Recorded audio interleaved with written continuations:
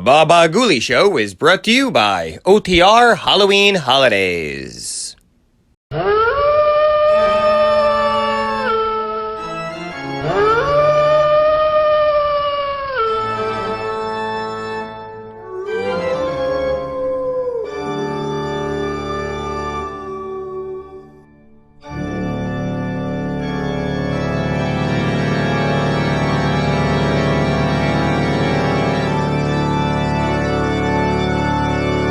The CBS Radio Mystery Theater presents...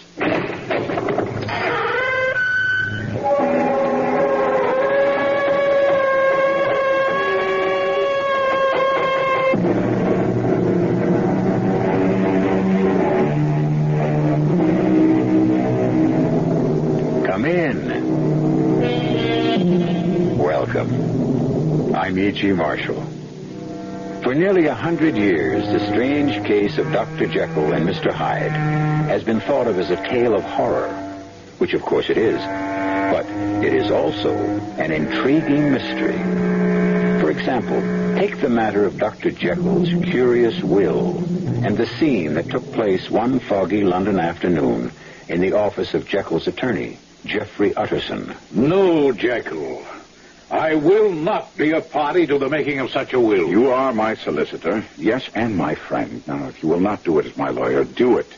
I beg of you as my friend. Everything you possess to go to this Edward Hyde in the event of your death or even your disappearance? Yes. Well, then you must tell me. I demand that you tell me. Who is Edward Hyde? Well, Jekyll, who is he? Utterson, I wish to heaven I knew.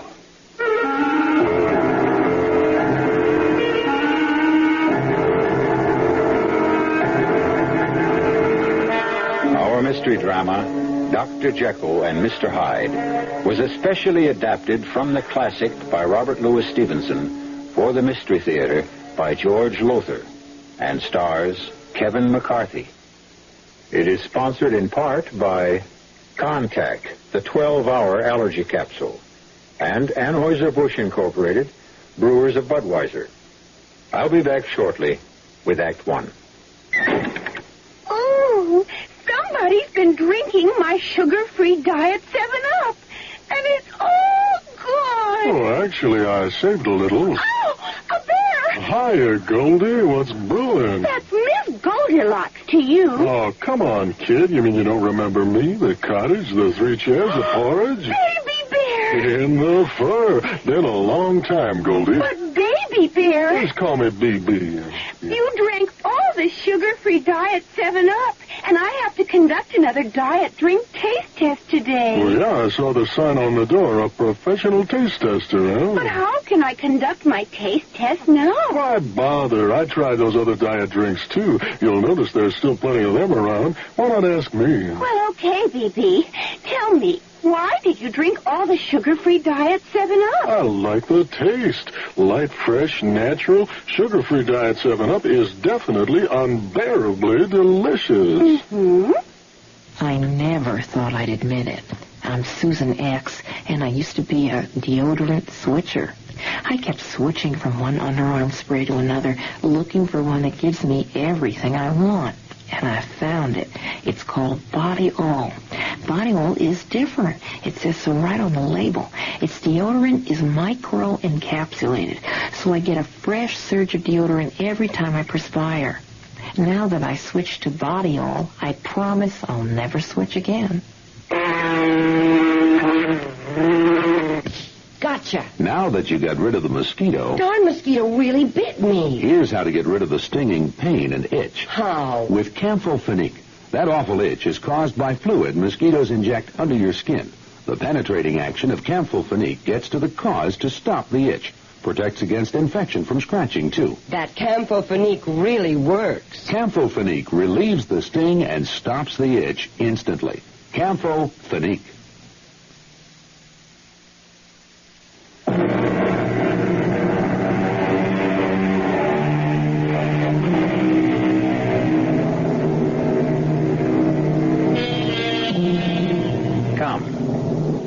come with me now, back through the years to London, England, in 1896. It is late of a pleasant spring evening, and we find ourselves strolling in Cavendish Square, along with Jeffrey Utterson and his friend, Dr. Mortimer Lanyon. I must say I've enjoyed our walk, Utterson. We'll soon be at my place. Will you come in? Oh, thanks, Lanyon, but I think not. I've got a good deal of work to get through before I go to bed.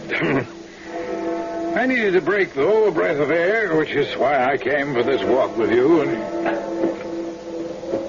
good heavens. That man coming toward us. Oh, strange-looking fellow, isn't he? Oh, his face in the light of the street lamp. That's the most evil face I've ever... Lanyon, he's coming straight at us. He's going to knock one of us down if we don't... You fool, you've knocked my friend down. You, hold on there. Hold on there, I say. Let go. No, not on your life. Go. You not only knocked my friend down, you walked straight over him. Sorry. Let me go. Who are you? Are you crazy? Are you out of your mind? You walked on my friend as if he were part of the pavement. I said I'm sorry. That's not enough. By no means enough. Who is this man? Lanyon, are you all right? I'm not sure. You walked on me. Stomped right over me. Who the devil are you? I warn you, the two of you. Let me go. Otis! Let me go, I say, or I'll kill you both. Look out, he's bringing that heavy walking stick, and he... Kill you both! You struck me.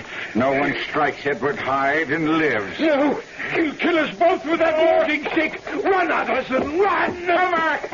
Come back here and I'll kill you! Stop, I can't go on. My heart. Oh, mine too. It's pounding like a trip hammer. Oh, good Lord, Utterson. I've never had such an experience of this kind in my life. Are you all right? You took a blow from that walking stick. Utterson, what is it? Name. The name he used. Did you hear it? Yes, but... What was it? Well, I think I know, but I want to be sure. Hyde, he said, Edward Hyde. That's what I thought. Well, what of it? Well, the way you looked at... Do you know the man? Does the man mean something to you? No. I don't know the man. But the name. Oh, yes, the name means something to me. What? Well, what? And I'm not sure I can tell you, Lanyon. I'm not sure I have the right as a lawyer to do so. On the other hand, Yes? Well, you are my oldest friend, and your daughter Beatrice is engaged to Dr. Jekyll, isn't she? Yes, they're to be married in September.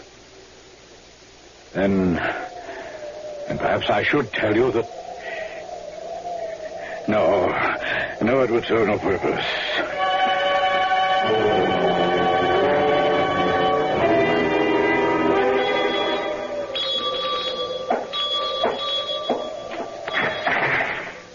Why, Mr. Utterson? Oh, good evening, Poole. I know it's late, but is Dr. Jekyll at home? Oh, to you, sir, at any hour, I'm sure. Come in, sir. The doctor is at work in his laboratory. If you'll wait here a moment, sir. Thank you, Poole. Excuse me, Dr. Jekyll. What? Damn it, Poole, I told you I was not to be disturbed. I know, sir, but... But what? Mr. Utterson is calling, sir. Utterson? At this hour? Well, all right. Show him in. This way, Mr. Utterson, please. Thank you. Well, Utterson, this is a late-hour visit. Jekyll, I'll come straight to the point. Dr. Lanyon and I were out walking in Cavendish Square less than an hour ago when we noticed a strange man, a sort of, I don't know, dwarf-like creature with, I assure you, a face that, well, it was so vile, so evil, it brought the sweat out on my brow. Well? Well, this man, he walked straight into Lanyon, knocked him down, and then walked right over him. I ran after him, an argument ensued, and then, well, he threatened to kill both Lanyon and me with his walking stick. He went into a rage I can only describe as bestial, swinging the walking stick at us and what?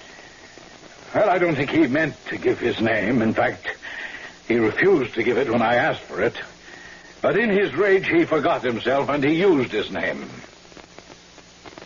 Edward Hyde. And what of that? 6 months ago, you insisted that I destroy your old will and make out a new one, leaving everything to a certain Edward Hyde, right? Oh, I see.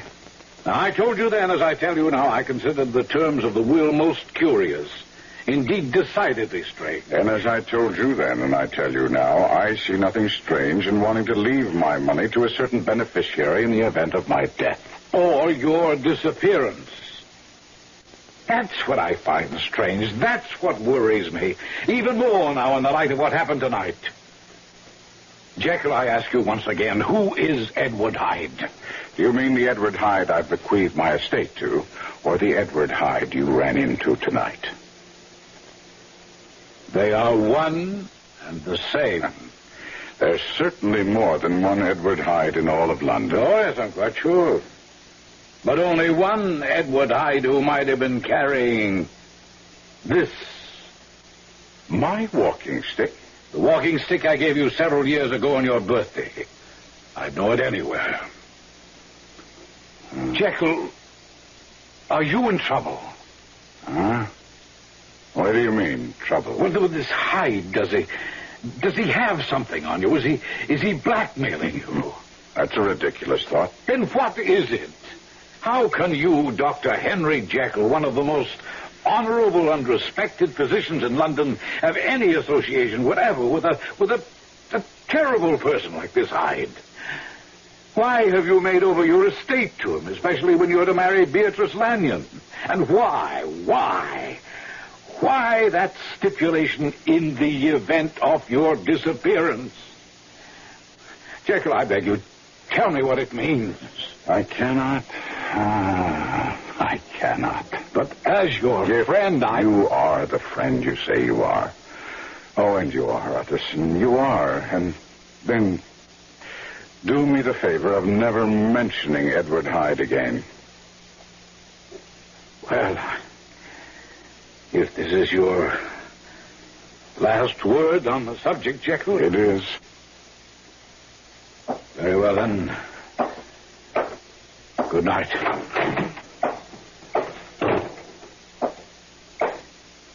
Oh, Poole.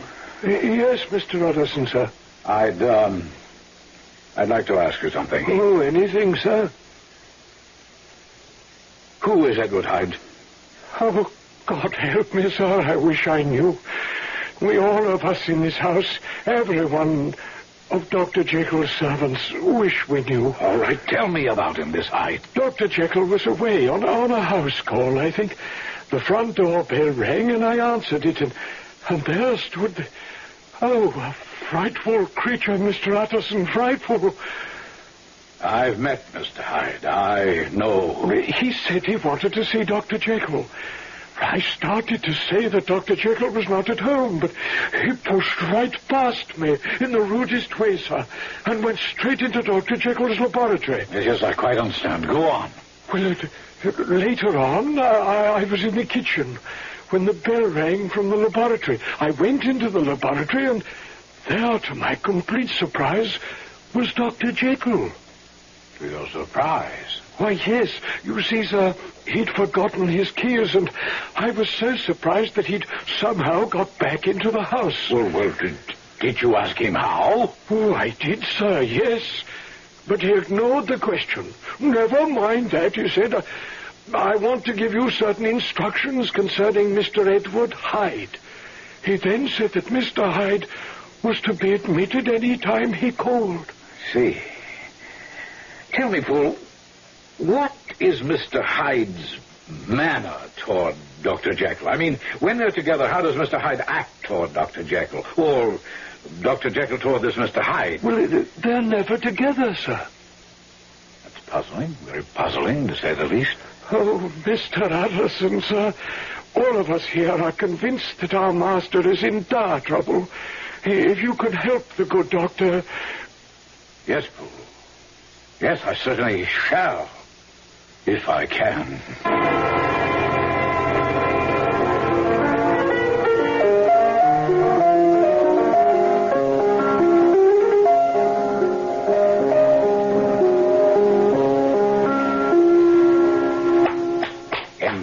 Enchanting. Well, I had no idea you'd come into the music room. How long have you been there? Only a few moments. When you become Mrs. Henry Jekyll, I shall insist that you play for me every night after dinner. It shall be my wifely pleasure and duty, kind sir. Henry, I'm sorry, but... Oh, Beatrice, I want you so. And I want you, but until we're married, Henry, Must we wait until September? It's such a long time. Oh, Father. Oh, sorry. I didn't know you were here, Henry. How are you? How are you, Dr. Lanyon? Utterson tells me you had a rather bad experience last night. Yes. But I'm quite recovered, thank you. Still a few bruises where that fearsome creature stomped on me, but otherwise all right. Something I've been meaning to ask you, Henry. Yes? But later. I don't want to interrupt you two lovebirds. Father? Well, I shall be in my study. Drop in before you go. Of course.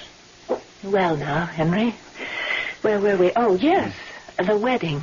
No, now, look, dearest, we can't possibly change the date now. What if I insist? I don't think I understand. I say, what if I insist? But, Henry, you wouldn't. It would be so unlike you. It is so unlike you even to be talking this way. You've always gone along with my wishes. I have wishes, too. And rights, Beatrice. I have rights. Well, really, Henry, really, you have no rights, as you say, until we marry. It troubles me you should even say such a thing.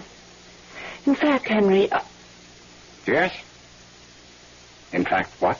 Henry, I've been meaning to talk to you about this, and I keep putting it off because I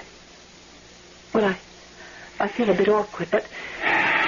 Well, to be honest with you, my darling, you're not the same man that I became engaged to. No, that's a silly remark.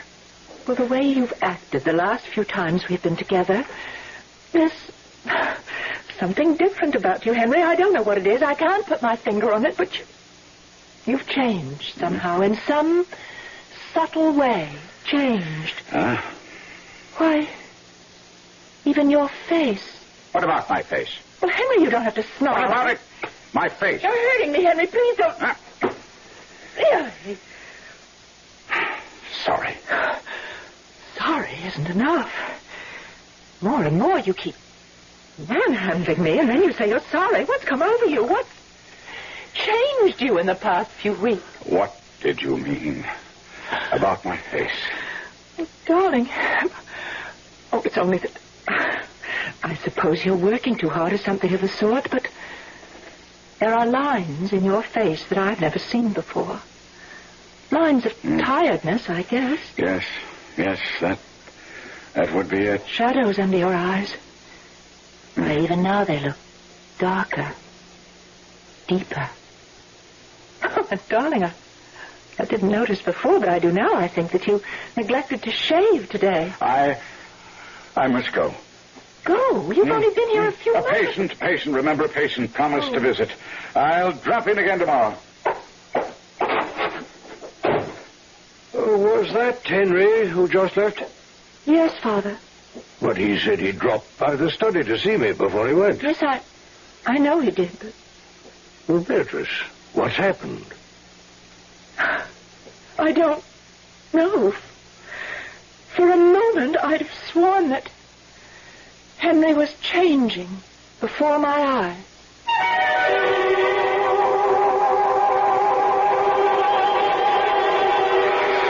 A tale of horror, yes, but also, as I said, a mystery. At least it was to Mr. Utterson, Dr. Lanyon, and his lovely daughter, Beatrice. A mystery that was to turn to tragic horror before they learned the truth about Dr. Henry Jekyll. I shall return shortly with Act Two. Breakfast in the morning, Kellogg's has that wholesome taste to get you up and grinning. Jerry Coffer for Kellogg's Special K. We've been having some fun in our television and radio commercials by using a ball and chain to symbolize the slight overweight problem common to so many of us. We point out that being a few pounds overweight is just a little more difficult for you. Climbing stairs, just walking around, even sitting down can feel, well, like you're wearing a ball and chain. In case you missed the message, it's this. If you really want to get rid of that extra weight, you really have to work at it by exercising and with sensible meals like the Special K breakfast. A 1-ounce bowl of Special K, America's favorite high-protein cereal, 4 ounces of skim milk, tomato juice, and coffee. Less than 240 calories. Nutritious and, by the way, delicious. So why not begin each day with a Special K breakfast and then keep up the good work? Special K can't help you lose weight all by itself, but it really is a good start. Louise. What? Is this your handiwork in the family album? What is this? There's a caption, Junior wins the diving championship. I know. There's no picture here. I know there's I no didn't picture. take a picture of... I'm well aware of that. I ran out of film. It's just my way of telling you that, you run out of film or you forget to bring the camera an awful lot. I know. I mean, we have no baby picture of Alice at all. We don't have a baby named Alice. What are you doing to me? I know that. I'm just trying to remind you that we should go out and buy some Kodak film and have it on hand. Just in case we have a baby named Alice. Don't run out of Kodak film. You can never tell when that great picture will come along. Remember to keep enough film on hand. Kodak film for the times of your life. Louise, What? Here's a picture with no caption, right? Yeah. I mean, who are these people? I don't know. I never who they saw are. them before. I don't either. You know what you should do? What? You should go out and get some captions and keep them on hand in case you run out of captions.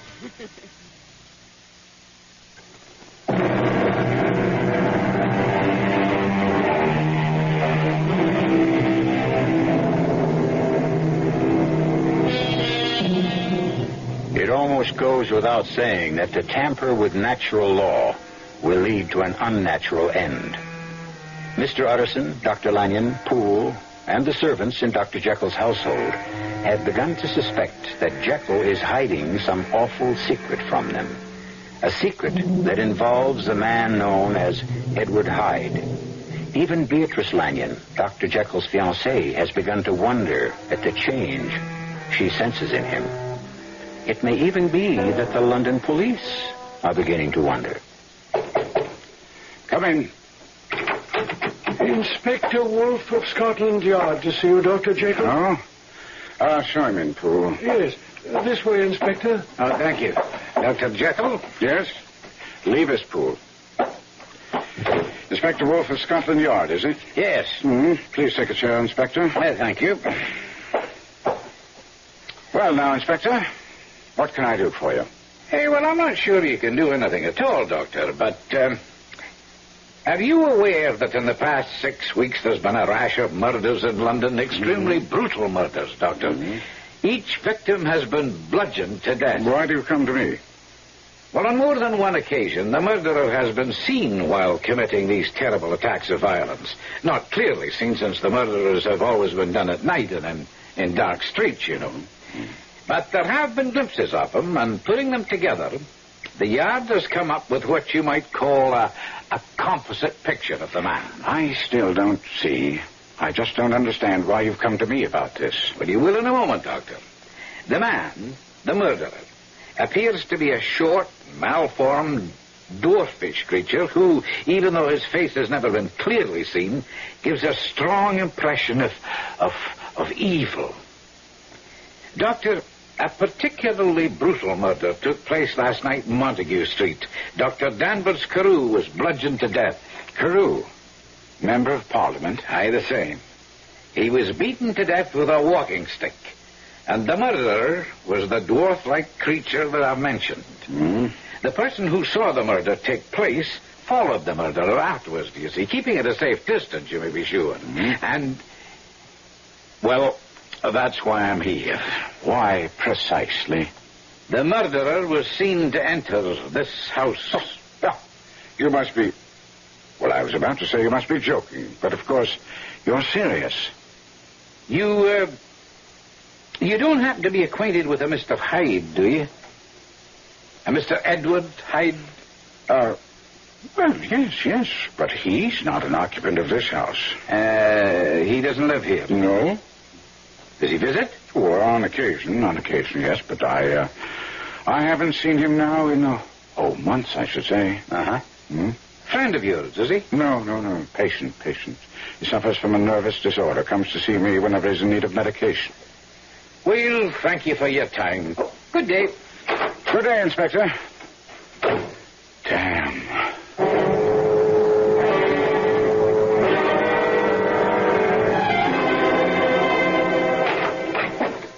Sorry I've kept you waiting, Poole. Oh, not at all, Mr. Utterson. What can I do for you? Mr. Utterson, I'm worried, fearfully worried, about Dr. Jekyll. Oh? You remember, sir, we were talking a long time back, near 2 months, I should think, about Mr. Hyde. And you asked me if I'd ever seen Dr. Jekyll and him, Hyde, together. Yes, just something like that, yes. And you said you never had. Well, they are together now, sir. Not that they mightn't have been together before, but I know for certain that they are now. There are fights, yes, fights going on in that laboratory between the doctor and, that terrible man, Mr. Hyde. Fist fight? No, sir. Arguments. I hear Dr. Jekyll moan and groan and cry out, No, leave me be. Oh, Mr. Utterson, sir, I'm so afraid for Dr. Jekyll, so afraid. Yes, well, you're saying that comes as no surprise, Poole. The truth is, I've known he was in some kind of trouble since he changed his will months ago in favor of Edward Hyde. In favor of Edward Hyde? Oh, yes. He's left him everything in the event of his death. But most puzzling, in the event of his disappearance as well. Oh, sir, I don't understand it. Nor do I. And to be honest with you, I've given up trying to understand it. Then I must do what must be done. What do you mean? For the first time in my life, Mr. Utterson, I shall disobey Dr. Jekyll's orders. For his sake, I shall see to it that Mr. Hyde never enters Dr. Jekyll's house again.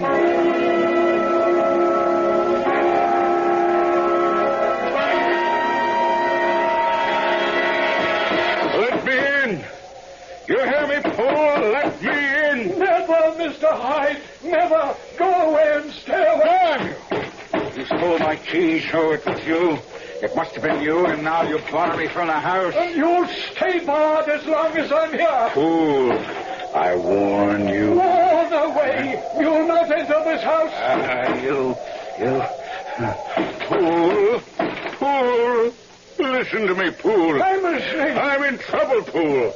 I need Dr. Jekyll's help. He's not at home. Let me come in and wait for him, Poole. I am in desperate trouble. Then stay in it and be damned to you. Father, what is it?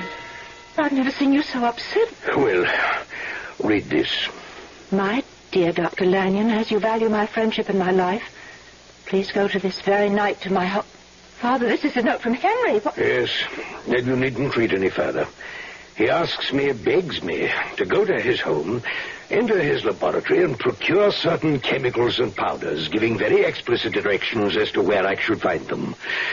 When the message was delivered an hour or so ago, I have just returned from following Henry's instructions. As you see, the message directs that I am to give these materials to whoever calls for them. But what does it all mean? Well, you are Henry's fiancée. You are close to him, closer than anyone else. He is obviously in some sort of difficulty. And if you know what it is, I charge you for his sake as well as your own. Tell me what it is. But if I knew, I'd tell you. But yes, he is in grave difficulty. But whatever it may be, he keeps to himself. And what would it have to do with chemicals and powders and elixirs? Oh, Father, I don't know. No. Lamb is retired. I'll answer the door. You retire as well, my dear. No, Father, I want to stand. Do as I say, my child. Go to your room. I have a feeling that I'd best tend to this alone. I'll go now. Very well, Father. damnably long does it take you to answer the door? Let me in quickly. You took your own sweet time, man. Where are the materials you were told to get? In my study. Come, let us get them. Come. Where are they? Right there, on my desk. Yes, you did well. All seems to be here. Believe me. You misunderstood. I didn't say shut the door. I said leave me. I didn't misunderstand, Mr. Hyde. You know me. From the newspaper reports of your murders and the general description of you, all of London knows you now, I should think. Leave me. Go out and close the door and don't return until I'm gone. Not until you tell me what connection you have with my friend and my daughter's betrothed, Dr. Henry Jekyll. I tell you, if you value your sanity, leave me.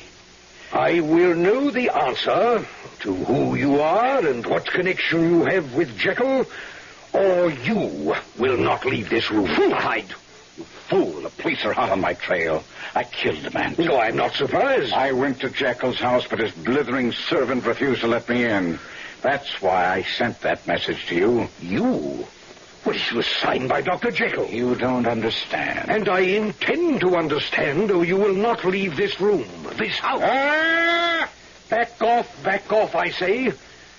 Yes, as you see, I'm prepared for you.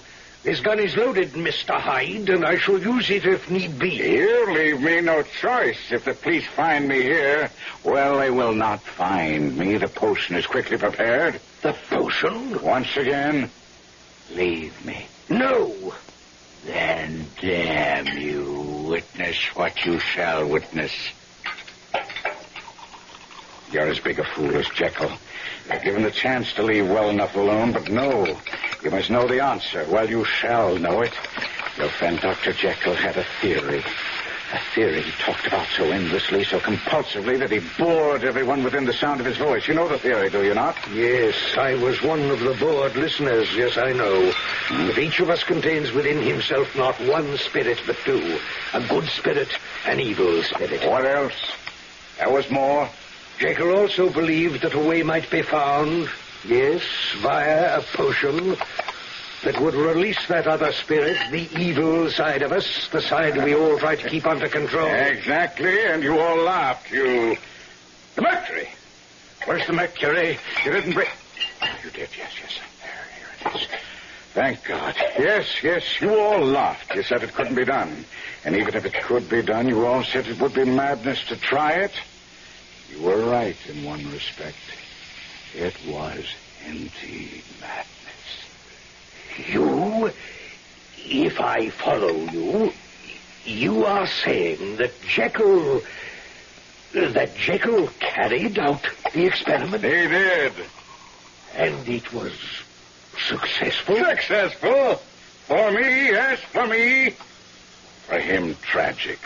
For you see, Dr. Lanyon, I am in control now, whereas before Dr. Jekyll controlled me, I now control Dr. Jekyll. What in God's name are you saying? You shall see. Yes, in a moment. You shall see. There, potion is ready. Before I drink it, I offer you one more chance to leave. No. Well, in that case, Lanyon, God help you. You drank that. Why do you think I mixed it? But it contained mercury, quicksilver, and other... Mr. Hyde, what... My God, what's happening? You're changing before my eyes. You're getting taller. The hair on your head changing color. Good Lord.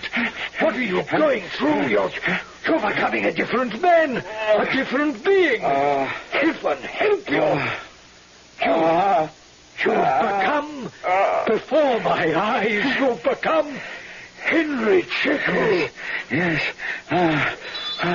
Yes. And just in time. Please shut your door, Dr. Lanyon. Let them in. I have nothing to fear. for the moment.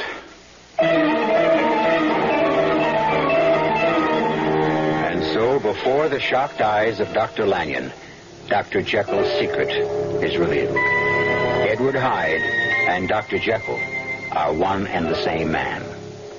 Questions arise. What did Hyde mean by saying he is now in control of Jekyll?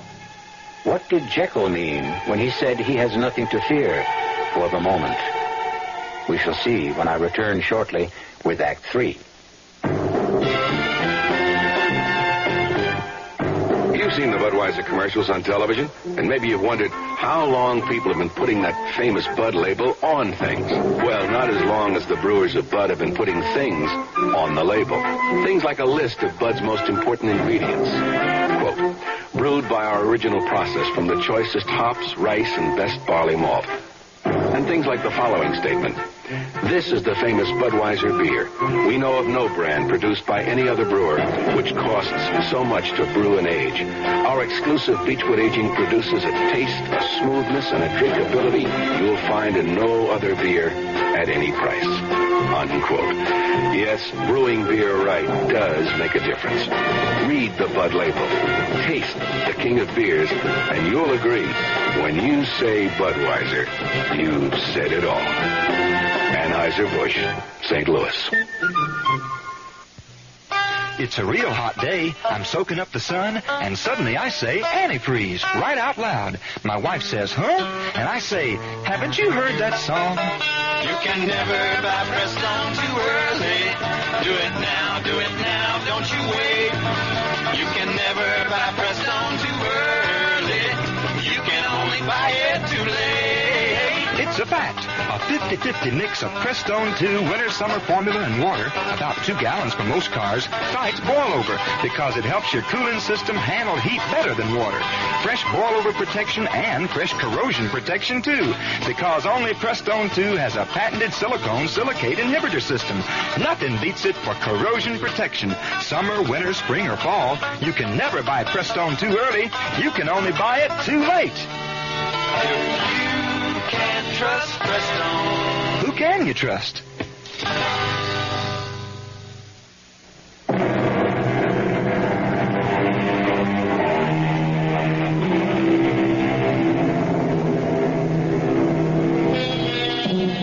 The Scotland Yard police, in pursuit of the murderous Mr. Hyde, arrive at Dr. Lanyon's house in Cavendish Square, just as Hyde is transformed into the noted and respected physician, Dr. Jekyll. Now, as the police urgently ring the bell of the front door... Dr. Lanyon, you must answer the door. I can't get up from this chair, Jekyll. My heart, I feel weak, faint. Then I suppose I must let them in. Beatrice, how long have you been outside this door? Long enough, Henry. You know. Oh, heaven help you, Henry. Yes, I know. That's the police at the door. You'll not give me away.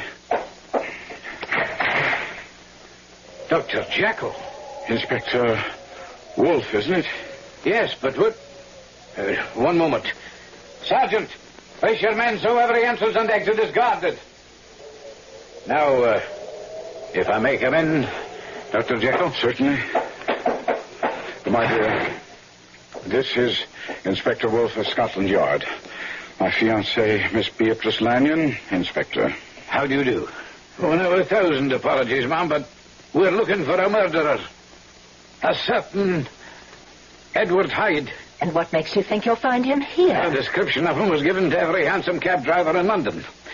One of them saw him enter this house little more than half an hour ago and notified the yard. Well, you've obviously made a mistake. This is the home of Dr. Lanyon. I am his daughter. We are not acquainted with anyone named Hyde. I beg your pardon, Dr. Jekyll. You said something? No. Miss Lanyon, I should like your permission to search the premises. Well, I'm afraid that's impossible, I don't think you quite understand. If our information is correct, Edward Hyde is in this house, and he's a dangerous man, Miss Lanyon. A murderer. I'm sorry. No. Good night, Inspector. Inspector, I said good night. Is your father at home? Yes. Then I must ask to see him. If you'll not give us permission to search the house, perhaps he will. I'm sorry, Inspector, but my father... I insist, madam. Inspector, there is no Edward Hyde in this house any more than there was an Edward Hyde in mine when you called there. Very well. I won't pursue this matter further tonight, Miss Lanyon. But, Dr. Jekyll, I think we should have another talk, you and I, about your Mr. Hyde. He's not my Mr. Hyde, Inspector. He's a patient I haven't seen in a long time. Should he pay me another professional visit, I shall certainly notify you. And now, sir, good night. Good night.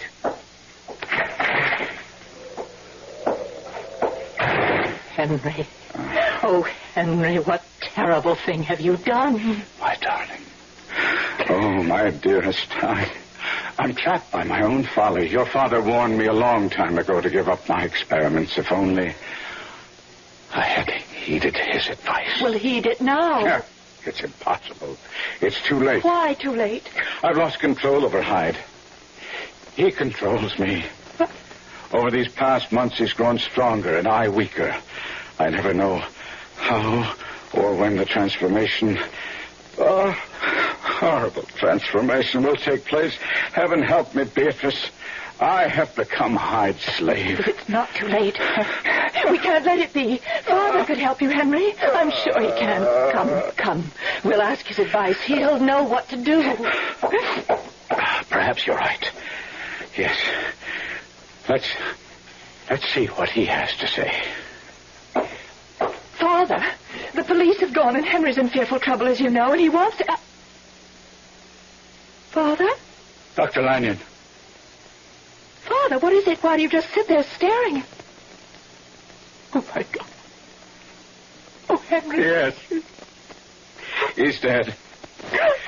What he saw tonight was too much for his weak heart. Edward Hyde murdered him. Heaven forgive me. I murdered him.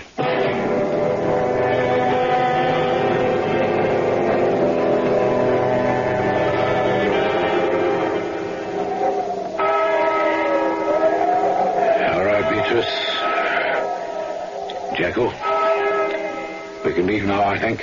No, I would like to stay a little longer, Mr. Utterson. No, child, they'll start to fill in the grave shortly. There's no need to put yourself through that.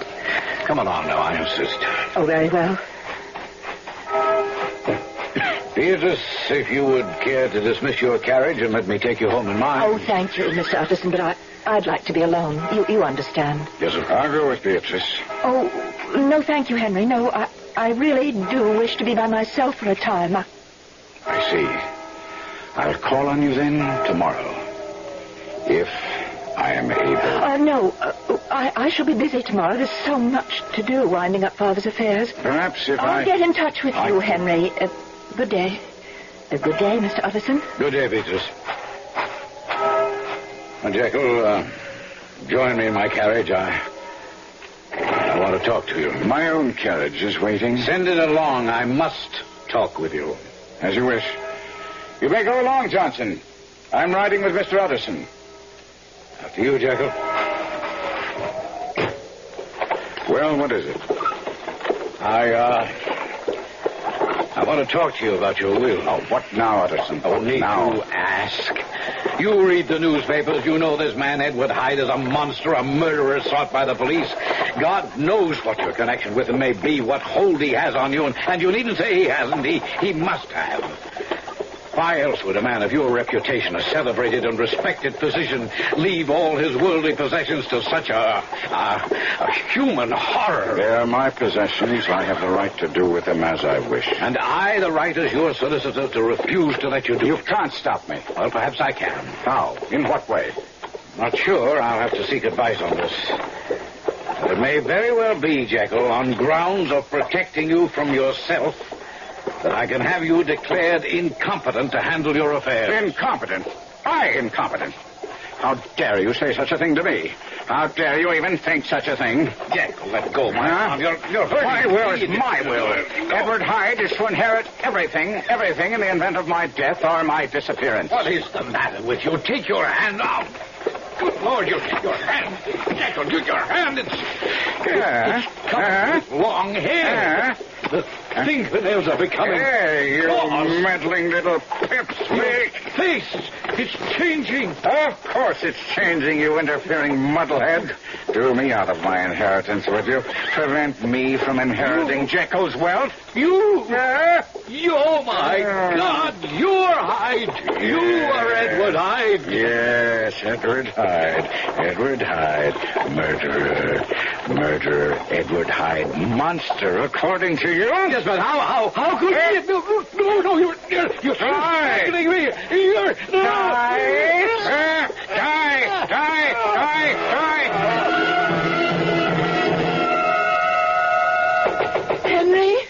Henry, it's Beatrice. Let me in. Henry, do you hear me? Open this door. Henry, I've come to help you. Let me in. Beatrice. Oh, Beatrice. Henry. It's the end. Where? It's the end, Beatrice. The end. The potion doesn't work anymore. It's useless. Hyde takes over whenever he pleases. Oh, dear Lord. There must be something we can... What is this gun? I meant to take my life and this horror once and for all. But he won't let me. I have only to pick up the gun and he returns. I no longer have any will of my own. He possesses me, owns me, like a demon. What is it? Oh, get out of here, Beatrice. Leave me at once. You're changing. You're becoming Hyde.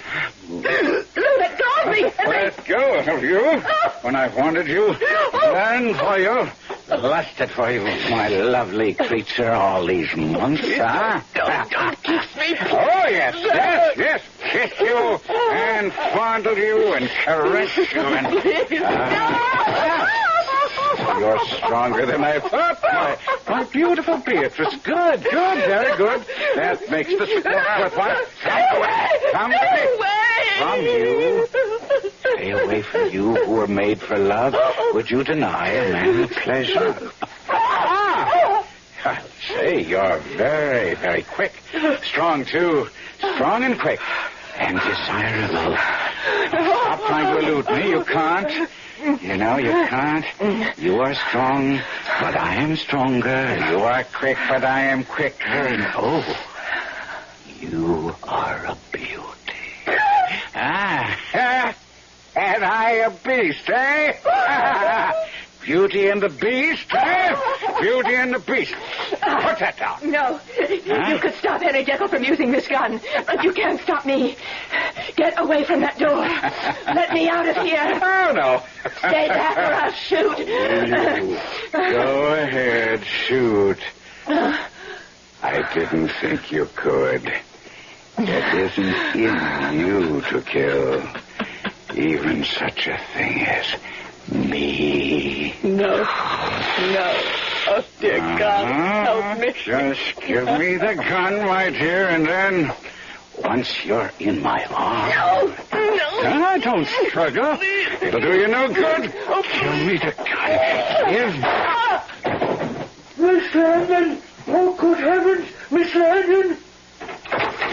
Miss Lanyon! The gun went off and killed Mr. Hyde. Hyde? But on the floor, that's Dr. Jekyll. What? See for yourself. Oh, yes.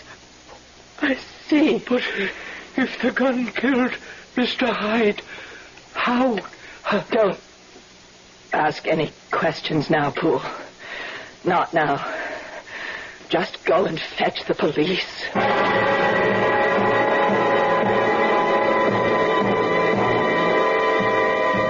As a baffled and distraught Poole rushes out into the storm to find a policeman, Beatrice Lanyon gazes down at the body of Dr. Henry Jekyll. Or is it Edward Hyde? I'll be back shortly. It took me 20 years to get what I've got today. A nice house, a couple of comfortable, good-looking cars. Then along came all the concern about miles per gallon. They say one of my cars ought to be a small car.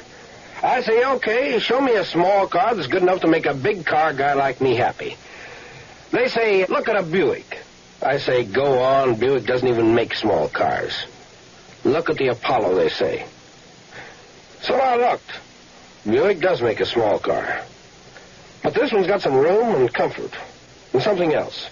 A 6-cylinder engine and a standard 21-gallon gas tank. Put those together and you've got range. Well, that's just important to me as miles per gallon. So I consider everything about the car, the economy naturally, but also how nice it was inside and how smooth it was. And I bought the Apollo. There's nothing wrong with a small car, as long as it's a Buick. Apollo, the Buick of small cars. Give your hand to a friend. Give your heart to your love. But give your allergy to contact. Now listen carefully, because this message may surprise you. There is an ingredient that can effectively help block pollen's bad effect on your system. Sneezing, sniffling, drips, itchy, red, watery eyes. It's the antihistamine most prescribed by allergy specialists, and it's an ingredient in Contact. Surprising, yes, but the true wonder of Contact is how our tiny time pills keep this antihistamine working, helping up to 12 hours per capsule, all day, all night. Allergy is our business, too. Give your hand to a friend. Give your heart to your love. But give your allergy to Contact. Take Contact only when needed, only as directed.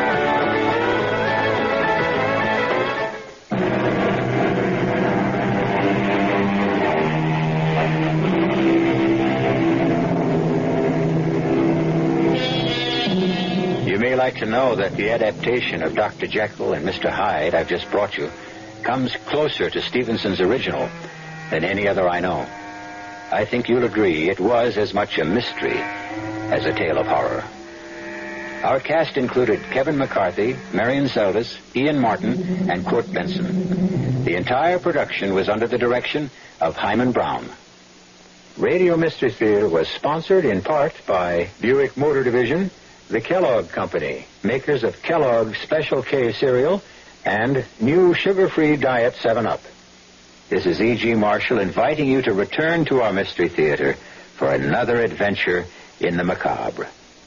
Until next time, pleasant dreams.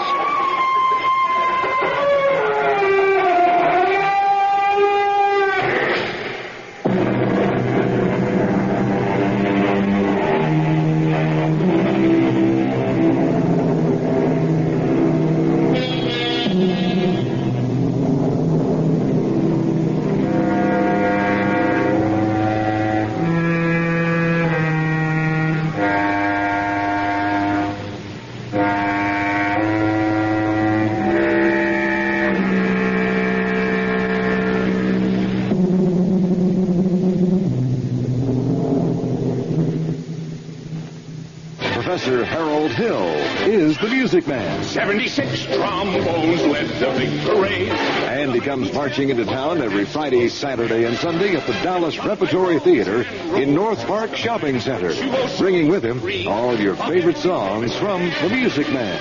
Well, there was you. Light rose. For Music Man tickets at Dallas Repertory Theater, call 369-8966. You're listening to KRLD Dallas.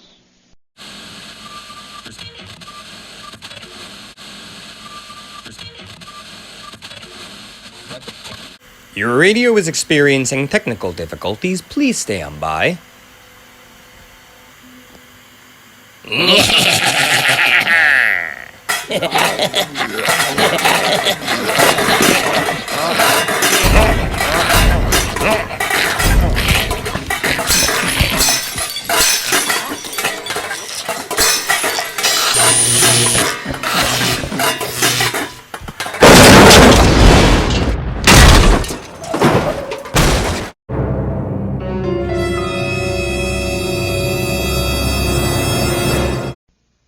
And now, Mystery Theater.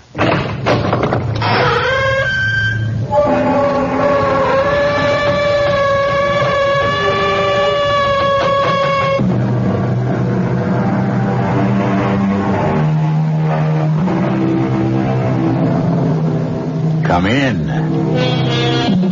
Welcome. Welcome. I'm E.G. Marshall. Welcome to the universe of the uncanny. We live on such a tiny surface of space and time and try so hard to shut out the mass that lies beyond. But when the whispers die out and the echoes cease, a force still fills the void that remains. Evil spirits, malignant and destructive, waiting in limbo to be summoned by the foolhardy. In our tale, a young and talented student of the Talmud turns to a secret body of occult doctrine, the Kabbalah, to conquer death itself. Simon, why do you punish yourself so? To reach an exalted state. I wish to attain the possession of a clear and sparkling diamond and melt it down in tears. Then inhale its essence into my soul. I want to attain the rays of the third planet of beauty. I want 2 barrels of golden pieces for him who can only count in gold. Please, Simon, my father is not greedy. He only wants a bright future for me. And your bright future is paved with gold. Be careful, my son. You are on a slippery road. No holy powers will help you achieve what you want. If the holy powers will not, then I must... Don't say it, Simon. You terrify me. Then I must find my way along another path.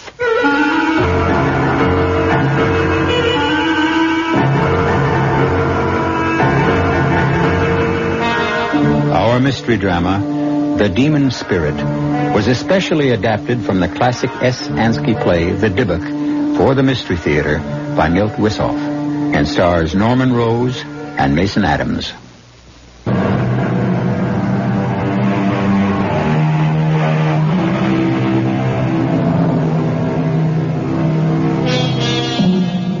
Black magic is rooted in the darkest corners of our mind and emerges only when we feel the insatiable need for power, money, love, any desire that becomes obsessive when withheld. It has always been so. Man has invoked the aid of spirits since he first evolved. What could be more natural for primitive man than the urge to call upon the supernatural when confronted with the sinister demons of wind, fire, and water? Civilization has only spread a thin veneer over this ancient instinct, a veneer that vanishes completely in our tale concerning a young theological student, pure of spirit, who invokes terrible forces in his quest for love. It's Simon, Rabbi. I've returned. May I come in? Simon. Oh, come in, my son. Come in. So you've finally come back. You look so pale and drawn. I've had a long, hard trip. Why did you stay away so long? It's been almost a year. We missed you. Yes, you mean you missed me. That's not true. Many regard you highly. But not enough to consider me as a prospective son-in-law. But Leah thinks well of you. Not enough to oppose her father's wishes. There are traditions, Simon. A daughter must obey her father. Well, it's time we change them. Look, Simon, Sender is no monster. He merely wants what he thinks is best for his daughter. Come, Simon, let's talk about you. There's not much to say. You're a fool. A bright, intelligent, scholarly fool. Your brilliance was the talk of the community, and then you disappeared. Where did you vanish to? At first, I just wandered aimlessly, and then one day I heard about this small village where a great scholar and wonder worker lives. A man so steeped in the ritual and lore that he can make miracles. And did you find him? Yes, Reb Meyer. I found him after months of wandering. Is he truly a worker of miracles? Even more wondrous than I had heard. Is your wonder worker a student of the Kabbalah? A master of it. He taught me that man can develop the divine spark within him until he masters the entire universe and all its forces. You're meddling with something beyond you, Simon. It shows in your fevered eyes, your gauntness. Don't dwell too deeply on these mysteries. Why not? The Kabbalah tears your soul away from the limits of the earth and lifts you to paradise. Remember, only 4 wise men succeeded. Only one went in and came out again unscathed. One died, one went mad, and one lost his faith. I'm not frightened. They may have failed because they entered paradise for the wrong reason. I want to offer myself as a sacrifice, like the great one who succeeded. But how can you compare yourself I make none. I will follow my own road. Good morning. It's Laura. Oh, come in, my child. How nice to see you. I'm not disturbing you, am I? Not at all. You remember Simon? Oh, well, of course I do. You've been away, Simon. Then you noticed. We missed you, even though you left without a word. There was nothing more to say. Redmire, you promised to show me the embroidered curtains of the Ark. And so I shall. Aren't you afraid to be in the temple so late at night? No, not afraid. Sad and touched. The walls look as if they've been wept over. I wish I could put my arms around this ancient tear-stained wall and never leave. Tears are everywhere, Leia, not just here. And happiness, too. How does our Simon seem to you after his long absence? Pale. Have you been ill? Yes, but not of the body. But why do you punish yourself so? To reach an exalted state. I wish to attain the possession of a clear and sparkling diamond and melt it in my tears. Then inhale its essence into my soul. I want to attain the rays of the third planet of beauty. I want 2 barrels of golden pieces for him who can only count in gold. Please, Simon. My father's not a greedy man. He only wants a bright future for me. And your bright future is paved with gold. Be careful, my son. You're on a slippery road. No holy powers will help you achieve what you want. And if the holy powers will not, then I must... Don't say it, Simon. You terrify me. And I must find my way along another path.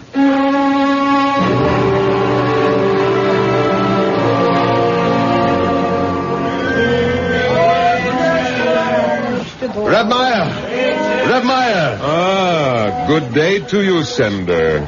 What brings you to the marketplace? Don't you trust your servants? I was looking for you. I'm bursting with good news. Yes, I know. How could you? I've just... In a closed community, nothing stays secret very long. Congratulations. Who is this paragon you've betrothed your daughter to? A fine young man, completely worthy of becoming part of my family. I was curious. Tell me, why did you stand in the way of Simon? Simon, but he's only a poor student. How would he fit? With the rich house of Sender? He loves Leia, and I'm sure that she loves him. She will love her bridegroom as well, I assure you. How can you guarantee what you cannot control? A heart is not a machine. I know my daughter. Redmire, I would like to talk to you about the arrangements for the wedding. No, not here, Sender. Here one buys food and drink, not a life. Come to the temple, and we will talk.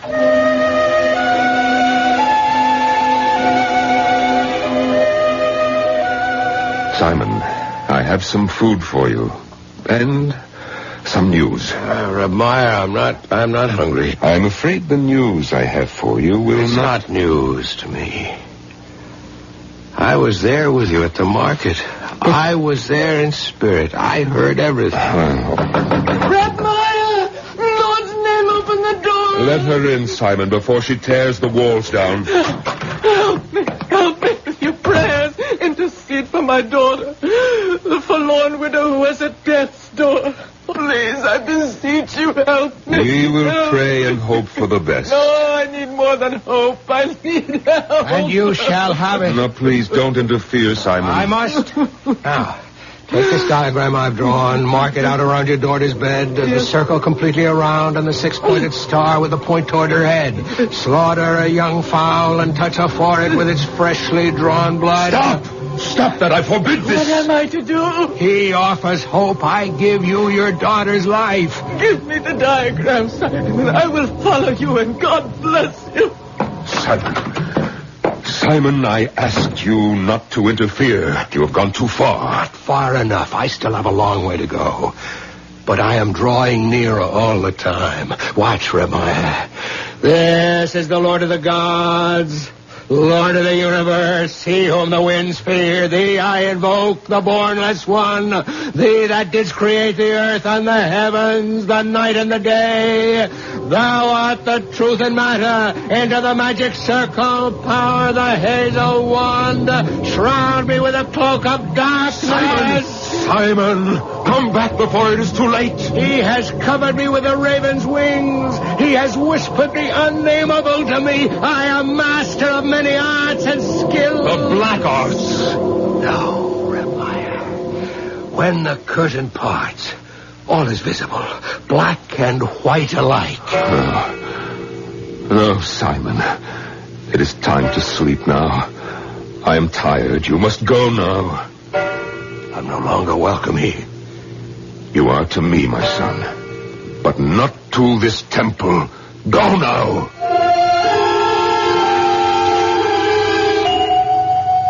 I'm here, Rebmire, to discuss the arrangements. Sender, you are certain that you want to go through with the marriage? As certain as I have been of anything in my life. Sender, I have something to show you. Look at this object in my hand. Why, it's a golden amulet. Don't you recognize it? It looks like the one I presented to you on your birthday. But it cannot be. Why not? Because that was not gold, Rebmire. But it is the same amulet, Sender. Sender, I have worked a miracle. Something many men have tried to do all of their lives. I have turned base metal into gold. I don't believe it. But it's true.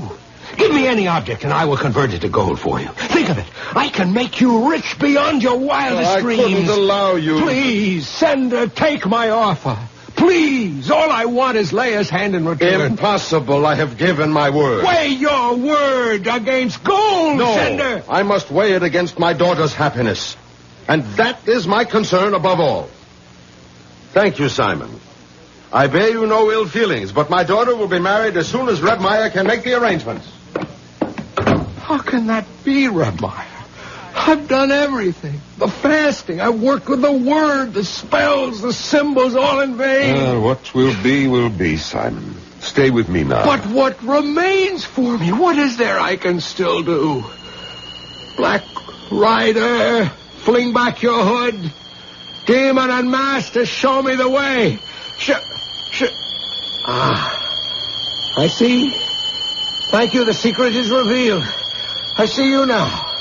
I see him, and I see... Oh, Simon, what is it? I have won. Rebmire, I have won. The bride is mine.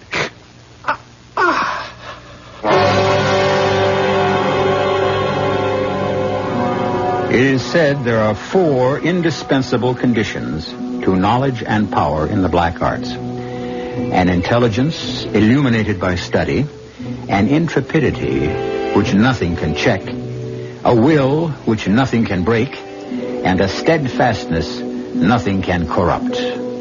Simon, it seems, was master of all. Will he then prevail even after death? We shall know more when I return shortly with Act 2.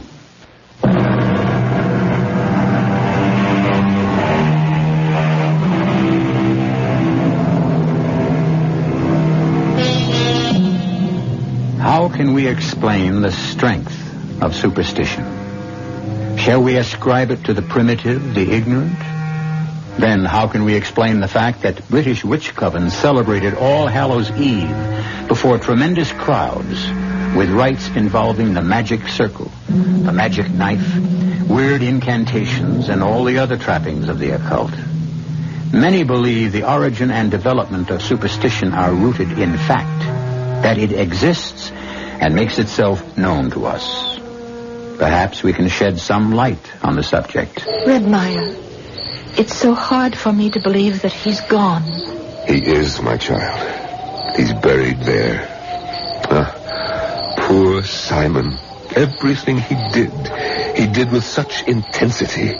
He studied longer, prayed harder than any of my pupils. And his love? Was deeper than most. He died for it. I had a dream that I was wandering in the meadow when a storm arose, and I hid in a small hut until the rain stopped. It was very early morning, and the vapors rose over the fields. And as they swirled, they took shape. Red Meyer, it was Simon that appeared in my dream. He called to me, but I couldn't hear. And then he beckoned to me to follow him. But when I did, I awoke. It was a dream. Nothing more. We must leave here at once. Answer me, Red Meyer. Is Simon stronger than death? Is he still here? No, Leia. He is dead. You must remember that. He is dead and he will never come to life again. And you must live, my child. You must live with the living. Come now, let us go. I thought I heard him so clearly.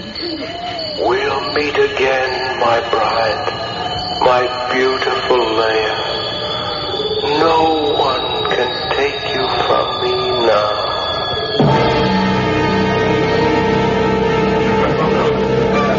I'm so happy you could come, Red Meyer. This would be no wedding without you. How could I miss such an event? Did you happen to meet the groom's party? They should have been here by now. The bridegroom will arrive on time. That's not what you need worry about. What do you mean? Nothing, Sander. I meant nothing. Return to your festivities. So I shall. Everyone into the house. There are silver coins waiting for all of you there. Red Meyer, please stay with Leia until I return. I will be here. Leia, child, you're white as a sheet. Did they tire you with the dancing? Well, it was all so violent. My head swam. I grew faint, and then someone lifted me high in the air and carried me far, far away. Perhaps you should rest a while. I'll wait outside. No, Red Meyer. Stay. Don't think about demons and evil spirits. Go, Leia. Change your dress. The dancers have stained it. Freshen your beauty and prepare to meet your bridegroom. No, not yet. Will you come with me in the cemetery? Why? To visit my mother. She died when I was still so young. I want to invite her to join my father in leading me to the wedding canopy. And afterward, she will dance with me. No, Leia, I forbid it. But it's the custom, Red Meyer. Customs are not rigid, my child. You will not dwell with the dead, but with the living. Then I'll invite her from here. Beloved mother, I invite you to my wedding. Come and stand near me under the canopy.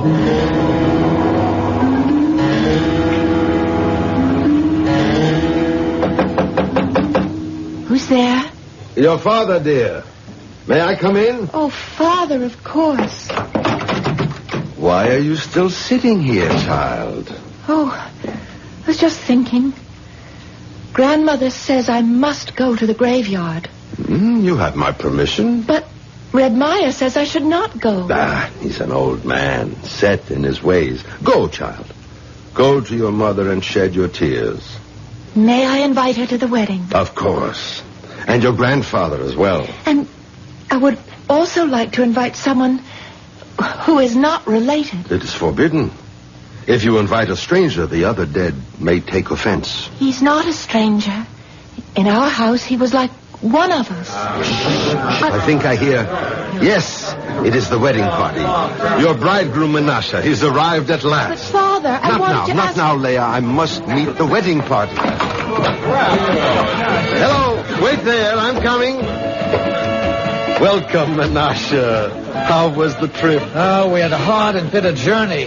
We lost the road and wandered about the fields for a long time. Menashe, you're shivering. Are you cold? Yes, I felt this chill since I approached your town. Penetrates the marrow of my bones and fills me with an uncertain and unknown dread. What is it you fear?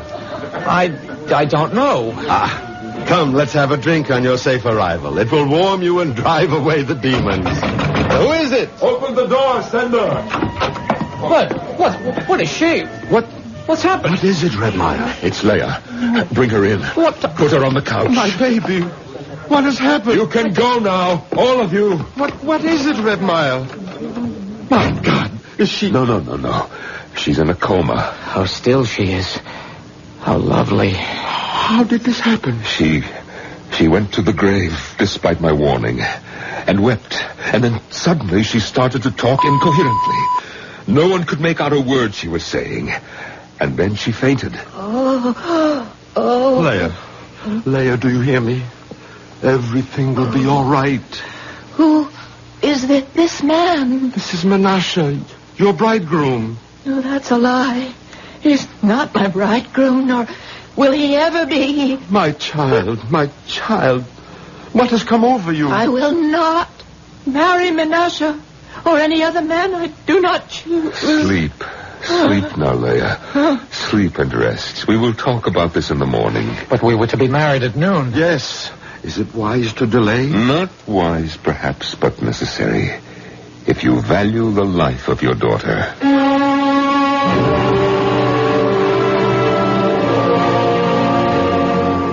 Where is the physician? He had to leave. There was no point in keeping him any longer. Did you do as I told you? Yes, I summoned the wise man of Bratislav. He will come, but it will be days before he's here. Leia, how do you feel? Tired. I'm so tired. Where am I?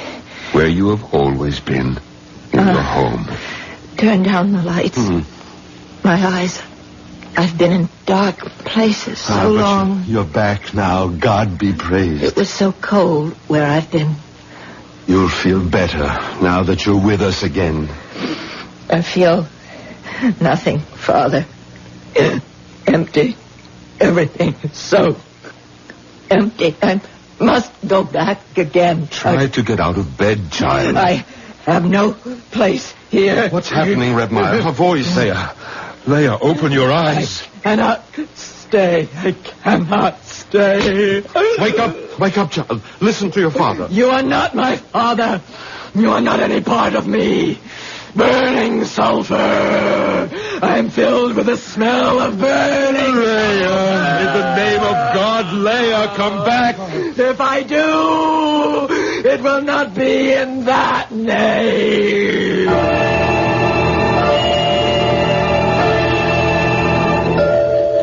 2 days, Redmire.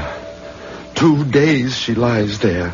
And still no sign of the wise man. He will come, Sender. Be patient. Be patient? How can I? She was all I lived for. I have no patience either, Redmire. I love her so deeply. I cannot wait until we are man and wife. But you hardly know her. I know her as well as I have ever known anyone. She is dear to me. What more can I say? Open the door, Menashe.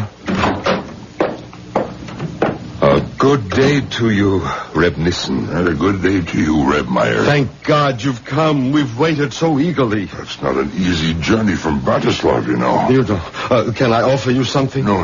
I wish to examine your daughter first.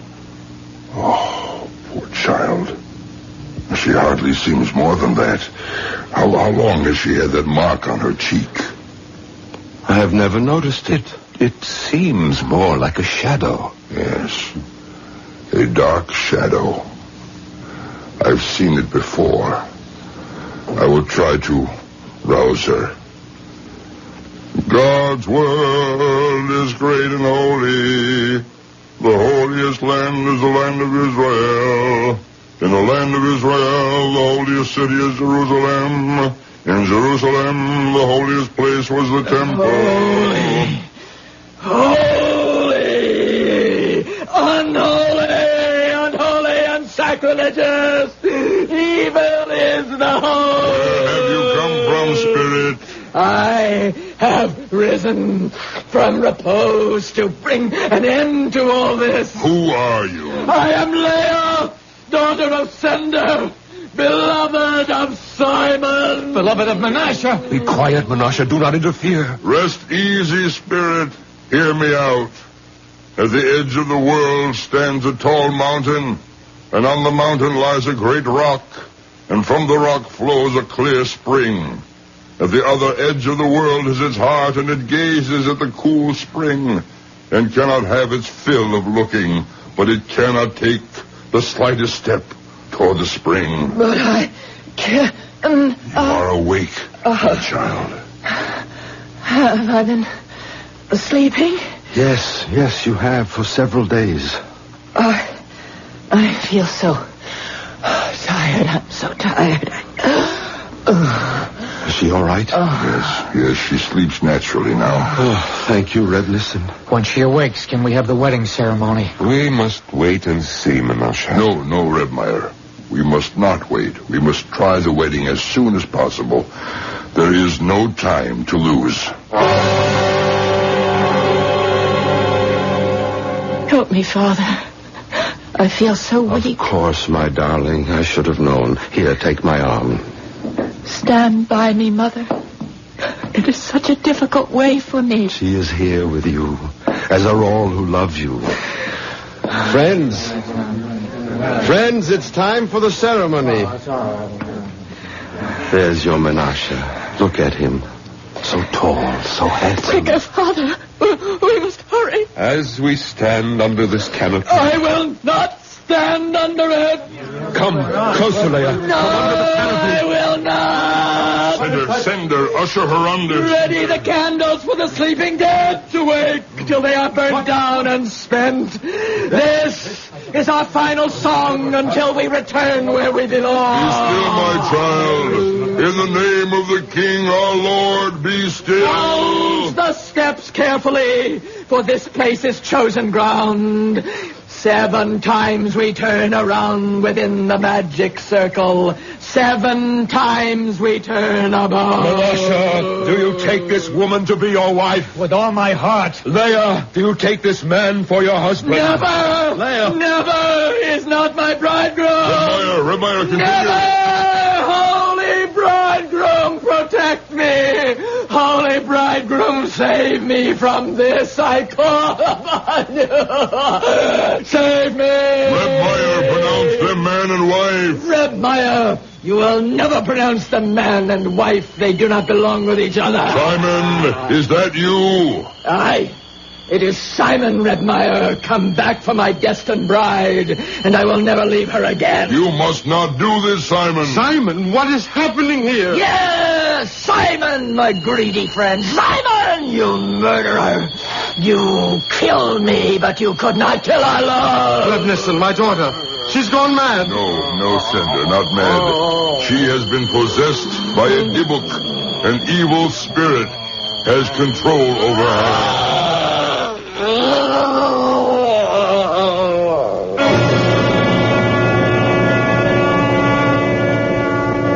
The belief in possession is an ancient one. From the earliest times, men have been fascinated with the possibility that our earthly shell can be taken over by an alien form. And the horror of it haunts us, even today. How does a body become possessed? And how can we exorcise it? We shall find out when I return shortly with Act 3.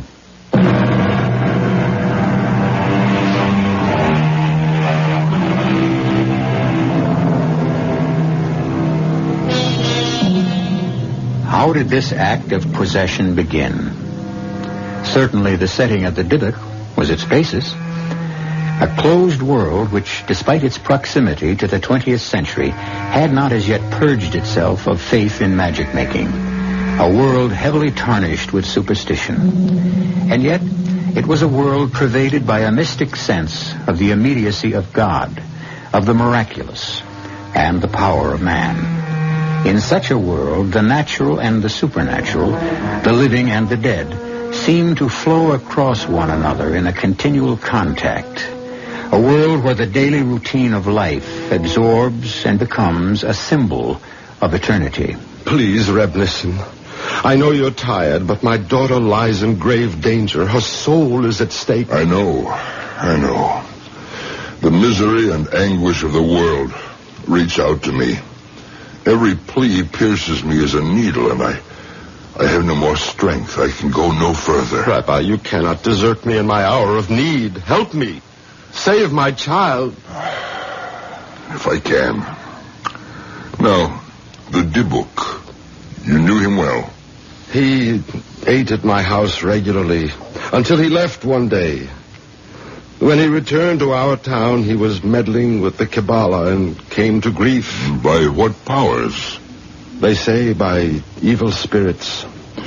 Did you cause him pain or shame? Now, try to remember. I don't know. I don't remember. All right.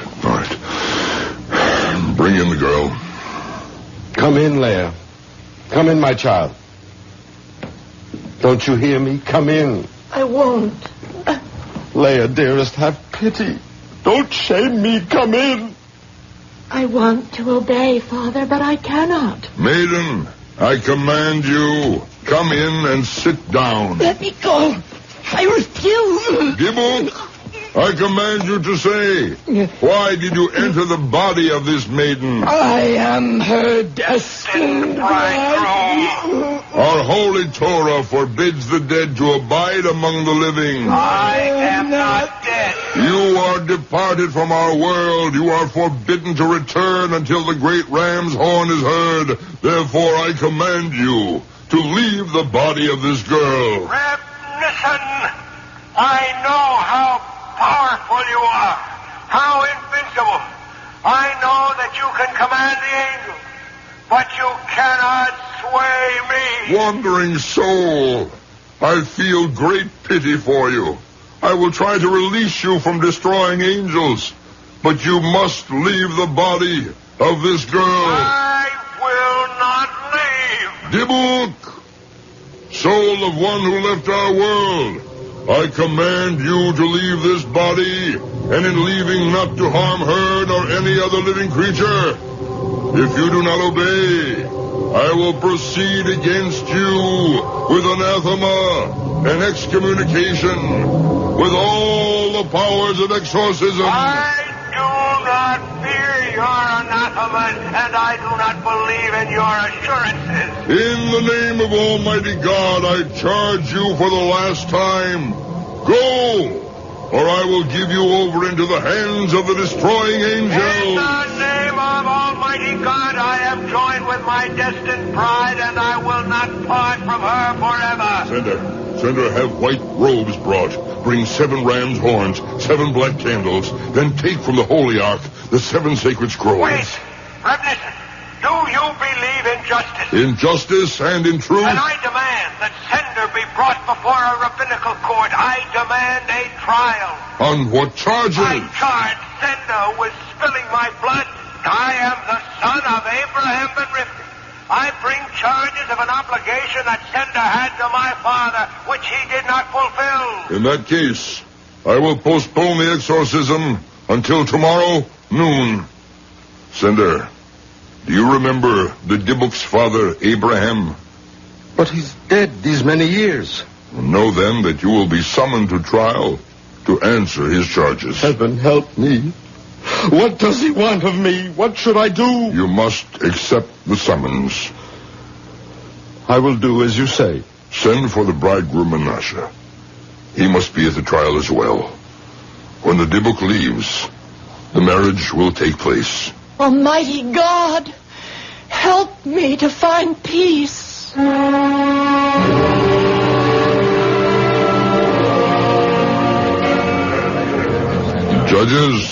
Judges, sit beside me. We can begin the trial. I call upon Sender. I am here, Reb Nissen. Will you accept the verdict of this court? Yes. Will you carry out our decision? I will. Sender, Abraham claims that in your youth, you were students, that your souls were bound together in loyal friendship. You were both married in the same week, and each of you pledged that if his wife should conceive and bear a child, the one a boy, the other a girl, the children should wed. Yes, it was so. He died soon after, but you grew rich and Abraham's son was poor. You turned your gaze from him and sought other matches for your daughter among families of wealth and station. Abraham saw how his son was plunged into despair and went wandering, seeking new ways. And the powers of blackness spread their nets for him and captured him. Sender, did you hear the charges? What do you have to say in your defense? I have no words for my defense. None. But I beg my old comrade to spare my child. For I did nothing out of ill will, I swear to you, Abraham. After you departed, I did not know what happened to your wife. She left our village for the home of her people. I never knew she had a son. Abraham asks why, when his son was received into your home, sat at your table, you never inquired who he was. I do not know. But I can swear I was always drawn to him. Abraham declares that deep in your heart you recognize Simon. That is why you never asked who he was. You sought riches for your daughter, and in doing so, you thrust his son into the abyss. I cannot say. I have no answer. This tribunal has heard the arguments and now delivers its verdict. Sender, you are held guilty on the charges brought by Abraham. You will give half your wealth to the poor, and as long as you live, you will light a memorial candle on the anniversary of the death of Abraham and Simon, and recite the prayers for the dead as though they were your own children. Now, let us proceed with the marriage ceremony.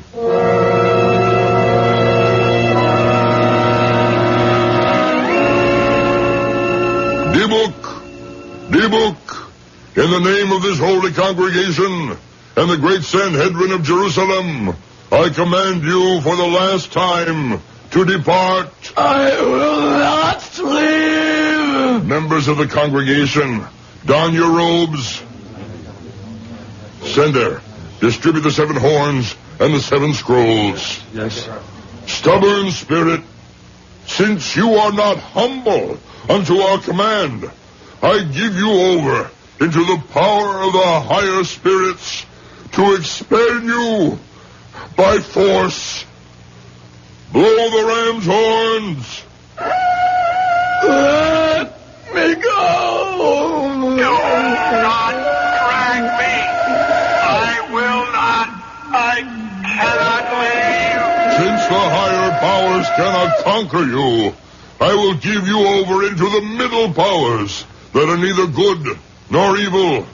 Let them, by whatever cruel means at their disposal, tear you out. Sound the horns. Angels and hosts, help me. And I declare you excommunicated from all of Israel by the sentence of the angels, by the decree of the saints. We anathemize, cut off, and curse you. The Lord blot out his name under heaven and set him apart for destruction. Sound the horns. I can struggle no more. Do you submit? I submit. Do you promise of your own free will to depart and never return? I promise. Recite the prayer of the dead for me. My appointed time runs out. Say Kaddish for his soul.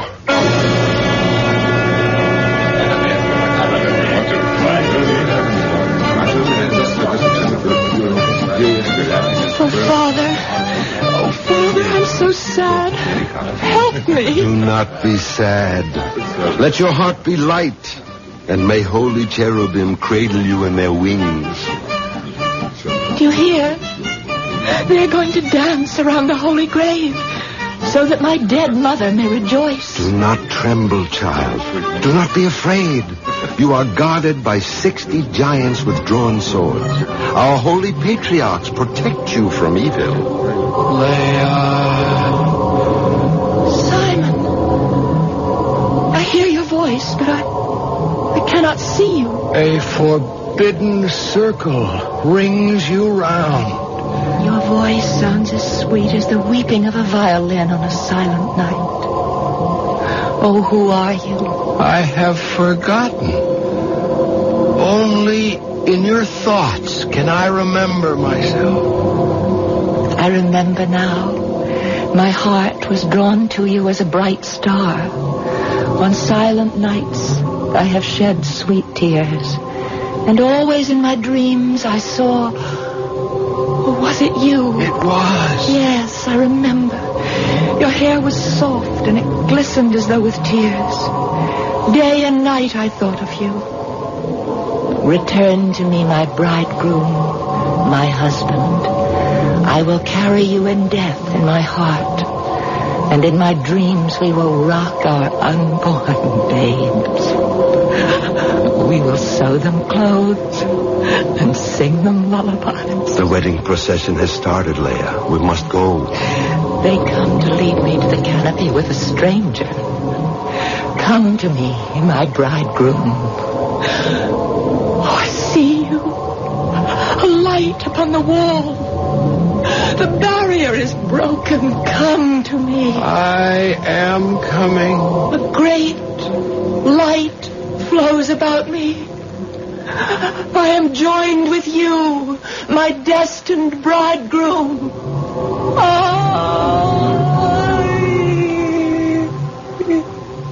Too late. Blessed be the true judge. May their poor souls find rest.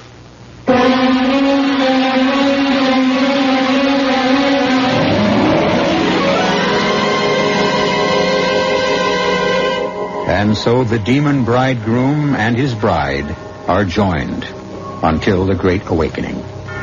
A small gravestone marks the place where Leia, daughter of Sender, is interred.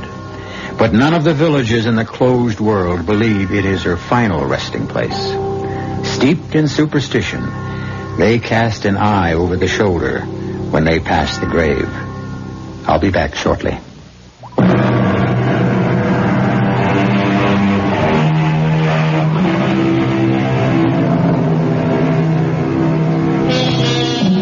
We scoff at the supernatural, but not in the dark, when strange sounds echo. And even the most rational of us find more and more natural what was once deemed the supernatural. Minds have been linked across great separations of space without visible means of contact.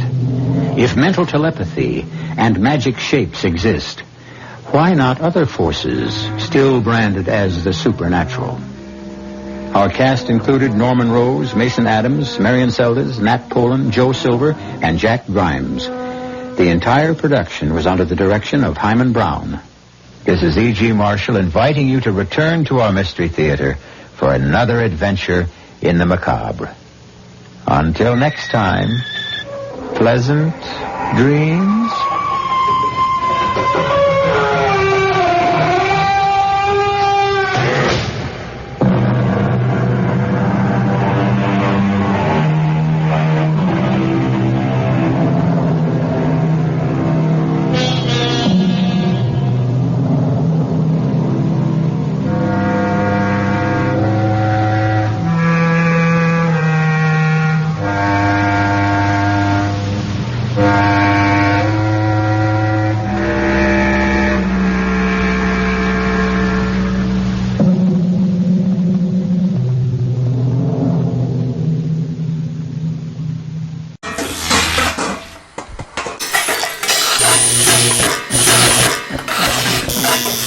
Watchwaddle Radio Repairman.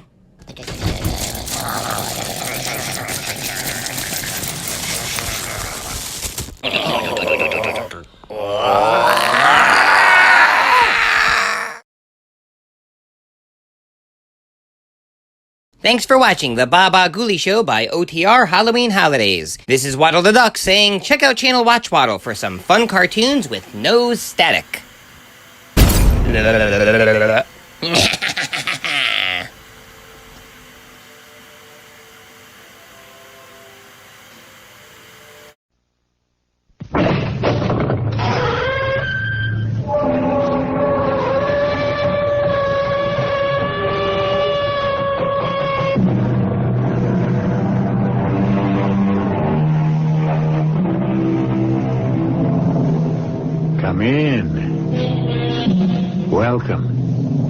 I'm E.G. Marshall.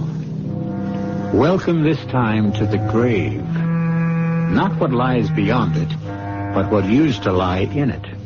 Safe in the peace of death. Unless the resurrectionists were abroad. Do you know what a resurrectionist is, or was? Well, no matter. By the time this tale is told, you will. Not by me, but by the man who did tell it some 100 years ago. Let me introduce you to Cameron Fergus. A glass of rum, in heaven's name, landlord. It's cold enough in here to send a man to the grave. And a grave's no place to be. No place to be at all. Begin or end it all with the fact that I am a drunkard, an alcoholic. I have been so ever since I can remember, 30 years or more. I do not like remembering. It's why I drink. There is no excuse for my existence. I am worth nothing to anybody except I'm afraid to die. Afraid to be laid fresh in the grave because I fear my body will not lie there in peace, no more than my soul. So I try only to stay alive and forget. There is no hope for me anywhere in this world or in the next.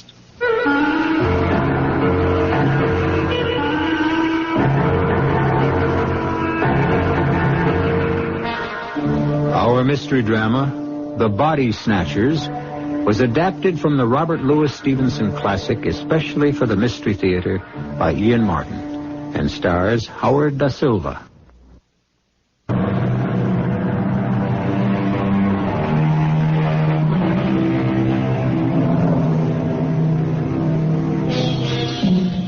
The scene is a little pub in Debenham, England.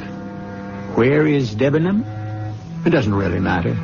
An isolated little town not far from London or the stream of life in general. There are a couple of public houses there, and the George is as good or as bad as the others. It just happens to be where Fergus drinks his 5 glasses of rum every night. A strange, bizarre figure that the town long ago accepted, or, if you will, disregarded. But tonight is not an ordinary night in Debenham, as Ansa Mary, another habitué, is giving Fergus the latest news. The squire himself, on his way to the new railway station, struck down as by the finger of God, as his carriage passed the old George here. They got him upstairs to the best room, and they telegraphed off to London with a great men's doctor. Oh, this is a night to remember. As it must to all men. I didn't mean that, Harry. God speed his doctor on the way, and to keep him out of the cold earth. Well, he's in a bad way. The landlord thought maybe you'd ever look at him. Me? Why me? Well, wouldn't be the first time you've shown your skill. I remember the time old Maud Brinkle dislocated her elbow, and Alfie Price's boy, Richard, broke his leg. You fixed him up real nice, you did. A simple fracture, an even simpler reduction. Any farmer could have taken care of either. Well, not like you did, not by a long shot. Wasn't you set out to be a doctor once? Or maybe even got to be one? Why don't you learn to mind your own business, Harry?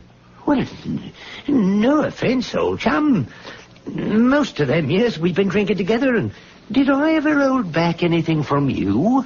Some of us are by nature open. Others keep ourselves to ourselves. Not that anybody could ever say I had anything to hide. I sat there looking down to the bottom of my glass, swirling that last memory-drowning drink of rum, and thinking to myself the size of the lie I had just said. Oh, it had a kind of truth. Nobody in Debenham could say I had anything to hide. But I knew what black sins I had to hide from the world. And with enough liquor, even sometimes from myself.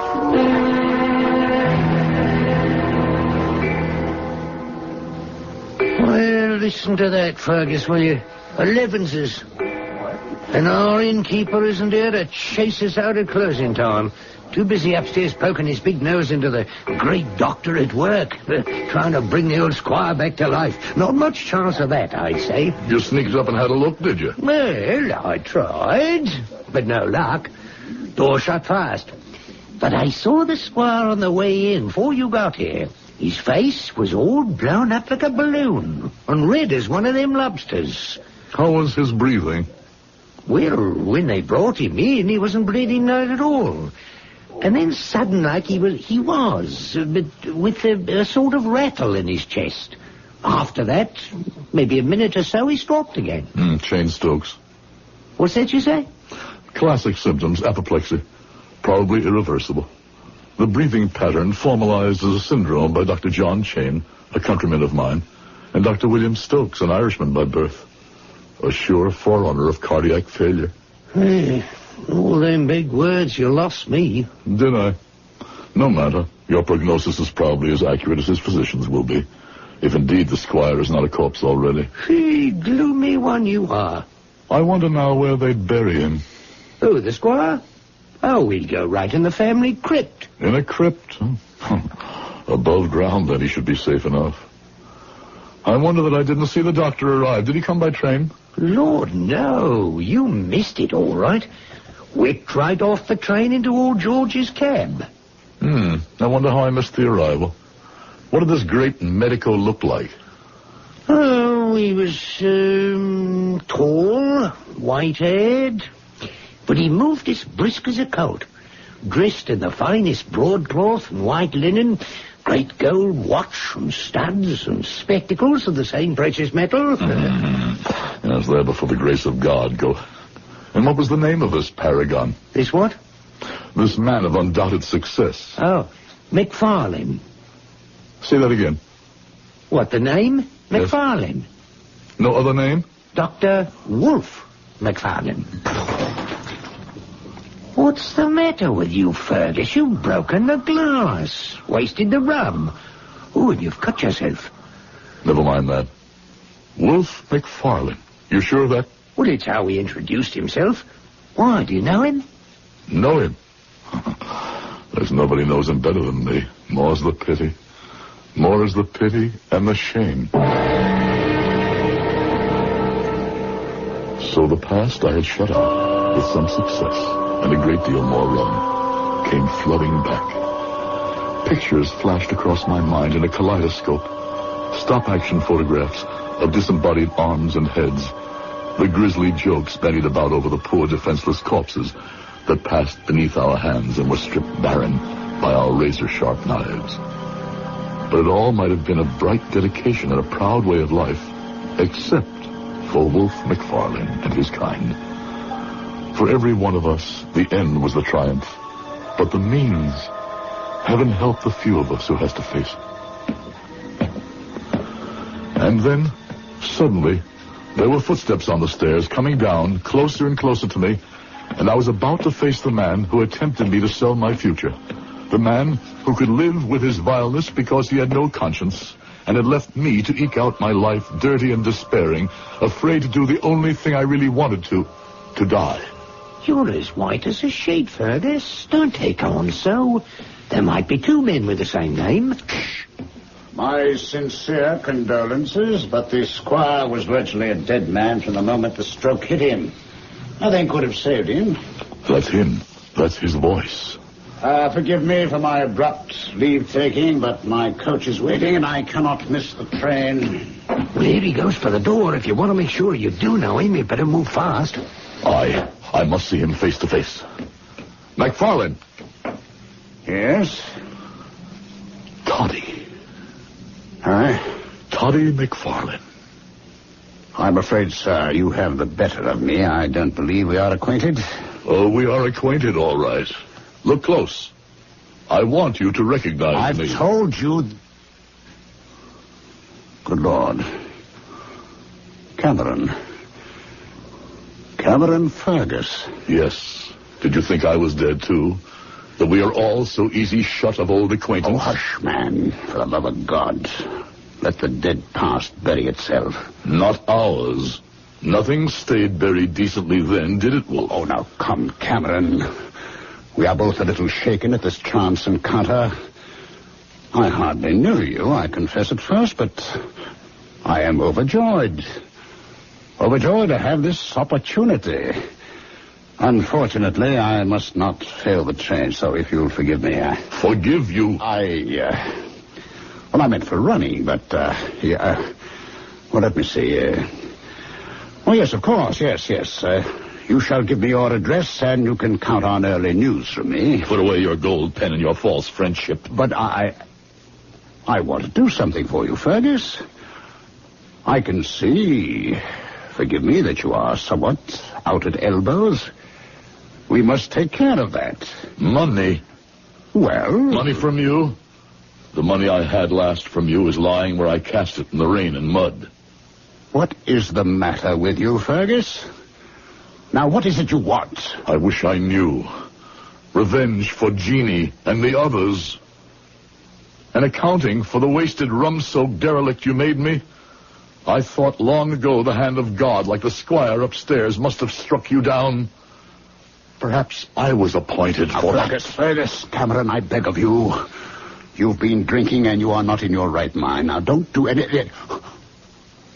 What is that you have in your hand? Don't you remember? Jeannie's hat pin. The one you gave her. Would it not be poetic in God's justice to drive it into your throat, up slanting through the mouth till it lodged in the brain, or between the 5th and 6th ribs, driven straight into your black heart? Help! Have you got out of your mind? Help! Here, Fergus, take it easy. Help me! Stay out of this, Harry. But you... If you value your life, stay back. Don't. You can't kill me, Fergus. You're right, I can't. I should, but I can't. Get out of my sight. Catch your train, go. Pick up the horses! We want to take that train! Lord above, Fergus, what got into you? Put that long hat pin away. That's a dangerous instrument. More like one of them Italian stilettos. It was Jeannie's. Yes, sure it was. Some pretty sparklers, all right. Must have cost a pretty penny, too, but let's put it away and sit down and have a nice little snort for the road, eh? Yes, drink. Get me drunk. Wipe it out, the past. Let me sleep. And if only I could never wake again. Yes, right as rain, old chum. Yeah, just what the doctor ordered. That's a funny one, all right. With all the doctors around this night, like the gentleman who just left. Don't call him gentleman. Oh, well, I mean, when a man's become a doctor... No matter what he thinks he's become, that devil is what he began. A resurrectionist he began, and in his heart, that's the way he'll die. A resurrectionist? It's a profession that flourished in the early 19th century. Profession, did I say? It was rather a crime. The more familiar names are ghoul, grave robber, body snatcher, the conscienceless night people who provided cadavers for the medical schools, the cold-blooded legion of the damned who, if a corpse was not to be found, provided a fresh one from the living. I'll return shortly with Act 2.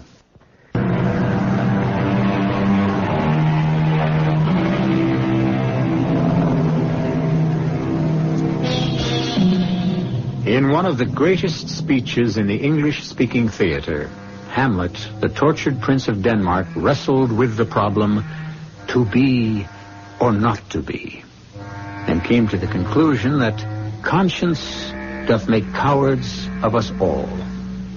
Cameron Fergus, though far less innocent than the tragic Dane, as a young man found himself caught in the same wedge. But when he made his decision, he found not death, but a life of remorse and dishonor. I was the only child of 2 elderly parents. By my early 20s, they were both gone, leaving me a small but comfortable income. Even in those days, I already considered myself a man about town. But my vices were minor, and inside I had a craving for something more fulfilling in life.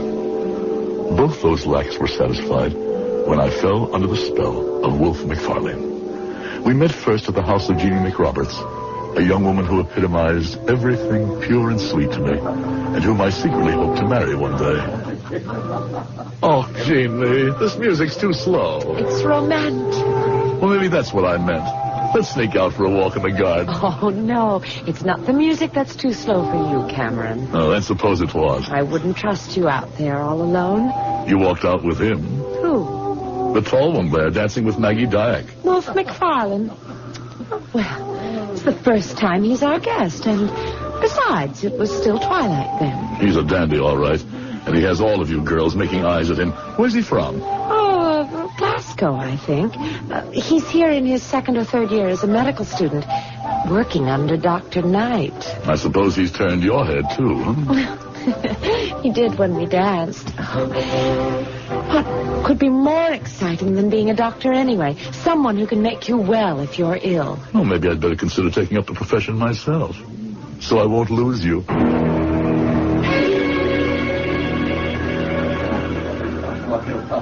So, Cameron, you've a taste for being a doctor, eh? I can think of no higher calling. Oh, that's flattering. Have you the talent for it? I stood high in my class at the university. Oh, you've a brain, all right, I've no doubt. At least so Miss McRoberts informed me. Did she now?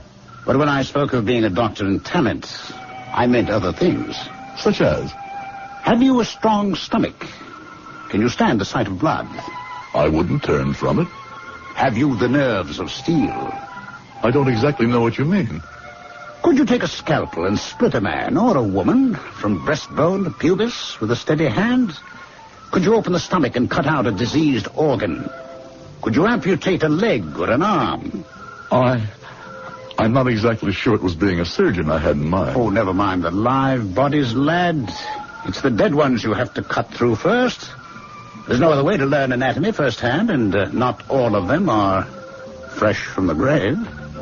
What does that mean? You'll find out for yourself. How are your scruples? I think you're just having fun with me. I'm sorry I asked. I don't need you to further my ambition. There are other ways. Oh, nay. Hold, lad, don't be so hot-tempered.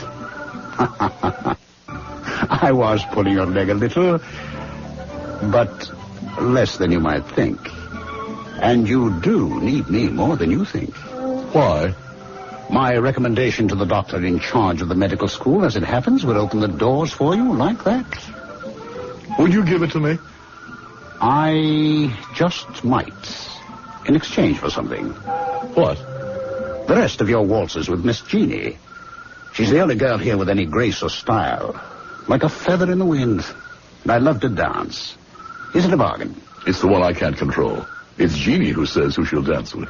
But if you ask her and tell her why? I'll tell her on one condition. And what is that? That she saves the last one for me.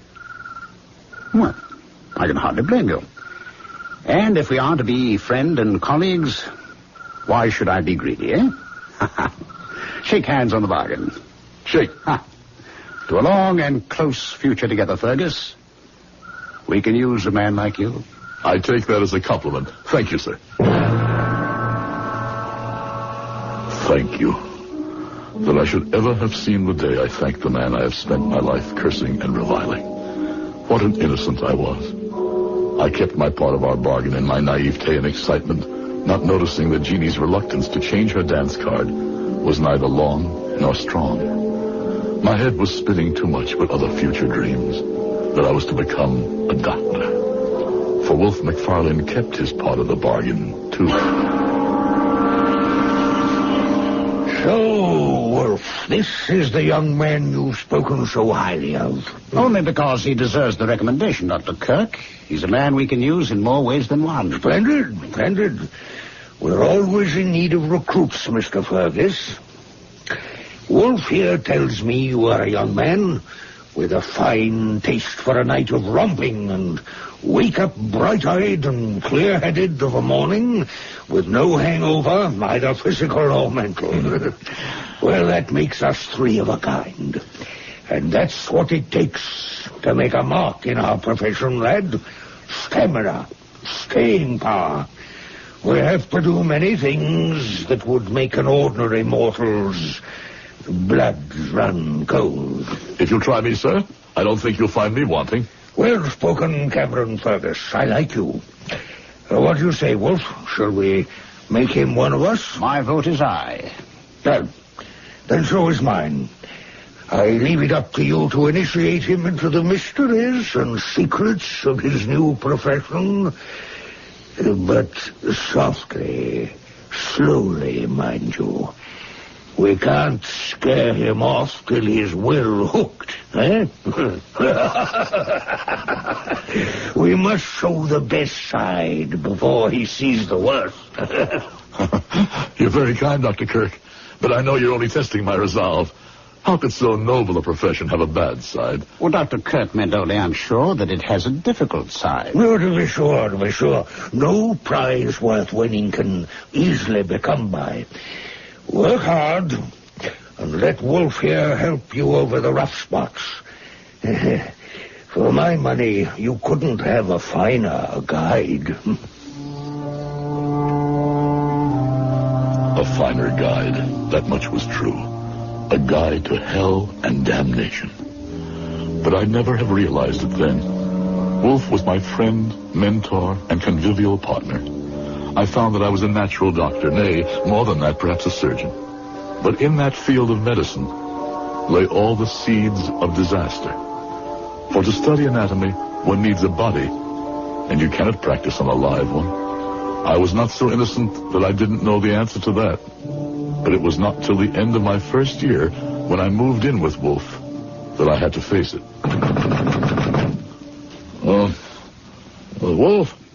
Wolf, wake up. What? Never, dog. What hour is it? It wants 10 to 3. And you wake me? Damn it, Fergus. Someone at the door. Oh, of course. Reason I bid you move in tonight. Now, get dressed while I answer that. But what is... Don't ask questions. Do as I say. Governor, I was after... No, sorry for the delay. Just give me a moment or two, eh? We have a real load tonight. We'll need help. Oh, don't worry. We have it. Meet us at the usual place, eh? Oh, check me my trousers there, Cameron. What is it? Do I have to spell it out? The Resurrectionists. And tonight they have a cart full. Tonight is your baptism. You going to let me down? Well, enough in hindsight to know what I should have answered to that. But I was young, and I thought he was my friend. And so, half-dressed, half-sober, half-anesthetized, we went to the building that housed the dissecting lab and began the nights, or I should say, the early mornings work. All right. Put it down. There we are. Is that the last? Not tonight. One more. Fine. Before you bring it up, let me introduce you to Dr. Cameron Fergus. How do you do? The gentleman prefers to leave his name out of these transactions. Just call him Digger. That's me, by nature and profession. When you bring the last one up, Dr. Fergus will pay you. The usual tariff. Now, Fergus, I'm going to have to leave you in charge. Why did you call me doctor when I'm not even... You've got a lot to learn. We need the title to keep these fellows in hand. What do you mean? I'll explain it to you soon. Now, first off, here is a key. It unlocks the safe there. Now, there's money, cash in there, and I'll tell you just how much to disperse. But be sure the safe is securely locked before these ruffians return. Now, I have to get to Dr. Kirk right away and tell him what luck we've had tonight. He'll want to make arrangements for dissecting and anatomy classes tomorrow. It seems strange Potter's field death rate was so high this one night. In this part of our business, it is well to question as little as possible. I followed the easy path to do as I was told. To suspend thinking, pay off the grave robbers, and twine myself irrevocably in a practice which, no matter how we as doctors might believe its morality, in those days, could involve death by hanging. But if I thought of it much, after the body snatchers were come and gone and paid, it was all forgotten when Dr. Kirk joined us. A magnificent day in our lives, gentlemen. I congratulate you both for your part in this, while at the same time I need not enjoin you to the secrecy we must maintain. My congratulations for tonight, and carry on the good work, gentlemen. I bid you good morning. High words, Dr. Kirk. And we are left with all the dirty work. What do you mean? The time has really come for you to stop asking the very answerable question. In the name of medicine and research, we gather bodies, right? But that is no crime. Using already dead flesh, which can render up to us secrets of how to handle living flesh, is not a valid crime. On that basis, you have an argument. If the flesh is already moribund. But body snatching is a rewarding crime. And if there is no dead body to snatch, with the kind of man who plies this trade, do you think he would hesitate to wait for the flesh to die if his source of supply ran low? Oh, good Lord, what are you saying? Oh, don't pretend innocence. If your conscious brain will not admit the truth, your subconscious one knows it. And you signed for the bodies tonight. Willy-nilly, you are with us from here on in. With us from here on in. For the first time, I realized I was trapped. For a moment, I even thought my friends had made use of me. But then I thrust that thought aside. They were pioneers, like myself, taking the only means to great ends. And if indeed it were true that an occasional body had not met a natural death, why, by all reason, it could only be someone who was a criminal, who had sought it himself. So I reasoned. And with another drink of fiery scotch to soothe my addled brains, soothed my burning conscience. This would be the end of all connection with the resurrection men, I swore, not knowing how devastatingly empty the oath I took was destined to be.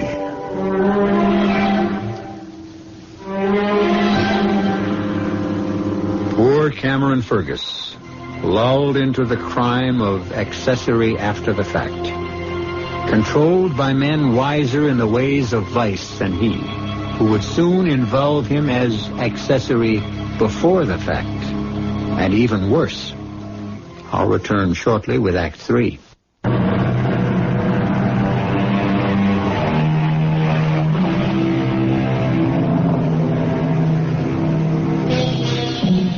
Most doctors of those days were not about to be troubled by the material they dissected. Only the few who trafficked in procuring the illegal material were involved in matters of conscience. And most of them, sad to say, found rich enough rewards to still what small worm of morality might squirm within their hearts. The resurrectionists were well paid, and the men who bought the dreadful merchandise each made their own defenses. But I lean on you and Wolf, Cameron boy. You're my right and left arms. A constant supply of cadavers is the prime necessity of the school. I know, but where they come from is... My boy, that's no question for us. They bring the body, we pay the price. Quid pro quo, as they say in the Latin tag. But, sir... Let's have no more buts, Fergus. And no questions. For conscience sake. But that's exactly the problem, sir. I watch these ruffians come in before the dawn, in the dead of night, and I cannot help but be struck by their hangdog looks, their eyes averted. I want to have no part of it, sir. If you expect to stay here and achieve your degree, I tell you, you must be part of it. I'm sorry to be so blunt, Fergus, but that's the way it is. And I have no further time to talk to you.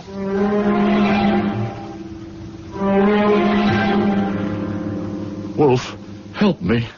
We are condoning, nay, even promulgating murder. Fergus, you think too much. Accept your duty and concentrate on learning to be a doctor, not a policeman. And what is my duty? Take what is brought, pay the price, and avert your eyes from the evidence of any crime. What decisions I might have made in my first revulsion, I'll never know. For at that time, Jeannie came back, and the renewal of our acquaintance put everything else out of my head. She was fascinated about my future as a doctor, the future of all of us. I'd rather have you tell me about Paris and Rome. Oh, that's all for the future. What I want to know about is the present. How soon will you be a doctor? I'm afraid that takes a little time. And Dr. McFarland, how is he? Well, though he's nearer it than me, doctor is still a courtesy title. I wish you'd tell me all about your lives, and what they're like. It's not a subject for a girl. Well, Wolf McFarlane didn't mind talking about it. Well, that's his business. If you'd prefer him... And don't be a silly boy. And don't be jealous. I'm only interested because he's become your friend. The more fool I that I thought he was. He'd already been a beginning, but now he was to be the cause of my complete downfall. It happened so casually. One afternoon after work in the lab, I dropped into a neighborhood tavern to meet Wolf sitting with a small, pale man, dark eyes very close together, seemingly refined at the start, but to reveal himself later as coarse, vulgar, and vicious. The tales I could tell you about our old friend Toddy here. Toddy? Sure. Toddy McFarlane. What, has he kept his nickname secret from all of you? It seems so. Why Toddy? Because every time we pulled off a rough one, we'd drink a toddy to our trickiness. Eh, Toddy? I wish you wouldn't call me that. Drink up and enjoy the good living it brings all of us. Oh, for God's sakes, watch your mouth. Well, now, will you listen to our preacher? Pay no attention to him, Cameron. Is that your given name? Yes, but... I may be a pretty bad fella myself, but Toddy here, Toddy McFarlane, could put us all to shame. Here, look, have a look at him. If looks could kill. Toddy hates me because I know too much about him. I told you don't call me that confounded... I'll call you as I please, and what can you do to keep my mouth shut, Toddy? Just look at him, Cameron Fergus. Did you ever see the lads play knife? He'd like to do that. All over my body. We medicals have a better way than that. When we dislike a dead friend of ours, we dissect him. Why I made that stupid, ugly joke, I'll never know. I longed to snatch the words back the moment they were said. Would to God I could have. I was to regret them the rest of my life. I should have admitted before this that I was well paid for my work of receiving nocturnal corpses. No questions asked. It was 3 nights after I had met Gray, and I was on duty at the empty dissecting rooms when... Come on, Fergus. Damn it, man. Would you have me caught red-handed? Wolf, what are you doing here at this hour? Shh. Ask no questions. I have some merchandise in the gig. Help me in with it. It was a small enough figure wrapped in a winding sheet, and it was no job for the two of us to bring him in and stretch him on a table. But for some reason, Wolf McFarlane was breathing as heavy as if we had lifted a horse. All right, sealed and delivered. Let's have it signed. What? Get to the safe. I want you to pay me and give me the receipt. Since when did you turn resurrectionist? We're short of bodies, are we not? Nothing for the class to start on tomorrow? Come on. Let's get the transaction over with. Patience, man. We've the rest of the night. And your friend is in no hurry anymore. Sign the paper and give it to me. Well, don't you want the money first? The paper. All right. My signature for posterity. And for me, this is all I need. And the money? My present to you, old chum. The finder's fee, too. You've been working too hard as it is. A man ought to have some reward. Why don't you take my rig and slip on home? I'll cover for you for the rest of the night. It's late enough for both of us to leave. Oh, I think I'll stay. Pre-dissect the derelict there. Ready to pass around to our eager students when they arrive. McNeil's working on the lower extremities. Sharples is screaming for a liver. What's the matter with you? You seem unnerved. Who in... No, don't take that sheet away, don't. Very well. You had to know. Now you know why I had to have your signature of acceptance. It's Gray. The man who... A man who could have ruined all of us. We're in this boat, sink or swim. Would you want your neck on the gallows like Burke? This man is dead and is valuable to the advancement of medicine. Accept the fact of his death. Never question the how. You're one of us still, young Fergus. Forever. So I was already trapped. I began a long lifetime of drinking in earnest. I was neither surprised nor that much affected. when Jeannie turned from me. Even the fact that I heard by the grapevine, certainly not from his lips, that Wolf was squiring her about, failed to rouse me. I felt myself damned forever. I wasn't good enough for her. But youth is resilient, and once I had digested my involvement, I learned to live with it. Even thought to go back to Jeannie again. As it happened, I chose, accidentally, the day that Wolf was to receive his sheepskin as a doctor. I never realized what real love was until I met Wolf. Puppy love, real love. Would you like me to tell you about this man you worship so? What he's really like? Don't be so silly and jealous. I'm not thinking of myself, Jeannie. It's you. I want to protect you from... I'm quite old enough to handle my own affairs. Oh, I doubt that. You couldn't understand a man like Wolf. Get your hands off me. Damn it, if I have to shake some sense into that lovely head, I'll do it with my hands. If I can't with words... Fergus, you desperate dog.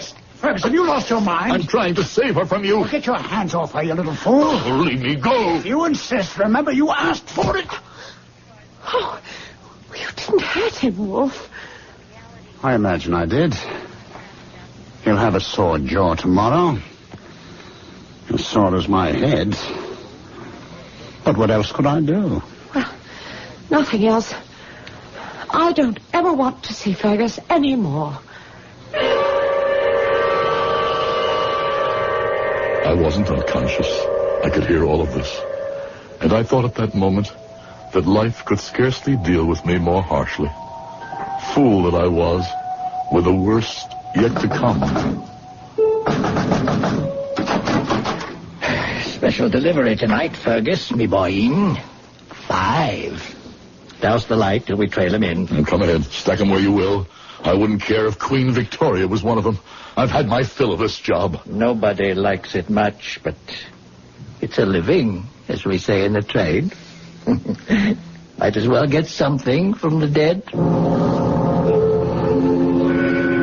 I went about my business mechanically, mind drugged by liquor, body reacting out of sheer habit. And then...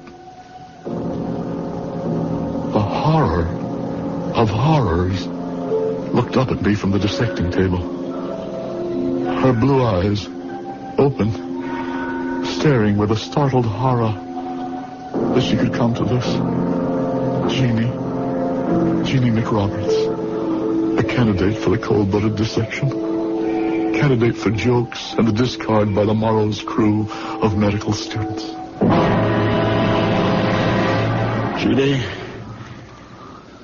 I'm just as horrified as you, Fergus. She died no natural death. There were marks of violence on her, possible strangling. But why? I can't tell you why, or guess at least. She was pregnant. She was carrying a child. How do you know? Dr. Kirk was with us first thing in the morning. Everyone attends dissections. Jeannie was with child. Do you suppose she killed herself? You know she didn't. Jeannie was murdered. I'm not going to let her die unrevenged. You're not suggesting I had anything to do with it. Exactly. I'd reconsider that statement if I were you. Oh. If anyone did kill her, and mind you, I'm not saying they did, you would be the logical suspect. She did spurn you. Yes, but... Let me remind you about the bodies that you've received for dissection and signed for, many of which you must have known died not natural deaths. Gray, for example. If you want to place any necks in the noose, go ahead. But give first a care to your own, my lad. I warned you when you began this business. You should be without a conscience.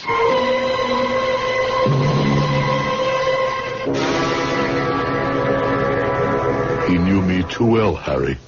Conscience I had, but no courage. You mean that distinguished doctor who just left murdered the girl? Why not? An obscure Scottish girl he could never have married since his ambitions reached so high. Well, I'll tell you something, man to man. I'm surprised you didn't kill him right out of hand. If your story be true. Oh, the story is true, right enough. And the proof of it all is that I didn't. Here, finish your drink, old chap. Thanks. Oh, strong enough. False courage, maybe. I never had the real thing. Else none of all of this would have happened. Well, at least you had some conscience. Which finally has caught up with me. Here, what have you done? Jeannie's hatpin. The weapon of remorse. Oh, good almighty, Fergus.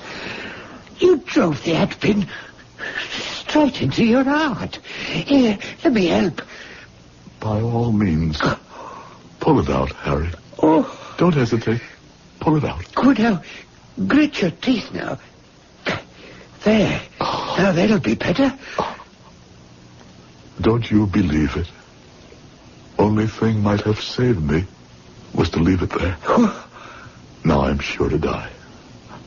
One thing at least I did right in my life. Just do me one favor, Harry. What's that? I've enough money. See me buried above ground in a strong, tight crypt. Don't let me be had at the last by the body snatchers. Wherever I go, let me go whole and accept my judgment. Whatever it is. Oh.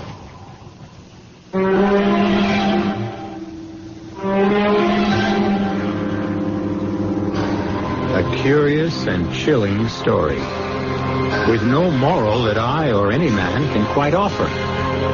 The raw material for the study of medicine that today has prolonged life by almost twice as much as could be expected in the last century is no longer needed so much. Thank heaven the ghoul, the body snatcher, and the resurrectionist man have passed from our lives, or deaths, since that was their concern. I'll be back shortly. This is E.G. Marshall inviting you to return to our Mystery Theater for another adventure in the macabre.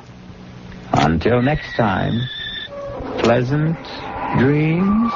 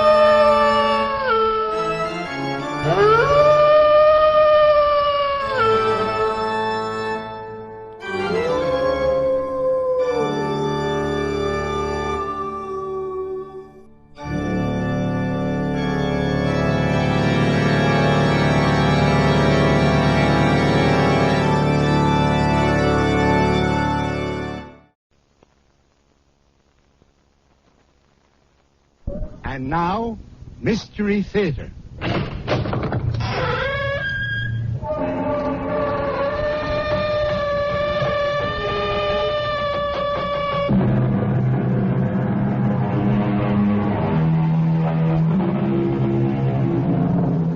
Come in. Welcome. I'm E.G. Marshall. And, as you may suspect, I have a tale to tell. A tale full of sound and terror and signifying... Well, I'll have to leave that to you. And I also ask your indulgence when I personalize this strange riddle, because this story was brought directly to me. Ever since I've been your host on this series, I have the feeling that you expect me to be an expert on the macabre. But I must confess to a sense of surprise when I was buttonholed by a young man the other day who said, "Excuse me, Mr. Marshall, but I have a coffin that I'm sure will interest you." You cannot frighten me. I am not leaving this graveyard until I get to the bottom of this. I warn you, your persistence will be your destruction. I still trust in the Lord. Where's that music coming from? From beyond the grave. Is it Judgment Day? No. Then you talk nonsense. The dead will rise. The Lord will summon his elect to meet him in the clouds. But until that day, the dead remain buried.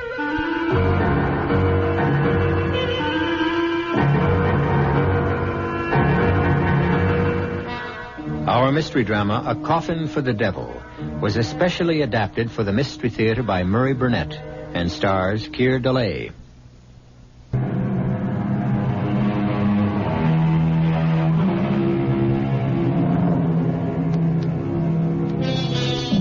What do you do when a perfect stranger tells you he has a coffin which might interest you? My first instinct was to tell a young man that I wasn't in the market for coffins. But he quickly explained that he wasn't a salesman, but an avid listener to our series, and that he had a macabre story of a strange coffin that had been in his family for generations. I was intrigued. So the next night I found myself in his old suburban house, drinking coffee with his wife Cora and his friend Professor Gerald Barker, and looking at a large wooden box which appeared to me to be a case for a bass fiddle. This box, although you may not believe it, Mr. Marshall, is a coffin. And this letter, which my wife Cora found in the attic, explains how it came in our family and also how it happens that I'm not today a mortician. It was written by my great-grandfather, whose name was also William Spindles, and the letter begins,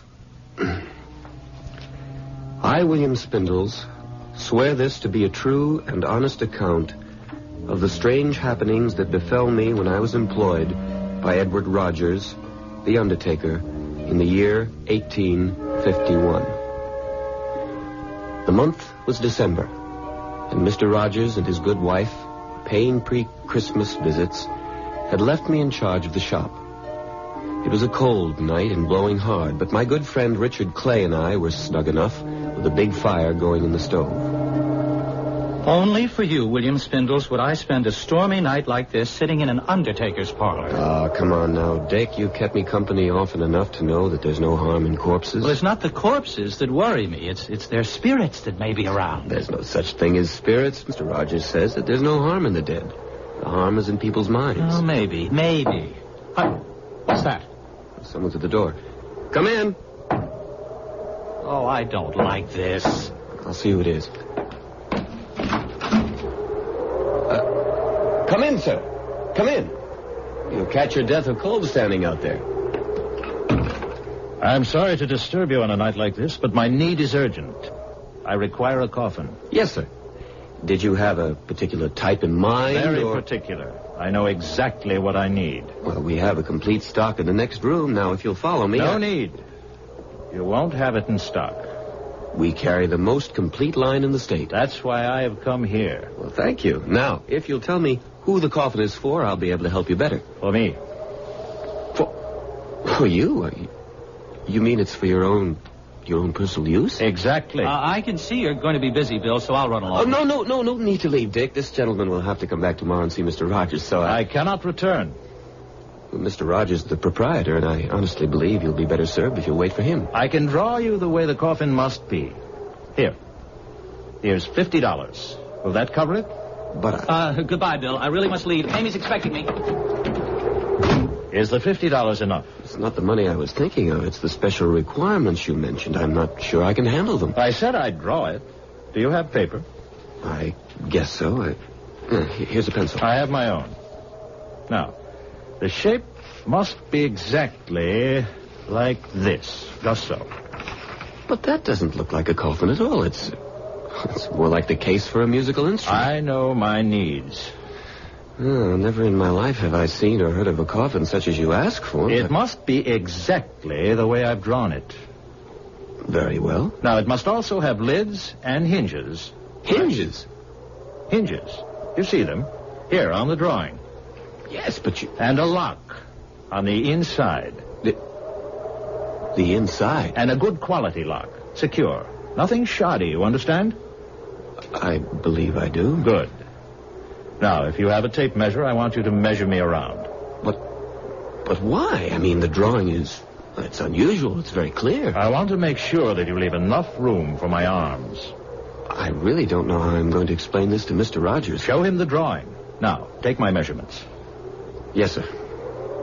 All right, now leave enough room for your arms. Now, make sure that this is ready by Friday. But that's the day after tomorrow. I must have it. I'm sorry to be so particular, but I've been buried before. And this time, I want to have it my own way.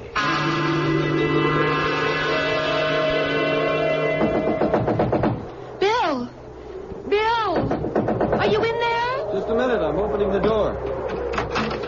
Lucy, what are you doing here? Are you all right? Is he still here? What are you talking about? Dick told me about that strange man who came here. Dick was really scared. He said the man wanted to order his own coffin. That's right, but I'm sure it was some kind of practical joke. Well, I don't care what it was. I want you to find another job. I hate the idea of your being an undertaker. Lucy, we've been through this before, and this job is no different than any other except in people's minds. I'm sorry, Bill. I'm sorry. I was just so frightened. All the way over here, I was just worried about you and scared, but I came anyway, and now... Oh, Bill, I don't think it's going to work. Oh, I'd like to punch Dick Clay right in the nose for frightening you like that. Don't blame Dick. It's not his fault. If he hadn't scared you, you wouldn't have... Yes, I would. Maybe I wouldn't have come here tonight, but I hate what you're doing. I hate it. I know, honey. What do you want me to do? Quit. And do what? Oh, I don't care. What will we live on? Well, you'll find another job. Nowhere near as much money. I don't care about the money. Bill, can't you understand? I don't want hands touching me that have been touching death all day. All right, Lucy. I'll speak to Mr. Rogers about leaving.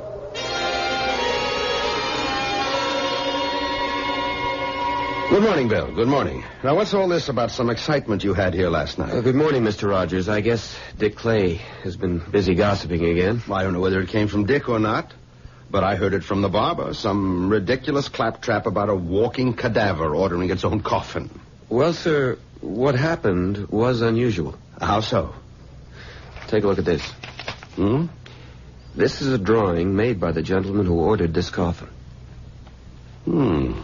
Remarkable. Looks something like a carrying case for the bass fiddle. Yes, sir. It looks that way to me also. It must be ready tomorrow evening. You're worried about something, aren't you, Bill?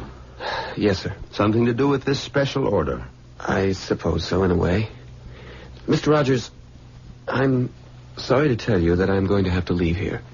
What? You mean because of last night? Only partially. It's really because of Lucy. Oh, I suppose she's upset about the idea of marrying a mortician. More than upset. She practically gave me a choice. Either this job or her. I wouldn't worry about that if I were you, Bill. You're not me, and you're not engaged to Lucy. I'm sorry, Bill. It's just that I've been there before. I had the same problem with Mrs. Rogers before we got married. Well, what did you do? Before I answer that, how do you feel about the business? I mean, would you stay on if Lucy would marry you? I think so. Bill, you know I have no son. No one to carry on. I've never said it, but I think you know how I feel about you and what hopes I have that you might be the one to carry on. Until today, I thought you felt the same way. I don't think I can change Lucy's mind. Of course you can't. But you just said that... You can't, but Mrs. Rogers can. Now, ask Lucy to talk with her, woman to woman. That's your best bet. My wife knows all the problems, and she has all the answers. I never thought of that. All the same, I wish you'd been here last night. It was... Well, the only word I can use to describe what happened is weird. Because he ordered a coffin for himself? That, plus the way he came in, and then the strange shape he insisted on. But most of all, because he appeared to be driven. Almost as if he were compelled to do what he was doing. What he felt or didn't feel isn't important, Bill. What matters is whether you've changed the way you think about death. I don't follow you. You have to see dying for what it is, Bill. Life's ultimate destination. It's nothing to be afraid of. It's just an inescapable fact. In the course of my life, I've met a lot of people, and I'm good at judging them. And up until now, I've thought of you as a no-nonsense, feet-on-the-ground, level-headed young man. But, sir, you didn't see this man. You didn't hear the terrible desperation he had in his I've voice. seen and heard almost everything since I started some 18 years ago. This poor fellow who ordered his coffin from you last night was obviously deranged. No question about it. Deranged. I hope you're right, sir. Of course I'm right. What other conclusion can there be? The one I can't get out of my head. He told me he'd been buried once before. And this time he means to have it his own way. Oh, very good. Very good indeed. You find that amusing? Now I understand everything. That coffin he ordered is nothing but a big fiddle case. A double bass box. And he must be a musician. They're the very devil for playing practical jokes. Don't you see? This is nothing but a practical joke. A joke on whom, sir? How should I know? Some fellow musician. No, I'm sorry, sir. I just can't believe that. Why not? Why wouldn't he have told me so? Why would he try to scare the daylights out of me and then pay $50? 50 whole dollars besides. Ah, well. I expect we'll have the answer to that tomorrow evening when he comes to get his coffin. That is, if he comes at all. Oh, he'll be here, I'm sure of that. I just pray that we won't be sorry when he comes.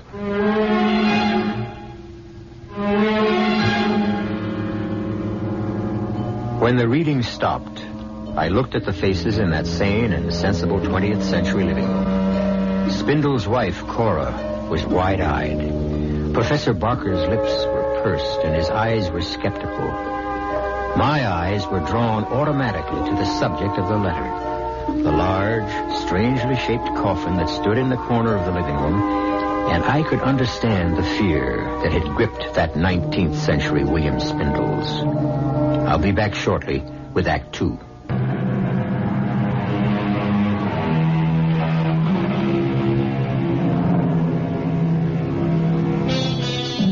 I suppose to the three inalienable rights of life, liberty, and the pursuit of happiness, one could add the right of a man to order his own handmade coffin. Most of us, I believe, would find the thought distasteful, but the feeling that prevailed among us in the living room of William Spindles was one of curiosity. We were all anxious for him to continue reading the letter from his great-great-grandfather. I must confess that my work suffered during that day. My thoughts were not on what I was doing, but on what the evening would bring, and what Mr. Rogers would make of the stranger when he came to call for his coffin. The day passed somehow. Bill, when did this customer of yours say he'd be back? Early in the evening. Matt, we'll give him another half hour, and then we'll lock up. That won't help if he wants to pick it up. What does that mean, young man? Someone tampered with the coffin, and we don't know who. We only have Sam's word that the coffin was tampered with. But he's our best workman. Well, like everyone else around here, I'm sure he's been infected with the idea that there's something strange about this order for a coffin in the shape of a bass fiddle. At last, he's arrived. Those raps didn't come from the door? Nonsense. Of course they did. It's cold out there. He wants to come in. I'll prove it to you. I'll open the door. No need. He's letting himself in. Sir? Sir, there's no one at the door. Get hold of yourself, Bill. Must have been a draft that blew the door open. I'll close it myself. Good evening, Mr. Rogers. Is my order ready? Good evening, sir. Come in, come in. The box you ordered is ready. Thank you. My dear sir, you really should wear a greatcoat and a muffler in this bitter weather. You'll catch cold. Where's my coffin? Ah, that's it, in the corner. Mm-hmm. Satisfactory? Very satisfactory. Is there a good, secure lock on the inside? You may open the lid and see for yourself. That way you can also test the hinges. The make of the lock is unknown to me. Is it a good one? We never have had a single complaint about any of our coffins. So I'd heard. Now then, where would you like it sent? I'll take it with me. My dear sir, it's much too heavy for one man to carry. I'll manage. Don't you have a horse and cart outside? We can help you get it on. That won't be necessary. May I have your name? My name is of no importance. Sir, I'm a reputable undertaker. I must keep my records in order. Any name you choose will do. Come now, sir. I see through your little joke, and I don't disapprove, but you must... Joke? Mr. Rogers, if there's any joke being played here, it's on me. So, I'll take my coffin and be on my way. But, sir, you can't just walk out of here with a... Thanks to you for your efforts, and I wish you gentlemen good night's sleep. Sir, come back. Let him go. For the love of heaven. Let him go, Mr. Rogers. He lifted that box as if it were as light as a feather. Get your coat. What for? To follow him, Bill. Couldn't you see the man is ill? We're the ones who are going to be ill if we follow him. Stop babbling and get into your coat. All right, I'll go with you. I don't want you following that spirit alone, but I tell you, he's not mortal. He is, and he's sick, mentally ill. Hurry. How far do we follow him? As far as he goes. No, sir, I won't, because I believe his destination is hell. There he goes. Around the corner, down Green Tree Lane. Oh, yeah, I see him. Where can he be heading? There are no houses after a block of Green Tree Lane. But there's the cemetery. Didn't I tell you he was deranged? The cemetery gate's locked. Locks never bothered spirits. Then he's no spirit. Didn't he ask for a lock on the coffin? Oh, let him go, Mr. Rogers, please. Hurry up before we lose him. Mr. Rogers, if we do catch up to him, what in heaven's name do you want of him? Find out who he is, where he lives, and get him safely home. Then I shall call a doctor to attend him. There he goes, heading directly for the cemetery gate. Confound it. What's happened to the moon? A cloud just passed in front of it. No matter. Even if we can't see him, we shall catch up when he finds the gate locked. Oh, here comes the moonlight, and here's the gate. Where did he go? Well, he must have gone in. Gate's locked. Well, I have my key. You don't intend to go in, do you? Of course. Come on. No, sir. There. Isn't that our man? Moving among the trees over there near the Addison Mausoleum? Mr. Rogers, I've had enough of this. I'm going home. And allow that poor soul to do himself some kind of mischief? Sir, that poor soul, as you call him, is a person I want nothing to do with. I don't know whether he's man, ghost, or devil, but whatever he is, and whatever his business is in the cemetery, I want no part of it. Bill, when a man's dead, he's dead. I've never seen a man or woman come to life again. I'm a God-fearing man, and I go by the Bible. Doesn't the good book say dust to dust? The Bible says a lot of things, but I remember no mention of men who could lift a heavy coffin as if it were a pillow and pass through locked gates without leaving a sound, to say nothing of a man ordering his own coffin. Very well, Bill. You can stay or leave. I'm going after him. I beg of you. Close the gate. I beg you, Mr. Rogers, leave this be and come home with me. Close the gate and make sure it's locked. At this point, Bill Spindles stopped reading and put down the letter. My reaction was shared by his wife, Cora, who almost screamed at him. Don't tell me the letter stops there, and we're not going to find out what happened. The reason I stopped is because the story my great-grandfather was telling up to now was his. But it now changes. At this point, he is writing not what he saw, but what he heard, as he puts it in the letter. Perhaps I was a coward, but I allowed Mr. Rogers to go on into the graveyard alone while I hurried home.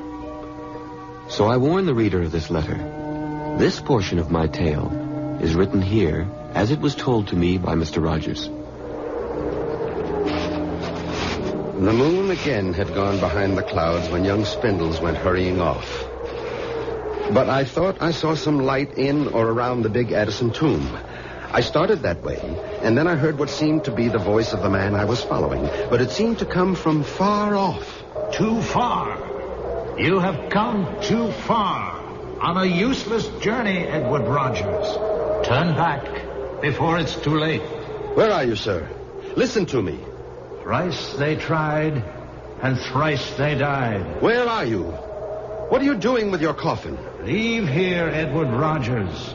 Your business with the dead is finished. You don't belong here. And what do you do here? I keep an age-old bargain. With whom? You must leave here. This place is dangerous for you. But not for you? Leave before it's too late. The Lord will protect me. Now let me help you. Don't you understand? You're ill. You need help. So be it, Edward Rogers. You want to join in a dance of death? The consequences will be on your head. Here, I show myself to you. Here I am. See if you can catch me. It was then that I started after him. I could see him almost clearly. He seemed to be heading for the Addison tomb. He was carrying the coffin, and I was certain I could overtake him. But he kept dodging behind headstones. I turned and twisted after him. And then my foot caught. I lost my balance and fell, hitting my head against the tombstone. Dick, wake up, man. Well, Bill, what do you want? Get dressed. You've got to come to the cemetery with me. What? The cemetery? Are you out of your mind? Mr. Rogers went in there after the man who ordered the coffin. He isn't home yet, and Mrs. Rogers is worried. Then take her. Come on, Dick. I'll be with you. I wouldn't care if the whole town was with us. What time is it? 4 o'clock. It will soon be light. Please, Dick, you must. All right. I'll get dressed and I'll go with you, but we'll wait for the dawn. But Mr. Rogers may be in trouble. Bill, whatever has happened has happened. I'll go with you, but not until it's light.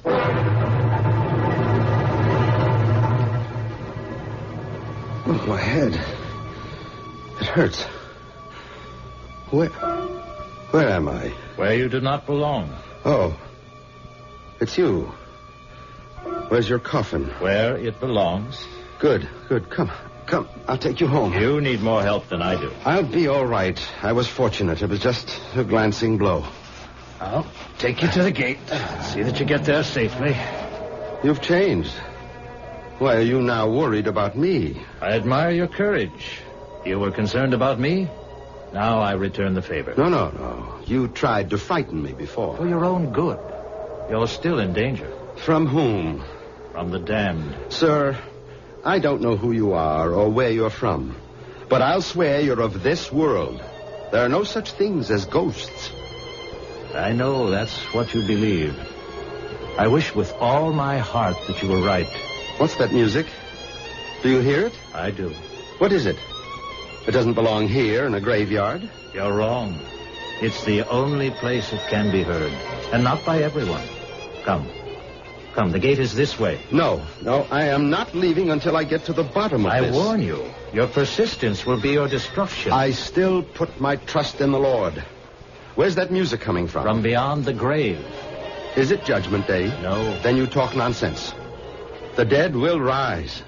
The Lord will summon his elect to meet him in the clouds. But until that day, the dead remain buried. And quiet? And quiet. Oh, foolish man. I will not be able to protect you much longer. Go home now, while you can. I will, if you'll first allow me to take you to your home. Can't you understand? My home is here. Tommy Rot. I must go. I have work to do. You've been warned. My conscience is clear. As I turned my head to see where he went, I felt dizzy. The blow had evidently been more serious than I thought. When my head cleared, I could still hear the music, and I thought I saw a light. I walked toward the light. It seemed to come from the Addison tomb. As I approached, I could see that the door to the mausoleum was open. I was convinced that inside was the source of the music. It grew louder with every step I took. And then I found myself at the door to the tomb. And there, just inside, I saw the large coffin the stranger had ordered. The lid was wide open. But the moment I took one step inside, the lid slammed shut, and the music stopped. I thought the coffin had been empty, but I couldn't be sure. I walked over to it and bent down and listened. I heard the key turn in the lock, and I called out, "You mustn't lock yourself in. You mustn't. Please open the coffin." He wouldn't listen, so I determined to get the coffin open. When suddenly there was a flash of light and a loud explosion.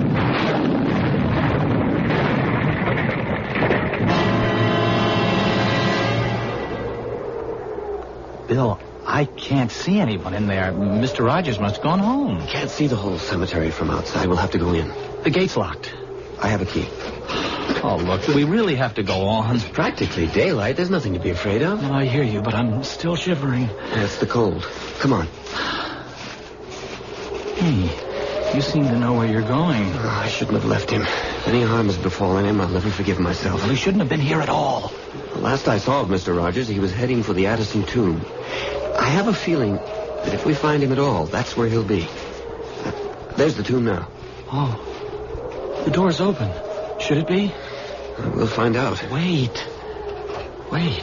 Suppose there's something in that tomb that waited for Mr. Rogers, and now it's waiting for us. If you don't want to come in, you can wait here, but I'm going into that tomb. All right, I'll come with you.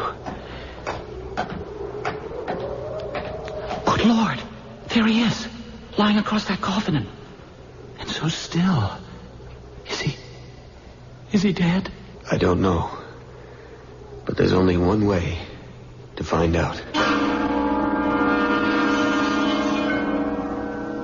I can offer no explanation, but I can tell you that the words of a letter written more than 100 years ago had cast a spell over all of us. A spell that had transported us back to a small 19th century graveyard. I'll be back in a moment with the strange end to this strange tale.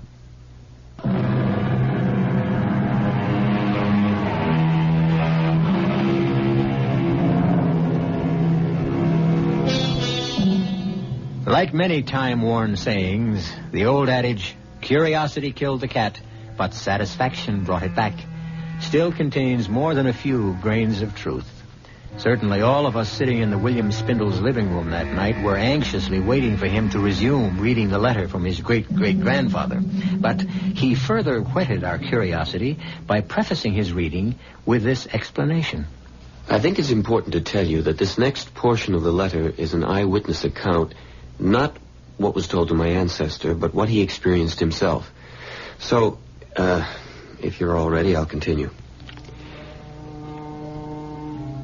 After Mr. Rogers told me what had happened to him that night in the cemetery, I was still undecided about leaving the undertaking business, although my dear Lucy was at me every day to give my notice. And then, one morning, Mr. Rogers called me to his office. Sit down, Bill. I think we should have a talk. Yes, Mr. Rogers? My wife tells me that Lucy hasn't been to see her.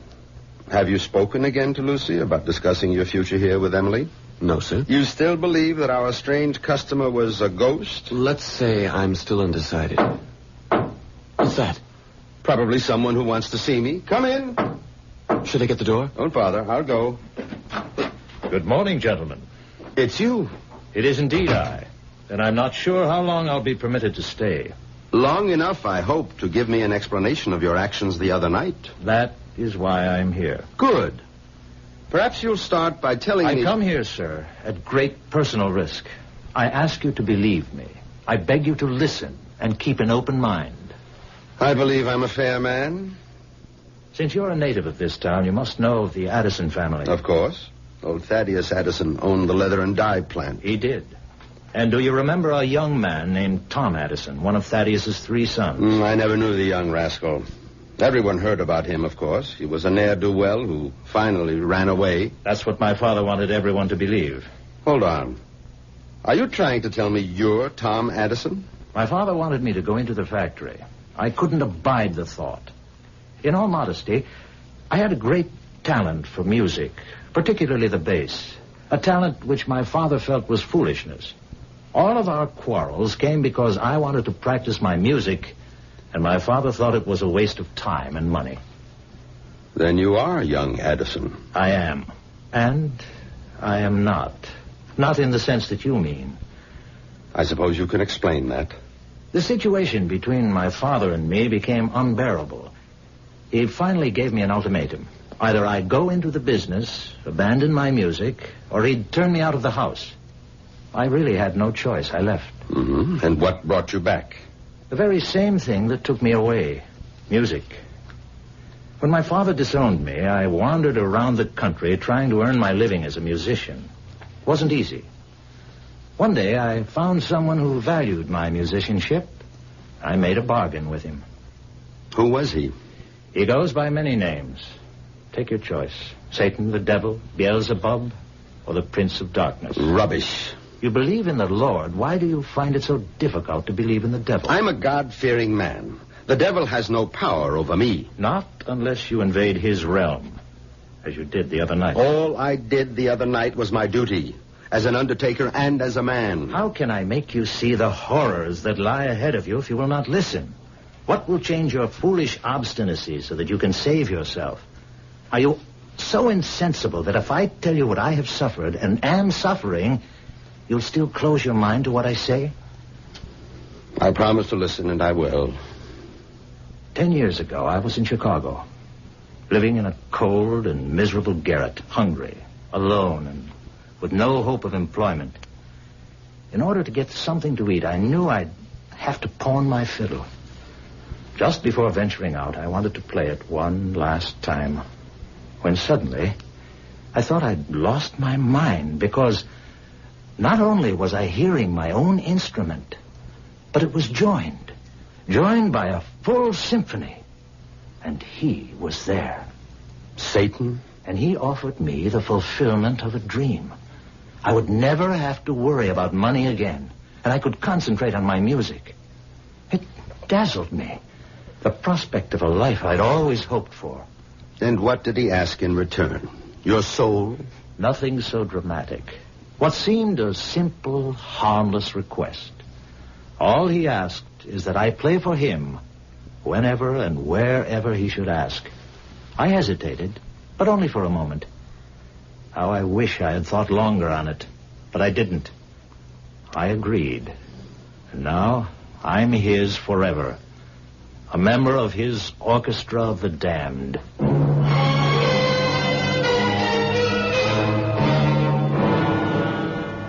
And the letter closes as follows. That was the day I left the undertaking establishment of Edward Rogers. I have no way of knowing whether Mr. Rogers believed the story told by the man who claimed to be Tom Addison.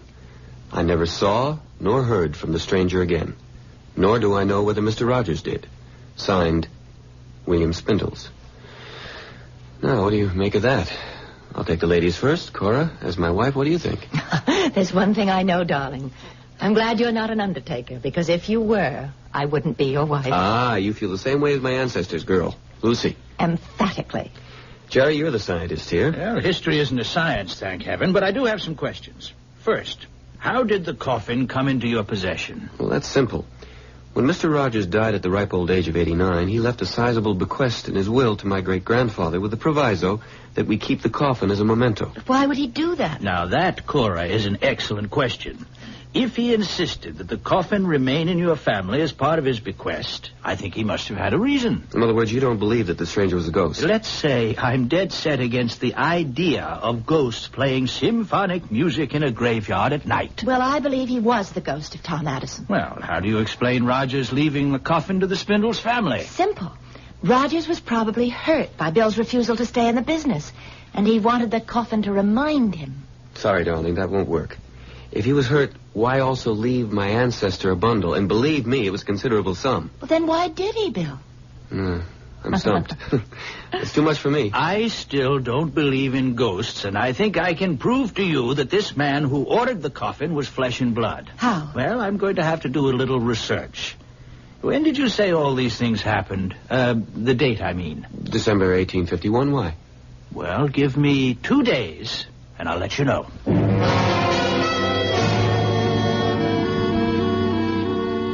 All right. I have solved the mystery of our peculiarly shaped coffin. Good. How? I kept asking myself, why did this man go to all the trouble of ordering a coffin, which, to say the least, was strange, and also behave as if he wanted everyone to believe he was a ghost? But have you forgotten Mr. Rogers believed that he was crazy? I mean, wouldn't that account for all his behavior? Yes, that would, but I preferred to think of this fellow as a con man. You see? A really great con man who successfully conned your grandfather but had more difficulty with the undertaker. Why? Precisely. Why? Now, that's where this newspaper article comes in. Here, I made a copy at the library. Let me read it to you. The headline, Wells Fargo Payroll Stolen. Aha! Then it goes on. Yesterday, the largest robbery in the history of the Wells Fargo Company was successfully perpetrated by 3 masked men who boarded the westbound Lackawanna Limited, entered the baggage car, and made off with more than $40,000 in $10, $20, and $50 bills. So, it goes into more detail, but there you have it. There you have it. You've lost me. Now, don't you see? The robbers needed a safe place to hide the money. And you think that they decided to use a coffin as a hiding place? Remember, our man insisted on a strong lock on the inside. That's true, but that would be one way of making sure that no one opened this peculiar coffin by mistake and found a wad of 10s, 20s, and 50s that had been stolen from Wells Fargo. But according to the letter, Mr. Rogers found the coffin in the cemetery, and it was open, and there was nothing in there. That's right. Rogers followed the stranger right from the funeral parlor to the cemetery.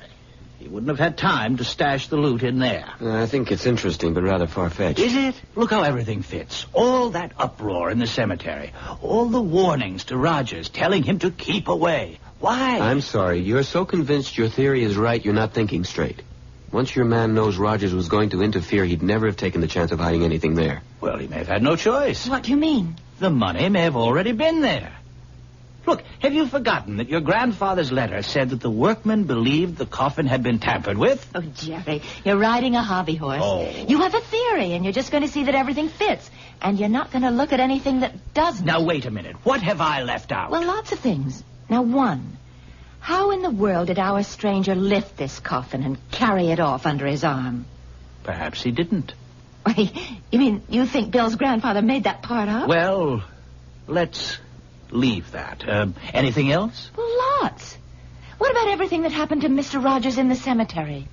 The music, the open coffin.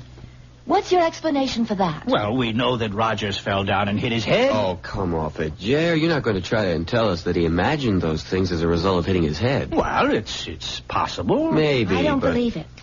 The other explanation, which you refuse even to think about, Jerry, is that he was a ghost and that Mr. Rogers reported everything faithfully. That's the one I believe. Even if I prove to you that this strange-looking coffin has plenty of room for some kind of secret compartment and there may be money in it? Why don't we stop talking and see if you can prove what you think? All right, good idea. Come on. How do we go about finding a secret compartment? Well, we'll try tapping and listen for a hollow sound. Okay. Who wants to do the tapping? Me, let me. All right, go right ahead. It all sounds the same. You're too impatient. If there's a secret compartment, he'd make it hard to find. Right. Dear. It's a great theory, Jer. I'm afraid it's just a theory. Why don't you try down at the bottom where it's widest? Okay. There. Right there. Does that sound different? I think so. Go back there again, Cora. That's it. Let's turn it upside down. Here. You have to let us do that, Cora. That's got it now. Now what? Well, I think we should have opened the lid first. Okay, let's open it. All right, now, put your hand down in there, Bill. Feel around carefully. Around the joint in the wood. Yes. Do you feel anything? Nothing. I can't. You got it. You got it. Jerry was right. It's a secret compartment. Well, is there anything in there? This. Money. A $20 bill. Well, there must be more. No, just the one bill. But wait. Here's a note. Well, what does it say? Wait a second. It's hard to read. Dear Bill, or descendants of William Spindles, you having found this secret hiding place should know by now that I was right when I insisted that there were no such things as ghosts. I was also right when I told you, Bill, that there was a fortune to be made in the undertaking business, as is proven by my bequest. God bless you and your family. Signed, Edward Rogers.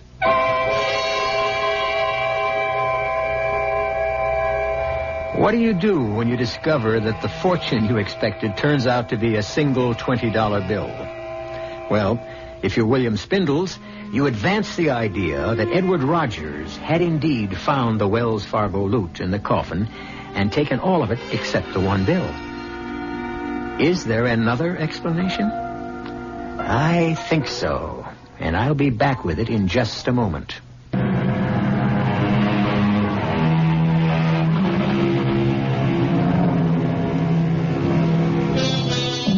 For what it is worth, I present you with this thought. There never was any Wells Fargo money in the coffin to begin with. Edward Rogers had obviously been a man of strong beliefs, and he took this way of proving to Bill Spindles or his children that there are no such things as ghosts, and that there was money to be made in the undertaking business. Did the Spindles accept my explanation? I really don't know. How about you? Our cast included Keir DeLay, Marion Seldes, William Redfield, Peter Collins, and Nat Pullen. The entire production was under the direction of Hyman Brown. WCCO Radio, Las Vegas for 3 days and 3 nights.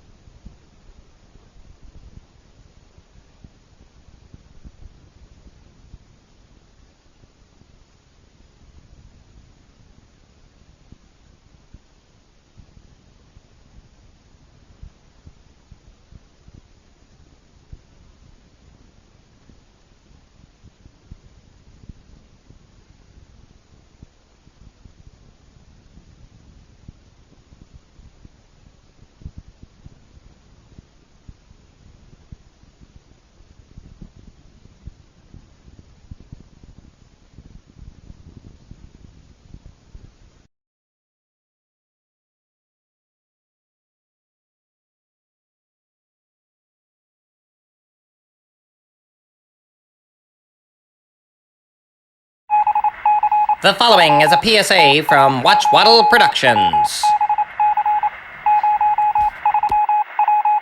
Now that autumn is here, be prepared for the day of mischievous pranks and disobedient escapades. That is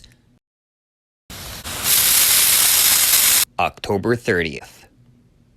Happy cabbage nighting! Halloween Eve. Before the tricks and the treats, there is Cabbage Night. Thank you very much, ladies and gentlemen. We now return you to the Baba Ghoulie Show on OTR Halloween Holidays. The CBS Radio Mystery Theater presents...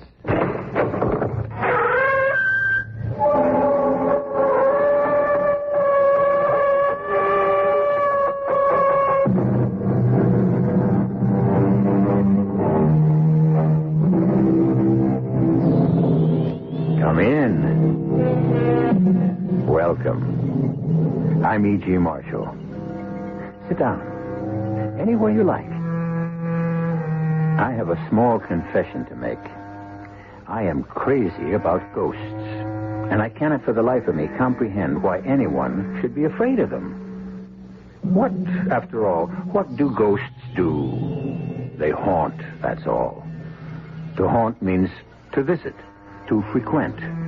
In short, to hang around. What's so scary about that? A hopeful lover hangs around a lot. If an inspiring lover or a wistful compatriot can hang around without inspiring fear, why not an anxious ghost? Is it really you? Oh? Yes, Melba. It is I. Paul. Don't cry, Melba. I can't help it. All right, dearest. Go ahead and cry. Paul, tell me something. What? Are you happy? Where you are? I'm really sorry you asked me that, Melba.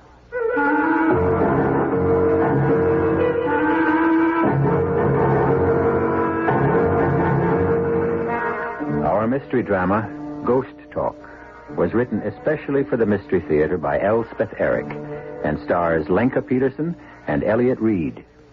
It is sponsored in part by Uncle Ben's Long Grain and Wild Rice and imported Vigna Rosé wine.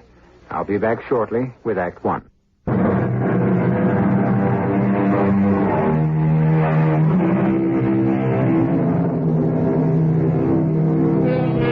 Yes, ghosts haunt places. Traditionally, they haunt large, decrepit mansions with long halls, extensive staircases, and musty attics.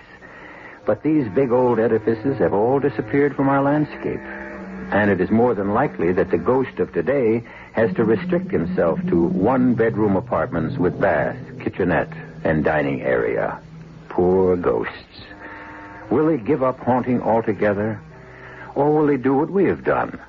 Adjust. Melba, you have my number? Yes, Leonard. Both at home and at the office. If there's anything I can do, Melba, anything at all. I'll call you. Bless you, my dear. Oh, Paul. Where are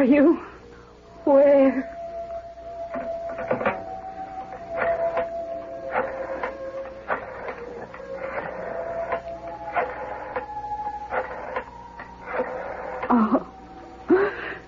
Irene, it's me. They've all gone. Leonard Whipple was the last to leave. I'm all alone. No, I'm not crying. I'm trying to be brave and calm and remember everything you told me. Leonard said to call him if I needed anything, but what does that mean? I need my husband. I need Paul. Oh, no, Irene, I couldn't go to the movies. No. I'll just sit here and think about Paul. All the beautiful memories. 22 years of beautiful memories. You know, Irene, I keep thinking all the time of what you said to me after the funeral.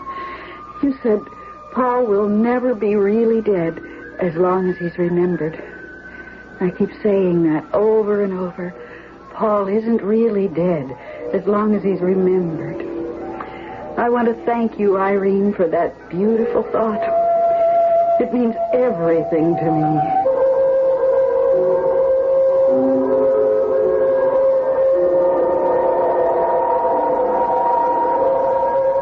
Oh, Melba. How goes it, Paul? Hello. It's Bruce, isn't it? I'm new here. I haven't got everybody straight yet. You never will. It doesn't matter. Yes, I am Bruce. Mind if I join you? I wish you would. You had a particularly beatific expression on your face just now as I was floating by. I was thinking of my wife. My wife, Melba. Yeah, why? Why?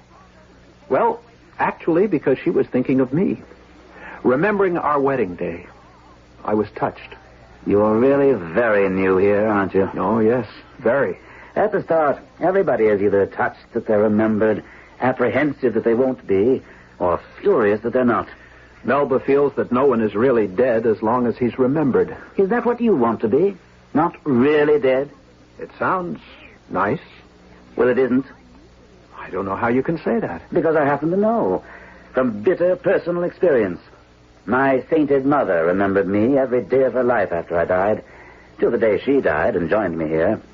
Since her arrival, I'm happy to say, we've exchanged precisely 6 words. A while back, she had the grace to apologize. I'm sorry, son, I didn't understand. Those were the 6 words. Sorry for what? For remembering me. What was she supposed to do? Well, forget, for goodness sakes.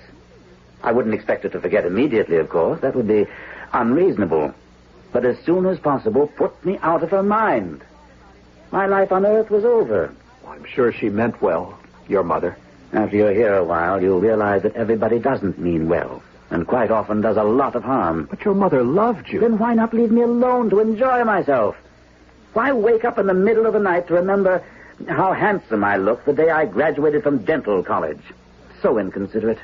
Why was it inconsiderate? Because, my dear fellow, if she kept it up long enough, I'd have to stop whatever I was doing and go visit her. Visit her? How could you do that? How? Well, the way it's always done. As a ghost, of course.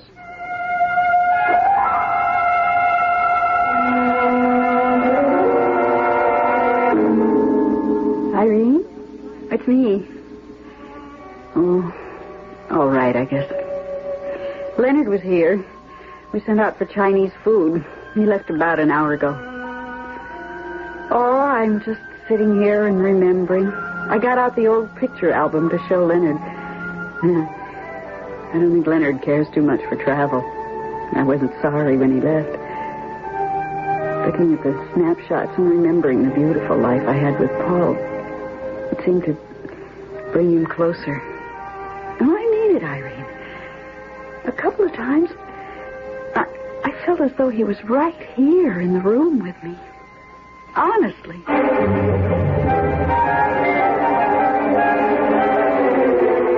Bruce. Oh, Bruce. That you, Paul? I had a terrible time finding you. Well, now you have. I asked everybody where you were, and nobody knew, and then Salome said, oh, he's probably out strolling among the stars. That's his favorite pastime. But I had no idea how many stars there are. You still haven't any idea. Actually, neither have I, and I've been here heaven knows how long. So far, this is my favorite galaxy. But of course I haven't seen them all. Has anyone, do you think? Oh, I suppose he has. He must have seen everything. Since the beginning of time. And before that? Yes. What made you come looking for me? Something special? Bruce, I can't get a moment to myself on account of Melba. Your wife. You know what she did? She got out an old snapshot album and started looking over all the pictures we took on our vacations, birthdays, Christmases. Typical. They all do it. The worst part is she showed all these pictures to a friend of mine. Of hers. Ours. Leonard Whipple. He couldn't have cared less. She's really hanging on to you, isn't she? It's very nice of her and all that, but it's terribly exciting for me being here. Everything's so completely different.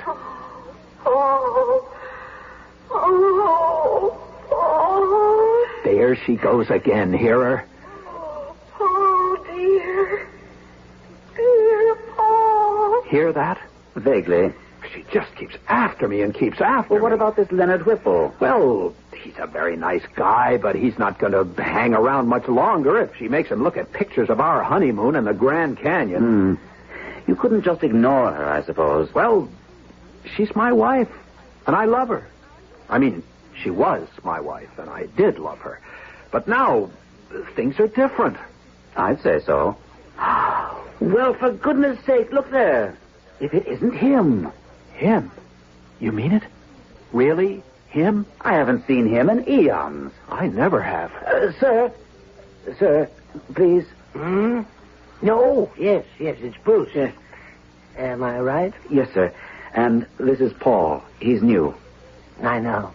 Hello, Paul. I'm really thrilled to meet you, sir. The galaxy is looking well, don't you think? I love this galaxy, sir. You set it out so neatly. There's one star I've been concerned about. I think it's beginning to twinkle out. Sir, as long as we were so fortunate as to run into you like this, could we have your advice about something? You know I dislike giving advice. It's for me, sir. I don't know what to do about my wife. Is she here? Oh, no. She's with the living. On Earth. Oh. And she's grieving. Well, that's to be expected. She'll stop after a while. She doesn't show any signs of stopping. I was wondering if I shouldn't, appear to her. Bruce says it's a simple procedure. Well, you could do that, of course.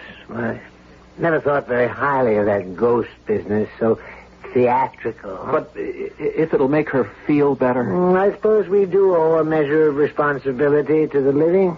You think I could go back for a short visit? Well, you're free to do as you like.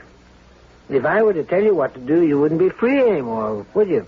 Well, if you just tell me what you think. No, I really can't do that. That would be tantamount to telling you what to do because of me being who I am. You see, you think I have all the answers. Everybody thinks so. Well, I don't. There are countless things I haven't found answers to. However, like everyone else, I keep trying. Now, if I really have to go to see if that poor star is feeling any pain, you'll both excuse me?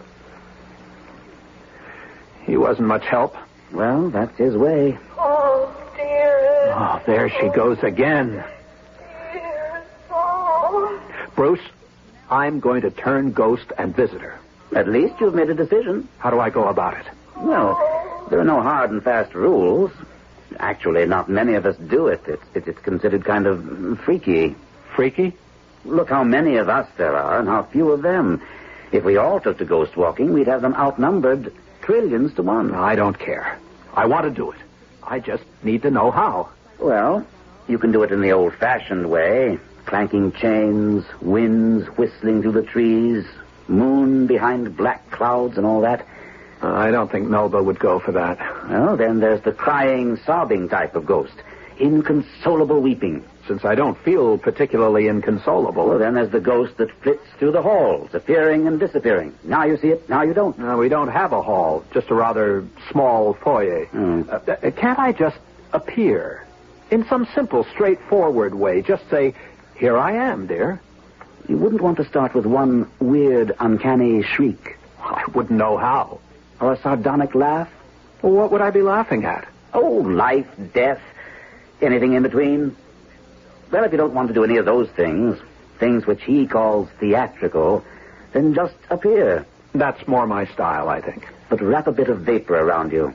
After all, they need something to identify you by. And don't stay too long. And above all, don't let it depress you. Why should it depress me? You'll find out, my friend. You'll find out.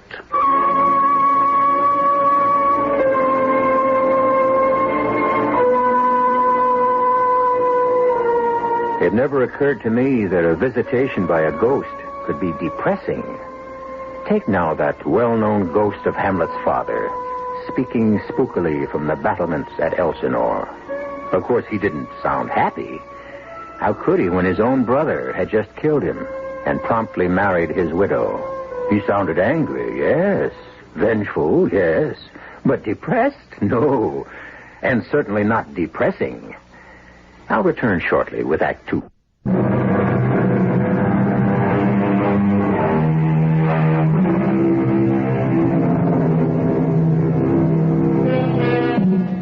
Our moribund hero, Paul, has decided to return to Earth as a ghost and haunt the 3-room apartment where he once lived with his wife, Melba.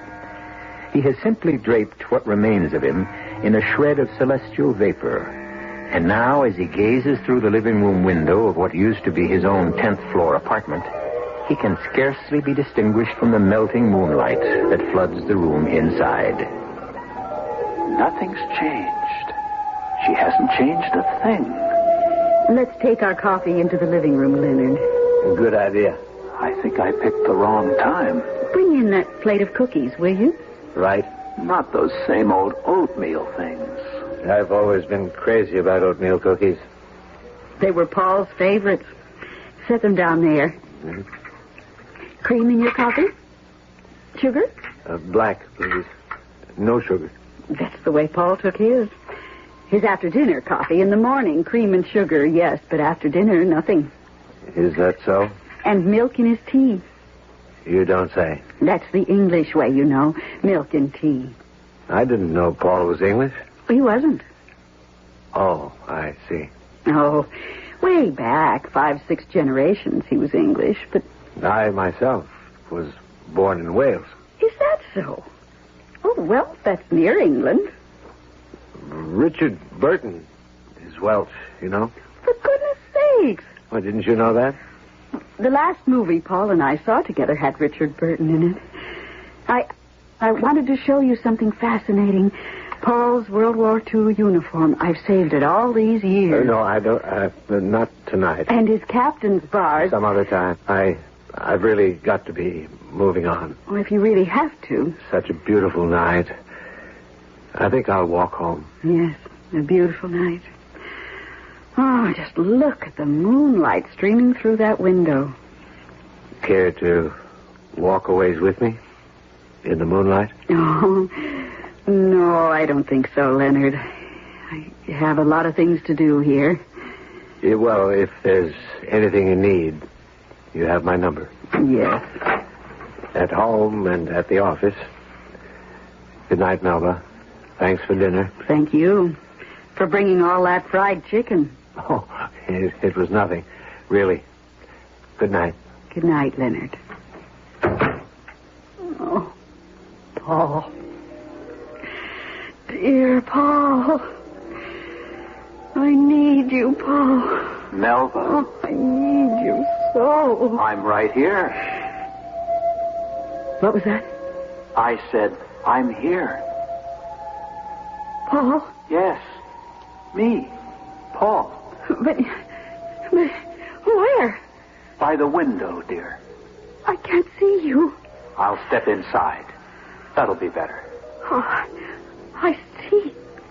I see something. You see me. I dare say I've changed somewhat.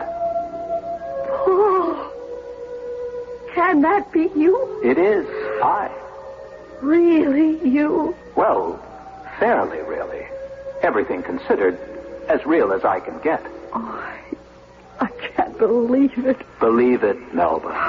Oh, Paul. How are you? Oh, never mind about me. How are you? Oh, I'm all right. Really? All right? Everything considered, I'm better than all right. Paul, tell me, are you happy? Happy? I must know. Are you happy? I'm sorry you asked me that question. Why should you be sorry? Happy just isn't a word we use. Why not? Because it doesn't mean much once you've died. Oh, Paul, you're not saying you're unhappy. No, I'm not saying that. Then what are you saying? Look, Melba, I didn't really come here to talk about me. What about you? Well, naturally, I'm not happy. Why not? Without you? What about Leonard Whipple? Oh, him. What's the matter with Leonard? Well, nothing's the matter with him. He's just not you. Well, I'm not me either. Not the way I was before I... Oh, but I remember you the way you were. And as long as I remember... Melba, honey, I don't even remember me the way I was. You don't? Not very well. You remember me, don't you? Sort of. Sort of. Well, you were my wife. I'm still your wife. Not exactly. There'll never be anyone for me but you. Never, I swear it. Please, Melba. We are man and wife forever, for eternity. And now that I know you can return to me, not in the flesh perhaps, but even like this. It's strange. It's weird, but it's enough for me. I can live on as your wife and on till I join you. Melba, you don't know what you're saying. Oh, I knew you could never really die as long as I remembered you. And you see, here you are, living on.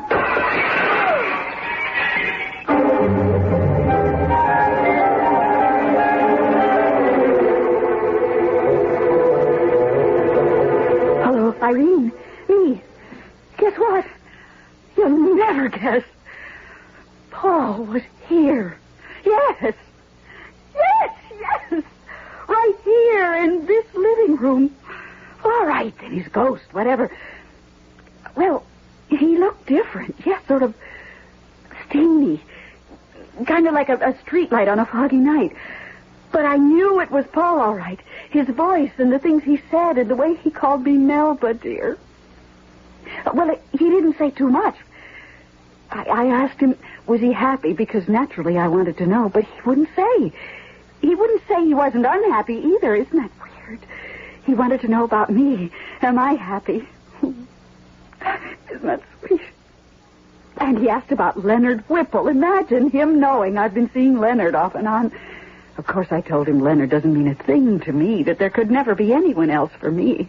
I said, Paul, we are man and wife for eternity. I said, you can never truly die, Paul, as long as I remember you. And then, you know what, Irene? There was this great big noise, a crash sort of. No, not like thunder, more like music, like a chord out of Beethoven or somebody. And all of a sudden, he was gone. But he'll be back. Like you said, no one is really dead as long as he's remembered.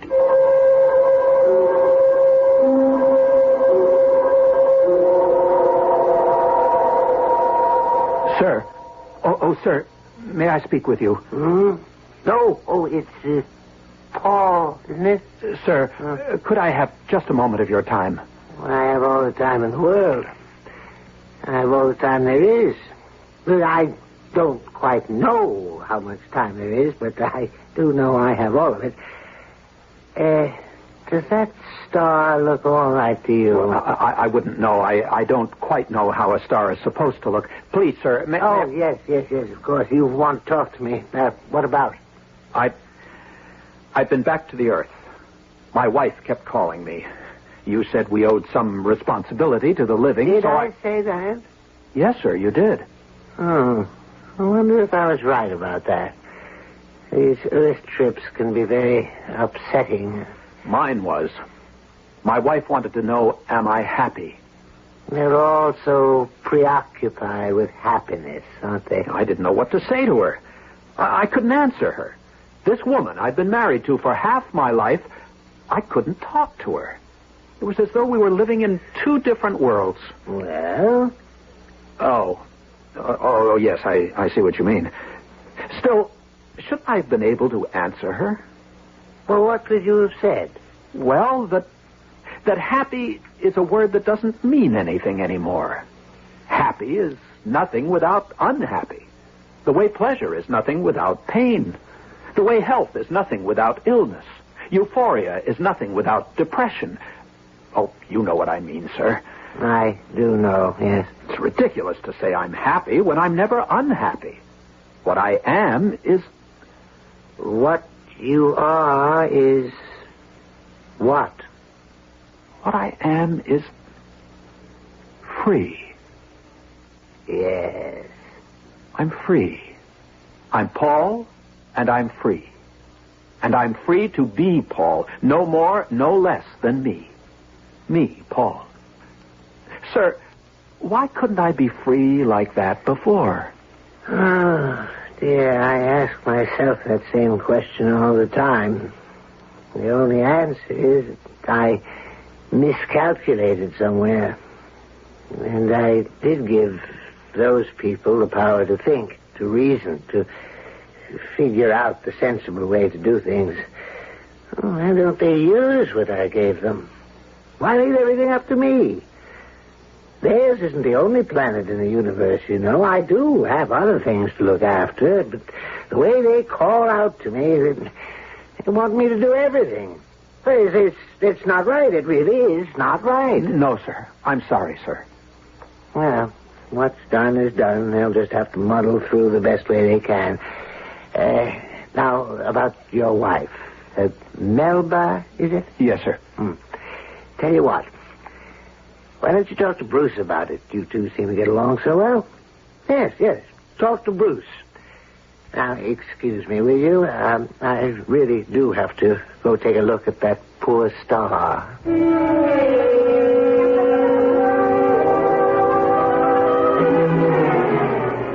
Bruce, he just wasn't any help at all. Now, you listen, Paul.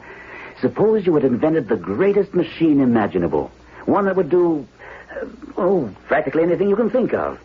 How would you like it if somebody came running to you every time a bolt got loose and asked you to tighten it? But, Bruce, Melba says she's going to go on remembering me forever. We'll be man and wife forever, till she joins me here, and then we'll still be man and wife. Maybe once she gets here, she'll change her mind. But she's only 42.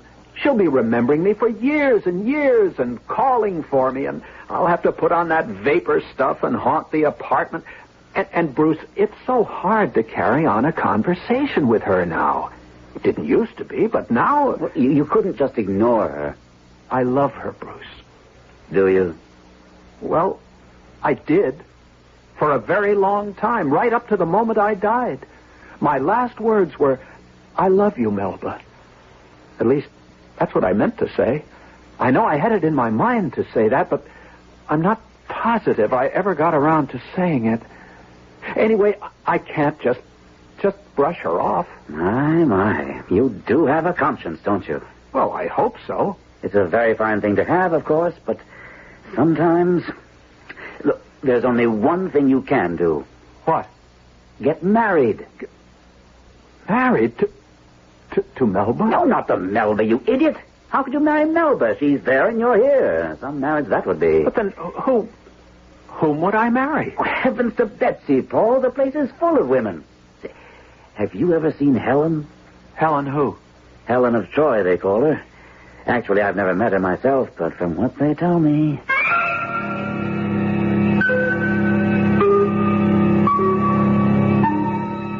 Marriages are made in heaven, so it's been said. There are those who consider this a profoundly true observation, while others think it one of the silliest statements ever made. I myself have no opinion, at least none that I care to express here. But no one, so far as I know, has ever claimed that people actually get married in heaven. I'll be back shortly.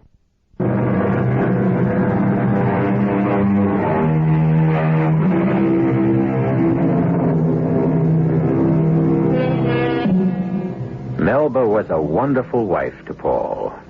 But as his widow, she leaves something to be desired. Two things. She won't stop desiring him, and she won't leave him alone. In his desperation, Paul has gone to his kindred spirit, Bruce, for help. The only advice Bruce could offer was for Paul to marry again. Not his earthly wife, Melba, but one of the heavenly creatures who, like Paul, expect to live on forever in whatever place it is they live on forever in. You definitely burned yourself out, little one. Too bad. Sir? Oh, sir. Oh, look, Paul, this dear little star has burned itself out. Well, I knew it wouldn't be long.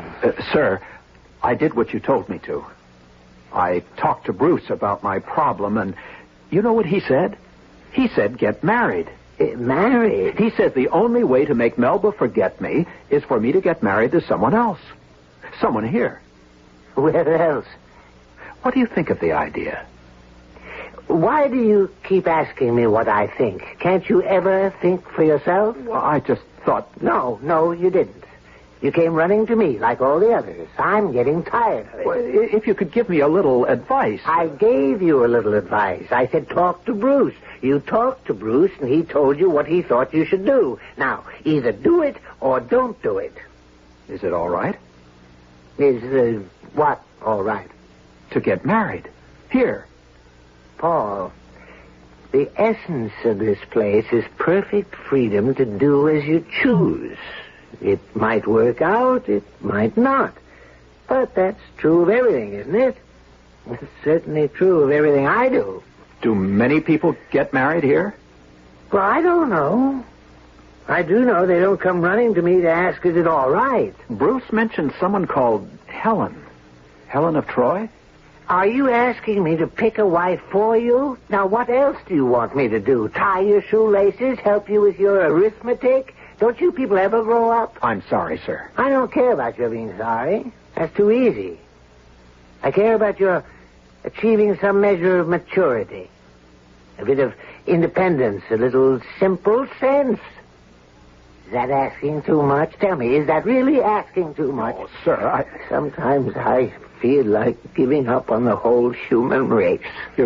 You're not going to cry, are you, sir? Why not? Who has better reason to cry than I have? Nobody, I guess. However, we must all carry on, mustn't we? Never give up. That's my motto. Because if I gave up... Don't say it, sir. Please, don't say it.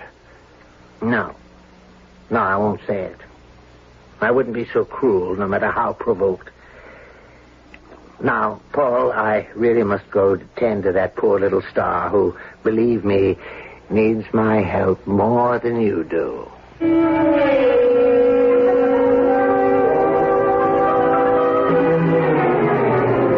Irene, it's me.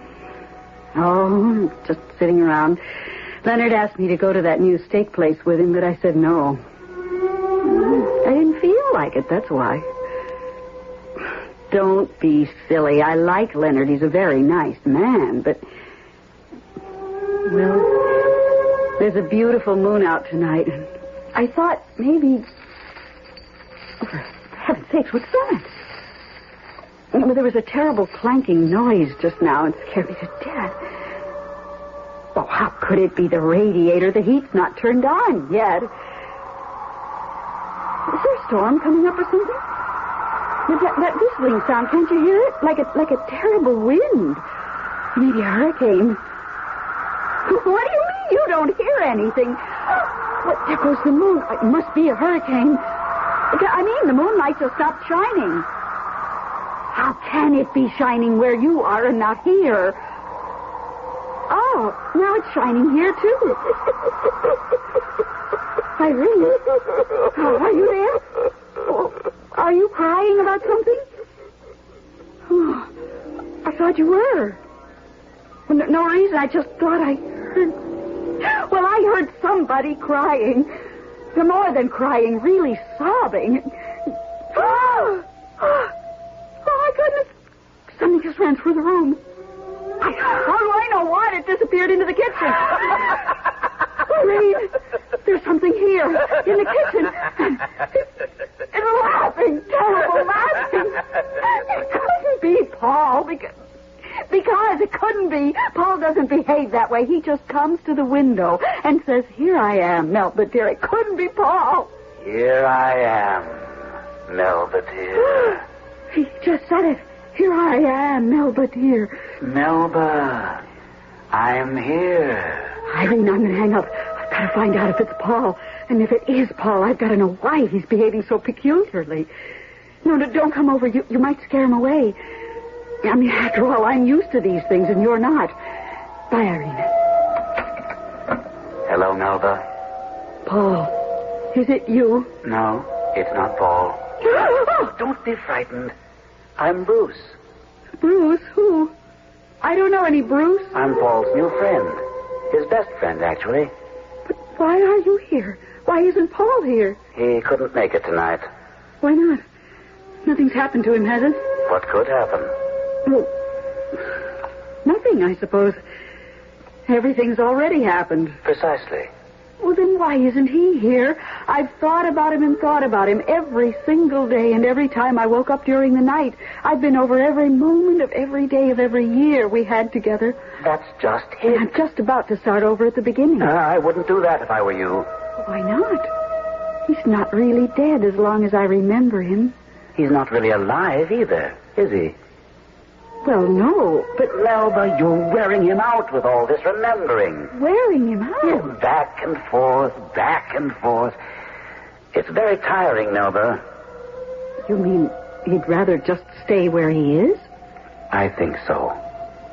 Oh, nobody wants to be dead and forgotten. Wait till it's your turn. I certainly don't want to be. Wait, you'll find out. Nobody wants to be dead and forgotten. That's because they haven't tried it yet.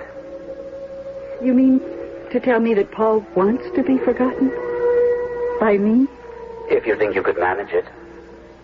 Forget 22 beautiful years? Oh, I couldn't. I couldn't possibly. What about having 22 more beautiful years with somebody else? Like who?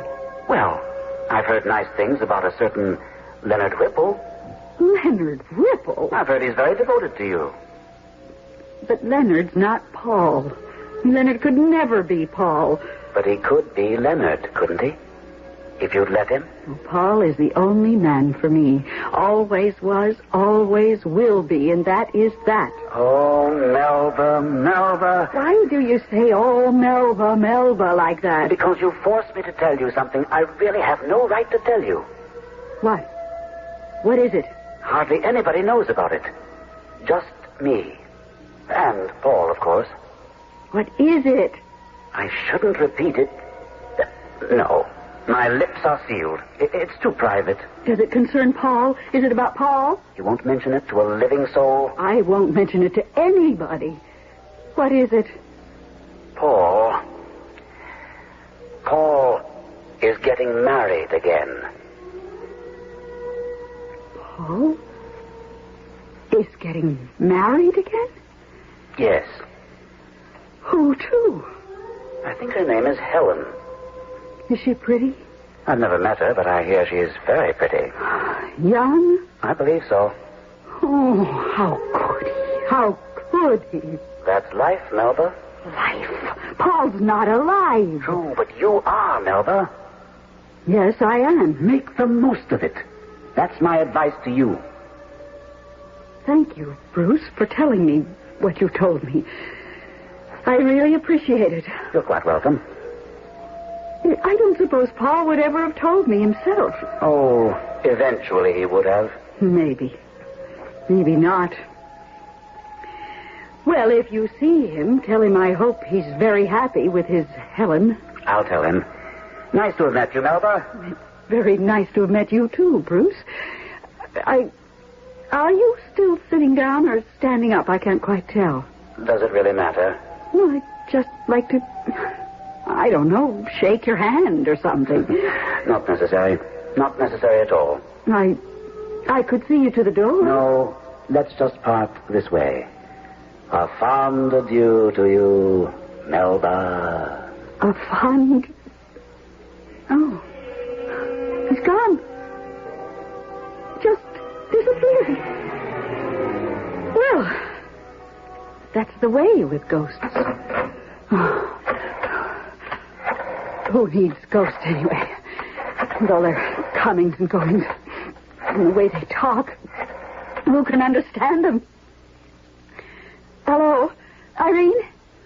Irene, you are absolutely not going to believe what I'm about to tell you. You simply will not believe it.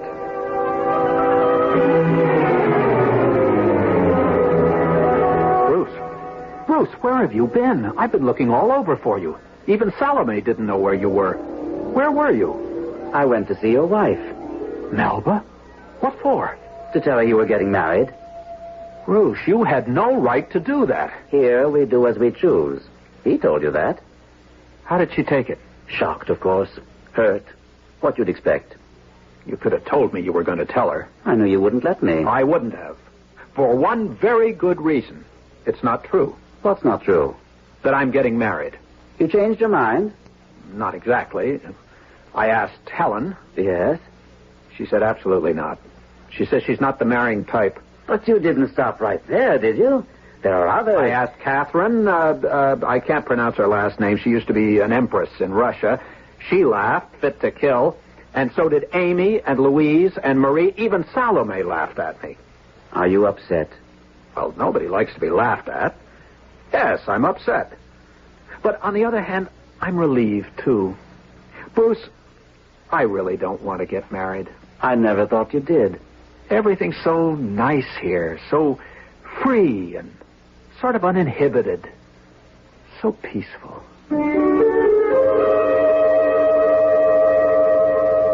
Leonard, it's Melba. You don't mind my calling you at your office, do you? Oh, that's good. How was the new steak place? You didn't go? On account of me, you didn't go? Well, I must say, Leonard, I spent the evening doing various things. Things that really needed to be done.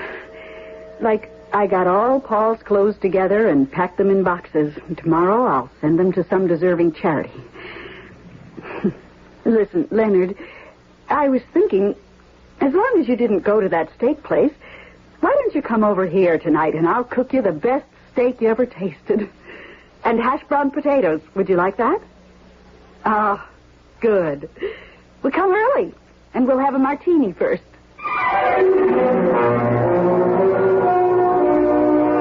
Well, good for Melba. Good for Leonard. And good for Bruce. And for Paul, too. Good for everybody who faces up to a problem and solves it the best way possible. The solution may not be a perfect one. Solutions seldom are.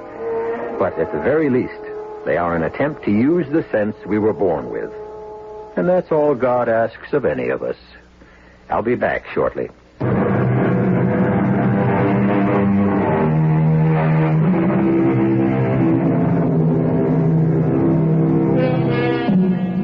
You do realize, don't you, that the story I've just brought you was all pure fantasy. I don't know any more than you do what happens to us once we have resigned this terrestrial life, and you know as little as I do. Unless, of course, you are a ghost. Oh, if you are, I wish you'd get in touch with me. I have gobs and gobs of things I'm dying to ask you, well,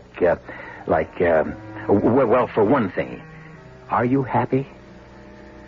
Our cast included Lenka Peterson, Elliot Reed, Robert Dryden, and Gordon Gould. The entire production was under the direction of Hyman Brown. And now, a preview of our next tale. Who told you? I saw it happen. Now, Mary, you must get a hold of yourself. He was shot just as he turned the corner. His revolver was still in his holster. He never had a chance. Joe never had a chance. I know how hard it is, Mary. I saw it happen. Oh, why? Why did I see it happen? I saw it happen as if I were sitting in a theater, and it was all taking place on a giant screen. And from that night on, I saw it happen every night. Every night I was condemned to relive it again. And again. And again. Radio Mystery Theater was sponsored in part by Buick Motor Division. This is E.G. Marshall inviting you to return to our Mystery Theater for another adventure in the macabre. Until next time, pleasant dreams.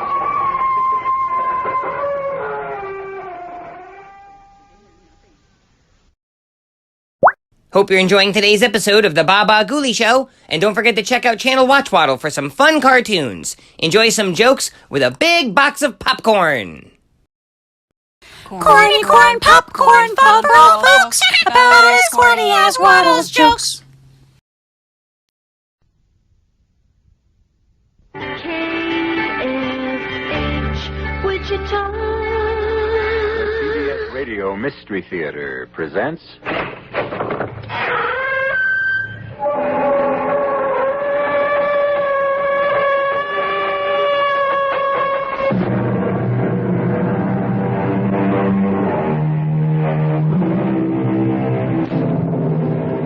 Come in. Welcome. I'm E.G. Marshall. At the beginning of the 16th century, in what we now call Mexico, one of the world's most remarkable civilizations came to flower.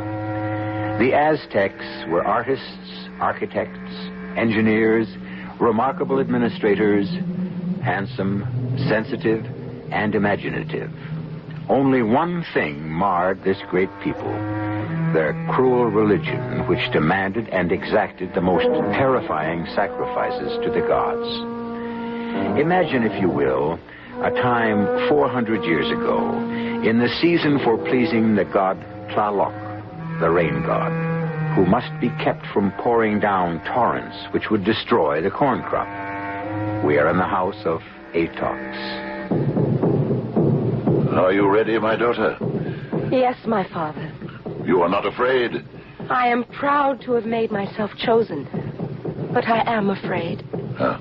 Drink from the vessel. It will give you courage.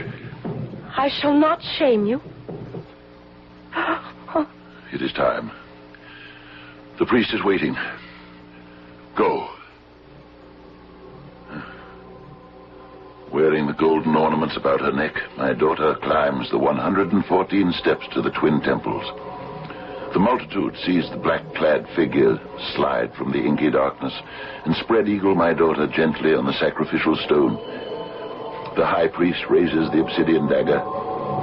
With one frightful stroke, he drives it into her quivering flesh and, reaching, drags the heart, still breathing, from the cavity.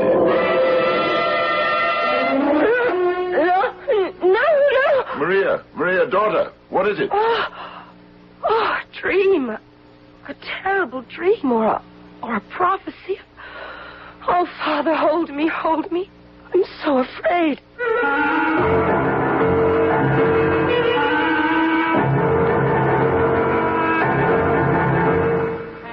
Our mystery drama, The Altar of Blood, was written especially for the Mystery Theater by Ian Martin and stars Fred Gwynne. It is sponsored in part by Anheuser-Busch Incorporated, Brewers of Budweiser, and Sign-Off, the sinus medicines. I'll be back shortly with Act One.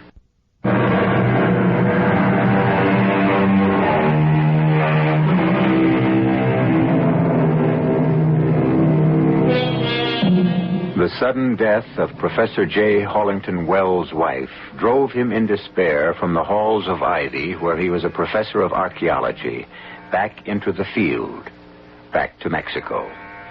What had brought Professor Wells to Mexico City and Lake Texcoco was his wife's ancestry.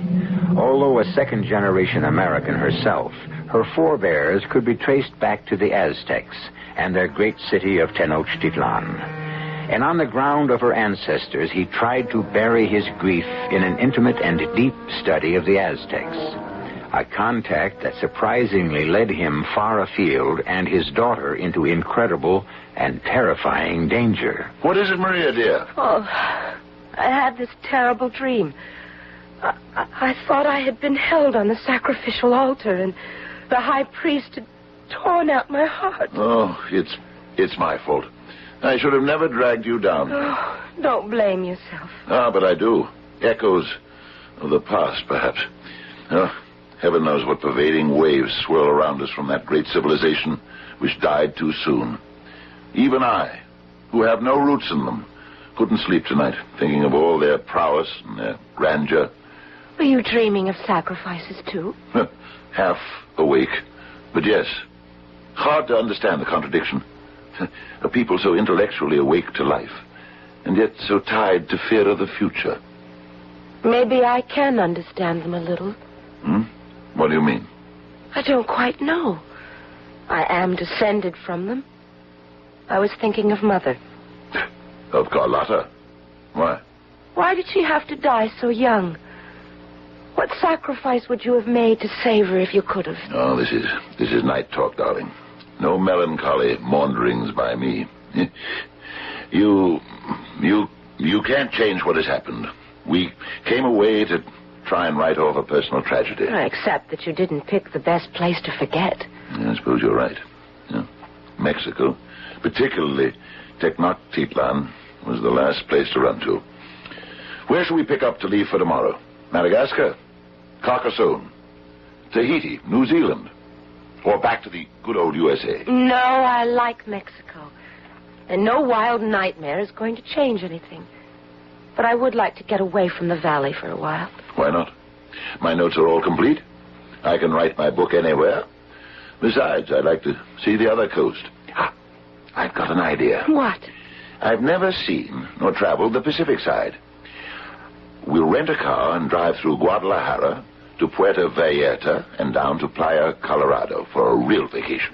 Playa Colorado? Is one of those new clubs that provide a total vacation, which are opening up all over the world. Inexpensive, good food, scads of young people for you to meet instead of hanging around with an old fogey like me. That isn't the way I think of you. Yeah, well, I'll accept the compliment, but then insist the wiser head must prevail. What you need is someone your own age to blow the past right out of your head. And that's just what I'm going to arrange to have happen to you. Now, go back to sleep. And no more dreams. We're really leaving the past behind now. Good night. I love you, Father. I am sleepy.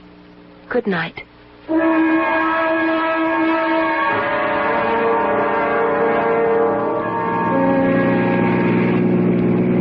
Oh, it's a whole new country. Yeah. Mexico has as many faces as the U.S. Oh, I wouldn't agree to that all the way. But compared to the Yucatan and the valley, oh, this is marvelous. Oh, those craggy mountains to the left, and how wonderful to look out to the sea on the right. It's a little like the Amalfi Drive in Italy. Since I'm driving, I'm glad this road is better. Although I guess by now they've widened that old terror. They have. But I remember that first year after high school and before college that you drove Mom and me down the Italian coast. I'd rather forget it. I'm sorry. Oh, not because of your mother. Just how scared I was driving. Damn! What is it? Blowout. Oh, thank heaven it was a rear tire. Why don't you stop? On this road, I'm trying to find some place I can pull over and be out of traffic. You can't go to the right. It's a 100-foot drop. Cut over to the left. Into a sheer cliff? Oh, no. Wait a minute. Hold your hat. What are you going to do? There's a little spot over there. I can drive the car off the road. But it'll be rough going for a moment, too. Hope nothing comes around the bend as we cross. Here goes.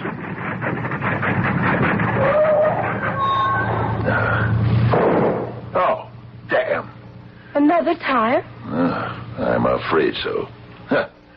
Now we're really stuck. Okay, Professor. Which way do we start walking? Well, not back anyway. We must be a good 15 to 20 miles outside Puerto Vallarta. And the other way? There's a village, Tomatian. I wonder if we'd find a mechanic there. It's quite a hike. Well, we can't just sit here. It'll be dark in a few hours. We're not exactly in the wilderness, you know. There is a bus route along this road, and we have passed a few other cars. All of them headed the opposite way, and few and far between. Well, at least we can speak the language. Socorro! Hey, senor! Socorro! Por favor, senor. Nuestro automobile es no trabaja. American, sir. Same with the Spanish. Oh, I'm sorry. My French is great, my German is passable, and in 6 months I hope my Spanish will be at least as good. But right now, I'm happy to find it's Americans in trouble. Oh, I didn't mean it the way it sounds. Oh, I know you didn't. This is my daughter, Maria. My name is Wells. Hallington Wells. Hell of a name when you come right down to it. I don't think so. Not if you're the J. Hallington Wells, the archaeologist. That's who he is. Well, then, this is an unexpected honor and pleasure, Miss Wells. I'm Bill Hallam. Oh, you're interested in archaeology? My major in college. I'm pleased to meet you. As we are you, for more reasons than one. I'll second that. But we'd better get a move on before some crazy Mexican comes one way or the other or both and finds my Jeep in the way. They drive this road like it was the Indy 500. I'm afraid my car's grounded. Yes, I can see that. Unless you have 2 spares. But I can give you a lift. Where were you headed? Playa Colorado. Well, that's just great. It's where I work. Come on, the chariot awaits. I'll help you with your bags, and we can make all of the arrangements to have your car taken care of there. What do you do at the club? I am what they call a G.O. I'll get the big one, Professor. Oh, what's a G.O.? The General Organizateur, polite name for Beach Boy Guide Companion. And then all of us have our own specialties. Have we got everything? I think so. What's your specialty, Bill? I'm a sailing instructor. Oh, great. I'd love to go for a sail with you. You know something? So would I.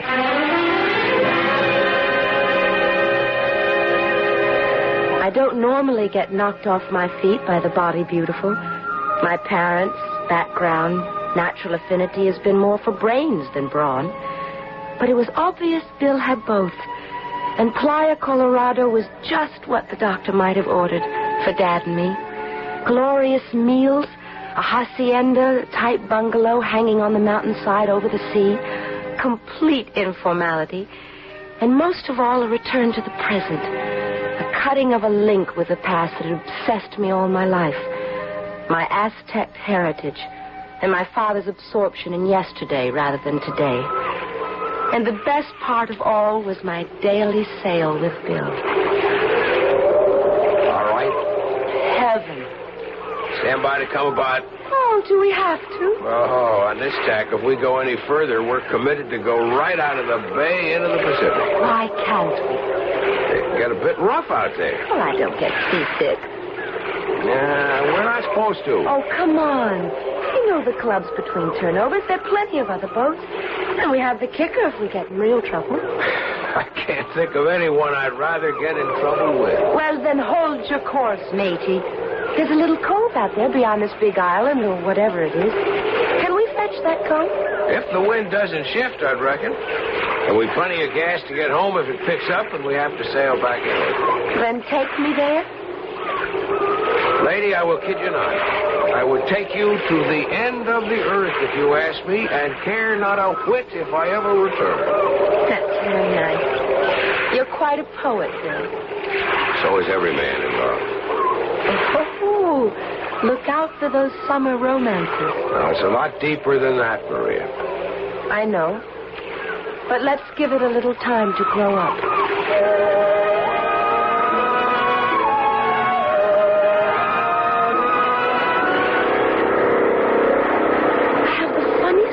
About that little cove, Bill. Did you like it? Who knocks paradise? I think it's just what Dad's been looking for since Mother died. You know that big mound that juts out from the mountain with a sort of mesa on top? Yeah. It'd be the perfect place for a small house. There's water from the stream above. You could cut a driveway down from the main road. There's electricity and phone lines there. I wonder who owns the property. I think it's state land. The alcalde in Manzanillo would know. Could you take Dad over there tomorrow to see it? Sure. But, you know, building there wouldn't be all that easy. That's practically jungle, matted with mesquite and cactus and vines. And there's only a thin layer of soil over sheer volcanic rock. I know, Bill, I know, but I don't know how to say it. Something calls me there, tells me to go there. Insists that I come back to stay. I've got to go back. No matter what, I have got to take Dad to see it. We did go back. And Dad's reaction was just as strong as mine. It was like coming home. So 2 days later, we found ourselves discussing the possibility of buying the property with the mayor of Manzanillo. And as I say, senor, it can be bought. For a very fair price, I hope. Oh, yes, the price is cheap, but I am aware of your prominence, Dr. Wells, and I'm also well aware that your daughter is of our people historically. I feel it would be unfair not to tell you that this place has, how do you say, it has a bad name. Why? It is a forest, a jungle, no? From the road, yes. There is much wildlife, more than is usual in this part of Mexico. I don't mean the snakes, the iguana.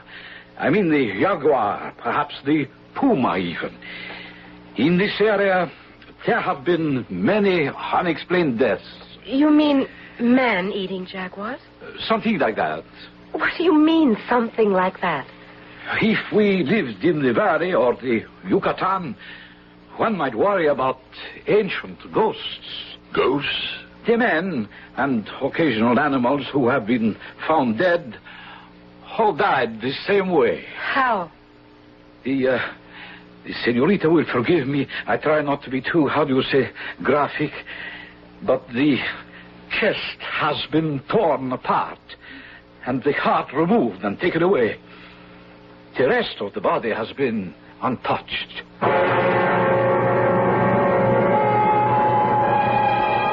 Why would a carnivorous animal who kills to eat select only the heart? Or is this just legend, which can be created and believed so easily by peasants who live in constant daily superstition? Or does the alcalde have some ulterior motive to protect this piece of mountain shoreline we do not yet understand? I'll return shortly with Act 2.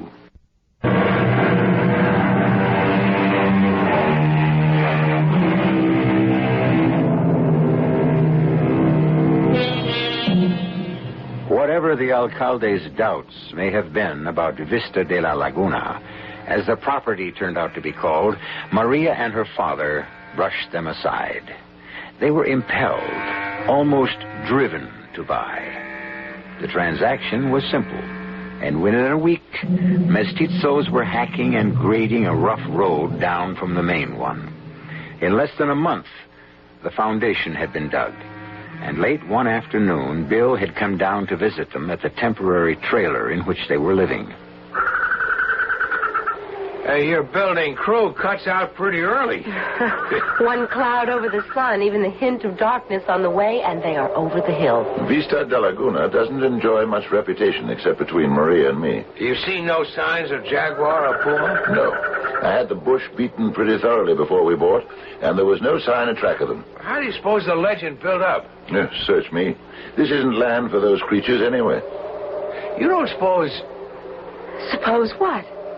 Well, you know, the business of the heart being torn out, that's so Aztec or Mayan or... No, the Mayans never spread west beyond Oaxaca, as far as we know. And the Aztecs were concentrated in the middle of the country. Although, we know after Cortez and the invasion, they scattered and were driven west. There is some belief that they may have occupied a small strip of the Pacific coast. Not here, Daddy. Please, not here. Unlikely. And yet... Hey, look, I didn't want to throw a damper on the evening. I brought a big picnic hamper from Louis Pierre, the chef du village, and some champagne. That's nice of him. What's the special occasion? Well... I meant to speak to you sooner, Daddy, but... Well, the days are so full, and we haven't had much chance to talk about anything except all this. Getting the old ball and chain settled. So you young folk can be free to enjoy each other and a life together. I love him, Daddy. Well, even the myopic old daughter like me can see that. What's that? Sounds like thunder. Oh, no, not yet. Too early. It could ruin the corn crop if the rains come. And we'd have a moat instead of a foundation ditch. Which reminds me. What? I'm going to grab me a shovel.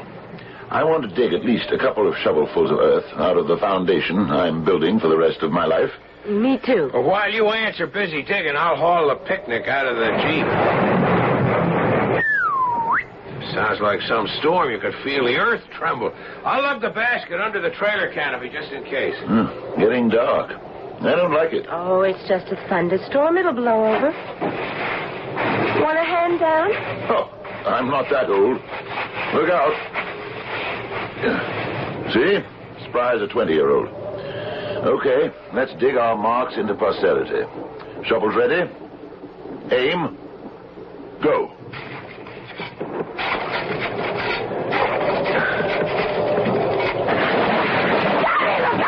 Get back, Maria! Get back! Maria! Maria! Dr. Wells! Are you all right? What happened? Why? What? They're gone! Vanished into thin air!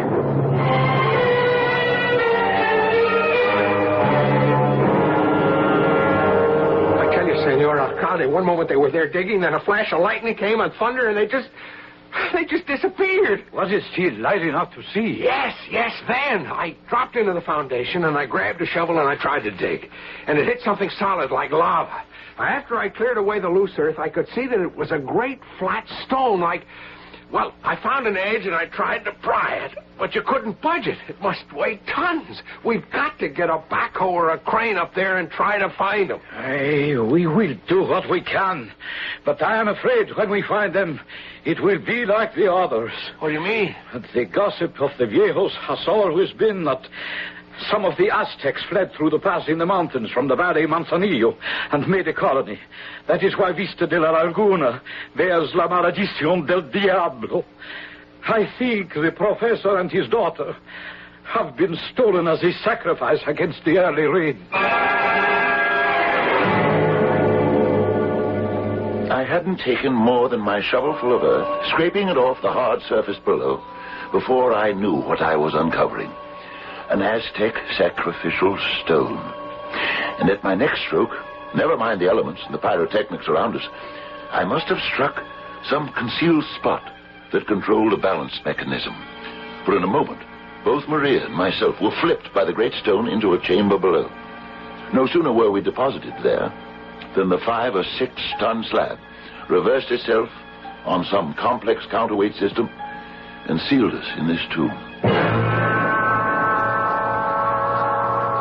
You all right, Maria?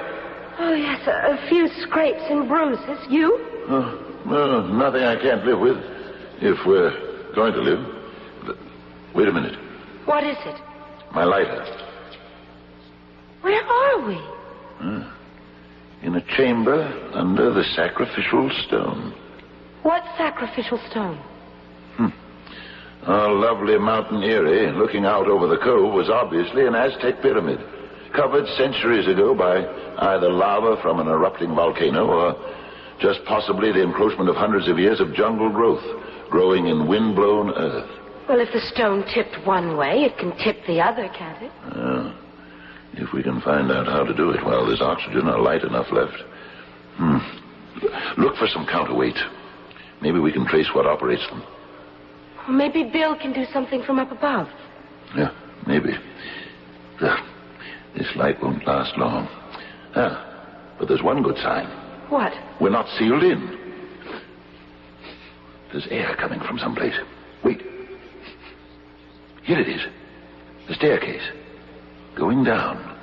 Where would that take us? Perhaps to the burial vault. Perhaps to ground level. And the way the Aztec priests used to climb unseen to the temple.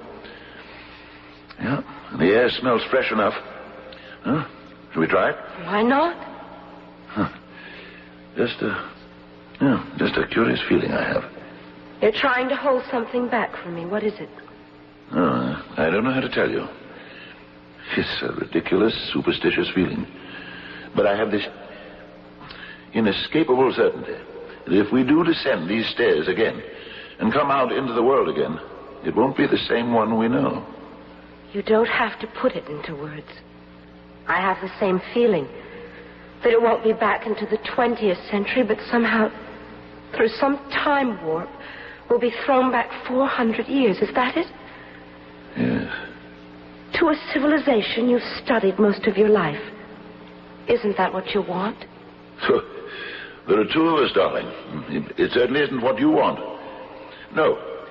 We stay here and wait and see if Bill can't exhume us.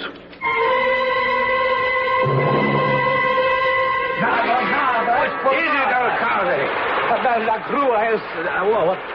what do you call it? The crane is fallen off the road. Oh, Lord. The rain has made the edges soft. Now we must send for another one to pull this one back up again. If they're trapped under that stone, they could smother to death. It is unfortunate, Señorville, but que si puede hacer para creer en Dios. Well, God or somebody had better get a move on. Daddy, Yes? is it hard to breathe? Yes. What time is it? I can't see without my glasses. Here. Can you read my wristwatch? Looks like a little after 5:30. Should be daylight pretty soon. That means we've been trapped here for over 8 hours. Oh, it is hard to breathe. And I'm cold. I guess neither of us were dressed for an adventure like this. Me in shorts and a thin Mexican cotton shirt, and you in that Perea you bought at the club. Lovely for Tahitian shores, but not made for catacombs. One way or another, as we're dressed, we could pass for ancient Aztecs, or Toltecs, or some related tribe. One way or the other, we may be joining my ancestors if we don't get somewhere warmer and with more air. I think you're right, darling. I guess we'll have to try the steps. If we only had some light. Oh, I have a match folder in my bra. I left my cigarettes on the bank when I jumped into the fountain ditch. If there was only something we could just make a torch out of. We don't need one. What? We'll light a match when we need one. But we can feel our way. It isn't that far down. How do you know that? I don't know. I just know. There's the start of it. Keep your hand on my shoulder. I'll lead the way. You sound as if you know it. I feel as though I'm beginning to remember. Remember what? Well, the match went out. Where I came from. What I was meant for. Where I must go. Come, Father. They are waiting. Light a match, Maria. None left. It doesn't matter. I know the way. This is the last step, except one. The step to open the great stone. Watch, Father.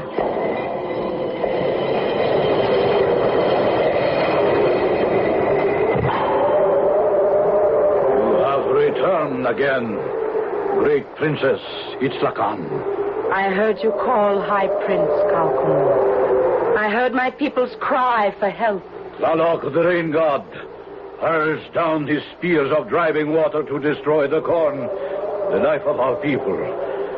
What sacrifice can we offer him to spare us all? Who else but the morning star? Come, make me ready for what must be done. No, Maria. Seize the old man. No, you Keep must him be quiet. You must be mad, or we must be. This is the 20th century. What? 1975. What is this? 1975. The date on your calendar. The Aztec calendar. What day is this? Why, any fool know that. This is the 9th cycle. 7 rabbit, 2 crocodile. 7 rabbit, 9, 52, 9. Oh, my God. What is it, Father? We've walked down those stairs and out into the past 400 years ago in 1575.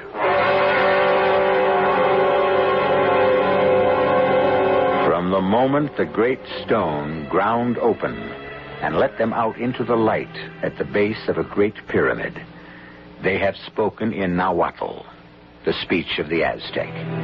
The professor haltingly, as with a foreign tongue, but Maria fluently and confidently, as though it were her own.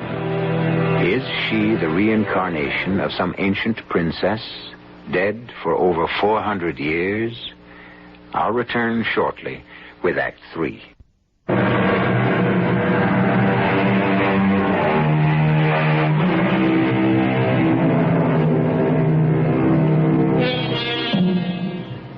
The sun was barely over the mountains as they walked away from the base of the Great Pyramid towering between them and the sea. The professor, looking about it, was transfixed with mingled disbelief and wonder. All around him, scattered in the foothills, surrounding the pyramids on three sides, were the woven thatched huts of a complete Aztec settlement. High above, where he and his daughter had stood last night, planning to build a house, were the temples and the sacrificial stone. Maria. Yes, Father, what is it? Can you believe what we're seeing? I believe because I remember and speak in Nahuatl. It is not seemly to talk in a foreign language before the high priest. Oh, the devil with him for the moment. I'm more concerned about you. What's happening to you? Maria, this is a dream. A fantasy. It can't be real. But it is real. Darling, it's impossible. Look, only last night, you and Bill and I were standing on top of this great pyramid here, only it was buried in the debris of centuries, and we were planning... Bill? Sure. Bill, the boy you're in love with. Oh, don't try to kid me that you're not. Bill? I can't quite remember. Look up there. He must be going frantic trying to find a way to get us out of the trap we fell into. I see no one there but the temples and the stone. Do you? Well, no, not at the moment. What do you and the old one talk of in these strange words, Princess Islatan? It is of no matter, Calcumul. He speaks our tongue less smoothly. The rain clouds are gathering again. The smoking mirror god frowns on us, and Quetzalcoatl, the plumed serpent, has deserted us in our need. Last year there was a drought. We lost a third of our people. If the corn is lost this year, we perish. I will go to my place to make ready. Take my father and make him drink of Oxley, so his spirit is prepared for what must be. It shall be as you say, Princess. Father, you stay here. There's something I have to do. No, Maria. No, I'm not letting them separate us. Come, old man, you will do as you are told. Here you mean nothing. Seize him. No, no. You shall not harm him. He will not be harmed. You have my word. I will see you, my father. Pray for me and the God of the sun to keep the rain from us. No, Maria. No. Don't go. There is nothing you or any man can do. It is written in the stars. Come, drink of Oxley and look for forgetfulness.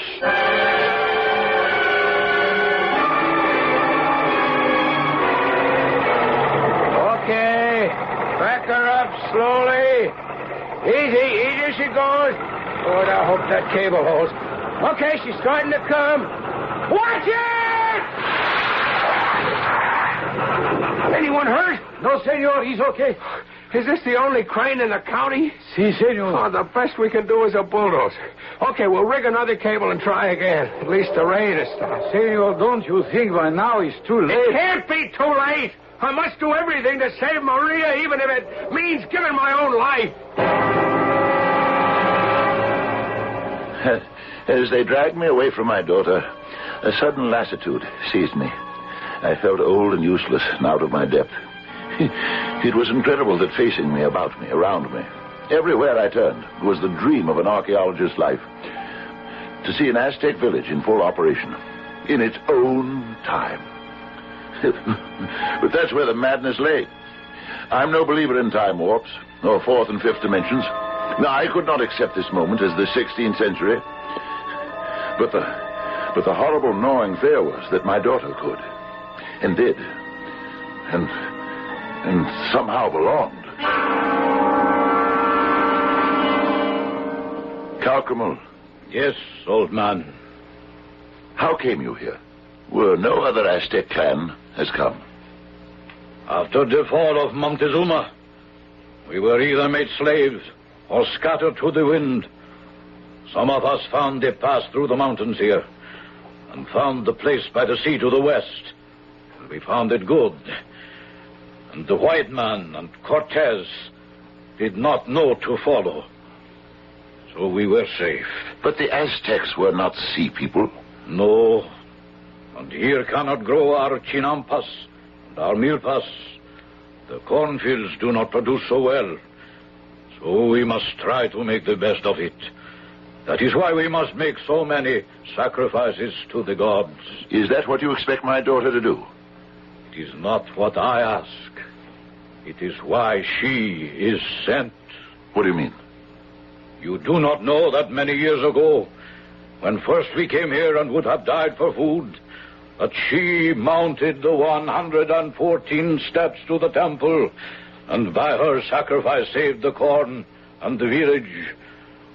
You do not know, you who bring her here again. Are you not from the gods, too? In a way.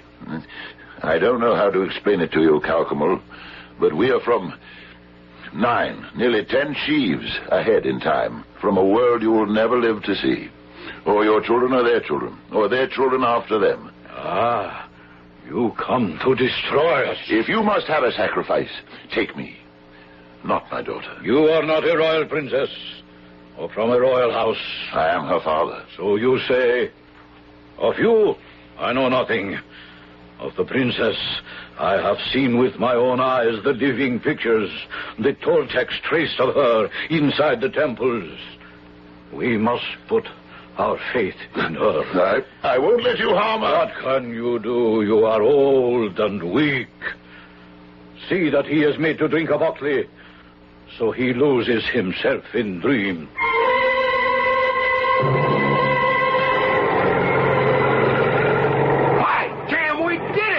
Okay, now, come on. Let's get the crane down to the mesa and get that stone clock lifted.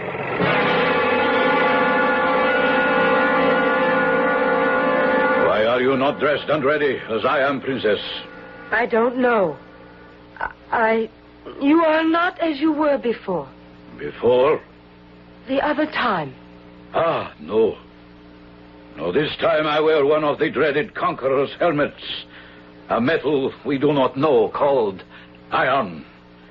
It is a symbol of great power.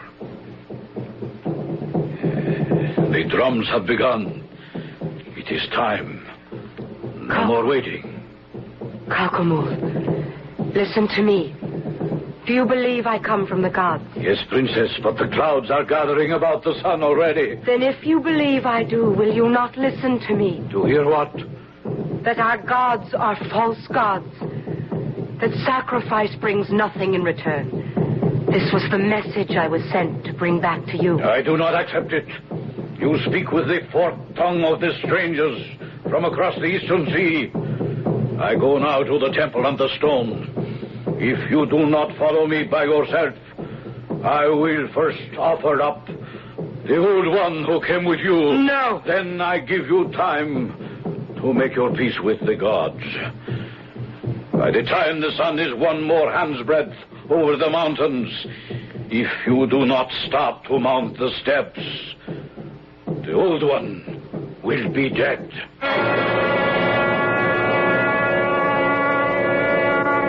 Have you ever tried to wake yourself from a nightmare beyond belief and failed? I can't explain the feeling that I was part of this ancient culture, that something like this had happened before, that perhaps I was facing destiny.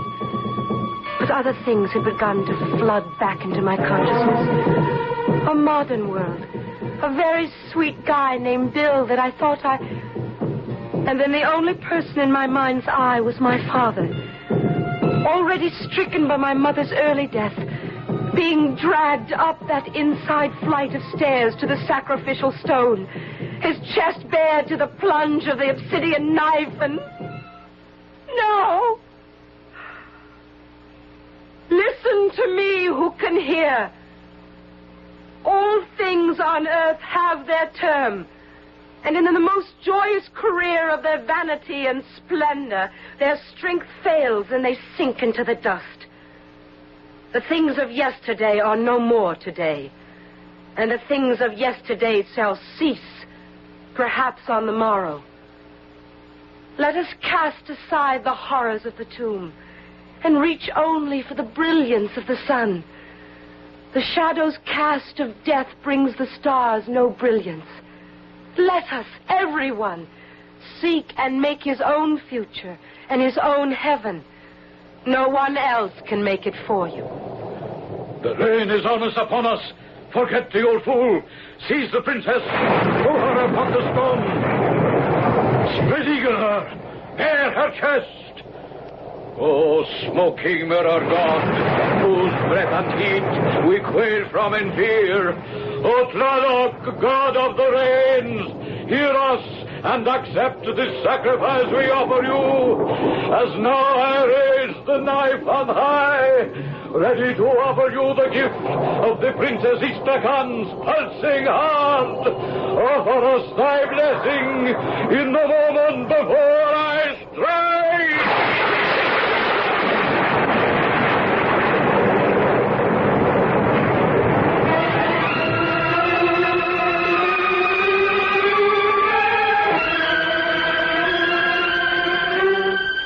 Daddy, what happened? A bolt of lightning went straight to Calcumo's iron helmet as though he were a lightning rod. Oh, but the explosion. A volcanic eruption. Probably what buried this civilization 4 centuries ago. You mean we're back in the present? Locked in. In our own tomb. Oh, I can't breathe. Maria, the oxygen almost gone. The stairs. There are no stairs. Blocked by the rubble of centuries. Even if there were, would you dare go down them again? Oh, Daddy. Daddy, hold me. I don't want to die. Then perhaps we could offer a prayer. Not to false gods, but to the true one. Almighty God, Almighty Father, I ask this, not for myself who have lived long enough, but only for my daughter. I ask for her the gift of life. Maria! Professor, are you all right? Yes, Bill, yes. They're all right. They're alive. Gracias a Dios. Oh, Daddy, we're alive. Yes, thanks to... Did you hear what the alcalde said? Thanks to the blessing of God.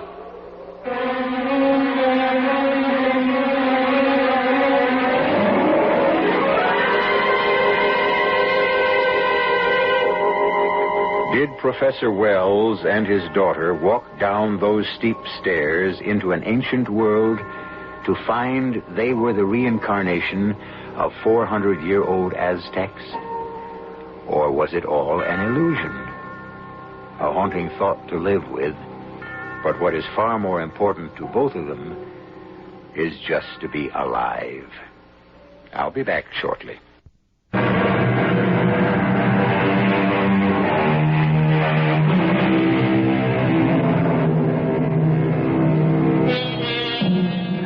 Just one further note before I leave you. Excavations now in progress at Vista de la Laguna prove beyond a doubt that there was an Aztec village there some 400 years ago that was buried in tons upon tons of lava and ashes from a volcanic explosion. And in one of the temples, there is a painting of the Princess Itlaca, which bears a remarkable resemblance to Mrs. William Hallam, nay, Maria Wells. It's a tantalizing thought that maybe... Well, it's only speculation. We'll have to let it go at that. Our cast included Fred Gwynne, Jennifer Harmon, Mason Adams, and Ian Martin. The entire production was under the direction of Hyman Brown. And now, a preview of our next tale. I lay awake, tortured by this miserable, painful arthritis, my fingers, my legs. By the light of the full moon that was pouring in through the window, I kept staring at that portrait of you on the wall over there. Katie, please. Now, don't interrupt me. There you were, as you are now, young, strong, handsome.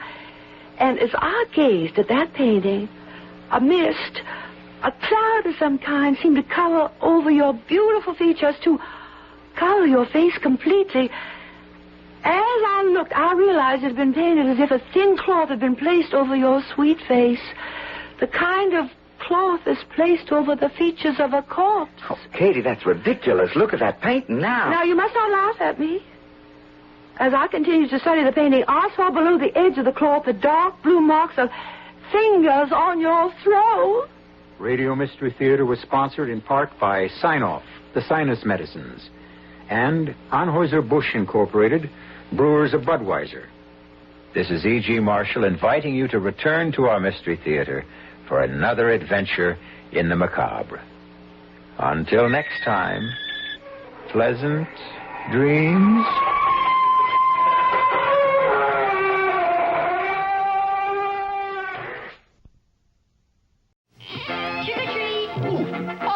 You've come for my delicious cereal, Count Chocula. It's chocolatey good. With a devilishly good chocolatey flavor and tasty marshmallows. Wrong air, Count. Kids come calling for my Frankenberry cereal. It's frightfully good with strawberry flavor and tasty marshmallows. What a treat. Count Chocula. Frankenberry. We like both. You can enjoy this good, nutritious breakfast with Frankenberry. Count Chocula.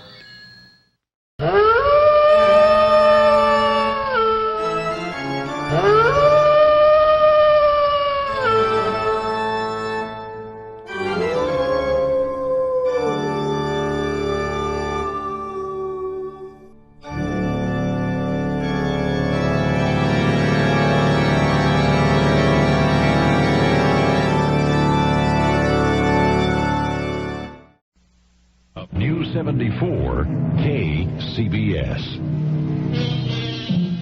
If you ever took one of those ordinary round 1-quart ice cream containers, a handful of paper fasteners, a couple of paper clips, some number 36 enameled copper wire, a small piece of silicone or galena, and a pin or two, and transformed it all into a radio set, well, you're not as young as you used to be. Unbelievably, it worked. You could hear the Paul Whiteman Orchestra and Will Rogers and President Coolidge. How unbelievably primitive your crystal set would seem now.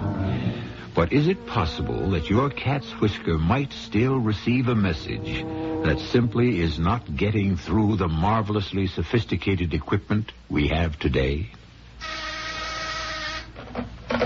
Yes, Miss Hastings? It's Mr. Cartwright of National Industries. He wants to congratulate you. Tell him that I'm in a meeting. And you've got 4 other calls on Well, hold. tell them all I've gone to Outer Mongolia for the afternoon. Oh, yes, Mr. Fowler. What should I say if they ask me why? Oh, tell them I had to buy some yak butter. And, yes, Miss Hastings, could you come in? Oh, wow. Now, Miss Hastings, would you mind retyping this letter? It's not very long. I've marked the words that aren't spelled right. Oh, Mr. Fowler, it's not that I spell them wrong. It's just that I leave out the E in all words that have an I and an E. I write receive and believe. I don't know why I do that. Well, maybe we better send you to a psychiatrist. Oh, I'd be afraid to talk to one of those people.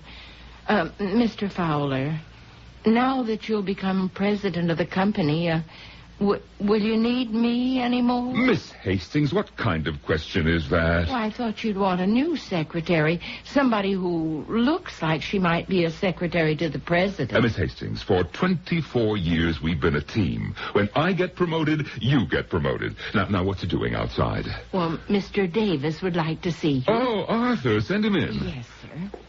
And remember, Miss Hastings, I before E, except after C. Hi, Bert. Busy? What is this, Arthur? You feel you have to be announced now? I don't become president until tomorrow. Yes, tomorrow. Yes, and even then, I'll probably still be the same sweet, lovable Bert Fowler. Now, what's your problem, Arthur? Problem? Who says I have a problem? Well, you look like a man with a problem. Do I? Well, how are things, Bert? Well, now that you've deftly changed the subject, I may add I'm being swamped with requests for my bio. Well, 2 of them, anyhow. Why not? You're a famous man. I will be after tomorrow. Tomorrow. Yes, I knew it would happen one day. I said it 25 years ago. Remember, Arthur? Do you remember 25 years ago? Remember what? Oh, you don't have a sentimental bone in your body. Oh, now, how can you say that? I'm paying alimony to 2 wives. We both came here the same week, didn't we? 2 raw youngsters just out of college, and we did pretty well. Bert. Yes, Arthur, what is it? Well, I guess there's only one way to say this. You're not going to be made president of this company. What? But I'm not? The board of directors met last week.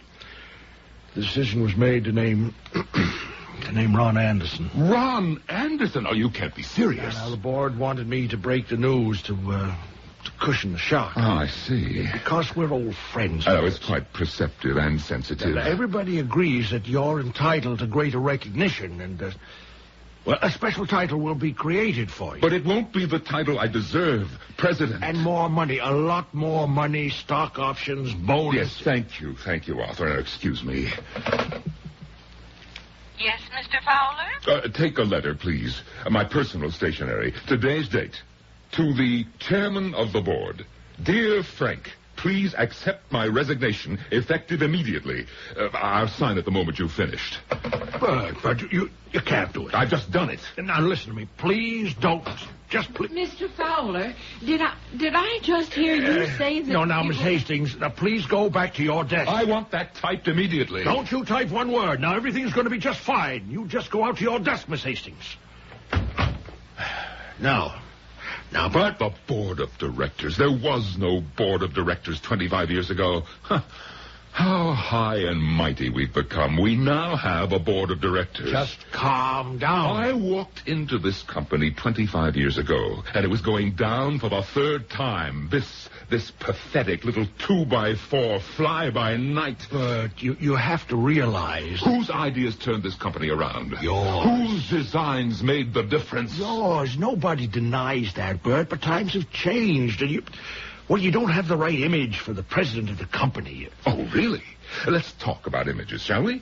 Who worked out the circuit that enables this company to create the world's best image on a screen? It's a new ball game. Well, if it is, you can play it. You represent the past. Bert, you're too old. What? At 53, I'm too old? No, it's the way you dress and the way you cut your hair and the way you impress people. You're just... Well, I guess the only way I can put it is that you're just too World War II-ish. Whereas Ronnie Anderson... Ronnie Anderson is an idiot. No. No, he's not really an idiot.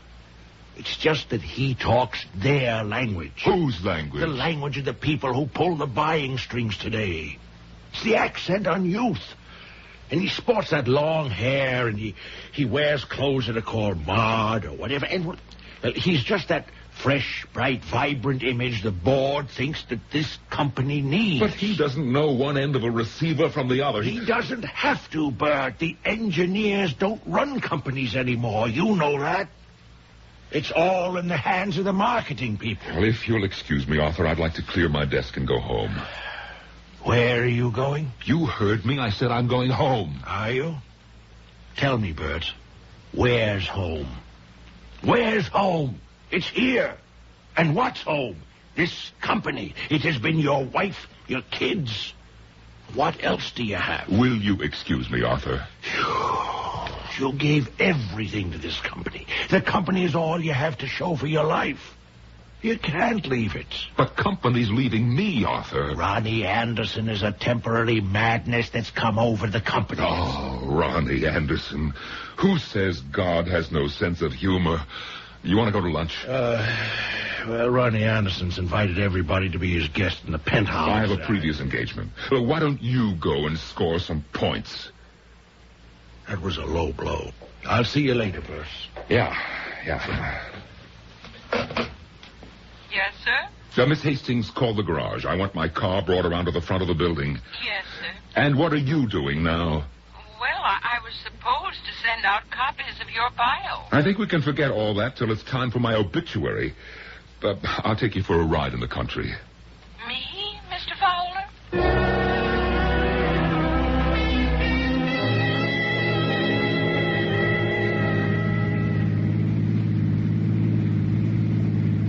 you for lunch, Mr. Fowler?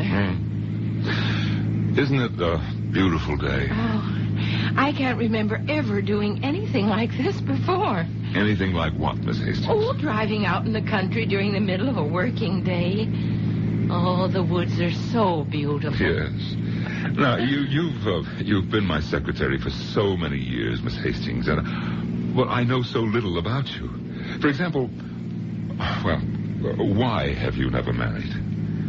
Well, because no one ever asked me. You never married because no one ever asked you. And I never married because I never asked anyone. Why are all those cars parked along the side of the road? Oh, well, according to those signs, it's a garage sale. Oh, what's a garage sale? Oh, people want to get rid of a lot of old things around the house, so they just hold a sale. What a coincidence. I'm an old thing that was gotten rid of today myself. You know, I feel an affinity for this place. Let's stop and browse about. Yes, I've never seen so much junk. Oh, usually you see some old books and pictures. You see that stuff over there, Miss Hastings? It's typical of what you'd see in a home about, 50 years ago. Look, there's an old, broken-down, wind-up phonograph. A clothes dummy, a coffee grinder, and Mr. Fowler? Mr. Fowler, are you all right? No. Oh, no, it can't be. Mr. Fowler, you're so pale. But it's mine. Mr. Fowler, something's wrong. Miss Hastings, you see that thing on the table? It looks like a round container with some wire wrapped around it. Oh, yes. See what price is marked on it, Oh, there isn't any. Oh, the woman at the gate.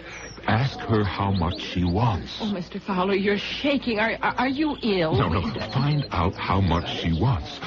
I have to have it.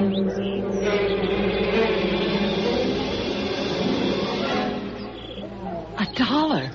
$1? Well, I'd have given her 1,000. Well, now it's yours. It was always mine. Mr. Fowler, are you saying you once owned this, whatever it is, and now, by I don't know what kind of coincidence, you just came across it again? What do you think this is, Miss Hastings? I couldn't tell you. It's a radio. A radio? Well, it looks more like a carton for ice cream or sauerkraut. This was my first design. My very first design. You designed this, Mr. Fowler? My first design. My first prize. There was a magazine called American Youth, and it offered a prize for the best and most simple design for a crystal set. And, well, I submitted this one, and I won. I was 10 years old, and I won. The magazine printed the diagram for this, and youngsters all over the country copied their own sets from it. Just think about it. More than 40 years ago, a kid who lived in this house made this radio from my design. Oh, I still remember the prize. Oh, a gold medal. And on it was inscribed, "To Bertram Fowler, a great scientist of the future." And it came true. You are a great scientist. No, I never became a scientist. I just tinkered around with gadgets. Do you mean a thing like this could actually work? Oh, sure. Look, put on the earphones. Well, now, wouldn't it need a new battery? No battery, no electricity.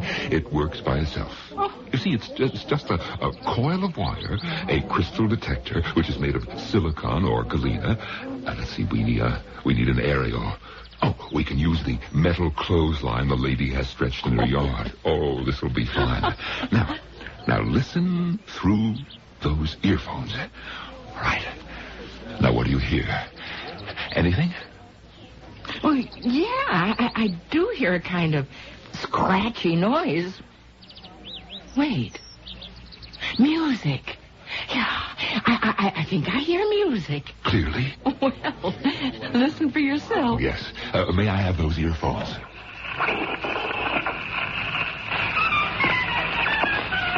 Why, that's the music of Paul Whiteman, King of Jazz. This has been brought to you from the Grand Hall Room, Ritz-Carlton Hotel in New York City. Paul Whiteman. Well, it's not possible. And now for the news. President Ghoulie said today that he will call for a 3-power naval conference in Geneva, Switzerland, to be attended Mr. Fowler, what's wrong? Oh, is somebody help me. We need a doctor. Please.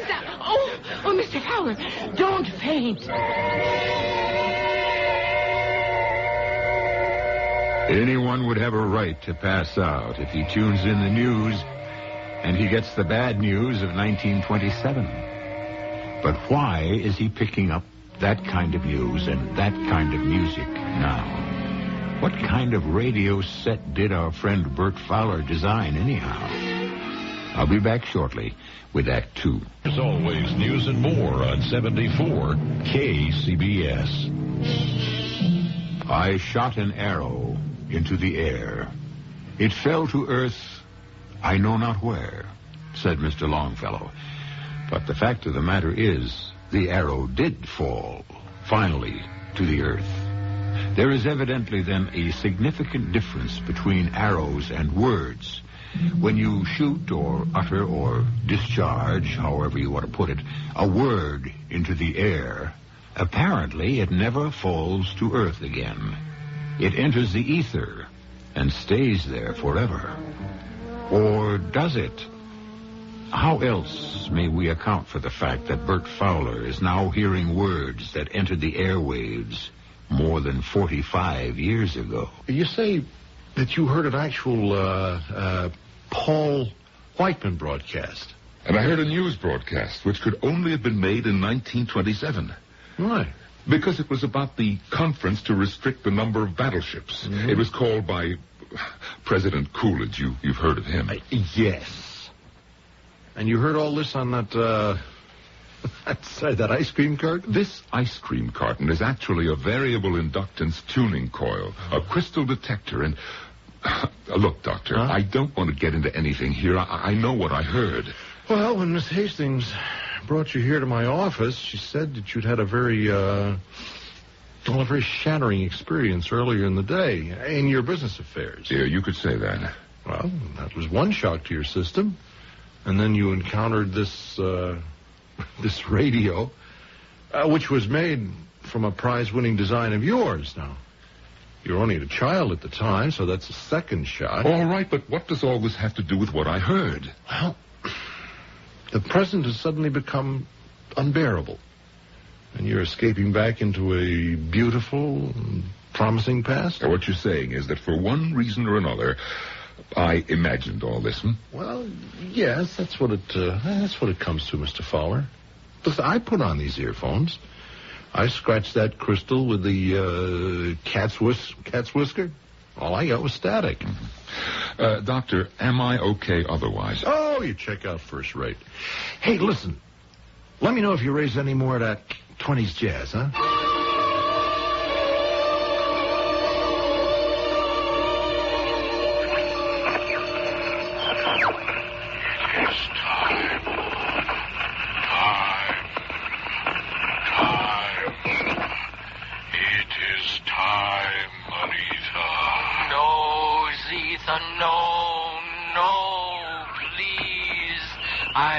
I beg you. Aretha, I have waited and waited. Mr. Fowler. Mr. Fowler. Yes. Yeah, what is it, Miss Hastings? Oh, let me take these earphones off. Let me take these earphones off. You're due at a meeting in Mr. Anderson's office. Oh, yeah, that's right. You know, Miss Hastings, I'm hearing the strangest voices on this old radio of mine. What kind of voices? Well, I don't know. Oh, Mr. Fowler, I wish I could hear the voices you say you hear. They're there. They're loud and clear.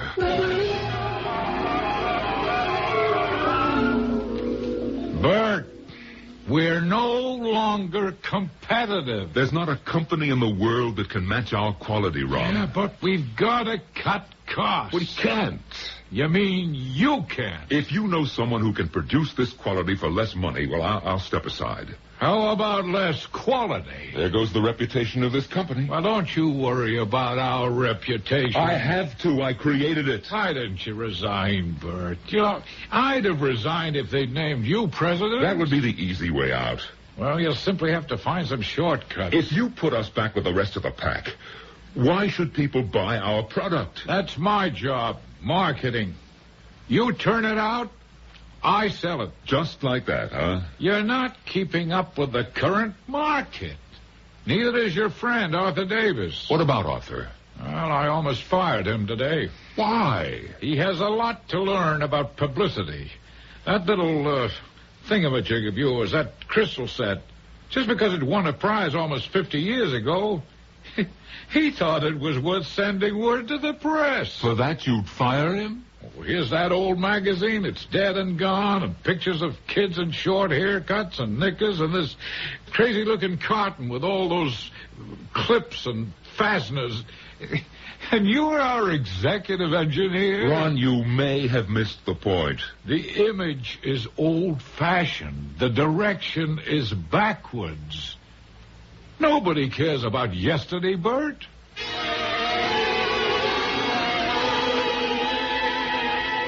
Mr. Anderson's secretary just called. You're supposed to have a cost analysis ready for the meeting tomorrow morning. I know. Well, if you don't give it to me to type, they won't have it. That's very well put. And I know you haven't even started it. That's right. Now, Mr. Fowler, don't you think that you ought... and Aletha. Zephyr is a man's voice. It sounds like a man's voice. And Aletha, it must be a woman's voice, but who are they? Who are they? Mr. Fowler, should I call back and tell Mr. Anderson's secretary the report will be ready? Yes, you do that. Or else, well, tell her it won't be ready. Any way you feel. But, Mr. Fowler... And now, Miss Hastings, you must excuse me. Are you going to listen to that thing again?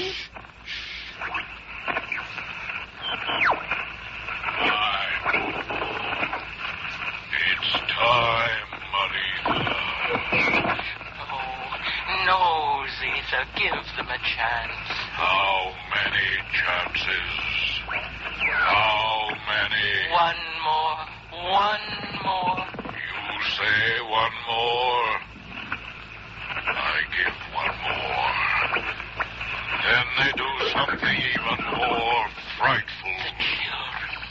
The children of today, they are different. There's so little space, so few planets that are green and cool and fertile. Another chance. Either you and I, we would use the space wisely. What space?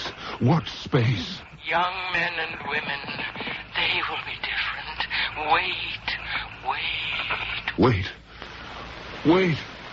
Wait for what? Mr. Fowler, are you all right? What? Why, what's the matter? Oh, you've been shouting, wait. Wait for what? Oh? Have I? Now, Mr. Fowler, ever since you came across that thing... You look at it as if it's some sort of poisonous snake. It's really a very primitive device. And it gave so many children in less affluent times a wonderful creative outlet. Hey, wait. The children. The creative children. Are they the ones Zephyr and Aletha were talking about? Now, Mr. Fowler, you have to go upstairs to that meeting. They have been phone for you. Oh, yes, the meeting.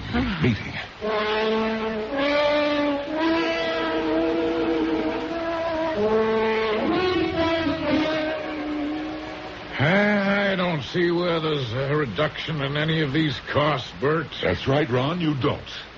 I thought we agreed that we would cut costs. No, as a matter of fact, I think we have to increase them. You know what you're saying? Certainly. I'm the president of this company. I set the policy. I am not aware that the board has canceled its commitment to quality. I see. So you want to take this to the board? Absolutely. You're supposed to be the hotshot, but how much ability does it take to sell cheap junk? If you're any good, you should be able to sell quality. I would like to remind you that the board has already chosen me over you. Ah, then what are you worried about?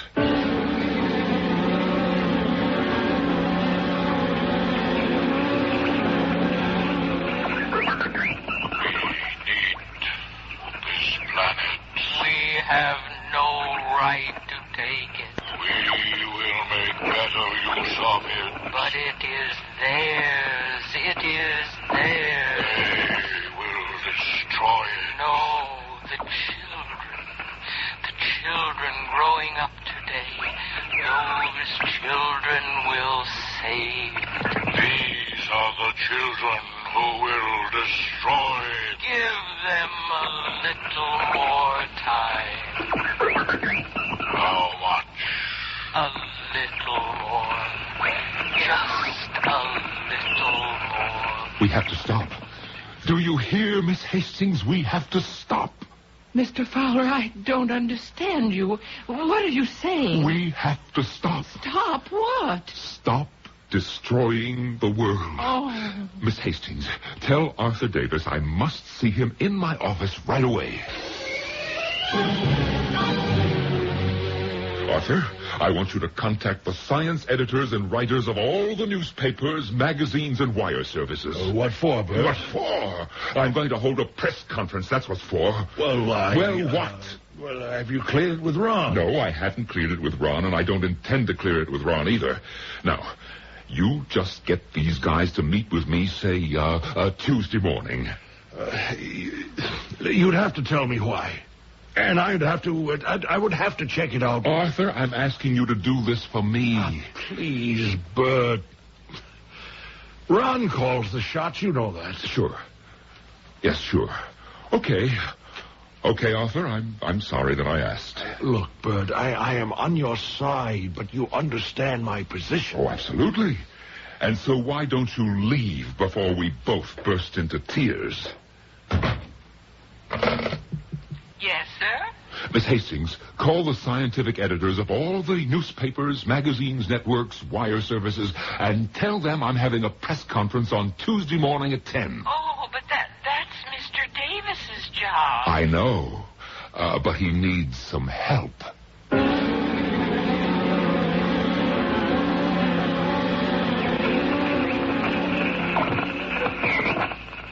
Wait, Zeta. I beg you, wait. Every day, they do further damage, wreak greater havoc, sow sorrier destruction. Soon, it will be too late. Give them just a little more time.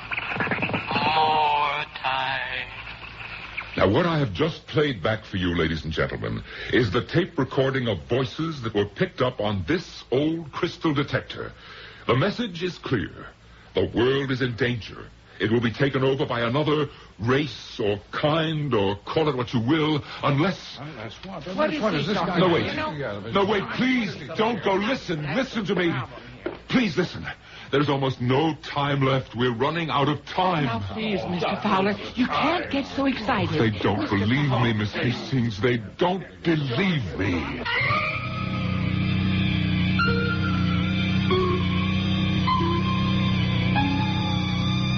Well, do you believe him?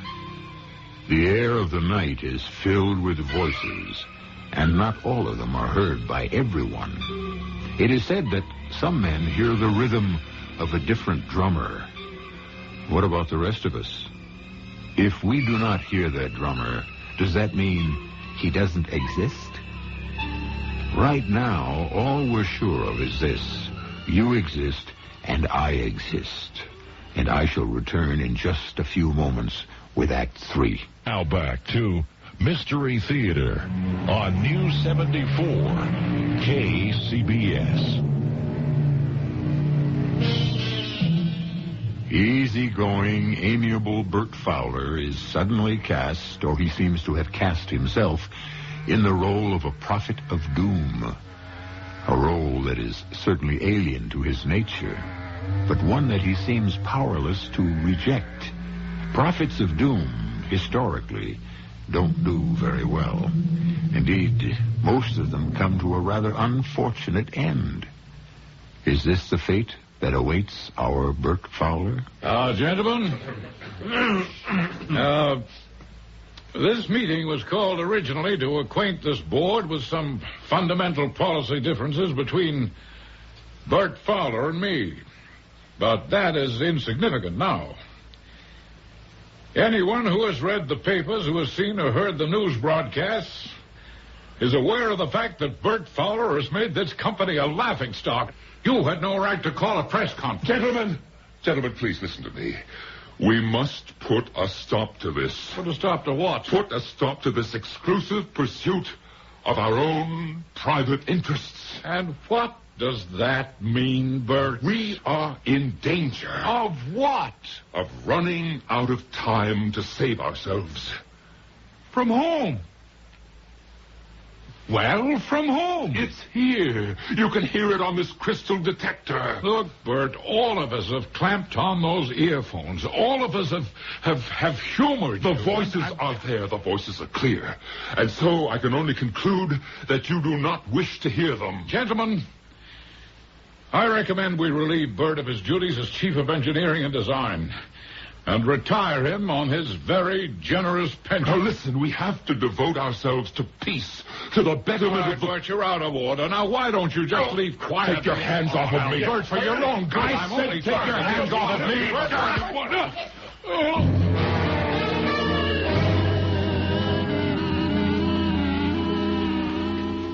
Not so good, Mr. Fowler. Oh, I don't know what came over me, Doctor. A fine crusader for peace you turned out to be. You slugged the first guy who disagrees with you. Yeah. Doctor, what am I doing here in this hospital? Well, you're going to be observed. What does that mean? Oh, well, this will give you a chance to cool off. I will write a high-sounding report filled with all kinds of technical statements that no layman could understand and no two doctors would agree on. I do hear these voices. Yes, of course. Then you admit they exist. I agree that you hear them. Oh, Doctor, what am I going to do? Face reality. What I hear is real. Well, there are many realities. And the problem is, you have to get along with the one that's popular. Now, the voices you hear are your voices, Mr. Fowler. They remind you of a happier time. No, I am not talking about the news and the music. I mean Zephyr and Aletha. Ah, well, Aletha and Zephyr. Yes, A to Z. See, that's how you see your life. It's completely fouled up. There's no wife, no kids, no real fame. You know, it's a brilliant potential that was never realized. That's how you account for it. Bert, I'm on your side. I think the whole thing is absolutely wild. According to Aletha and Zephyr, the young people of my generation should have turned things around. I guess we only made them worse. How about your generation, Doctor? Well, we make a lot of noise, but we'll get older, too. But, Doctor, if we do nothing, the world will come to an end. You want to know what I think? I think the world came to an end a long time ago.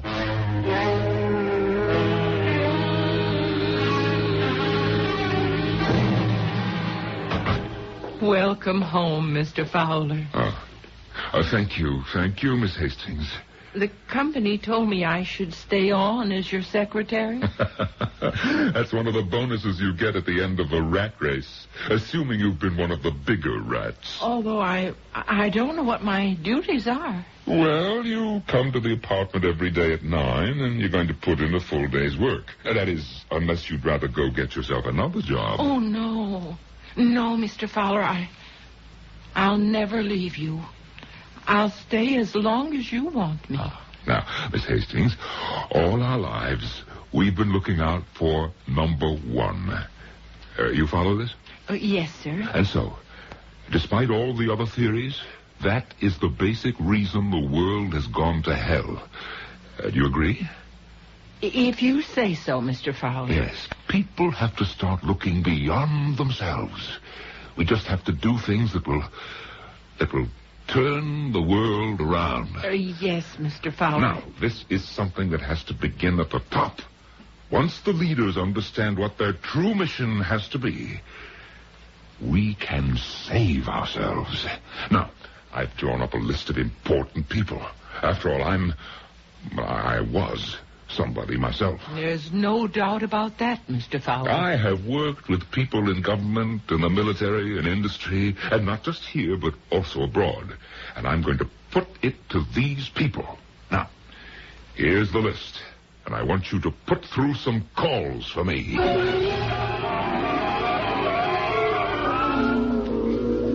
I have Admiral Chadwick on the phone, Mr. Fowler. Oh, thank you, Miss Hastings. Hello, George. You got my letter? What do you mean, what's the punchline? But no. No. I'm serious. We all have to unite against this new menace. We have to change our self-centered thinking. I'm not George. George, you know I'm not crazy. Sure. Oh, yes. Yes, we'll get together for lunch one day. Right. Bye. Well, at least he returned the call. I'm sorry, Mr. Fowler. Now, who else have you tried? Oh, Mr. Cartwright of National Industries. He always seems to be in a meeting. Mr. Taylor's out of town. I just can't get anybody. I'll see who it is. Hello, Miss Hastings. Oh, good morning, Mr. Davis. What? Arthur, sit down. You like a drink? No. No. Well, what is it, Arthur? I like to think that we're still friends. If you like to think so, by all means. But what you're doing is, to a person who knows you, it's heartbreaking. And what am I doing? You're making a damn fool of yourself. The way you write letters to people and the way you call them on the phone and try to waylay them in the offices. Bert, you look ridiculous. Do I? Bert, it's tragic to see you ending up like this. An eccentric, a crack brain, a nut. And besides Yes? Well, there's the company. Oh, but I've retired. I'm no longer with the company. Your name will always be associated with the company. And so what you're doing is a reflection. What do you suggest I do? Oh, enjoy life. You're still comparatively young. You have plenty of money. Arthur, friend to friend, if you were me, how would you go about it? Go about what? Go about getting people to listen. Nobody wants to listen to what you have to say, Bert. I know, but how can I dramatize my message? You just answered your own question. Dramatize. Call attention to yourself somehow. Make people listen. Do something. Yes? Oh, I don't know. But something that would just explode all over the front pages. Yes. Thank you, Arthur. But I want you to know we're still friends. Oh, it's heartwarming to hear that, Arthur. I wish you'd forget about those voices. But how can I forget? I hear them so clearly. Now listen, put the earphones on. I tried, but I just can't hear. Or you don't want to.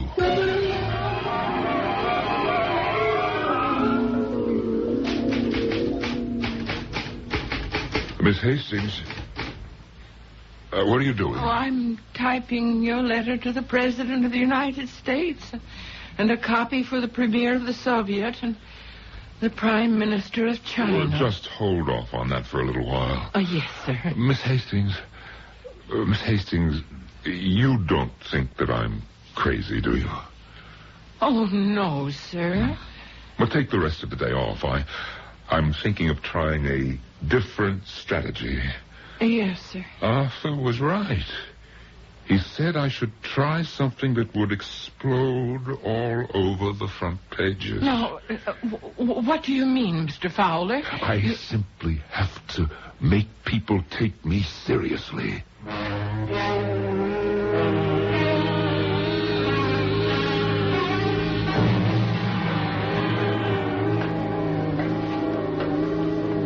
Who's that?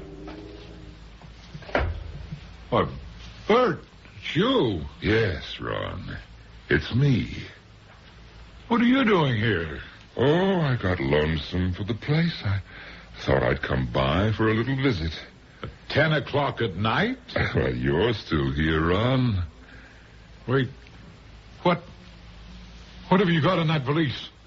What do you think I've got? I'm going to call a security guard. I just saw him. He's asleep. But he's outside. He won't get hurt. What have you got in that valise? Fuses. Wiring. For explosives. But you're crazy. Nobody wants to listen. I'll have you thrown into jail. Get out of here. I don't want anybody hurt, not even you. This place will go up in 30 seconds. Well, you're a maniac. Run for your life! You run! Why are you standing there? Because it's my company. I'll stay with it. You're out of your mind. Better run for your life.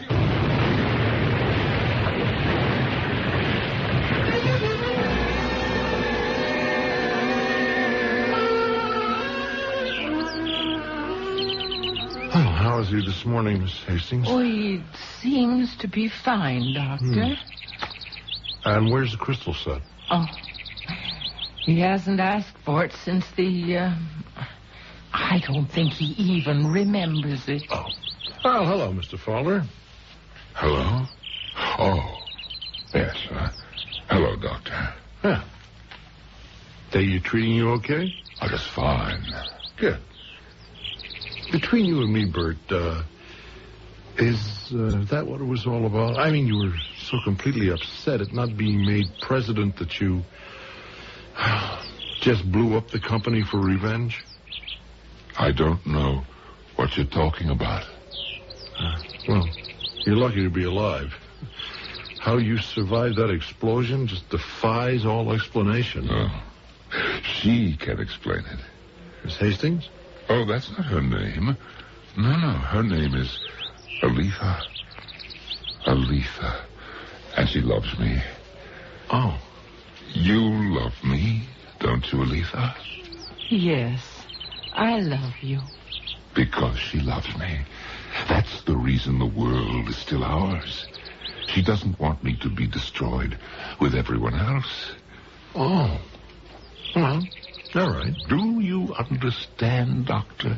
I tried. Yes, but no one wanted to listen. And the world will only last as long as I live. And afterwards? Zephyr and Aletha will take it for their own people. Isn't that so, Aletha? Yes. Yes, Mr. Fowler. That's so. Well, I guess it's up to me to keep you alive for a long, long time, Mr. Fowler. Oh, thank you. Thank you, Doctor. I want to stay with her as long as I can, because I love her. I always loved her.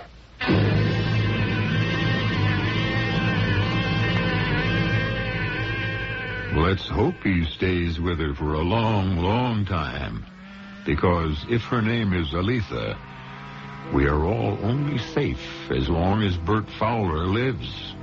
Well, you must admit the end of the world could happen any time for any number of reasons. Just add Bert Fowler to the list. At any rate, I'm reasonably sure the world won't end before I... This week, guest quacking on the Baba Ghoulie Show, Waddle the Duck. And here's Waddle.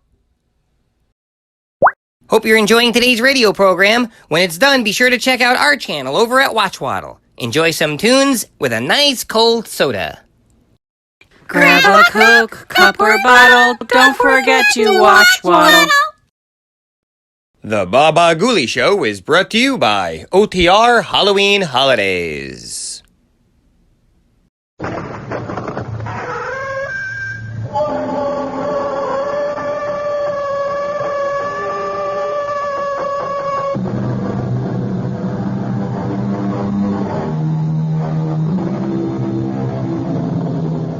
Come in.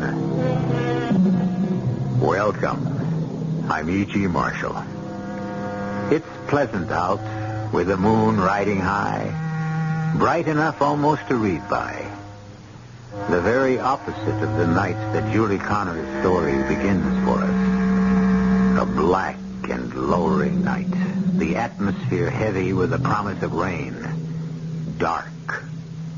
The dark, not being able to see, only to imagine what surrounds us. For some, it is peopled with presences, things, and unimaginable horrors. Why? That's what our story is about. It begins as we listen to Julie move and moan in her sleep. Our mystery drama, The Dark Closet, was written especially for the Mystery Theater by Ian Martin and stars Fred Gwynne. It is sponsored in part by Buick Motor Division and Sign-Off, the sinus medicines. I'll be back shortly with Act One.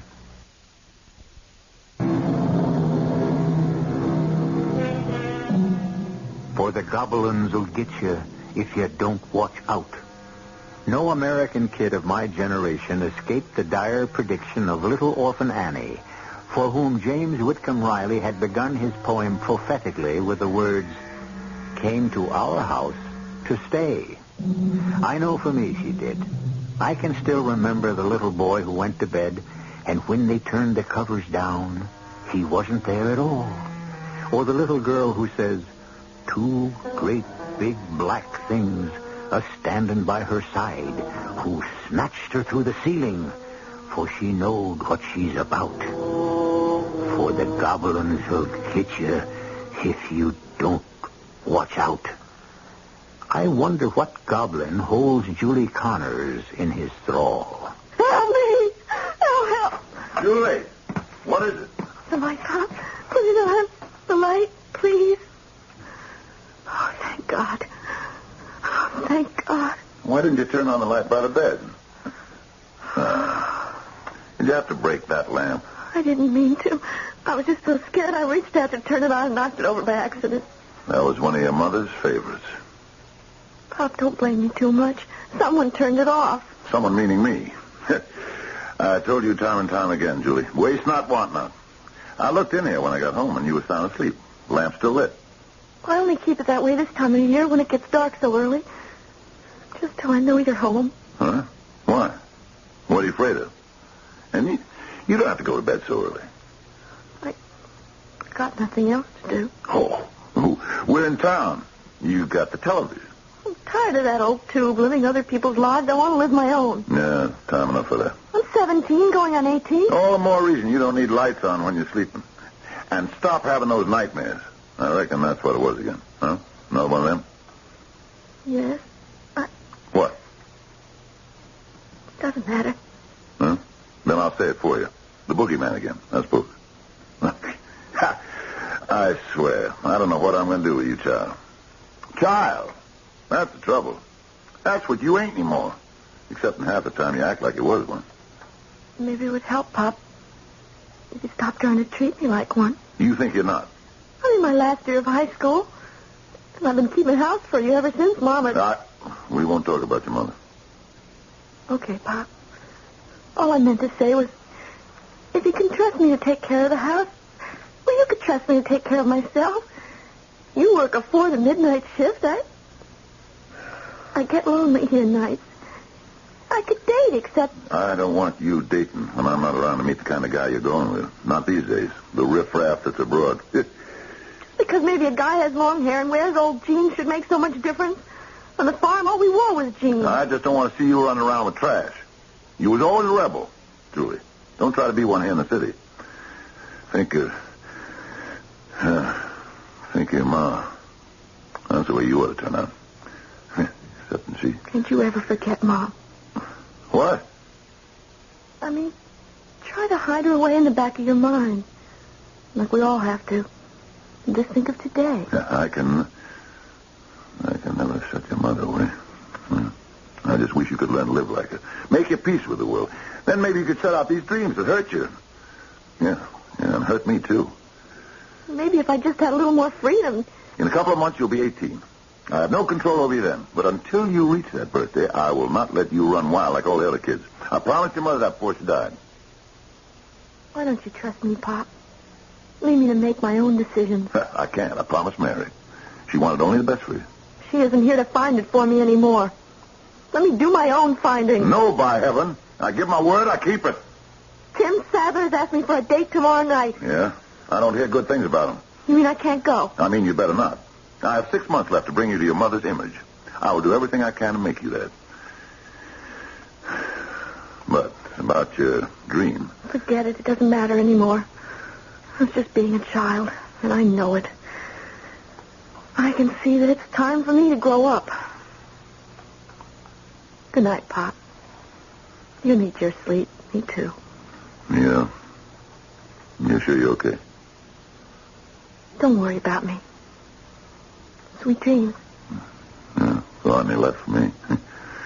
I just wish I could make sure the whole lifetime on my head for you. Well, I'll turn off the light. No. I'll get it. I have to go to the bathroom. All right, then. Pop. Huh? I love you. Sure. You know how I try to feel, Julie. It's just since Mary, yeah, there isn't much to give. Good night. Good night. Even when she was alive, there wasn't much for you to give. Oh, God. Will the daylight never come?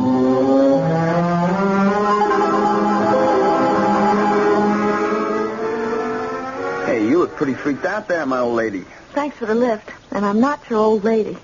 Oh, these last few weeks, I thought we were finally going to begin to make it. Oh, Tim, it's not you, it's... I know. Your father. No, not that so much. Something else. Well, what? Oh, something I can't explain. Maybe you ought to dump me. I'm not any good for you. Well, you have been stringing me along there. What's got you down? Sneaking out with me nights behind your old Dodo's back? I don't like it, but what other way is there? Still expect you to sit home and knit or something, huh? That's the way he was brought up. And Mom, they were fine people. Your mother's been dead for 6 years, hasn't she? Yeah, that's the big hang-up, really. Pop goes overboard about trying to, protect me like he thinks Mom would have. Oh, forget it. Look, we still got a date for tonight, right? Oh, sure. I even tried to tell Pop about going out with you when he came home. When he blew a gasket, I let it go. I didn't want to upset him. Upset him? He's gone out of style, baby. He belongs to a wax museum. You should take a good look at yourself in the mirror. You got circles under your eyes like some old broad of 30. I told you, that isn't Pop. It's just this crazy nightmare I have all the time. Oh, yeah. Well, okay. Listen, I tell you what. You're going to get a good sleep tonight. Old Doc Tim is going to guarantee it. Oh, how? I'm going to borrow us some wheels and take a little booze, and you're going to take a couple of belts. See, what you need is to relax. Maybe you're right, Tim. I'm so uptight, You know something? The last few weeks, I've really been afraid I'm going to flip my legs. Well, tonight we're going to do better than that. You're going to blow your mind.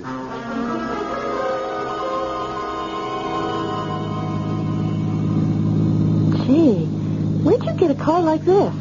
Presto, presto, jingle, bingo, Marvel the magician. I wave my magic wand and... Tim, you've been drinking. How could you tell? Hey, open the glove compartment. Oh, fizz of liquor. Where'd you get that? It's all in the family, kiddo. Where my old man pours it down, he'll never miss one bottle here or there. And the car's my Uncle Joe's. Go ahead. Take the bottle out. I don't want any yet. You shouldn't have any more. Oh, come on. I'm just putting you on. I only had one little drink. And as I remember, you promised you were going to join me. Okay, why not? Right out of the bottle? I got no glasses. Okay. Here it goes. Hey, it's almost empty. Did you? No. I didn't dare sneak a full bottle. Go ahead. Come on, kill it. No. I just want a small sip. Where are we going? Starland. Live it up big. All the rides, the games, the disco. Fine liquor, Starland. What are you going to use for money? That is no problem. What are we slowing down for? There's a liquor store up ahead here. Oh, why don't we forget it? I don't want any more. Baby. Don't you remember tonight's the night we're going to open up your skull and let all those little men out? You just keep it running. I'll be right back. The street is so deserted. Oh, yeah. Turn on the radio. Keep it company. Okay.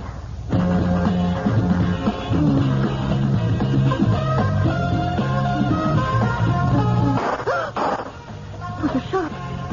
It sounded like... Julie. Oh, my... Julie. Tim. Julie. Tim. Help me. Hey, Tim, what happened? Hold me. I can't stay back. You gotta get to the car. Come here. All right, I've got you. Tim, that's a gun. You've got a gun. Give me that. What's he doing with a gun? Get to the car. Oh, Tim. Oh, Tim, can you hear me? Oh, the car. Give her the gun. Tim, how can I... Okay, sister, all right. Just drop your gun. It isn't mine. Drop it. Okay, Jake.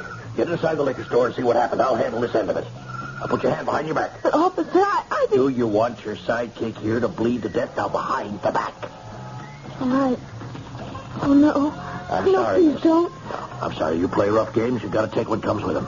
Now, come on, over to the car. I've got a radio emergency for an ambulance.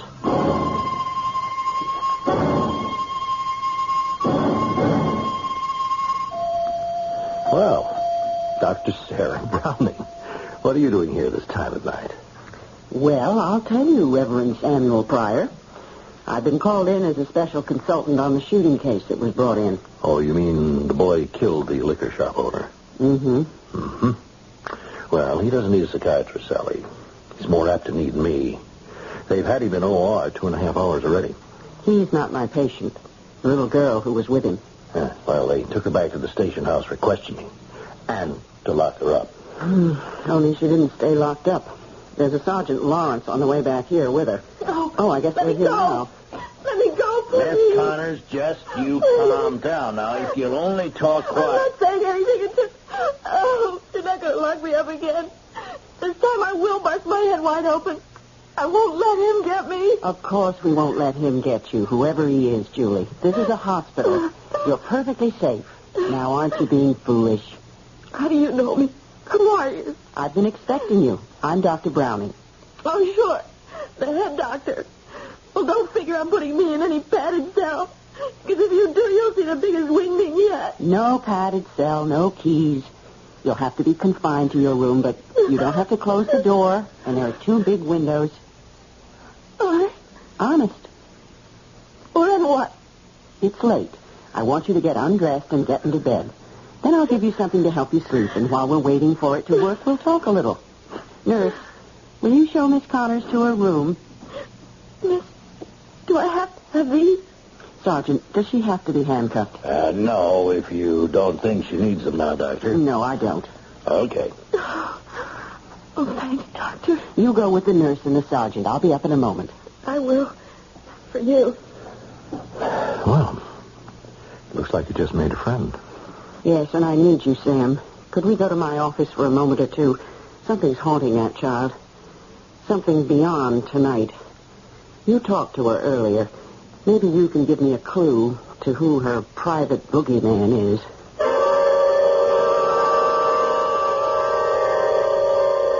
It's so easy for all of us, no matter how sure we think we are, to panic at what we don't understand.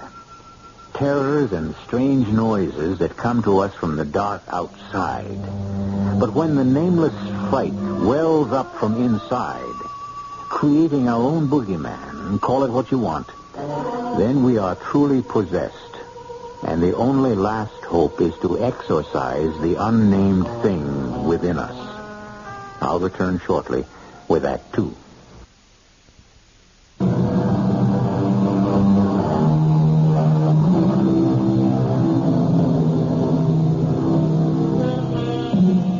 Exorcism is a convenient, old-fashioned word. It conjures pictures of the damned or possessed writhing under the influence of some foul demon. It once was the sole province of the religious, and even in modern terms, still is. But it is well established by now that the psychiatrist is equally important, and church and medicine work as partners, like the Reverend Sam Pryor and Dr. Sarah Browning. So the police want a psychiatric evaluation of Julie Connors. They were holding her for bail and locked her in a cell, and she went berserk. Did you see the bruises on her forehead? I did. Claustrophobia? Apparently, but that's for later. The point is that even if it is bona fide, it's only a symptom, not a disease. What worries me is less the girl than the father. Oh, what's the matter with Mr. Connors? What kind of father abandons a 17-year-old girl who's never been in any real trouble to face jail before she's been found guilty? Well, she's a suspected accomplice in the murder of a liquor store holdup, or even the murder. Sam, can you honestly believe that child could handle a heavy gun like the one that was used? There's no way of proving that until the boy she was with comes to. If he ever does. That bad, Sam? He's young, but not so good, Sally. What was the bond on the girl? The police don't really suspect her as a principal. Only a few thousand. Except that her father refused to post it. Well, maybe he can't afford it. He can. I called him this morning. He refused to talk to me. Do you seriously imagine that my winning personality might succeed where yours failed, Doctor? You might apply a little occupational leverage. The father is a deacon at the Plainview's church. Oh. Well, which the minister happens to be a close friend of mine. Sam, I can't judge the girl without knowing something about her background, her history, her life. There isn't time for deep analysis. Her father is the only one who can tell me quickly. Oh, no mother or relatives? No mother, no relatives close enough to be of value. I know it's an imposition. Well, not when you ask me, Sally. You give me the address, and I'll go and beard your lion in his den.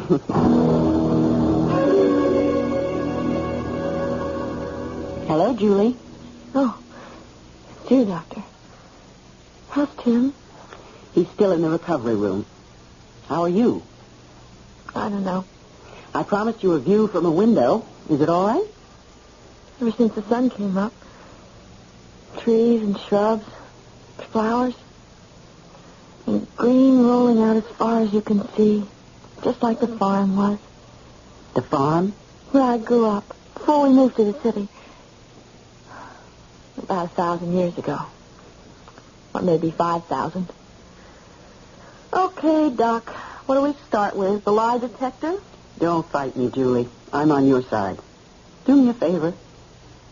I guess I owe you one, getting those handcuffs off of me. So I'll trade. Just tell me the truth. About everything. Good, bad, indifferent. Just all the truth. That's what I'm after. You don't ask for much, huh? When I was a little girl, my father used to say to me, Sally? Sally. Well, my name's really Sarah, but I always hated it, so I got to be called Sally. Anyway, Pop... Oh, that's what I call my father. Anyway, Pop always said to me, don't do a power of wishing, Sally, because the Lord's too busy to come through for everyone. But if you do wish, always wish big.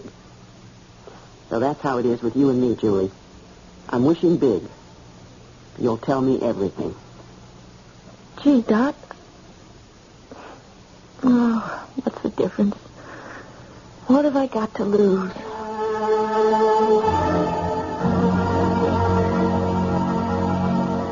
So Tim was just like any other boy. I had to bust out of home for some kicks some of the time. But you'd known him for a while. Well, sure. We were in the same class at school. You weren't surprised when he picked you up in a car this time? Sure I was. Especially especially when he said we were heading for Starland Park. You know, the rides and all. And he wanted to go to the discotheque. I just didn't feel right. He never had money like that before. But you went. Yeah, I went. I was ready to go anywhere that night, I thought. I even had a drink. Now, I don't usually because it makes me feel kind of dizzy. But I thought it might chase away the guy that follows me. Go on. Tim had an almost empty bottle. He gave me a drink, and he said he wanted to stop and get more. Tell me about the man you say follows you. I don't want to talk about that. Then don't. Tell me more about what happened. Well, we stopped at this liquor store, and Tim left me in the car. He told me to turn on the radio. I heard him throw away the empty because it broke and smashed in the street. I didn't like that. Why? Well, things should be tidy and neat. Mom always... Well, I was listening to the radio. And then these two noises. I just couldn't believe they were shots. When Tim came out, he was all bleeding. He could hardly stand up. And then, I don't know, the police came, an ambulance. They took Tim away to the hospital and needed a station house. And booked you as an accessory. Yes. Do you know the charges? Well, robbery and... You didn't know Tim was driving a stolen car? No. He said it was his uncle's and he lent it to him. Why are you asking me all these questions? Well, some of them I'm asking because I felt you'd rather have me do it than the police. Well, why doesn't Tim tell him the truth? Julie, dear, Tim is still unconscious. He can't talk. And Tim isn't my interest. You are. Tell me more about the police station. Oh, I don't know. Things took forever.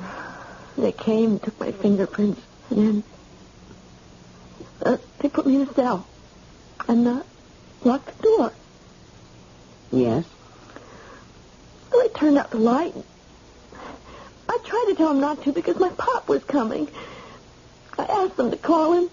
They just didn't pay any attention, and suddenly the wall... He was there. I knew he was going to get me. I just screamed and screamed. The police lady came. I told her to get my pop to get me out of there. And what did she say? She said he'd been there, and he wasn't going to let me out. I'd have to spend the whole night. That's when I went bananas. I beat my head against the wall in the bar. And, I don't know, everything just went black. And when you woke up? They were bringing me in here to the hospital. When I met you. All right, Julie. Just a few more questions. Sit on the bed. Okay, dear? Okay. Why don't you just lie back? That's right. Look, I know you've been through a bad time. A jail would scare the daylights out of me. But why would it drive you up the wall the way it did? Because it was just like when I was a kid. And I'd get locked in the closet. To punish you? Yes. Who? Who what? Who locked you up? My mother. And inside in the dark you were terrified? I always thought I'd choke. There wasn't any light. You couldn't see. The walls. You could just feel them. You could feel them moving in. I'd close my eyes. I always hoped my own private dark wouldn't be as scary as the other. And the other would come. The other? First I could hear his breathing.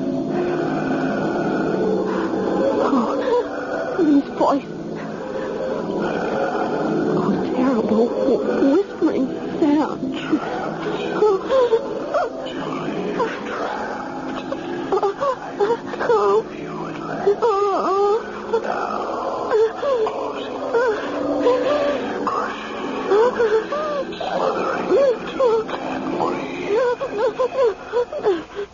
But how did you know that this boogeyman wouldn't get you? I always knew Pop would come to set me free. And he always did? That's right, except How could he do that to me? How could he leave me shut up when he loves me? Just the way I love him. How could he let me be there alone to be swallowed up by the dark forever? All right, Julie. It's going to be all right. Don't worry, we're going to get you all straightened out. Oh, Dr. Browning, I'm so afraid. We're all afraid, Julie, of so many things. If I asked you to call me Sally as I called you Julie, would that make it easier? Oh, you're so kind. I do trust you. Whatever you say, but I just want my pop. I know you do. Sally, please, don't let him walk away from me. If he did, I couldn't live. You don't think he really will, do you?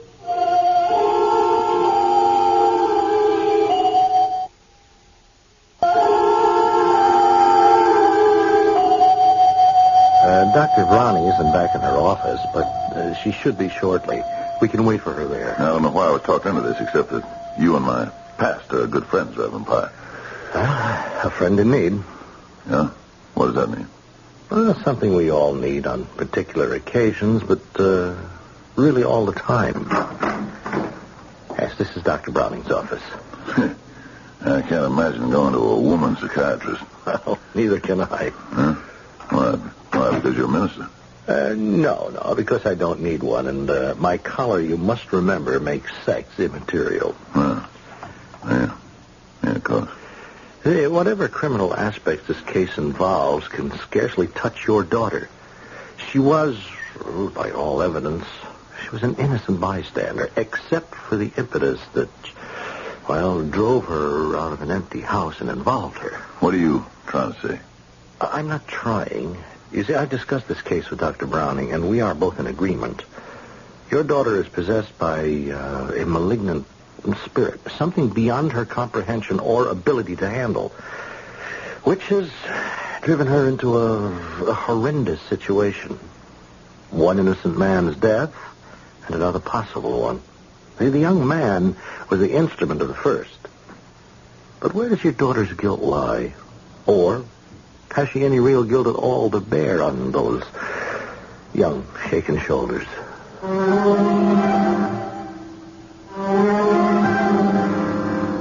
The holdup of a liquor store goes wrong. The owner is shot to death. A boy is the apparent murderer. A girl with him, a possible accomplice. What peculiar twist of fate put her there? What punishment or resolution should come from the circumstances? We will leave you to judge that after I return shortly with the third act.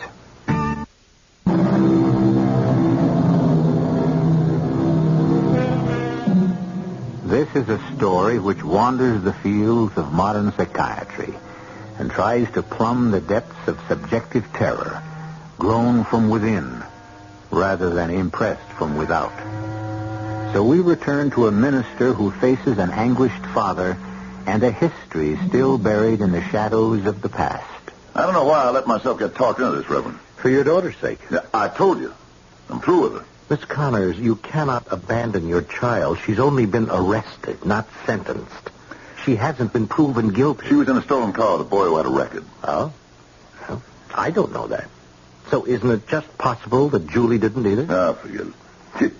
She'd lie to anyone to try and take him in. But this time she didn't get away with it. Except she managed to fake a way out of jail. I mean, why are you so bitter against her? I'm not bitter. Are you sure? And Dr. Browning doesn't think she's faking. She thinks Julie has real claustrophobia. Yeah? What do you mean? A terror of being shut away in a confined or narrow space. So that's the story she's trying to sell. Well, we all have it, more or less. Now, perhaps your daughter... I didn't mean to eavesdrop, but I just had a long talk with your daughter, Mr. Connors. I think it's true. Who are you? Oh, this is Dr. Browning, the psychiatrist in charge of your daughter's case. Psychiatrist? That's right. A profession, I gather, may not be too popular with you, Mr. Connors. But I'm going to be important in your life. How? I want to be frank, and I don't want to sound arbitrary, But what happens in a few weeks until the trial, as far as Julie is concerned, is almost entirely up to me. If you're trying to trick me into posting a bond for her, the answer is no. Let her stay in jail and learn a lesson for once. That's just what your daughter shouldn't, well, I'll amend that, can't do. She's a very insecure and disturbed girl. Am I supposed to be responsible for Julie? Am I to take the blame? I don't like the word blame. Let's say you might be a factor, along with others. What others? Julie's mother, for example. Don't you say one word against Julie's mother. Mary was a saint. From what Julie told me, a different picture could be imagined. Whatever she said was lies. Lies! Possibly. But if she's lying, I'd like to find out why. Now, Mr. Connors, won't you sit down and help me? I'm sorry, Doctor. I have a job to do. I don't see how I can help you. If you'll excuse me, I think I'm superfluous in this discussion, and also I have work to do. I promised to visit your daughter. Can I tell her you'll be up to see her, Mr. Connors? No, you can tell her I never want to see her again. Well, that's a message you'll have to convey by yourself. Excuse me.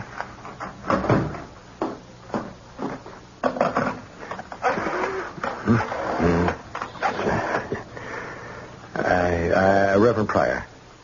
Is this intensive care? Yes, I want to ask about Tim Sadler. The boy who was shot in the holdup. Ah, I see. Well, if there's any change, I'll be on 450. Would you notify me, please, immediately? Yeah, thank you.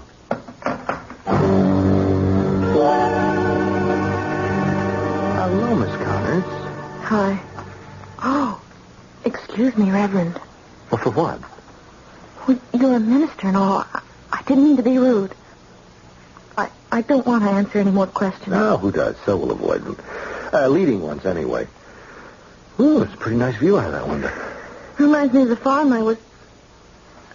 where I grew up. You like being out there? Better in the city. Hmm. At least Pop was happy out there. And nice. Well, he still seems pretty nice. He's here in the hospital. Talking to the shrink. The shrink? You know, Dr. Browning? Uh-huh. But he won't come and see me. You don't have to tell me, I know. It doesn't matter. Nothing matters. Don't give up hope, Julie. Oh, I gave it up soon after Mother died. When I got old enough to realize he never wanted me. I could never take her place. I ought to have died, too. Never been able to admit it. He hates me for being alive instead of her. Only why can't I even it up and hate him back?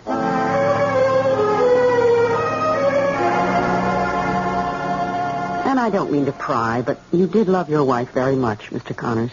My life began and ended with her. She returned that love. Oh, yes. Mary loved me. Is that why she resented it when Julie arrived? Mary resent Julie? She loved her. And you? Of course. Who doesn't want kids? Oh, sure, on a farm, maybe I was kind of disappointed it wasn't a boy. Farmer needs a boy more than girls, but that was only at first. At first? Well, there was things went wrong. We weren't to have any more kids.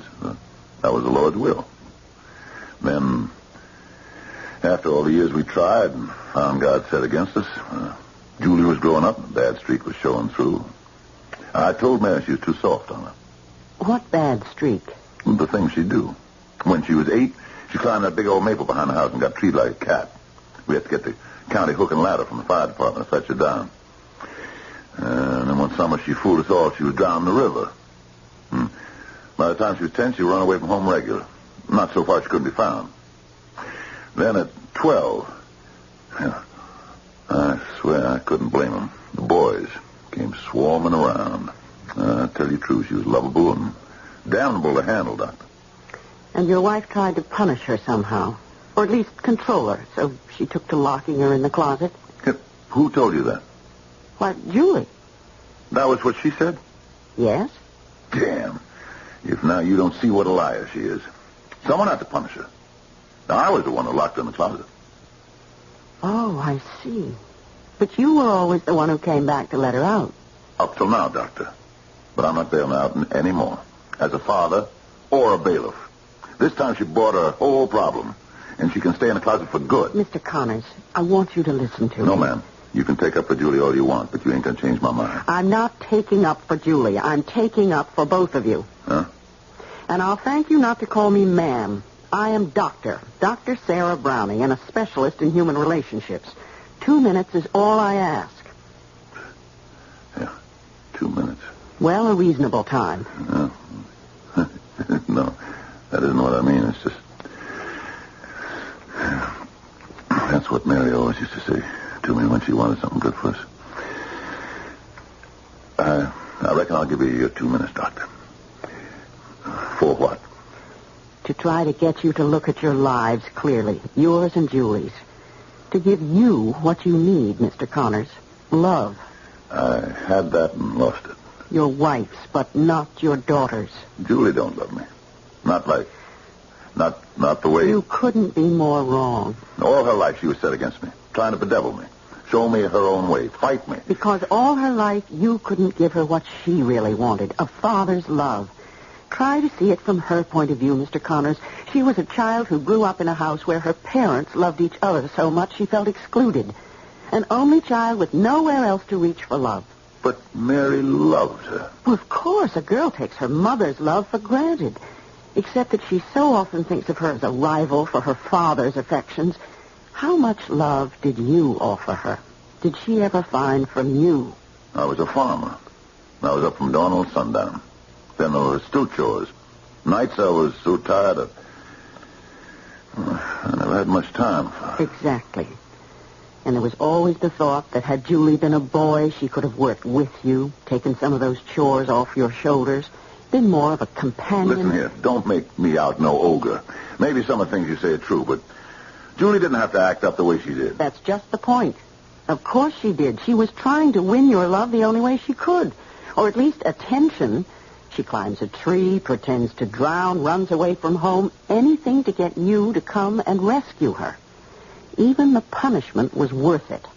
The agony of the dark closet, because she knows you'll be the one to come and save her. I ain't proud of that. Oh, we're human. We do what we do. But have you any idea what that child suffered for your love? What do you mean? Claustrophobia is the most common fear people have. Have you ever been locked up in the dark, Mr. Connors? Ever since my wife died, I've shut myself in a closet. I hide in it because I don't want to wake up and open the door to life again. I had such love that... You could have it again. A different way. From Julie. No. She doesn't love me. She hates me. She wants to love you. Do you want to love her? I don't know. Now, don't throw it away.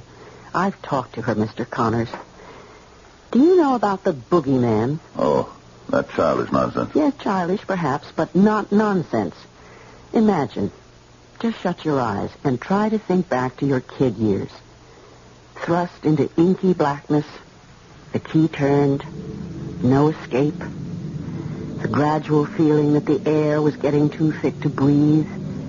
Above all, the dark. And the fear that you were locked in a coffin. And then, from somewhere, some fairy tale or ghost story, you begin to hear a voice.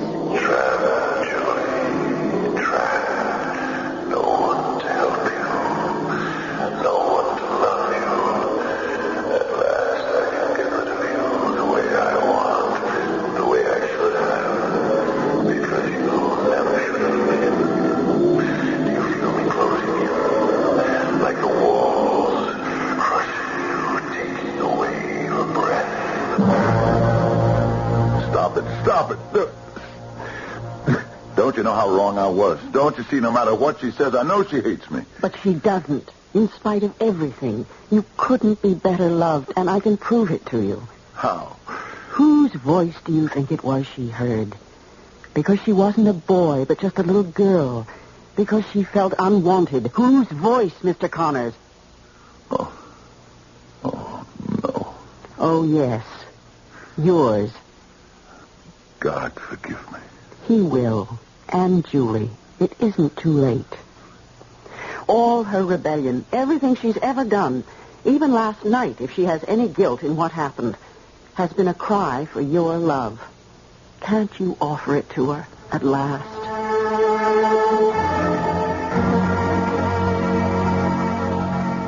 Pop, Julie.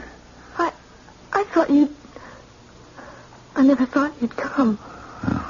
Well, about time. I didn't rob anybody, Pop. Honest, I didn't. I had no idea. It doesn't matter, hon. All I know is you're released from the hospital and you're getting dressed. And you or me are going to the police station to post that bond. And then we're going home. And no matter what happens, I'm going to fight to keep you there. Oh, Pop. Pop, I don't know what to say. Neither do I much. It ain't going to be easy. So many years to make up for. You could just one way. With one move. What? Could you just hold out your arms? Julie, my little girl. Oh, Pop. All my life. Just this. It's all I ever wanted.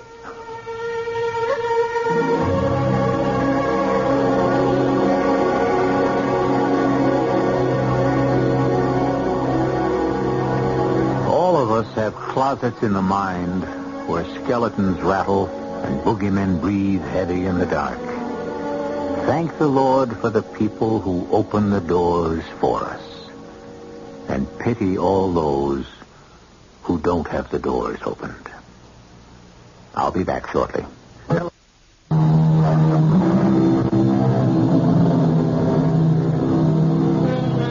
Well, Julie and Seth Connors made their peace the hard way.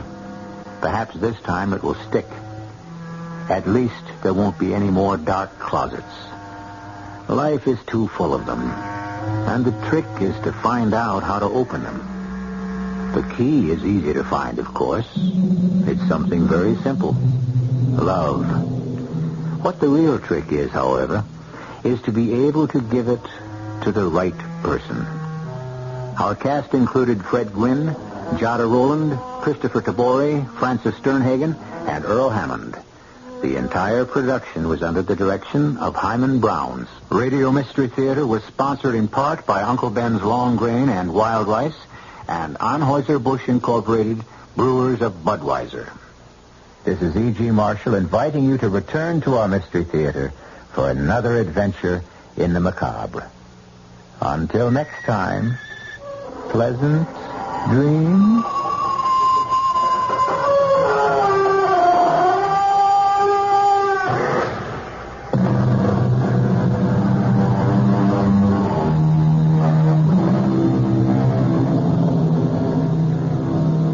Tonight's WOR Mystery Theater was also brought to you in part by ShopRite Supermarkets, where you get a lot more for a little less.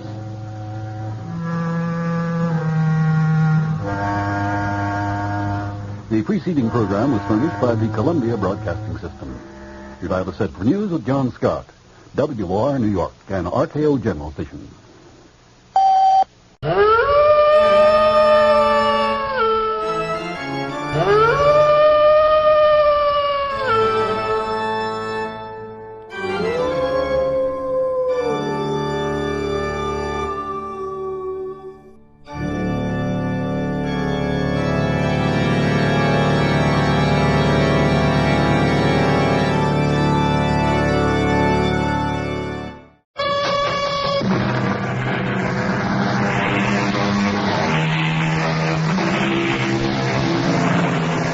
Come in. Welcome. I'm E.G. Marshall. Most of us laugh off the existence of witches, today or ever, particularly today. Yet, even so casual a research source as a daily newspaper would provide us with knowledge that there are covens all over the country and the world, and that witchcraft is on the rise again. Of course, all of them, in their minds, are dedicated to good works, as the following tale will illustrate. It does seem terrible to refuse a sister witch's check, but we don't deal with banks, you see. Very wise, Mrs. Warlock. And fortunately, you and your husband can manufacture the elixir by yourselves. Except the main ingredient, Dr. Callios. Of course. that cannot be made. We hope by tomorrow to find a new source. A pity. I'm in the wrong medical specialty to help. Well, it was a most fruitful and rewarding service. I'm sure we all feel cleansed. And may Asmodeus shower his grace upon you, and Satan be with you. I pronounce this coven disbanded until it reconvenes the next Witches' Sabbath, 2 weeks from this night.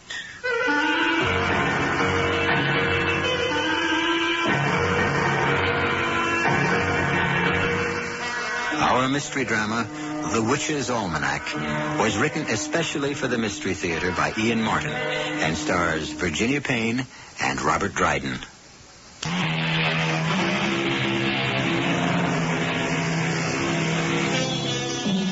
I have in my hand a curious little book called The Witch's Almanac. I'm looking at a page which contains a recipe for a witch's broth. Rendered eye of newt, pressed gall of goat, extract of lizard's liver, garnish with fur of bat and minced tail of a poisoned rat. Boil in alcohol and lace with the blood of one virgin. Ludicrous or horrifying? The date of the book is 17th century. But witches still live, believe it or not, and are busy casting spells. Well, that's the last of them. And just on time. Huh, it's the witching hour. There you are. 23, 24. And all is silence. 12 midnight on the nose. What are you up to? Oh, just checking over tonight's sales while I wait for the kettle to boil. We gotta have our own special toddy before we go to bed. Oh, I'd have made that. I always do. All right, lovey. I got to get a particularly good night's sleep tonight. Why, hon? It's gonna be a real busy day tomorrow. Oh? Now we've got most of the supplies in. I've got to start on a brand new batch of the elixir first thing tomorrow. At least get to preparing the mash. We did land office business tonight. Pretty near cleaned us out. Was it that good? All we're going to be able to do to meet the demand. Only one that's troubled me is that Connecticut crowd. They're real backsliders. Oh, who needs them? We get more and more from Staten Island and New Jersey. Oh, it's the bat fur, Mother. Connecticut's our best source for it. I sometimes think I'm not a very good witch. You know, I've never really seen a bat that I remember. Yeah. I've often wondered if we couldn't substitute mice, but I don't know. Oh, no. You got a good receipt. Don't make any changes. I learned that from my mother. Well, maybe so.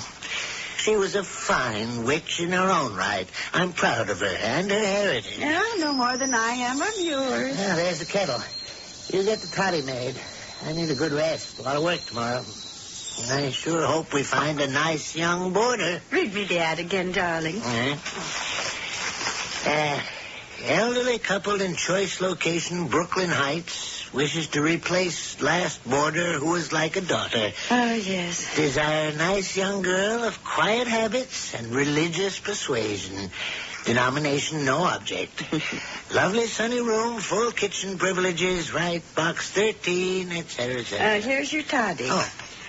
Which of the answers did you like best? I don't know. It's hard to tell. We'll find out tomorrow. It's a pity we just can't come right out and ask the question directly. I just hope we don't make another awful mistake the way we did with the Godfrey girl. I'd have sworn that she was as untouched as a lily. Not only untouched, but what'd she finally have? Quadruplets, wasn't it? Well, triplets, actually. One of them died before it was born.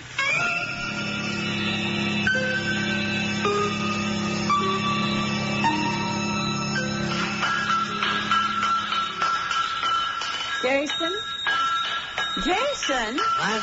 Oh. Land sakes, what a racket. It's Sunday. It won't bother the neighbors. I waited till they got off to church or mass. Don't say words like that in front of me. You know I don't like that kind of language. Oh, I'm sorry. Just slipped out. Well, that's what they call it. The way other people talk and think is their way of life, it doesn't affect us. Except in a business way, of course. That's what brought me out to the forge. It's about time for the, you know what, to be arriving. Yeah, well, I'll just finish off this andiron here and be right with you. Did you start up the still? There's no point till we get the blood. But the mass is all ready for it to be added. Suppose we don't find the right girl. Oh, we'll find her sooner or later. Why don't you get on back and maybe start some weeding out? You're the one with the eye for them. And I got to finish these here andirons. And then I got 2 sets of fire tools and a weather vane I got to get out. And the stable needs some new horseshoes. Jangle the old bell there 3 times. If you think you have a live one, I'll come right over. You know I like to have you with me. Yeah, well, I'll tell you. At least give me till after midday mass. Till the midday services are over, and I'll be over by 1. Looks like the first of our hoped-for maidens has arrived.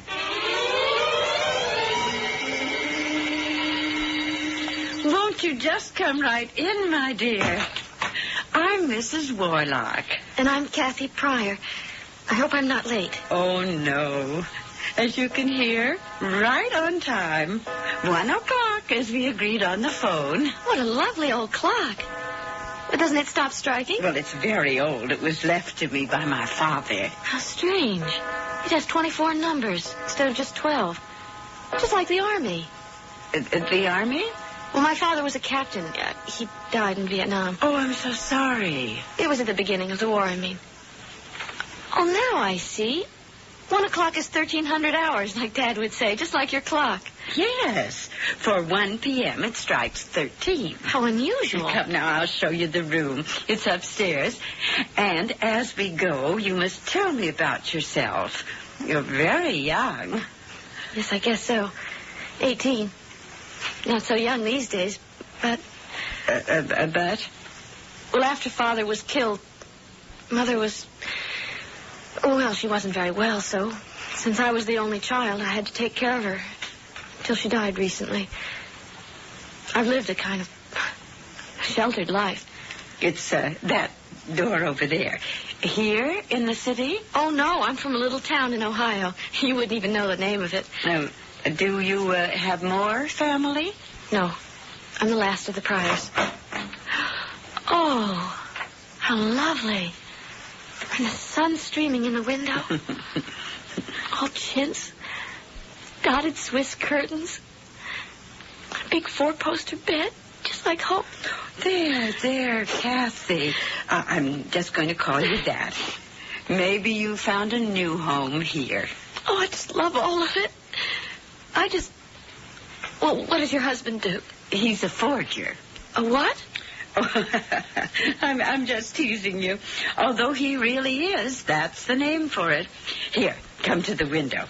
You see our other building in the backyard? Yes, with the smoke coming out of the chimney? Oh, it won't bother you.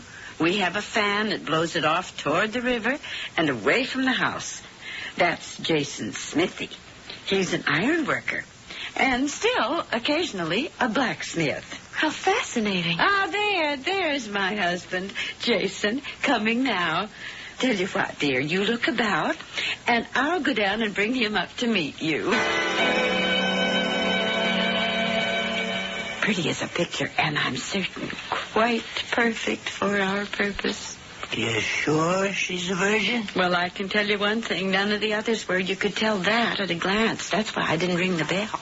Let's hope this one does.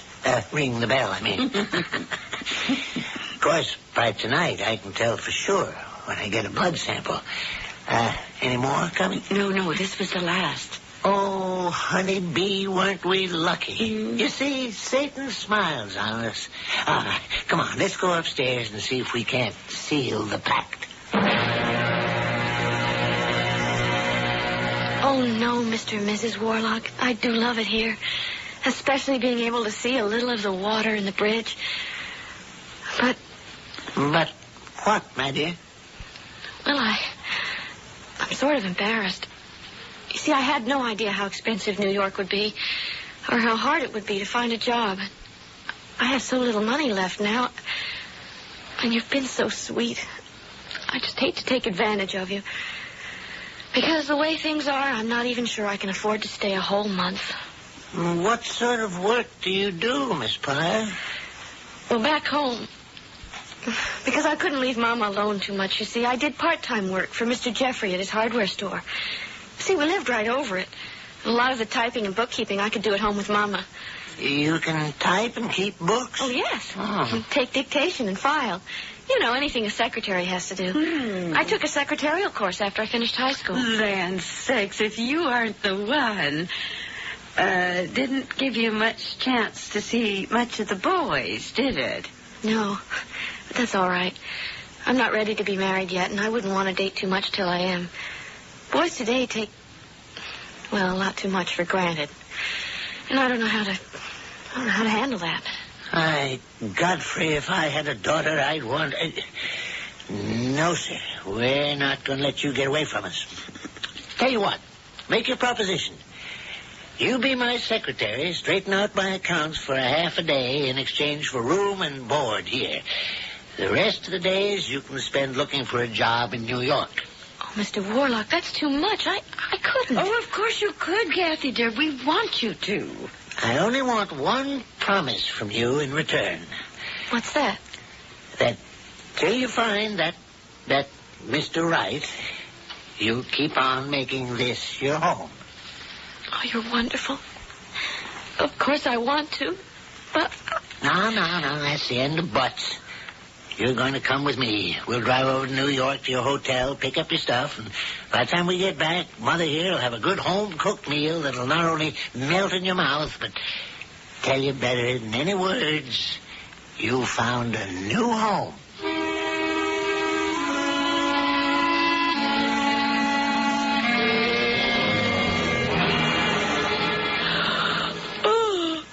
I don't know what it is. Ever since we had coffee after dinner, I just can't keep my eyes open. Now, what you need is a good night's sleep. Good night now, dear. And sweet dreams. Good night, both of you.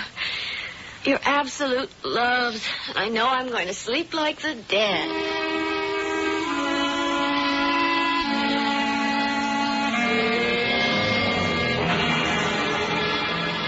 Well, she asleep yet? I just peeped in. She's asleep, but tossing and turning and moaning a little. Oh, dear me. I suppose I didn't use quite enough for the sleeping draft. I didn't want to risk too much till I found out how well she tolerated it. Oh, yes, quite right, dear. You remember it did make the Elliott girl very sick. Yeah, that's what I was thinking of. Oh, well, then I suppose we'll just have to use the gas.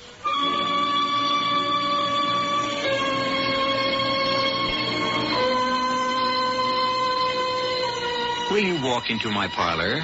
Said a spider to a fly. It's the prettiest little parlor that ever you did spy. Well, we all know what happened to the trusting fly. But Kathy, what is in store for her? I'll return shortly with Act 2.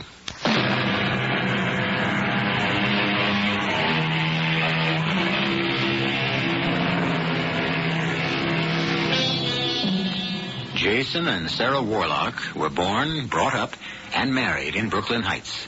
Their home, a leftover gem in an overgrown city, at the end of a quiet, dead-end street. No neighbors save small manufacturers and warehouses on the street, for the Warlock house was originally a stable, a quiet place for quiet people who lived a quiet life, unsuspected and unholy. Is she all right? Fine. Sound asleep. Had better close the window now. The gas is all gone. Yes, Jason. It's closed. Put the rubber tourniquet on her arm now. There. Not too tight. Oh, I wouldn't hurt her for the world. This is the only part I never feel quite right about. Now, she won't feel a thing. And think of how much she's going to do for so many of our finest. Our youth and strength and vitality is going to spread among our faithful. Hush, hush, little one. That's all. By tomorrow, you'll never know what our coven owes you, and will owe you in the vast unwinding of eternity. Sleep well, pretty. Sarah. Yes, Jason. If she's all she seems to be, she may turn the key in the door for all of us for everlasting life.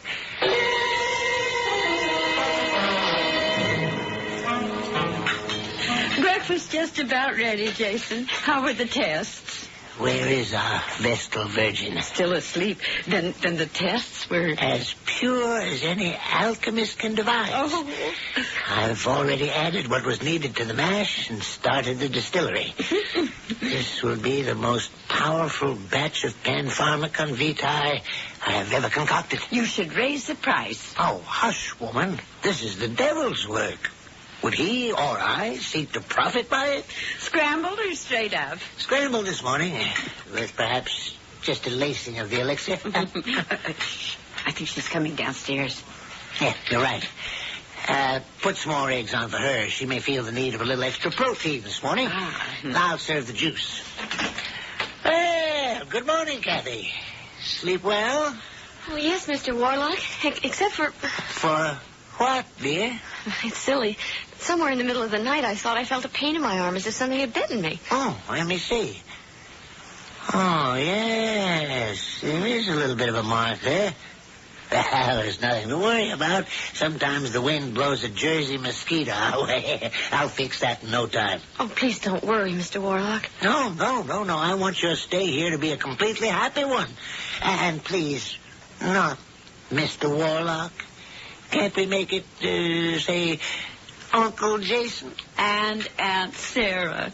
I mean, we really feel, Mother and I, that we're virtually blood relations already. Of course, if you want. No, only if you want. Of course I do. You're both the sweetest people I know. Uncle Jason and Aunt Sarah. Now that's settled, Kathy. And how do you like your eggs? Oh, just any way that you want. Any other morning, but today is special. Then, can I have them fried and once over lightly? Now, how about some orange juice? I'd love it. But let me tend to myself. I know you're busy already this morning, Uncle Jason. What? Well, I see from my window that the chimney is smoking away. What wonderful thing are you creating this morning? Just some horseshoes for a stable near Prospect Park. Well, don't let me keep you. Why, child, I just came in to have breakfast myself. We'll all have it together. Good. Then right after breakfast, I'll come over to the forge and start helping to get things in order. Oh, no. But you see, I think that this morning I'm so busy with the forge and so on. Why don't you take today off and go over to New York and start hunting for that job you hope to find? Well, I promised I'd get you straightened out. Oh, my goodness, I forgot. Forgot what, dear? In all the excitement, I forgot I have a luncheon appointment and I can't cancel it. About a job? Oh, no. It's just an old friend of my mother's. You know, I wrote him after she died to tell him. Just like I wrote all the people in her address book. And then when I came to New York, I called him at his office, but he was out of town. I suppose his secretary must have given him the message, because she called me back with a lunch invitation for today. You want to cancel it? I can't. His office is closed on Mondays. So I have no way of reaching him. And I'd hate to put the old gentleman out. Old gentleman? Well, he was once a beau of my mother's. And then when she married Dad, he moved to New York. He was quite old even then, I guess. Oh, well, then it's all settled. You can whisk off to New York in the subway, Kathy. And I'll get after this old reprobate here to get his papers together so you can put them in order. Meanwhile, I'm going to have Jason put up a screen on your window, just in case any of those mosquitoes come your way again. Oh, I don't want to be a bother. Bother? My dear little girl, you don't know how happy we are to have you with us.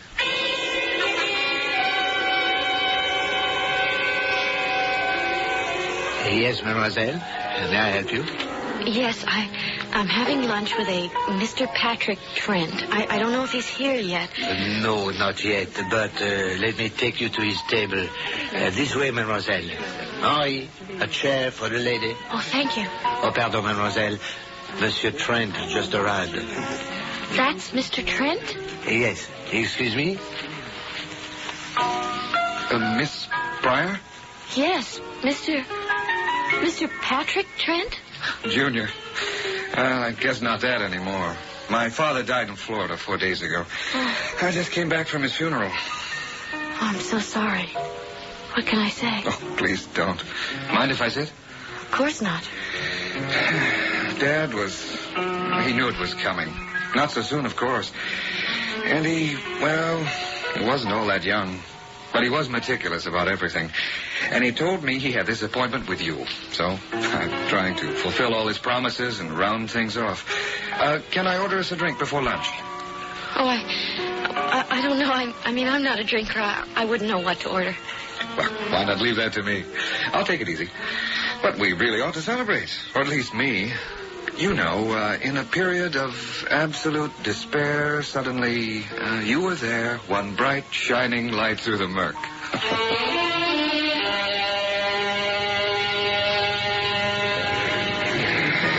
So, in the lowest period of my life, I walk into my father's favorite restaurant, and instead of a nice, aging old lady, I find you. Well, I was looking for a nice, kindly old father figure. Sorry, I can't fill the bill. Well, that's all right. I found another one. Who? Oh, that isn't important for the moment. You know, I feel a little woozy. Shouldn't we order something to eat?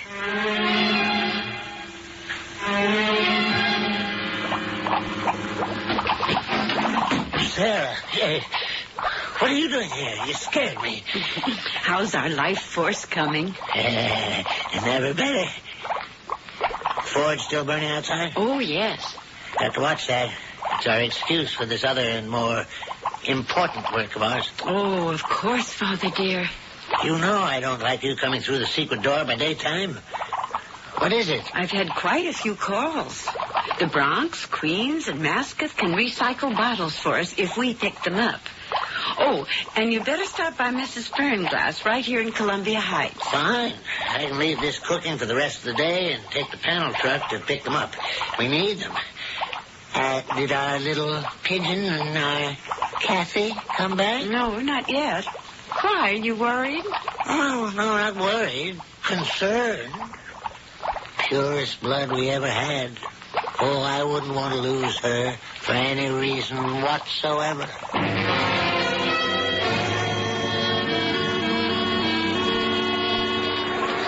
So, now you've seen the lady herself, the Statue of Liberty.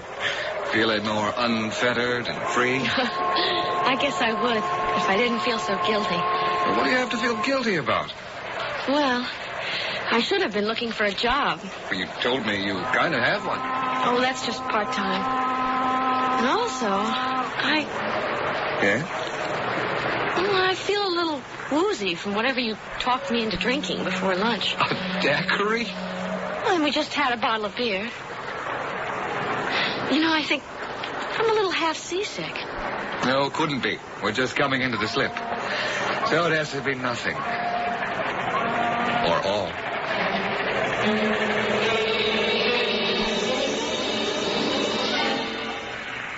What did you mean there on the boat? Or all? Oh, it's just a feeling I have about us. Come on, let's get the subway for Brooklyn. You don't have to take me home. I can manage. I know, but I have to go to work. I'm not a lawyer like my dad, just a reporter. Lowly police precinct duty at that. Come on, we both have to get off at the same station. Clark Street, right? Well, that's my stop. But for you? Before I get there, I get your phone number and address, I hope, for future reference. Then I go to work.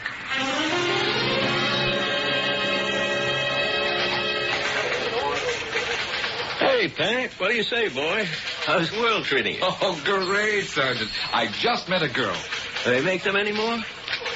I thought they threw away the old mold when they created Mez. You better believe this one is no mess. She's Miss all the way, Jim. Well, she sure seems to have made a hit with you. Oh, bullseye. I'm kind of late, Sarge, so before I have my editor on my tail, what's new on the blotter? Well, you didn't miss a thing. Just the usual.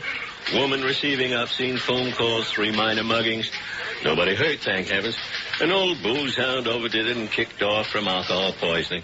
All the run-of-the-mill stuff, not worth a slug of type. Oh, just one social note, you might say. What's that, Sarge? I'm not a sergeant anymore, buddy. You're talking to a lieutenant. Hey, Jim, that's great. Now, we got to find you a headline case to bust wide open.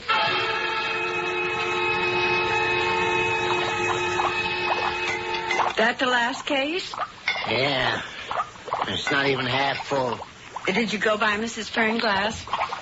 Right on by. Hmm? There were cops and an ambulance there. One of the neighbors told me they found her dead. Oh, the poor old thing. She must not have been taking the elixir. Well, the devil take her. He must have wanted her home. Yes. Sure wish I'd gotten the bottles first, though. We're getting awful low. It's a shame how careless people are. So are we. What? You left the door open and Kathy's caught us. I hope I'm not butting in. There was no one in the house, so I... Oh, no, that's all right, Kathy. No secrets here. I never realized you had a room behind the forge. Oh, what lovely old bottles. What are they for? Oh, they're just decorative. Yes. For windows and bottle glass door panels. What a wonderful idea. And what's that thing that's bubbling away there? Oh, that makes the grout, you see. The cement that holds the bottles together after they're cut. Well, how do you cut them? That's my secret. How is your day and your luncheon? Now, Jason, that's Kathy's secret. Well, I was just interested, that's all. And why shouldn't you know? I'm dying to tell you about it. Well, why don't you go in the house and freshen up for dinner? We'll be having it soon. And you can tell us all about it then. All right. But someday soon, I want to watch you making one of those windows. You think Kathy suspected anything? I doubt it. I hope not. I hope not, too. But if she does, she'll have to go. Just like Vera Blythen. You know that, dear. I know. Satan's work must be done. And nothing, or no one, can stand in the way. Double, toil and trouble, fire burn and cauldron bubble. The ingredients are gathered, and the witch's broth is fermenting. Panpharmacon vitae, the elixir of life. They all believe they must drink. Has Kathy learned too much to be safe? And who is there to protect her if she has? I'll return shortly with Act 3.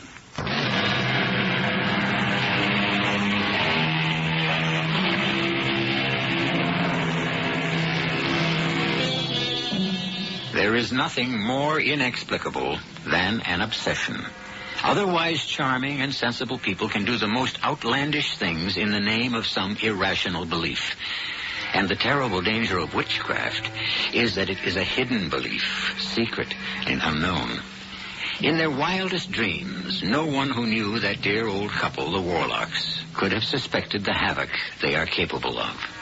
Least of all, Kathy, as she prattles away about her day in town with her newfound aunt and uncle. Now, you're sure you won't have some more cherry cobbler, Kathy? Oh, no, thanks. It was yummy, but I couldn't hold another thing. Tell me, dear, are you going to see this young man of yours again? I don't know. He did take my address and phone number before he went to the police station. What? The police station? Yes. He's a reporter for the Brooklyn Journal. Oh. I would be a little careful of those reporters. They're a wild lot, they say. Oh, not Pat. He's very kind and quiet and thoughtful. Still, the ones that work the police beat get pretty hardened by the things they see. Yes. I'd be very careful about a young fellow like that. Why, you two dears. You're protecting me like I was your own flesh and blood. So you are. Now we got you.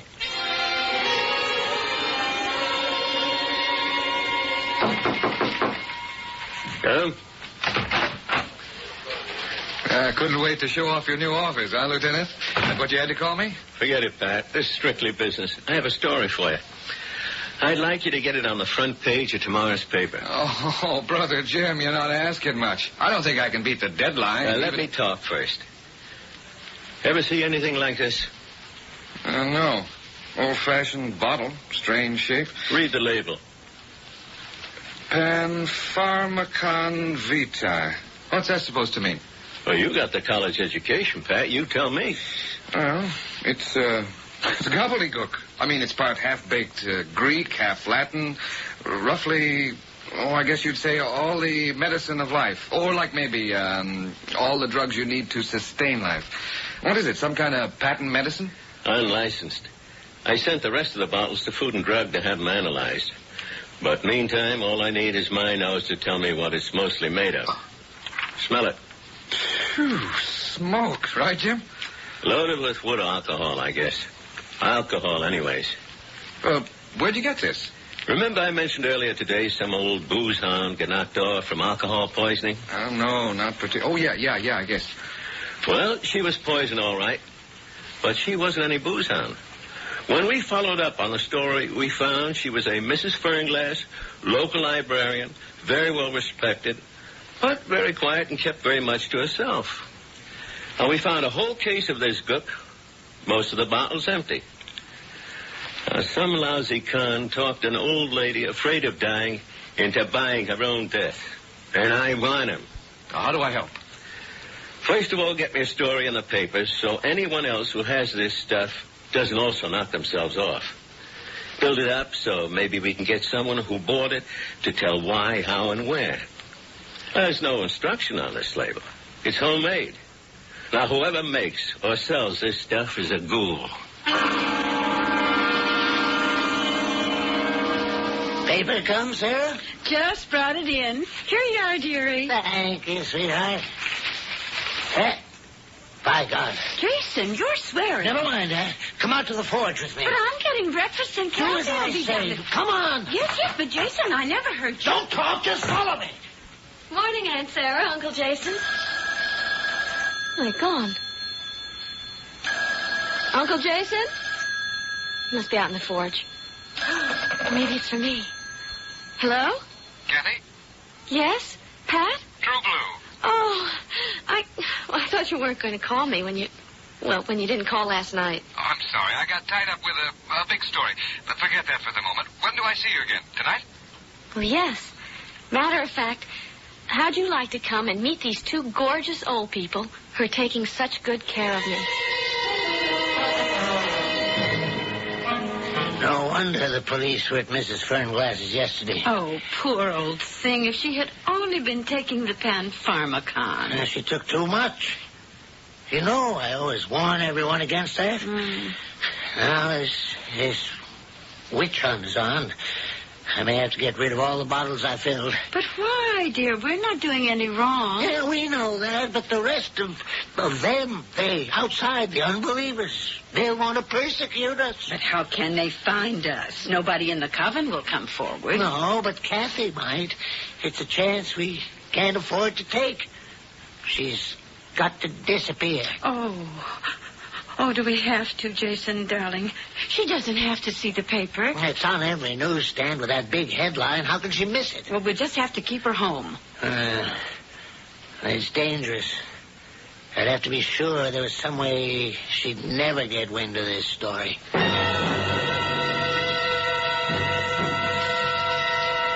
What are you doing here, Jason? I had to come, Dr. Callius. I have a problem. I can't fit you in today. I'm booked solidly. Not a psychiatric problem. This affects you directly as High Priest of the Coven. There's somebody I'm afraid will have to be removed.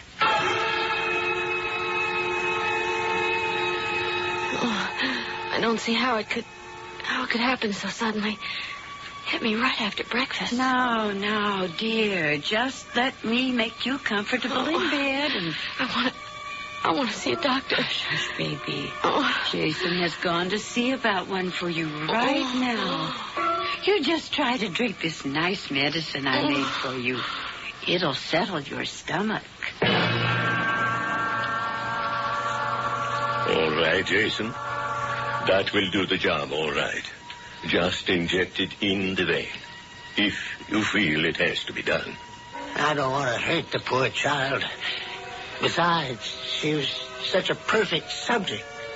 But we must protect the coven at all times. I asked her out, yes. But how can you dispose of the... The body? Oh, for a smithy, that doesn't present any problems. For a witch, isn't cremation what we all want afterwards?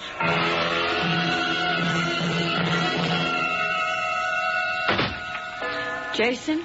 Yeah, it's me. Where's the girl? Upstairs, sound asleep. I gave her something in this glass as well as the small dose of arsenic. When the young man calls, we'll tell him she suddenly left. And if he doesn't believe us? Well, what can he do? We open no doors, and he can't break his way in. Now, as soon as it's dark, I'll do what has to be done, and by midnight there'll be nothing left of our poor little girl but ashes. Oh, dear. Oh, dear, dear.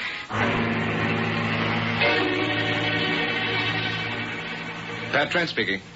Who? Oh, yeah, put her on. Hi, Kathy. What? The story? Oh, look, I told you. All right. It was just an old lady who was buying some kind of phony patent medicine that killed her. It was loaded with alcohol and Huh? What shape was the bottle? Well, it was old-fashioned, sort of octagonal and... What? Look, honey, I'm at work. I can't just walk out on... No, wait a minute, Kathy. Wait a minute. Kathy? Kathy? Damn. Is she crazy or something?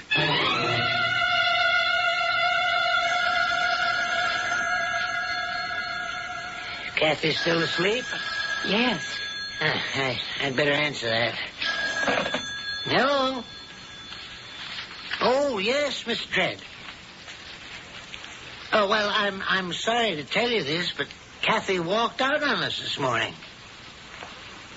No, she's gone. No forwarding address. Well, I'm sorry. I really don't want to discuss it. She left without paying her rent.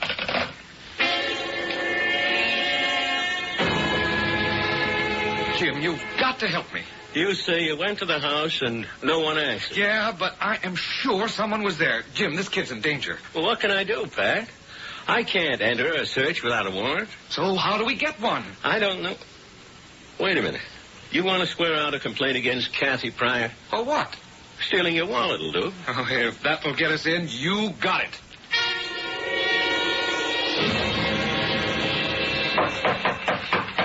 Open up. This is the police. Open up or we're coming in. Oh, dear me, what is it? I'm looking for Kathy Pryor, charged robbery. Well, she's not here. She left. I have a search warrant here. Open up and I'll decide for myself. Police, help! Okay, that does it. Open up, or do you want me to kick the door in?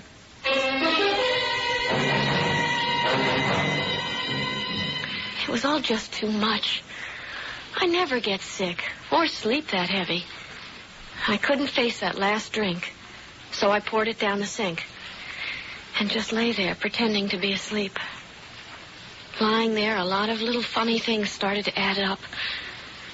And then, when I heard what they'd planned... Hey, take it easy, Kathy. You're okay from here in. I thought they were so sweet. But they're ghouls. Absolute ghouls. You're right, Miss Pryor. But they don't think so. They think they're right. But don't worry. We have enough on them and the doctor to put them away for a long time. They confessed? We bore down a bit on the old man, and the old lady came to his defense like a tiger. She blurted enough of it out for us to get the rest. But what's the matter with them? They're witches, Miss Pryor. And in their world, that means they're good. That's the way they feel. I'll tell you how I feel. To hell with them.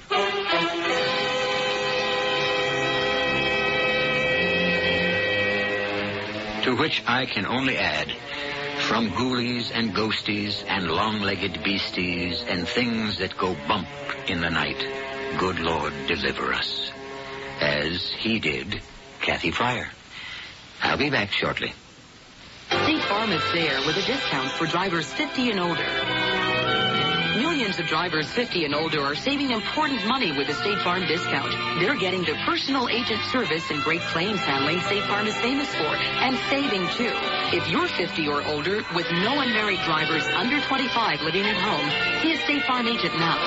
And like a good neighbor, State Farm is there. The discount's not available in every state. Other restrictions apply. If you have not yet prepared your will, please listen carefully. Without a will, the laws of the state and not you will determine who receives your property and in what amounts. Who manages the affairs of your estate? Your choice as guardian of your minor children may never be known. Your loved ones could face unnecessary legal costs and needless court delays. Now, for only $12.95, you can make your own will quickly and safely with the American Will Kit. You'll receive simple fill-in-the-blank will forms with easy-to-follow directions. The forms were prepared by lawyers to be valid in all 50 states. Order now, and you'll also receive free of charge our easy-reading personal protection guide, giving you important tips and special information that can save you money. Now is the time to take advantage of this special mail order opportunity. To order, call toll-free 1-800-542-1212. Only $12.95 plus shipping. That's 1-800-542-1212. Money back if not satisfied. Call now, 1-800-542-1212.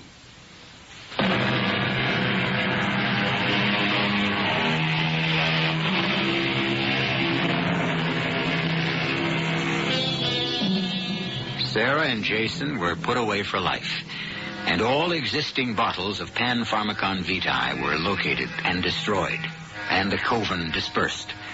Incidentally, the analysis by the FDA confirmed a small quantity of blood in each bottle, human blood, and, of course, alcohol. Other ingredients defied analysis. Kathy, who married Pat, sleeps deeper but more tranquilly these nights.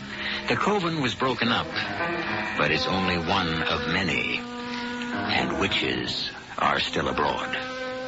Always be on your guard. Our cast included Virginia Payne, Robert Dryden, Jada Rowland, Marshall Borden, and Dan Acco. The entire production was under the direction of Hyman Brown.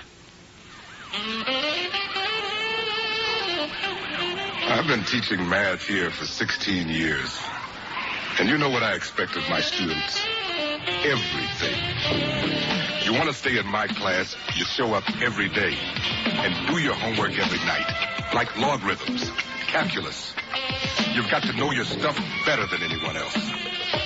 Think it's tough? Next to real life, it's a picnic.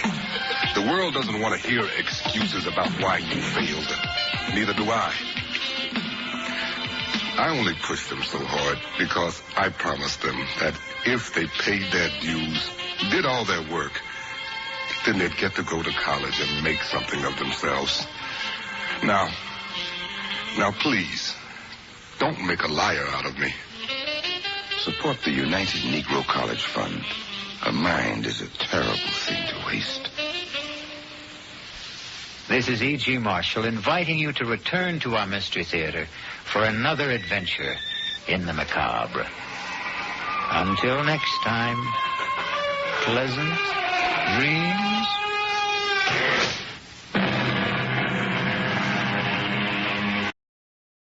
Hey everyone, Waddle from Watchwaddle here. Hope you're all enjoying today's radio show, and don't forget to check out some of Watchwaddle's tunes. So round, so firm, so fully packed with hits. Screwy Forest's Watchwaddle cartoons. Available on Channel Watchwaddle.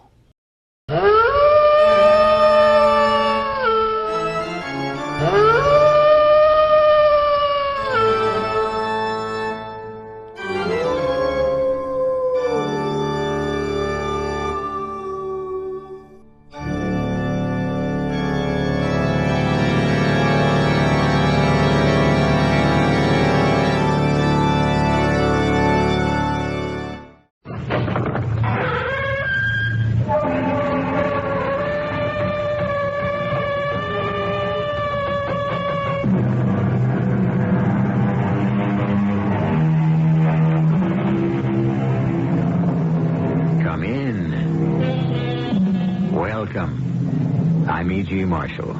Bang, bang, you're dead, shouts a little child. And his playmate clutches at his heart and collapses to the ground. Now, when children play this game, are they innocently imitating their elders, or are they expressing some deep-seated biological urge? Are professional killers basically children who have never outgrown the game? Is the taste for murder ingrained or acquired? Questions like these should never be answered quickly. Lieutenant Kaufman, I was sent in here to see you. How can I help? A man named Tom Beckwith was murdered last night. That's right. Do you have any information that would... Yes. I'm responsible for his death. What are you saying, Mr... Wilson. Roger Wilson. I caused his death. Are you confessing to the crime? I suppose that's the only way to put it. How did you murder Tom Beckwith?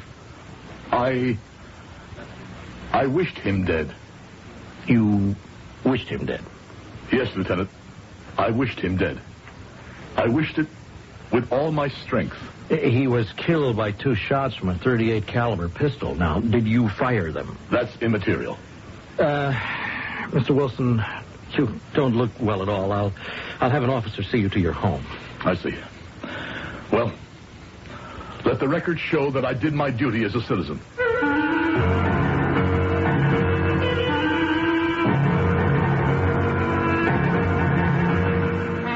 Our mystery drama, The Transformer, was written especially for the Mystery Theater by Sam Dan and stars Howard Da Silva.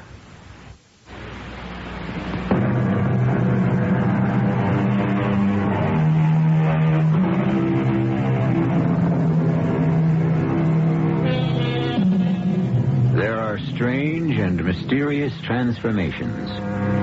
Life changes from one shape, one form, yes, one existence, to another.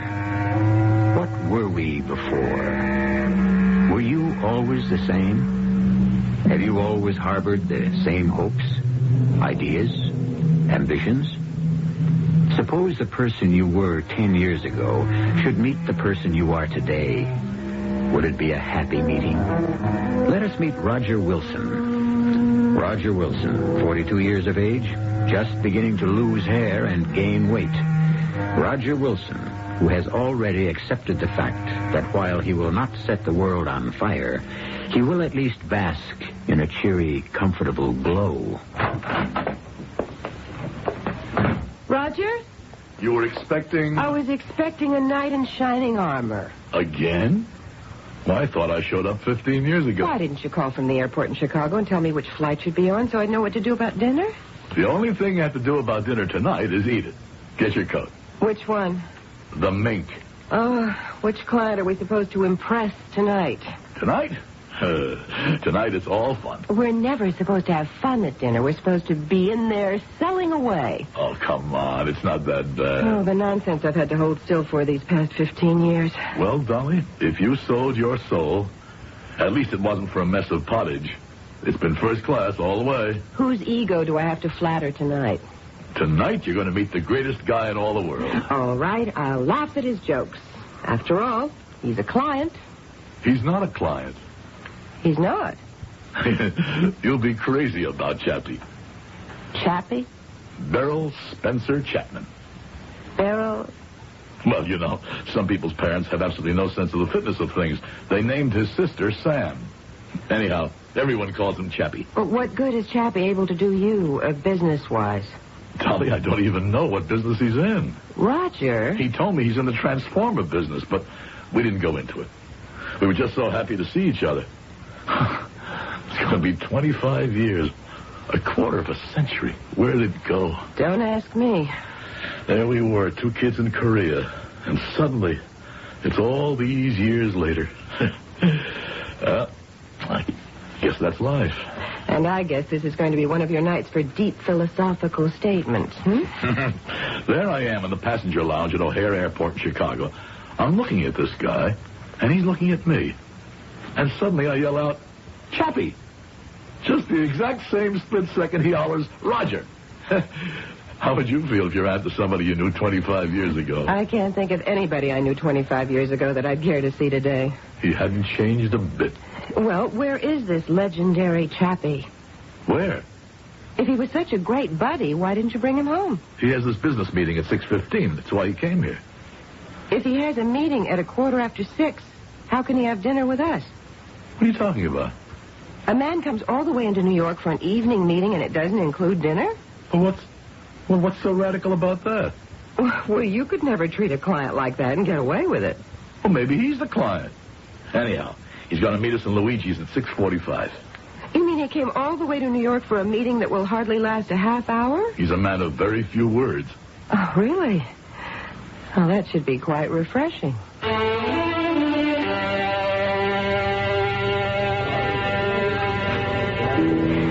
You must be a very efficient businessman, Chappie. Why?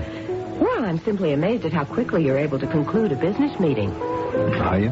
When Roger gets involved in these things, they can go on for hours, even days. Do they? I can never get Dolly to understand there's so much to talk about. How do you avoid all that talk, Chappie? Well, what's to talk about? You know the deal, you go in and close it. What kind of business are you in? Transformer business. Oh, well, tell me all about it. It's kind of technical. Well, I was a science major at college. A transformer is an instrument used for changing voltage. You have a step-down transformer. You have step-up transformer. Oh, darling, I'm sure Chappie doesn't really want to talk shop. All right, you're absolutely right. When a couple of old war buddies get together, I'm sure they can't wait to swap stories. I'll sit here quiet as a mouse and just let you boys talk. Dolly, when you see, Chappie and I were very close. Very close.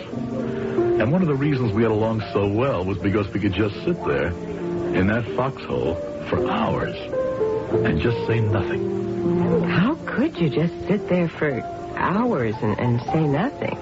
Well, sometimes by saying nothing, you say everything. How about dessert? Nothing for me. Cheesecake.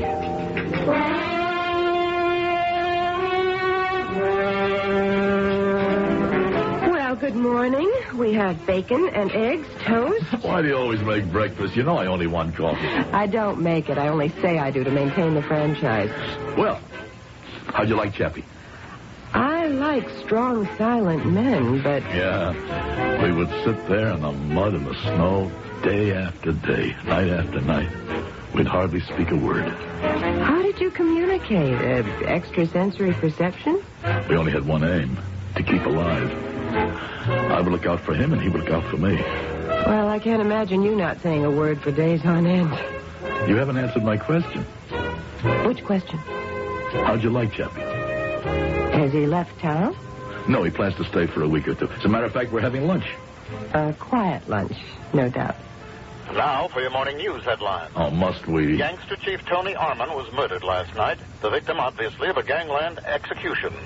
The medical examiner places the time of death at about 6:30 p.m. The killer fired 2 lethal shots and disappeared as if into thin air. No one in the neighborhood, 3rd Avenue and 67th Street, heard or saw anything suspicious. Your next headline report in 10 minutes. 3rd Avenue and 67th Street? Oh, we were just 2 blocks north of there at Luigi's. You still haven't told me what you think about Chappie. Oh. Well, he doesn't seem to be your type. I mean, you appear to have nothing in common. When you're huddled in a foxhole, you have everything in common. Because after the war, you drift apart. But there's always that deep feeling of friendship. He has fascinating eyes. Yeah? When he first came into the restaurant, they had sort of a glow. And then they changed, and they seemed to grow softer. As soon as she spoke about that look in his eyes, I got a sudden chill down my spine. I knew that look. I remembered that look. That funny look that glowed in his eyes. Every time. Each time. Each time. Each time he would be crouching there, freezing, peering desperately into the darkness.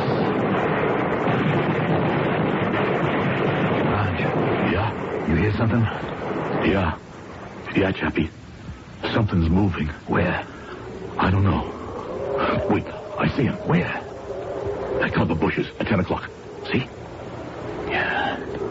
Must be 500 yards. More like 6. Let me raise my sights. Chappie. Yeah. He's headed home. Let him go. Let him go? He's just some goof-off. They got goof-offs on their side, too. He got lost. Let him go home. Watch this, Raj. Watch me squeeze it off. Got him. And the body that was crawling in the snow suddenly stiffened and became still. It would remain still forever. I looked at Chappie. He was breathing very slowly through his mouth. And there was that look. The look I can neither explain nor describe in his eyes.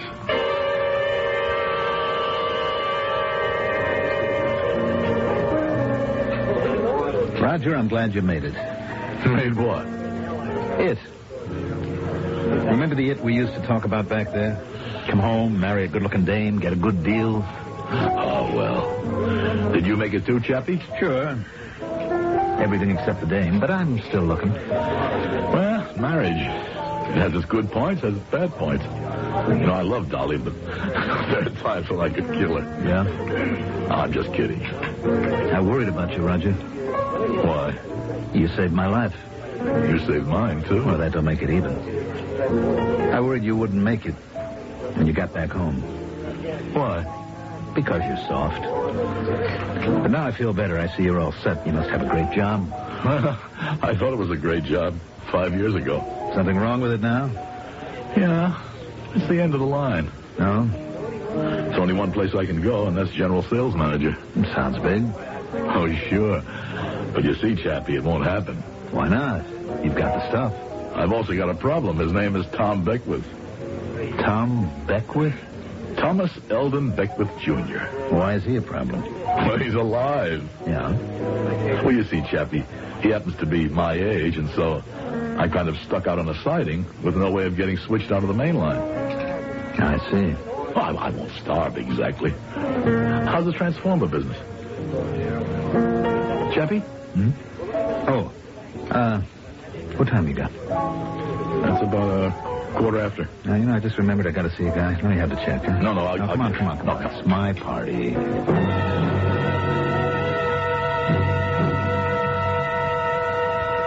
Breakfast is ready. Just coffee. What's on our schedule this evening? Well, Chappie wants to take us to dinner. Ah, another restful evening. He wants to celebrate. Celebrate what? Well, he called me at the office late yesterday afternoon. He said he expected to make a killing. A killing in Transformers? Sounds fascinating. Now, you don't like Chappie. Admit it. I didn't at first, but he kind of grows on you. Time for another morning headline. Good news, Harry himself. Electronics company executive Thomas Eldon Beckwith, Jr. was shot and killed late last night in the garden of his summer cottage at fashionable Lake Surrey. State police theorize that Mr. Beckwith surprised a prowler. So far, there are no leads or clues. Anyone with any information at all that could be useful is asked to call a special number, 227-8308. We shall have another headline report in 10 minutes.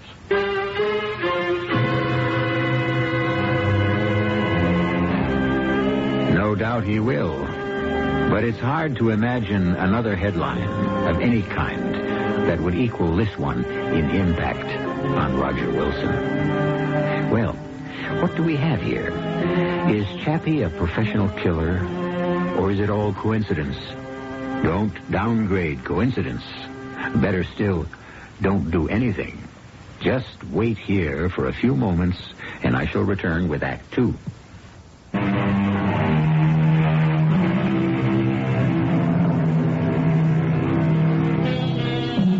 There's a man named Thomas Eldon Beckwith, Jr., or we should say, there was a man named Thomas Eldon Beckwith, Jr.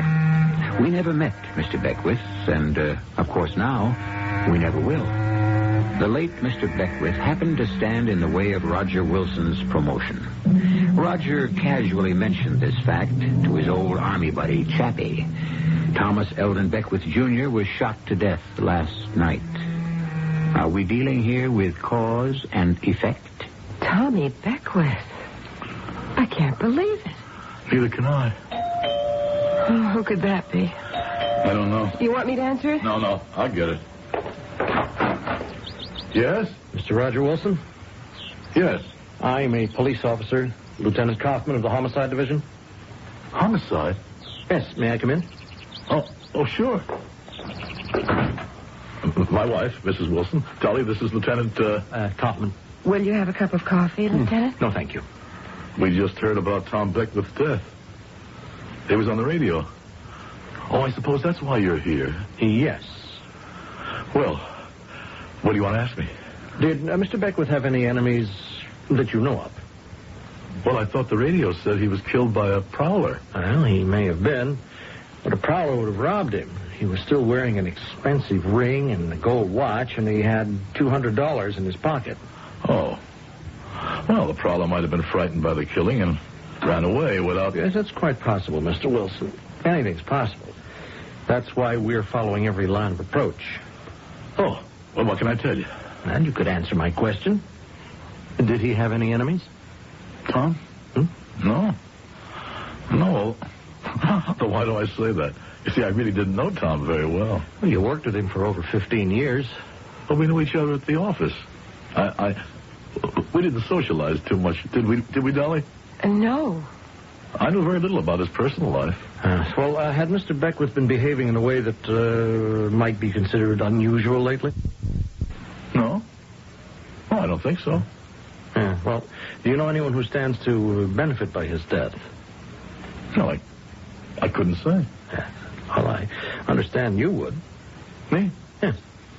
Some of the people I spoke to at your office tell me that you're next in line for his job.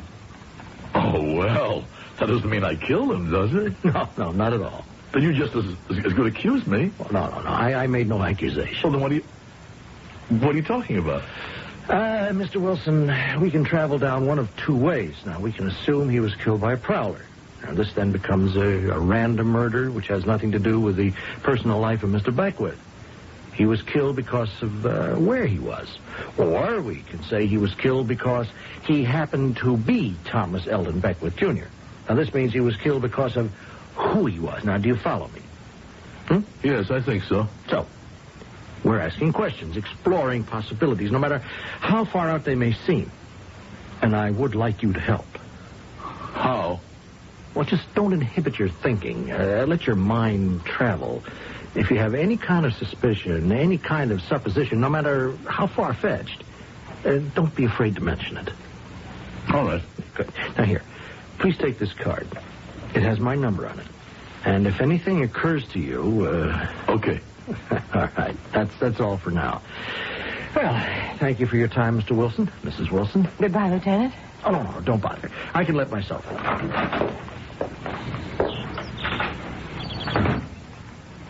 Tom Beckwith. Who could have killed Tom Beckwith?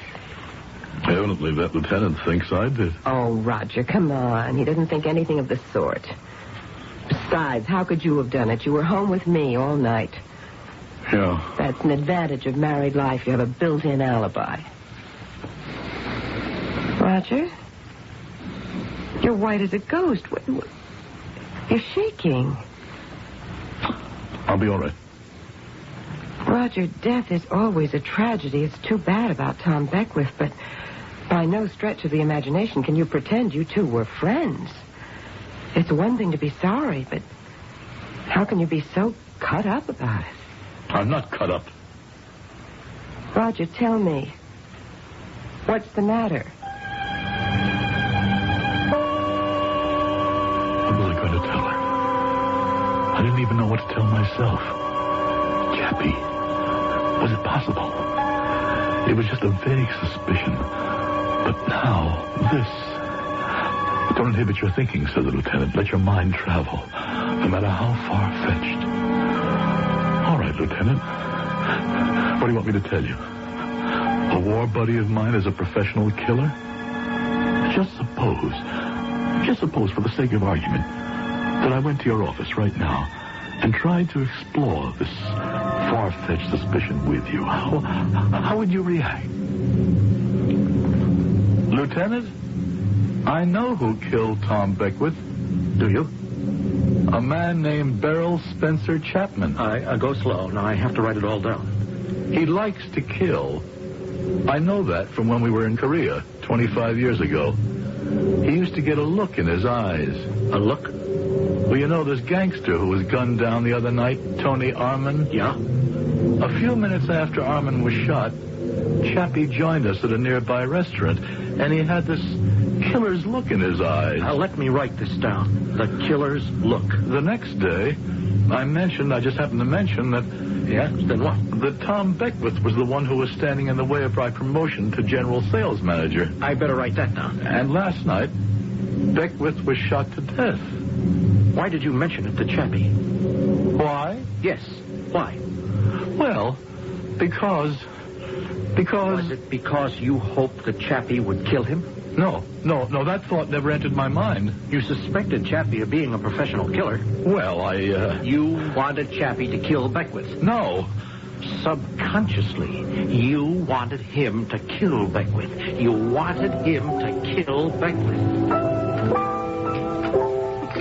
Where were you? Huh? Chappie and I have been sitting here for about 10 minutes now waiting for you to come out of that trance. What trance? You have been sitting there, your eyes wide open. But I'm sure you must have been dreaming. Was he like that when you were in Korea, Chappie? Oh, yeah. I'm sorry. I guess I must have dozed off. I stared closely at Chappie. What I had come to think of as the killer look was nowhere evident in his eyes. Oh, maybe it never existed. Maybe it was all my imagination. All of this was being constructed from a fragment of a shrouded memory that was almost 25 years old when we were 19-year-old kids. Chappie, this smiling, happy, quiet man, a killer? No, I'm sure he isn't. Even Dolly likes him. Dolly has an instinct for people. If Chappie were evil, Dolly would automatically shy away from him.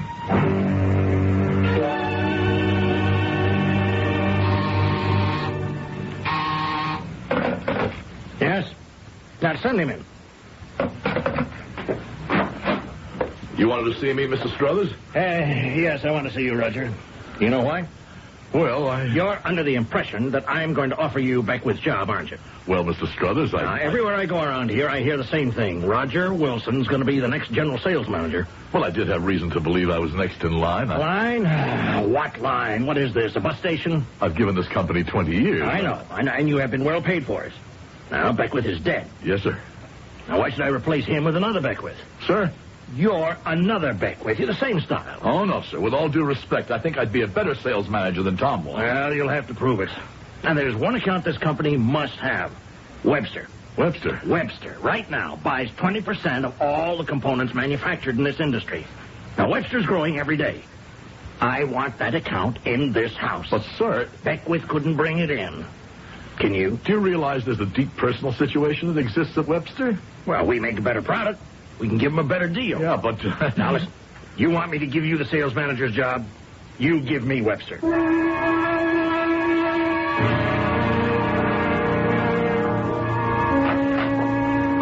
Say, what is this? Darling, it's your victory celebration. Candlelight, silver, champagne. Victory? Your appointment to general sales manager calls for a very special dinner. Who's that, I wonder? That's Chappie. Chappie? Your best and closest friend. I thought you'd want him to be part of it. Well, sure. You let him in. Give him a drink. I'll check the roast. Chappie, come in. That's it? Well, join me in a little libation here. Mm-hmm. To the new job. Well, Well, what?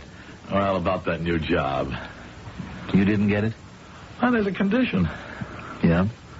The top account in the industry is an outfit called Webster Manufacturing. And they don't buy from us unless I can bring them in. Yeah? Well, I can see the old man's point. We should have that account. And would. Except, well, it's something personal. Personal? Yeah. Yeah, we have a competitor. And they have a salesman.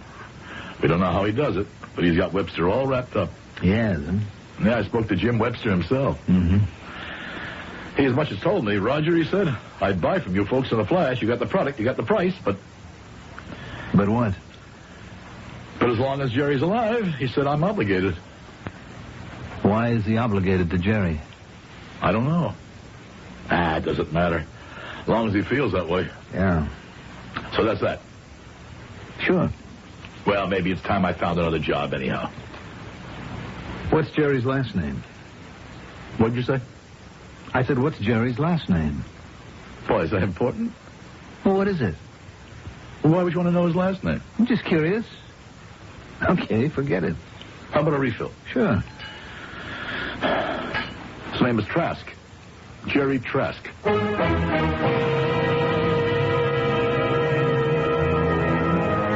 Jerry Trask. A name suddenly surfaces.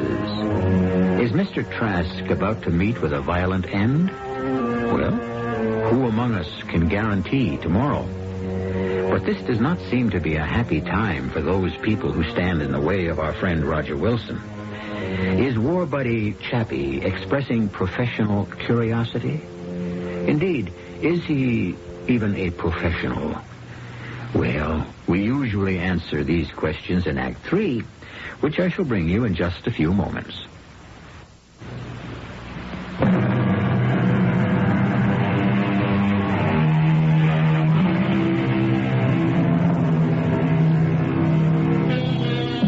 A man named Jerome J. Trask is walking his dog very late one night along a quiet street in New York City.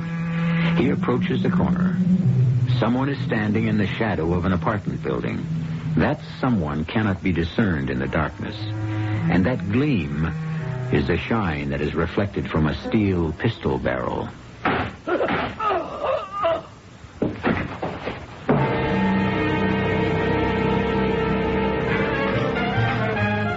More coffee? No, this is fine. What'd you say? Oh, let's turn this thing off so we can hear ourselves talk. No, leave it on. Why? I want to hear the morning headlines. I can't imagine what for. They're always so depressing. It's always some murder. Roger?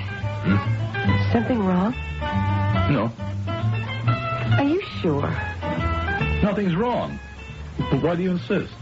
It's just that you seem to be so nervous this morning. I'm not nervous.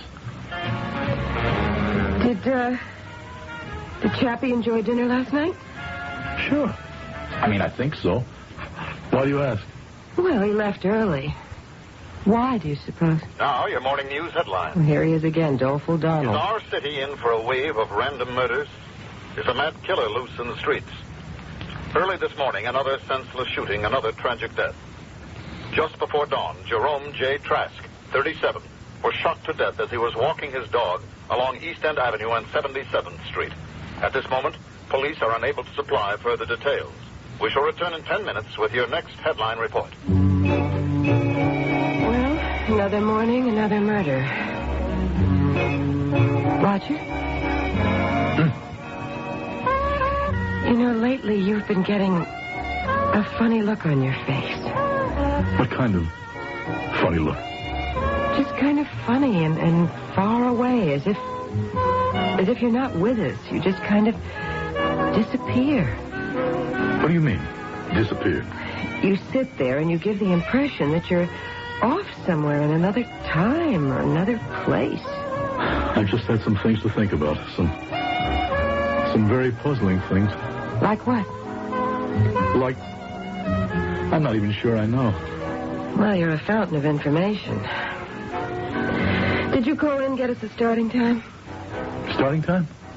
At the club, we're playing golf this morning, you and I and Chappie. Golf?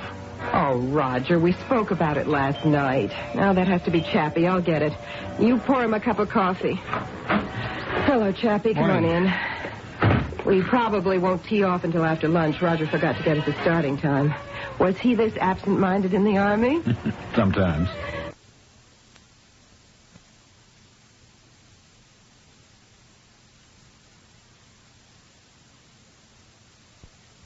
Absent-minded in the Army? Sometimes. We were just talking about you, Chappie. I was hoping you had a good time last night. I did. It's just that you left so early. Oh, it was a business appointment. 10 o'clock at night? That's the transformer business. Transformer? word hit a chord, struck a nerve, the way he said, transformer. It was the way I had said transformer years ago in a foxhole in Korea. They were attacking us in force, and we were throwing everything we had at them.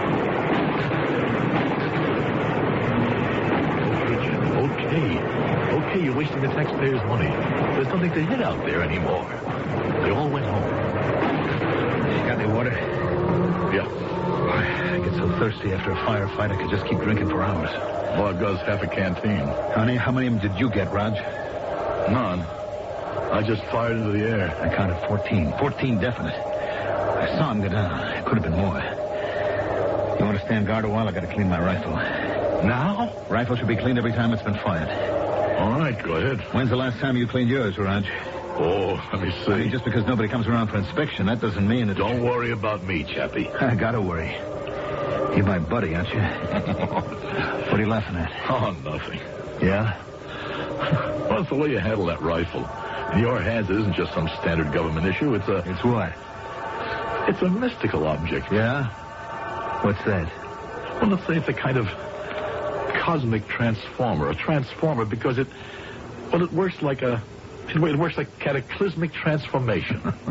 Where do you get all them big words, Raj? That's what you learn in college. Where was I? Oh, yes. A rifle is a transformer. It transforms the living into the dead. How do you like that? I like it. Yeah, I like it pretty good. You know something, Raj? I may even go into the transformer business when I get home. Transformer business? Why not? Well, for one thing, it's against the law. That ain't gonna bother me. Why not? Them laws are passed by fat politicians. I already broke a bigger law. Which one is that? God's law. Don't it say in the Bible, thou shalt not kill? So what are we doing out here? This is different. It's always different. There's an explanation. There's a million explanations, Raj. I figure I'm in bad already, so go all the way. All the way? Where? Here I've been killing people for the government for less than $200 a month. That's not the way to look at it. I know guys who pay better. A whole lot better. Yeah. Transformer business.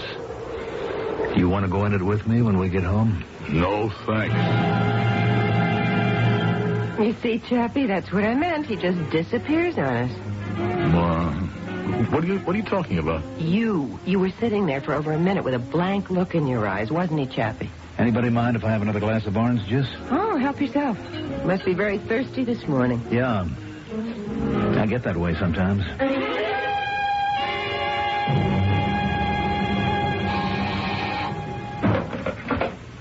Sir, a gentleman to see you.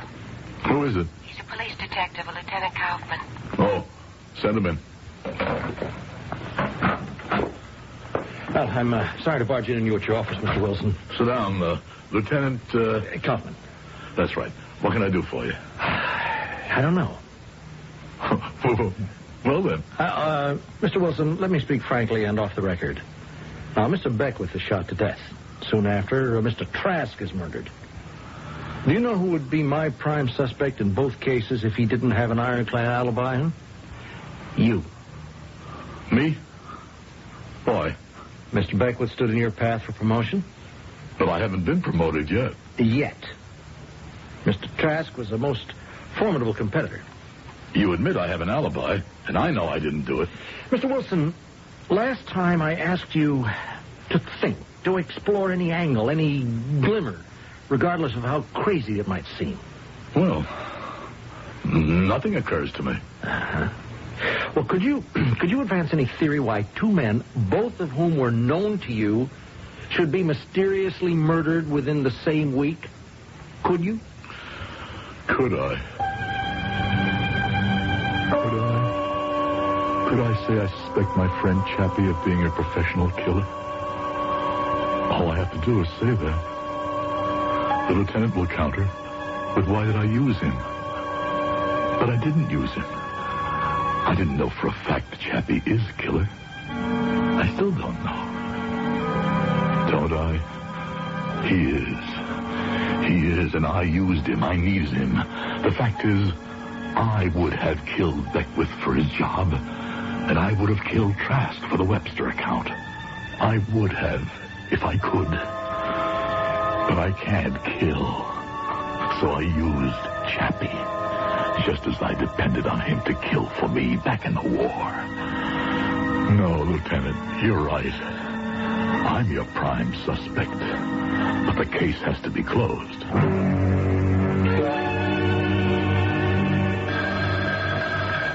Excuse me, Lieutenant. Yes? Roger, what are you doing right now? I'm in a meeting, Mr. Struthers. Well, when you're finished, go outside in the corridor and see the new name that's being painted on what used to be Beckwith's store. Mr. Struthers. Webster called me personally. He told me that we were getting his business thanks to your efforts. He thinks very highly of you. Sir, I don't know how to thank you. Well, I know how you can thank me. Double our value. Well, Mr. Wilson? Huh? Does anything at all occur to you? No, Lieutenant. I'm sorry. I don't have the faintest idea why those two men could have been killed.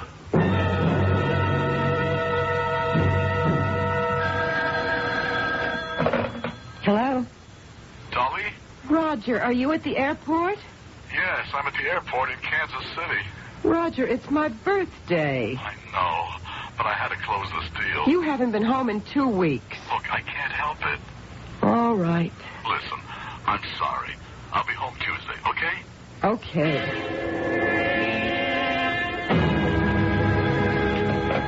Hello? Dolly, Oh, what is it this time? It's kind of overcast here in Atlanta, and I can't get out tonight. Dolly? All right, Roger, where are you now? Roger. Oh, hello, Mr. Struthers. I'm glad I caught you before you left. Now, we have to get to the airport. Now? This minute. There's a bad problem in Denver. But tonight is my anniversary. Congratulations. Now, do we have a file on... Sir, my wife is waiting for me. Call her up. Tell her something much more important has happened. Look, Mr. Struthers, I can't say that to my wife. You can if it's the truth. Now, is it more important to drink some champagne in a nightclub than to protect your job?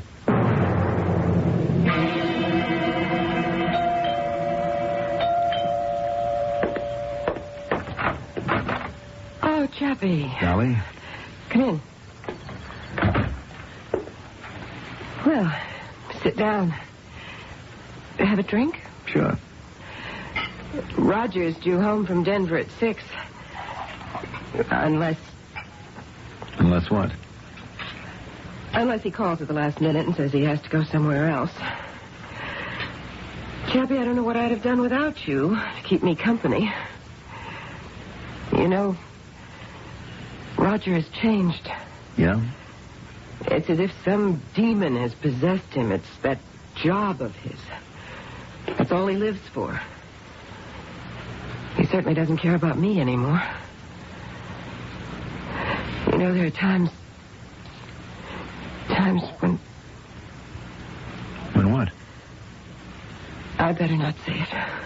You can say anything to me. Even to you. Go ahead. There are times when I would like to kill him. Yeah? Well, here I am. Hello, Dolly. Honey. Hello, Chappie. I'm glad you could make it, Roger. You sure you don't have anything more important to do? Oh, come on, honey. You have to understand it. My job makes the Let's man. not start that again. You boys have a drink. I'll see about dinner. Sure.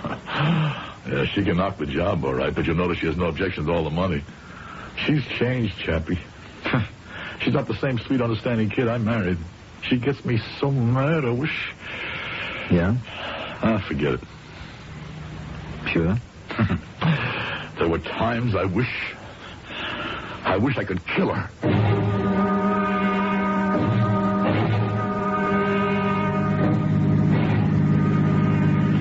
Thanks for driving me out to the airport, Chappie. Sure. I know it's an imposition. Where would I get a cab at this hour of the night? It's okay. It's okay. I couldn't ask Dolly to drive me. I wouldn't. What's that noise in the engine? I don't hear anything. Oh, it sounds like something got loose. Better have a look.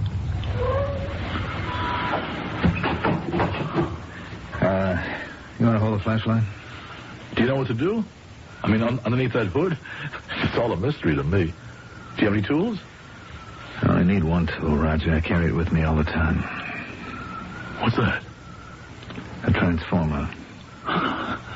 Chappie, what are you going to do? I'm going to make a transformation. Chappie, you can't. You know, Raj, I've been making transformations for the government, for personal clients, for friends. And now, for the first time in my life, I'm making one for me. You're not going to kill me, Chappie. No, I'm just going to transform you. Why? Why? Because Dolly asked me to. But Dolly doesn't know. She knows.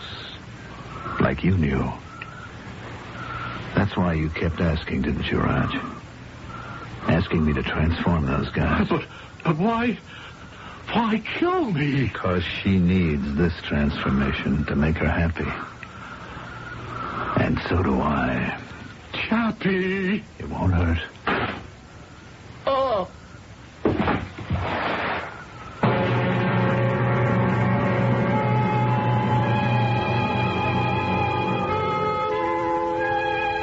And that morning, there was another headline. And Lieutenant Kaufman of Homicide was even more puzzled than ever. His only comfort might be derived from the fact that sometimes bad things occur in a series of 3. And if he can't find the killer, at least there won't be any more of those particular killings. I don't know. It all depends on what Dolly's needs are. I'll be back shortly.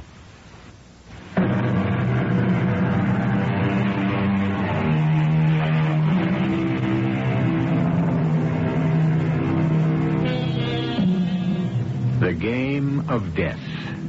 It begins innocently enough in childhood and progresses into more and more serious variations as we grow older. Still, it must remain a game. After all, if you look at it, it has rules, it has penalties, and when it's over, everyone goes home and becomes friends again. Isn't that the story of the world? Aren't so many of yesterday's enemies today's bosom friends? It's all a question of changing, of evolving. And it goes on all the time. Our cast included Howard Da Silva, Terry Keane, Mandel Kramer, and Earl Hammond. The entire production... The following is a PSA from Watchwaddle Productions. Now that autumn is here, be prepared for the day of mischievous pranks and disobedient escapades. That is... October 30th. Happy cabbage nighting! Halloween Eve. Before the tricks and the treats, there is... Cabbage Night. Thank you very much, ladies and gentlemen. We now return you to the Ghoulie Show on OTR Halloween Holidays.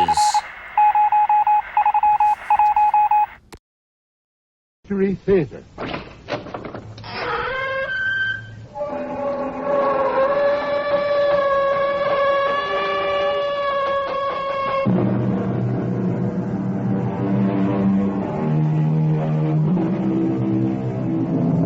Come in. Welcome. I'm E.G. Marshall. It's been said that you can always recognize a werewolf simply by shaking hands.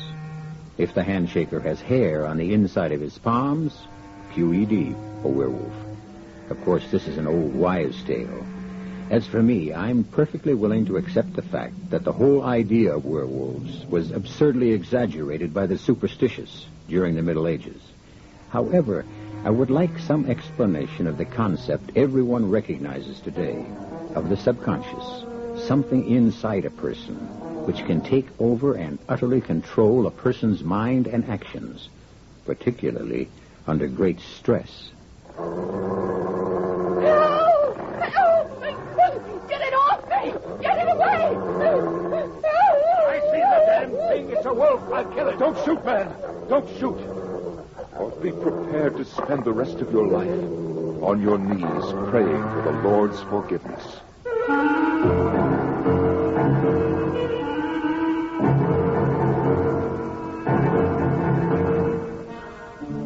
Our mystery drama, Night of the Howling Dog, was especially adapted from the classic by Algernon Blackwood for the Mystery Theater by Murray Burnett and stars Mason Adams and Norman Rose.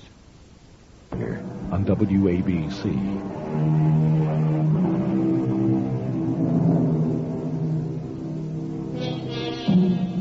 The pages of fiction are filled with surrogates passionately pleading the causes of other lovers to beautiful ladies. The characters of Cyrano de Bergerac, John Alden courting Patricia for Miles Standish, and the devil himself serenading the beautiful Margarita on behalf of Faust. These are only a few examples that come immediately to mind. However, I had never heard of a lover deputizing an animal to forward his suit until now. And to bring you this amazing story, I introduce an eyewitness. It's strange that as I approach the end of my years, I now find more people willing to believe the stories of my adventures with my employer, the famed psychologist of the occult, Duane Carter. When I was working so closely with Duane and writing down these excursions into the dark recesses of men's soul and minds, I found nothing but skeptics. Today, perhaps since we know more, we now realize there are still things we don't know. At any rate, let me start at the beginning of this incredible phenomenon. It all began when Duane and I said goodbye at London's Waterloo Station on a hot July day in 1912. Now, Ernie, we've got a full fall schedule, so you be sure and get plenty of rest. I want you to be raring to go when we meet in Stockholm on August 15th. Unless, of course, you should send for me sooner. Send for you? If I'm going to need you, Duane, then I'm hardly going to have a restful vacation. Nonsense. Both of us know the strange effects a stay in the wilderness can have on people who wear the trappings of civilization the rest of the year. Well, you were the one who prescribed getting back to nature as the prescription that straightened out Timothy Manning's life. If he hadn't come to consult you, he'd still be preaching in a pulpit, making his wife and daughter's lives miserable. But Timmy isn't the only member of your little party. Are you trying to sound a warning? If so, you'll have to be more specific. Well, I have nothing specific in mind. Just a feeling that will very probably turn out to be wrong. You go ahead and enjoy yourself, Ernie. And forget what I said. Duane must have known. The one thing I could not do was forget what he said. Duane Carter's whole reputation as a scientist was based on his uncanny sixth sense, an intuition that enabled him to handle cases too bizarre for other psychiatrists. So I was more than ordinarily alert as our boat approached the shore of the small island we'd chosen for our camp. Easy there, Ernie. Peter, lend Ernie a hand and we'll pull the cutter further up the beach. Then unload, and the ladies will see to the tents and other supplies. This is the life. Room for body and mind. Just the place for a man to refuel his soul. And how does a man go about doing that, Reverend? I'll let Peter Sangre answer that. Peter, here's a perfect opportunity for you to show Ernie how much you've learned since you started studying with me. There'll be time enough for theology lessons later, Dad. Right now, Peter could be very useful in giving Mother and me a hand with some of these supplies. Oh, I'll be happy to, any time at all. I'm always very happy to help you, Miss Manning. Peter Sangre was a young Canadian studying for the ministry under the Reverend Manning's tutelage. He'd been staying with the family back in New York, and it was obvious that he'd been smitten by the laughing eyes of Joan Manning. So obvious that it was sometimes embarrassing to watch the depth of yearning in his eyes. This was painfully evident the first night when Peter, Joan, and I joined forces exploring our island. Well, I never realized the Baltic Sea had this many small islands so close to shore. It's so beautiful. The water's so calm. I wish we had the canoe. We could paddle to the other islands while we still have the northern lights. Good idea. You and Peter wait here and I'll go across and fetch you. No, let Peter get the canoe. You and I will wait here. Oh, you bet. I'll be back as soon as I can. Well, Joni, what was that all about? You found me rude. Let's say very definite about not wanting to be alone with Peter. Oh, dear. It was very obvious then. I'm sure he noticed. I wouldn't worry about him, Joan. Surely you know he's madly in love with you, and you shouldn't feel upset if you don't like him. I don't dislike him. It's just that I see his eyes on me, seeking, even demanding, and I'm afraid he might do or say something that would lead to unpleasantness. You, Joan Manning, the fearless, frightened? Listen, I'm serious. There's something about Peter that makes me feel creepy. Something I don't think he knows himself. I'll confess it draws me, attracts me, but at the same time it makes me afraid. Joan, I don't know whether you're trying to tell me you're afraid of Sangre or something in you. My heart tells me there's something in Peter Sangre. Something buried deep inside him. Something dark and perhaps even dangerous. And I'm desperately afraid and desperately curious. How long has Peter been studying for the ministry with your dad? Almost a year. This is the first time that you've had this feeling about him? Yes. It only happened since we came here. Away from New York and civilization. It seems almost what he's been waiting for. What we've both been waiting for. The business of setting up camp for the first few days relegated that strange conversation to the back of my mind. But the Reverend Timmy brought it back sharply with a strange prayer one night. We give thanks to you, O Lord, for our safe arrival.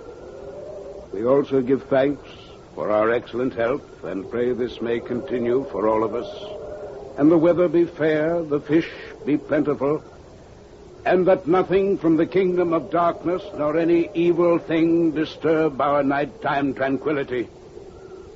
Daddy, what brought that on? Just a thought, Joan. It came into my mind, and I let the Lord know of it. Reverend, I don't think we should put thoughts like that in the Lord's mind. I think I can explain, Mr. Simpson. Well, you, Peter? Yes, sir. You see, I don't know if any of the others felt it. But I know that I sense something. Some presence here on the island with us. But that's impossible. Our exploration showed there were two things lacking on our little island. Fresh water and animals. I didn't say anything about an animal, Joan. I said a presence. Now, come, children. Perhaps my prayer was out of place. Let's all be off to our tents and a good night's rest.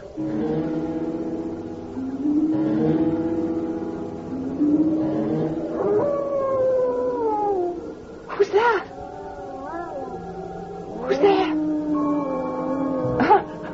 Whoever it is, let's not play tricks. I know someone's trying to frighten me. I'm coming out and see whoever it is that's playing this childish game.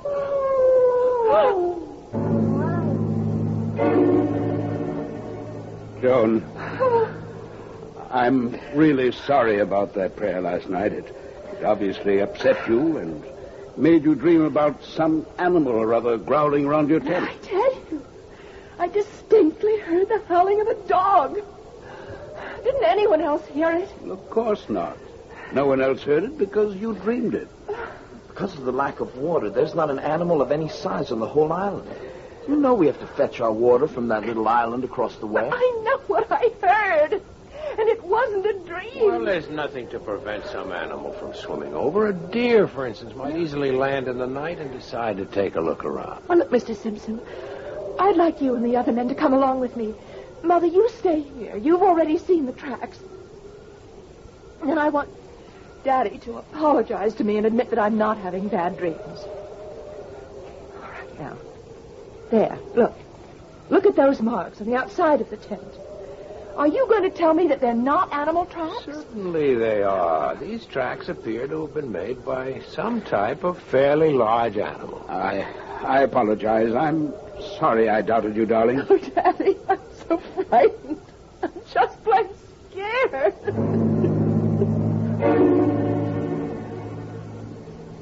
Mr. Simpson, look here. Look at these marks.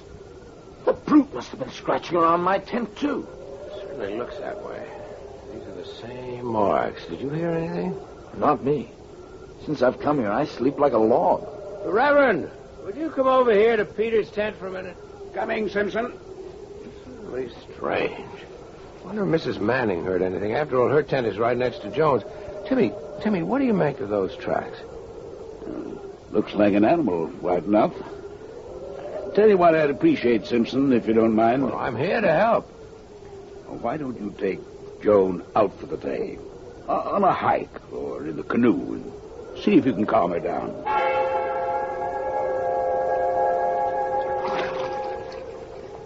I thank you for taking me on this canoe trip today. But I know Dad suggested it. That's right. But I thank you anyway. It's kind of you. Have you noticed any change in our friend Peter Sangre? You mean his attitude towards me? Good Lord, no. If anything, his devotion has become even more obvious. What do you mean, changed? Well, he seems much more self-reliant. Almost as if I don't know how to put it, but almost as if this is where he belongs. So you sense something strange about him, too? No, not strange. It's just that he seems to fit in better here than when I first met him. He's more confident. He's surer of himself. Yes, I felt that. And the more confident he gets, the more frightened I get. For the next few days and nights, there was no excitement. And our camp life seemed to have settled into a routine. Until one night, the quiet was shattered by screams coming from very nigh his tent. Johnny! Hang on, Johnny, we're coming! Joan!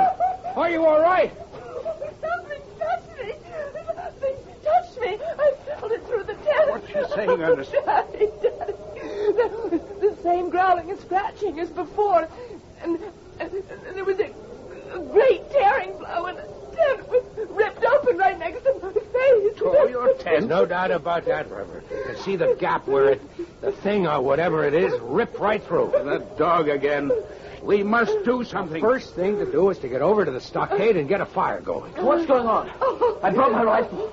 If it's that animal again, let me have it. Come on, Peter. Help me start a fire. What in the world do you think it is, Mr. Simpson? It surely can't be a dog.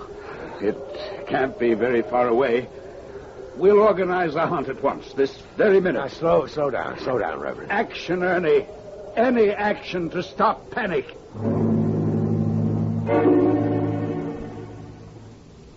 We've gone over every inch of this island, and there's no living creature on it besides ourselves. Peter's right, Reverend. Not even a squirrel could have gotten by us. All right. I know what it was. A dog from one of the farms on the larger island. A dog that's turned wild. It was attracted by our fires and the smell of food, and now it's gone back to where it came from. That's what it was. Oh, Daddy, you don't really believe what you just said? You can't believe that. You just can't.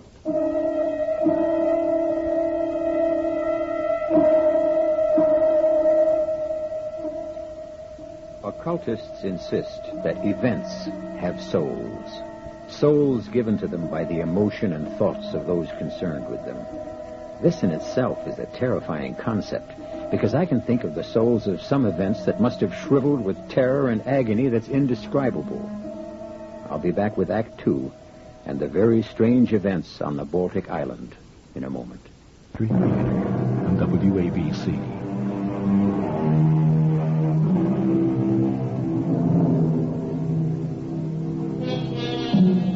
The virtues of life and vacations in the untrammeled wilderness have long been extolled in song and story. We've all longed for the starry nights with the wind sighing softly through the friendly branches of the protecting trees. But nature also has a savage side, and sometimes a trip to the wilderness can bring out whatever primitive savage lurks within us. I hate the rain, especially when I'm in the woods. I thought you could use today to catch up on your studying, Peter. Reverend says I'll pass my exams with flying colors and become a full-fledged minister in the fall. Well, Timmy should know. He should know more about his own daughter, too. What? What does that mean? Oh, nothing. I guess we're all upset by what's happened with Joan. Well, of course we are, but I don't understand what you meant about Joan's father. Forget it. I'm sorry I said it. I just wish one of us would be able to track down that dog or whatever it is that's gotten Joan in such a state. She should be all right with her mother. You know that she's moved into Mrs. Manning's tent now, and there should be no more nonsense. Nonsense? Is that what you think is so frightening for Joan? Maybe you should join forces with her father.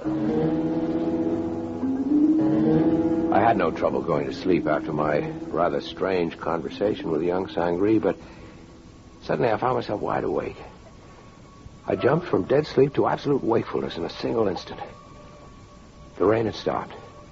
I went outside and sniffed the delicious clean air. The pallid half-moon just sinking into the sea threw a spectral light between the trees. And then, just 20 feet away across the paths, I saw a head thrust round the edge of Peter Sangree's tent. The head of an animal. An animal that had the appearance of no animal I'd ever seen before.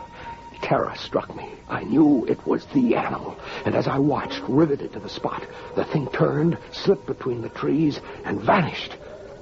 Wake up, Peter! Wake up! Well... Peter, come on! What is it? Peter, come on. The beast. The beast has been here in your tent. I swear it was about to leap at your throat. What are you saying? Let's not waste time. Quick, get your gun before Joan is attacked. Joan? Oh, yes, all right. Yes, let's get over there. I'm with you. Yes, I see the tracks. It's a wolf. That's what it is. A wolf lost among the islands and starving to death. Desperate. I don't think so. It was unlike any animal I've ever seen. Whatever it is, it must be killed. Joan must be protected. I'll sleep all day and sit up all night and shoot the beast the minute I see it. No, I don't think this is anything that we can deal with. I have a better plan. I'm going to send for the one man I know who can help. Dwayne Carter. He will know what to do. Dwayne Carter? The psychic doctor? Yes. Then you think, it's something of that sort? I am certain of it. Although nothing Dwayne Carter ever did took me completely by surprise. I was astonished to find a letter care of general delivery in the Waxholm post office. It was from Carter, giving a Stockholm address and stating that a phone call would bring him to Waxholm that same day. And so that night, Dwayne Carter joined us on the island.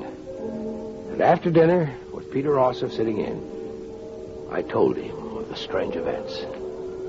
You did well to send for me, Ernie. What we have to deal with here is a werewolf. A werewolf? Oh, surely these things are... Rare enough, I'm happy to say, Mr. Sangree. Now, you say that no one has been injured so far. No, surely there can't be any question of this poor, starved beast injuring anybody, can there? I hope not. But what makes you think the creature is starved? What? I can't tell you. Except that I felt from the beginning it was in pain and starved. Although why I feel this never occurred to me until you asked. You really know very little about it, then? I really know nothing at all. Nothing. Help! Help! Get it off me! Keep it away! Oh, please, please. There it is! Let me take a shot at it. No, don't shoot, Reverend. Help your wife take care of your daughter, and then meet Ernie and me at the stockade. How is Joan? Oh, the beast tore her arm. Thank the Lord my wife woke up and the thing ran off. But it's not serious. Well, that's something to be thankful for. Here's your coffee. Thanks. This will be our last breakfast on this cursed island. We'll strike camp and get away today. I think, Reverend, for the safety of all concerned, it would be better not to leave the island just now. Both Mrs. Manning and I are grateful for your presence, Dr. Carter. But I can't help thinking that perhaps all of our problems would have been solved if you hadn't stopped me when I had the brute in my gun sights. Had you fired, and had you killed the thing, you would have committed murder. Murder? Well, now you've got me completely confounded. How can killing this thing possibly be murder? Well, this thing, as you refer to it, Reverend, is a man. One of this camping party. A man gone savage. Well, I saw the thing. That was no man. That was a dog or a wolf. Of course. You see, this is a case of modern lycanthropy. Lycanthropy? Werewolves? Those superstitions of the Middle Ages can have no actual significance today. We are face to face with a modern example of what I believe has always been a profound fact fact? Oh, come now, Dr. Carter. You've heard of the astral body, or as I prefer to describe it, the fluidic body. It has the power, under certain conditions, of projecting itself and becoming visible to others. Well, aren't you talking about two different things altogether, Doctor? An astral body is something people can accept because it's a human form, not an animal. Yes, that's true. But the fluidic body can assume forms other than human.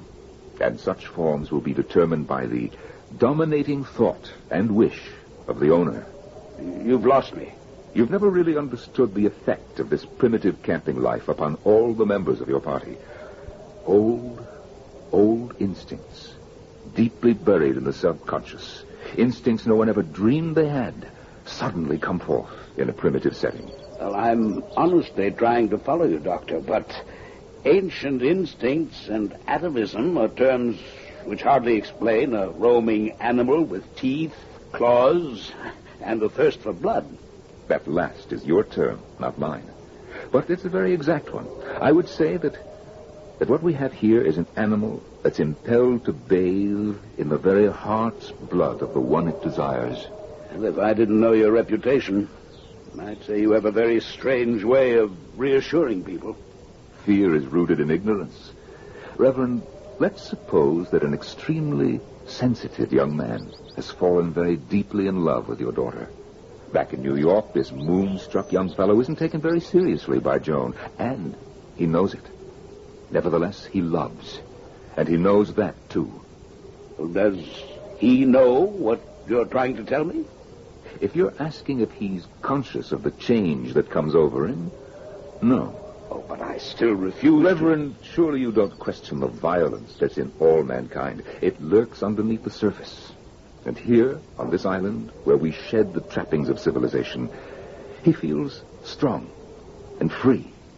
And the feelings of love he's been suppressing back in New York batter at his consciousness, determined to force their way to the surface. And at night, when he sleeps and his mind is relaxed, he dreams. The beast that ripped Joan's arm was no dream. Granted, but this wild force within him becomes fierce and savage when he sleeps, and his frustration turns into half devotion, half beast. And that is the form that his astral body might well assume. Well, if I grant these wild assumptions, why should I feel easier in my mind? Well, if you realize that this transformation isn't deliberate, then you can also understand that it is not necessarily evil. You say that to me after seeing Joan's arm? I tell you that this werewolf is no more than the passionate and fierce instincts of a man, frustrated by day, looking by night for his mate. That night we built the largest campfire we'd ever had. And all of us retired early. However, Reverend Timothy, Duane, and I had agreed to meet in Duane's tent. I'm going to open the tent flap now. Keep your voices down and strike no matches. Reverend, is the camp asleep? Well, Peter is. I can't answer for the women. I think they're sitting up. That may be for the best. Could you fill me in on what we're supposed to be watching for? Is it an animal? Report the least sound to me, and do nothing on your own. Nothing. You understand? Right. All right. Shh. Something out there? I'm not sure. Now listen, you stay here. I'll let you know. Timmy and I sat alone for a few minutes, but the good Reverend was restless. I don't much care for this waiting game with you and Carter, but he wouldn't hear of me staying with my family. He said it might prevent something happening. He knows. You must trust him. Well, it's either this astral body, or double business, as he calls it, or else it's possession, as described in the Bible. But I'm sure of one thing. Whatever it is, it's bad. And I brought my rifle. You brought your rifle, but Duane said... And my Bible.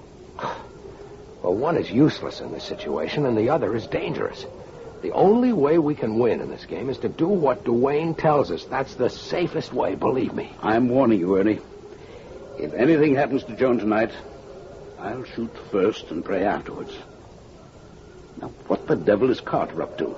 sneaking around Peter's tent and making gestures. He looks weird, disappearing in and out of the fog. I think Just wait, as he told us. Remember, he has the knowledge that we both lack. Well, he seems to be coming back now. Yes, he's heading this way. Peter is in a very deep sleep. His condition is almost cataleptic. Which means, Doctor? The fluidic body may be released at any moment. Now, I've taken steps to imprison it in the tent. It can't get out until I permit it. Be alert for any signs of movement now. I'd better hold on to my rifle. Reverend, I told you there is to be no shooting unless you want a murder. Anything done to the double acts by repercussion on the physical body of the man himself. Now, you better take the cartridges out of that rifle now. All right, Doctor. But I hope and pray you know what you're doing. It was with poor grace that Timmy slipped the cartridges out of his rifle. And then all three of us sat and waited for whatever was to come.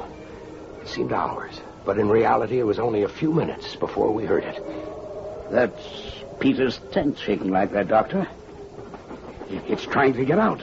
I hear it. All right, Reverend. Quickly, the women's tent. All right. I'll take my rifle just in case. I can always use it as a club. I urge you, Reverend, to be careful what you do. Because I told you this case is complicated. And it's my belief that your daughter and Peter are made for each other. And I think she knows it every bit as much as he does.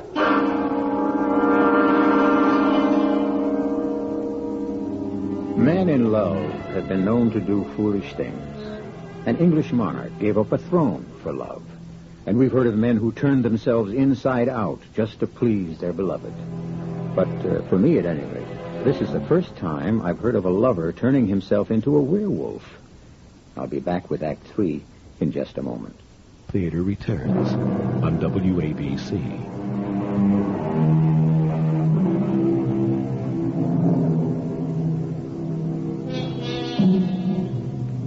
Statistically, there are more people who claim to have sighted UFOs than there are those who claim to have seen ghosts.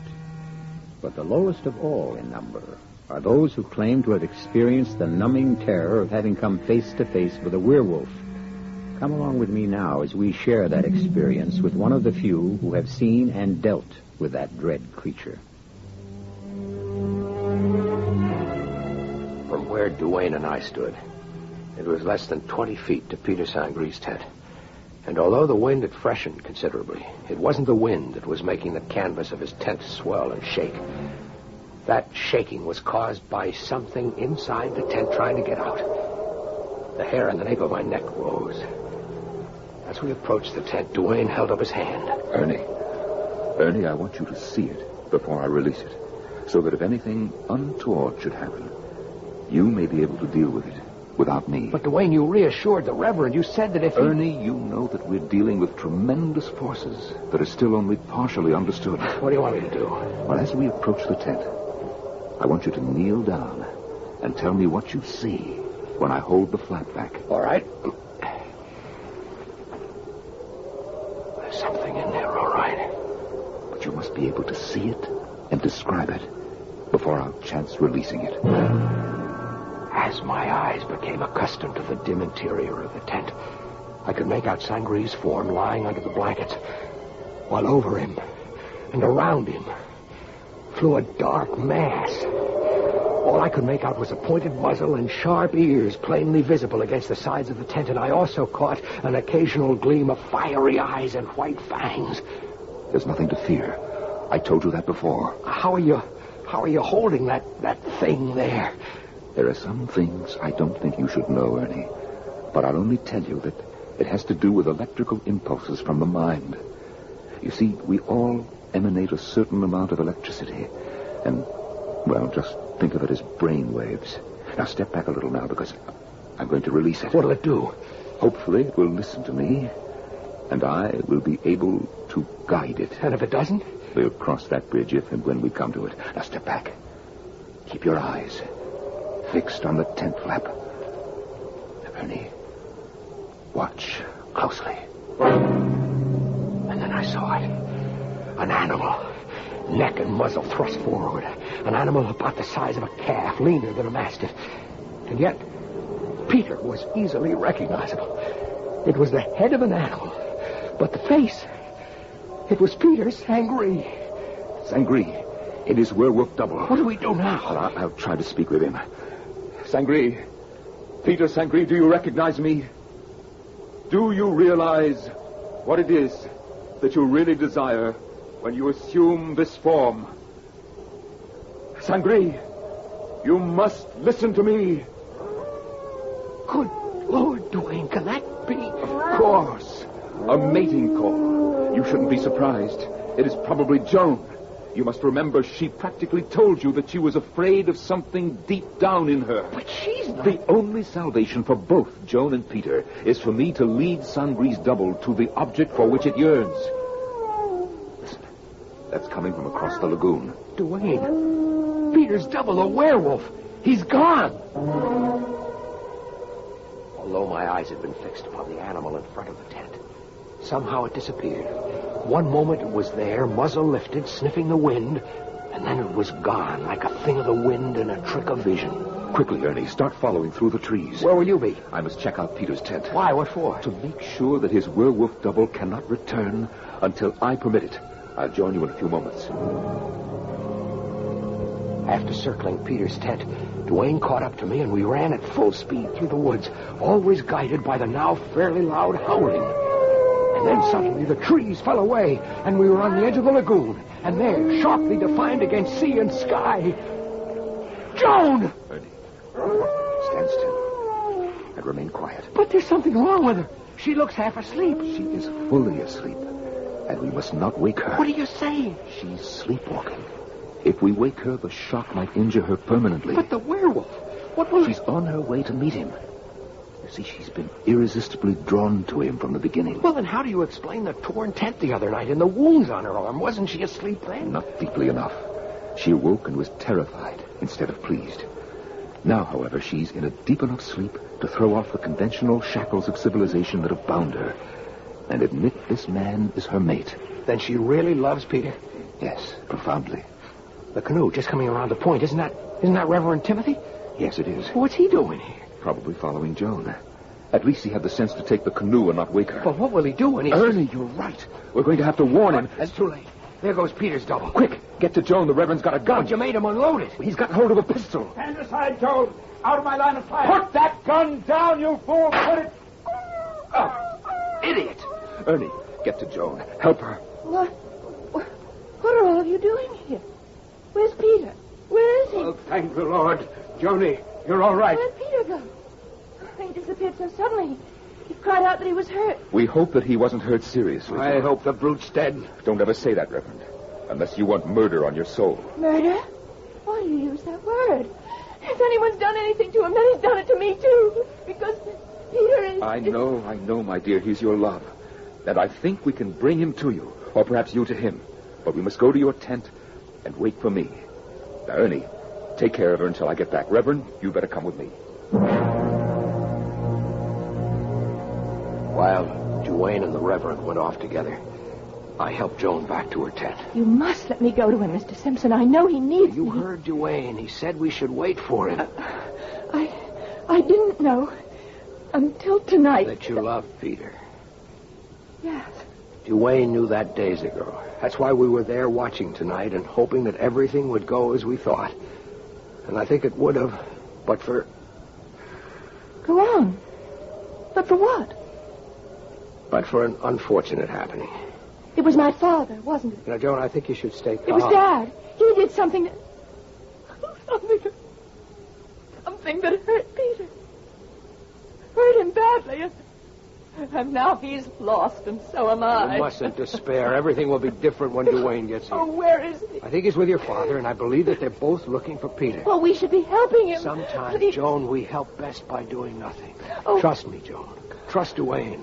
I'm sure that he'll be able to handle this.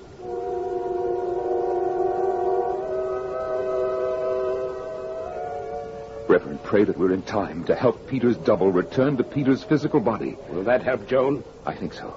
Now, hold it. Now what? He hasn't been back to the tent. Excuse me just a moment. What are you doing? Arranging it so that if Peter's double does make it back here, he can get into the tent and back into Peter's body. More of your mumbo-jumbo? I'm trying to save a life you almost snuffed out. I saved my daughter's life. Her life was never in danger. I saw that beast throw itself at my Joan. If I hadn't fired when I did... You would have seen a miracle. A transformation in that beast and in your daughter. Dr. Carter, I know your reputation, Reverend, I think we should stop quarreling. Both of us want the same thing. And this isn't doing either Joan or Peter any good. Now, I'm going to need your help. Well, you know I'll do anything I can. All right. But what I'm going to ask you to do, Reverend, will go against your every instinct. I'm going to ask for your belief, Reverend. In what? In the fact that the double you saw, the werewolf, if you like, meant your daughter no harm. And above all, the fact that he must return to Peter's physical body. Why do you need my help for that? Because you shot him. And although I know he meant Joan no harm, I also know that Sangre must possess other instincts of the wolf, and those instincts will be crying for revenge. Are you telling me that I'm not telling you anything, Reverend. I'm asking you to serve as a stalking horse, to bring Peter within reach. And then, to believe that I can handle it.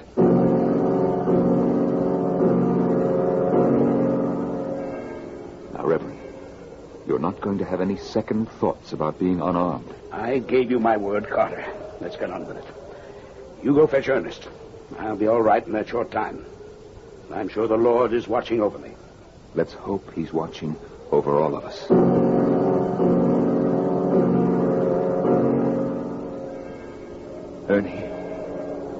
Ernie, come on out. Did you find Sangre? Not yet. How is Joan? She's restless. She's unhappy, but I think under control. Oh, good. Now, I think Peter knows the Reverend fired the shot that hurt him and is trailing him to get revenge. I've got the Reverend standing on a promontory over there. If the werewolf comes, I think I can gain control over him and get him back into Peter's body. I hope so. For all our sakes, I hope so. Peter! Oh, Peter, where are Joan! Joan, come back here! Let her go. We'll follow her. She'll lead us to him. Carter! Did you hear it? We're coming, Reverend. Hold on. No, Peter! Oh, Peter. Peter, I love you. Peter, I love you.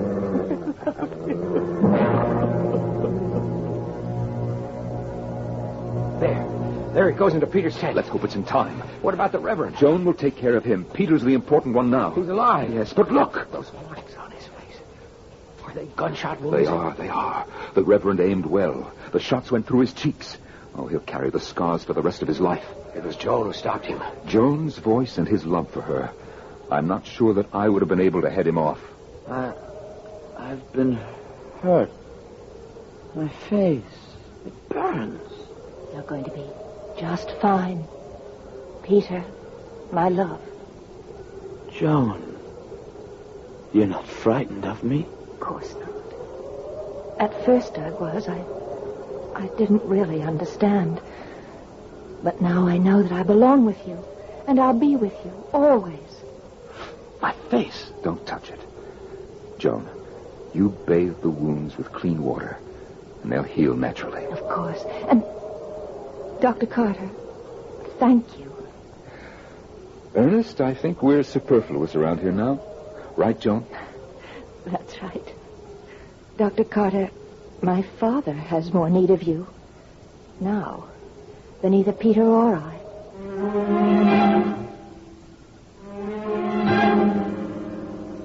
And Joan's words proved to be true and not true. As Duane and I came close to Timmy's tent, we heard a voice, the voice of a man praying fervently, praying to his God for forgiveness.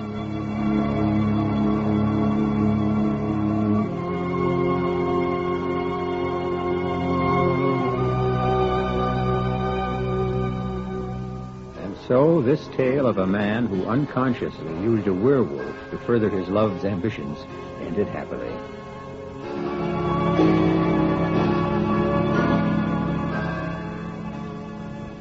And I no longer flaunt my skepticism. However, I must in all truth say that it's not really the recommended way to go courting, even in today's permissive atmosphere.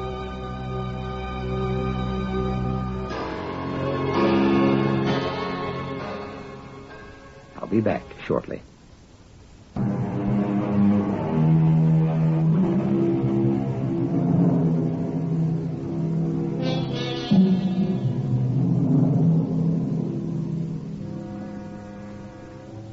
Magicians are well aware that people love illusion. They want to be fooled. I wonder if any of the great magicians ever wondered why there's such a universal love for magical tricks that seem utterly beyond belief.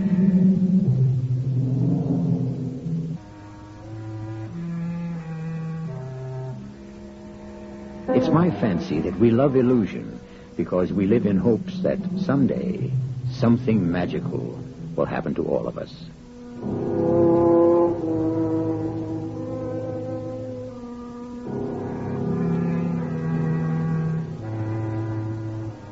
Our cast included Mason Adams, Norman Rose, Marion Seldes, Christopher Tabori, and Guy Sorrell.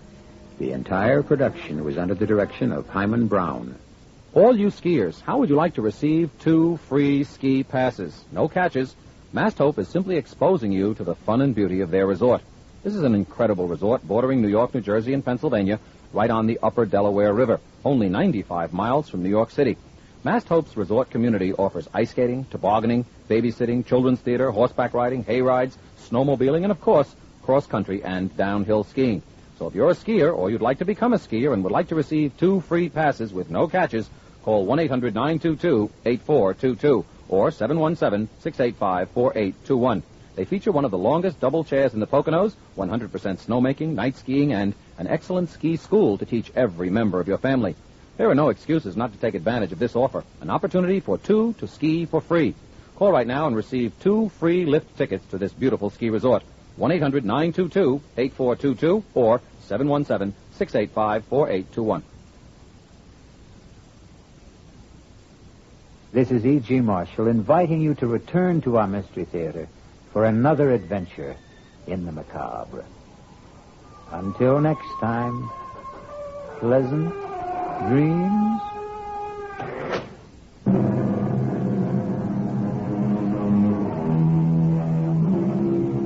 WABC, New York. It's 10 o'clock.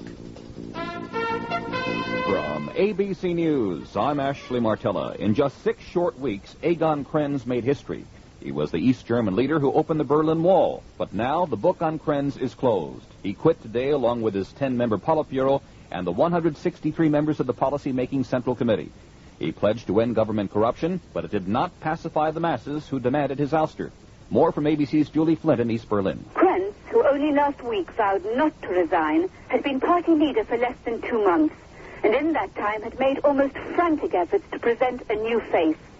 He moved out of a luxury villa into a suburban home that resembled nothing so much as a bunker, and he took action against former party leader Erich Honecker and several other senior figures accused of corruption. But he was unable to shake off his image as a hardliner, a former leader of the Free German Youth, and the man who applauded the massacre in Tiananmen Square. Julie Flint, ABC News, East Berlin. East Germany will be run temporarily by 25 communist reformers. More after this.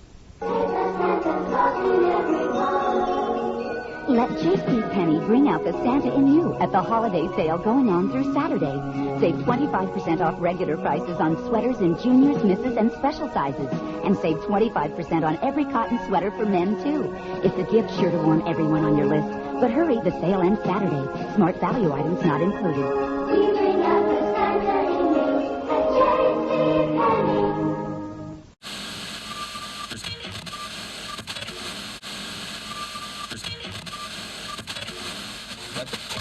Your radio is experiencing technical difficulties. Please stay on by.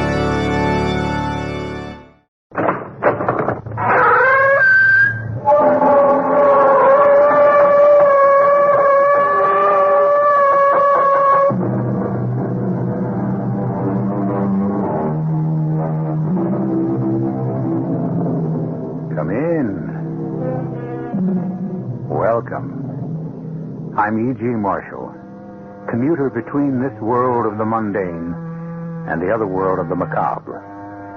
Although, frankly, I find it harder and harder to tell them apart.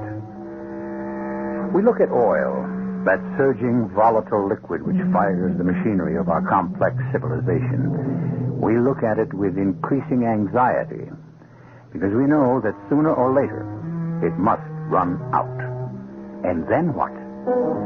Well, it isn't exactly a new situation. There was a time in the past when the human race had almost used up practically all the oil there was.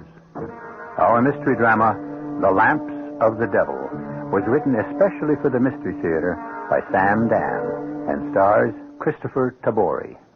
It is sponsored in part by Buick Motor Division and Luden's Medicated Cough Drops. I'll be back shortly with Act One.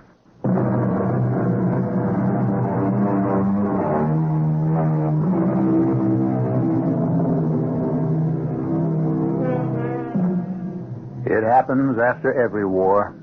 The boys come back to another world, a different world, a world that has in many ways passed them by, and they see the world divided into two camps.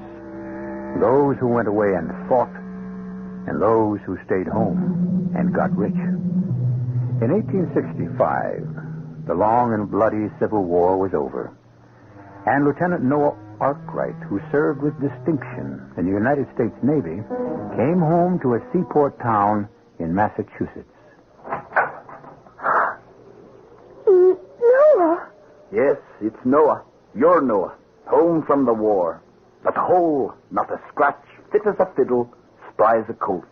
And where's my kiss? Noah. Where's my hero's welcome? See my medal?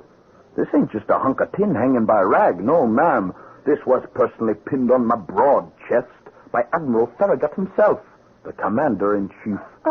Noah. That's right, my darling. My name is Noah, and your name is Prudence. And we must go inside your father's house where you may sit yourself down from the shock of seeing your beloved. Oh, Prudence. Prudence, you're prettier than ever. Noah, you never wrote. What was there to write? Except I love you. And you already knew that. Let's have a small wedding. Noah, listen. And you will sail with me. Here's one whaling captain that's going to take his wife on all his voyages. Noah, listen. I'm a married woman. The captain's cabin shall be more than just... You're what? I'm a married woman, Noah. You never wrote. How was I to know if you were alive or dead? You were gone 4 years. Noah. Night after night, at sea, in the darkness. I was never alone. You were always with me. Please, Noah. Please, Noah, what? I'm sorry. You're sorry? You have to understand. Time passes. People change. Prue, I thought I heard voices in here. Who is this? George, I would like to present an old friend, Lieutenant Noah Arkwright. Noah, my husband, George. This fish-eye. Noah. This is your husband. You threw me over for this pot. I warn you, sir. Oh, I'll bet he's rich. Please, Noah, I know how you feel. No, Mrs. Married Lady Prudence. You do not know how I feel. Sir, I must ask you to leave this house. In what outfit did you serve our country, Mr. Husband? George served our country on the home front. Oh, at no loss to himself, I'll wager. Shall you leave, sir, or shall I throw you out? Are you giving me a choice? Please, Noah. Throw me out. Prudence, we shall have to send for the sheriff. And let me give you some good reasons to send for the sheriff. No. There's one. And there's another. No, this won't change anything. He's all yours.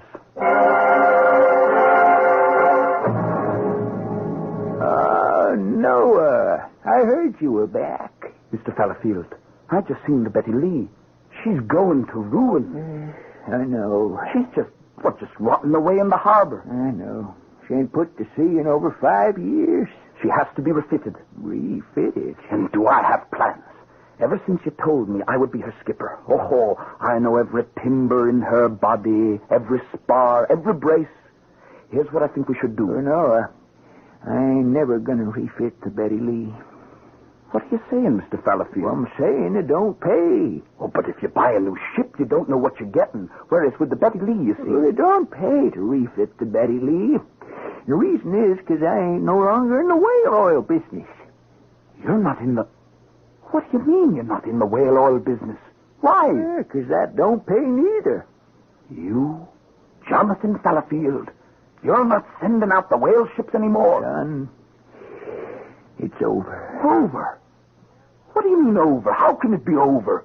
What are folks going to do for oil, for candles, for lamps? Well, this new stuff's cheaper. This petroleum. Oh, no. It's filthy. It's dirty. It's only fit to light the lamps of the devil. And it's come at just the right time. You see, the whales are practically give out. No. I can take it to where there are thousands of whales. There are no thousands of whales nowhere, not anymore. You hunt any animal long enough, hard enough, the way we did. One day, you wake up, and you see they've been hunted out. Yeah, we'd have been in trouble, son, but they come across this petroleum. Oh, I tell you, it won't work. Well, it's what folks are going to use for oil. Never. Guess it's hard for you, son. You've been through a war and all. Now you come home, find it just ain't the same home you left. You promised me the Betty Lee. Well, there she is now, lying on the beach. You want her? Take her. I will. But first, ask yourself, where you get the money to fix her up, fit her out? You mean I can't raise money for a whaling voyage here, in this town? We're the whaling capital of the whole blamed world. Well, maybe we used to be. What do you mean, used to be? Well, son, I've been patiently trying to tell you the days of the whaling trade are over. Not for me. I guess we don't have anything more to talk about, do we?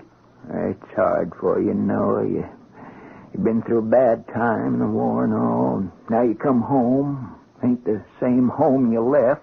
It sure isn't. Mr. Fallowfield, I can't say it's been a pleasure. Good day to you. Noah, let me give you a piece of advice. Free of charge, I hope. The world goes on, son. And when something better, cheaper, easier comes along, you make sure you get aboard. Otherwise, you know what's going to happen to you? You're going to get left. Thank you, Mr. Fallowfield.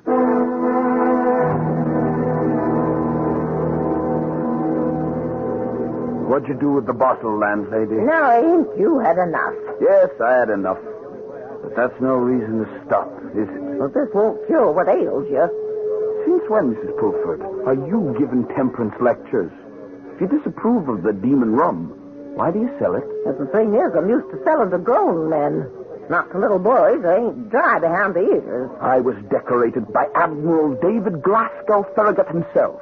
It isn't generally known his middle name's Glasgow. Noah. He's of Scottish ancestry, I believe. Noah, listen. You think it means anything to people in this town? No, that's not what I want. 15 cents. On a business proposition that can't fail. It simply cannot fail. What you have to realize, Noah, is that... See, I know where the whales are. I know how to get them. But I can't raise 15 cents. For all I got the highest decoration this government can give a man. Are you through feeling sorry for yourself? Who's feeling sorry for it? You are. You feel your country don't appreciate what you did. It sure doesn't. Of course not. That's the way it goes. Nothing's too good for the boys when they leave for the war. But nothing's too bad for them when they come home. And that's right. No. But you ain't gonna sit here and drink it right neither. Truth is, everybody's sick of the war and everybody in it. Just want to forget. I know a certain girl who managed to forget. Mrs. Pulford. What did she see in him anyhow? Now, don't be too hard on her, Noah. It's like you see in the theater. Her dad's business come upon hard times, and this George Marcy's got all kinds of money. And what am I supposed to do now? Find something. What? Whaling's gone busted. Oh, and good riddance. How can you say that? It's been the bread and butter of this town. It's been the bread of shame. Maybe now we can find a cargo that's proper and decent. Mrs. Pulford, have you been sampling too much of your own refreshment? And for once to have our ships engaged in a trade that ain't based on the misery of helpless creatures. I wish I knew what you were talking about. Oh, them magnificent living creatures, them beautiful animals, children of God, just like you and me. Who gave us the right to slaughter them? Oh, now, well, after all, Mrs. You Pulford... come upon this unsuspecting animal and you jam a harpoon into him. And then you wait for him to thrash himself to death. And then you just strip him. Well, now, I notice you wearing a corset, Mrs. Pulford, and it's made of baleen, the bone in a whale's mouth. What'll you ladies do? We'll learn to do without. It ain't worth the suffering of an innocent animal. I don't know if, now, strictly speaking, a whale suffers. They don't have feelings. Well, that's what you tell yourself to satisfy your conscience. Oh, we had to kill them. Why? For oil. Oil to light the lamps of the world. Well, you don't have to kill them no more. You don't need whale oil. Oh, who says we don't? Because now you got petroleum. Did anyone say petroleum? Has someone uttered that abomination? Petroleum, a witch's brew for the satanic rebels, created by the tools of the devil himself. Fire and smoke. At night, the tortured fields of Pennsylvania are made bright as day by the raging flames of hell. Now, that's enough, Peyton. Enough for you, madam. But I speak for the hundreds, the thousands of seafaring men whose livelihood has Peyton, you be quiet, or you just get out. Have a glass with me, Mr. Peyton. Here. Oh, the two of you. Oh, you'll make a fine pair. Why, what nonsense. Has she been filling your head with, Noah? Oh, nothing much. About the whales, the poor, innocent whales. Yeah, well... No, my boy. Every creature was placed on this earth by God. Is that true? Yes. And every creature has its appointed task and function. True. Now, if God didn't intend for us to use the oil of the whale, why did he give the whale so much of it? You see, boy, we were only doing the Lord's work by taking the whales. Well, those days are over. Who says so? Everybody. Who's everybody? Them fat-bellied profiteers who stayed home while you and me half bled to death in combat? Well, I didn't bleed much. And from what I see, you look pretty healthy, too. I'm not near as healthy as a fellow named George Marcy, who married a girl that I believe was your fiancée. Mr. Peyton, what you say is true. But still in all, there's nothing we can do about it. Oh, yes, there is. There's a great deal we can do about it. Really? Tell me.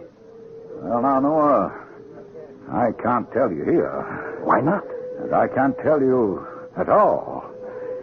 Unless you swear on your life not to breathe a word of it. What is that supposed to mean? It means that there are men who just aren't willing to sit around in grog shops and drown their sorrows.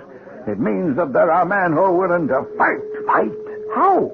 Against what? Fight to the death against this devil's brew, this petroleum.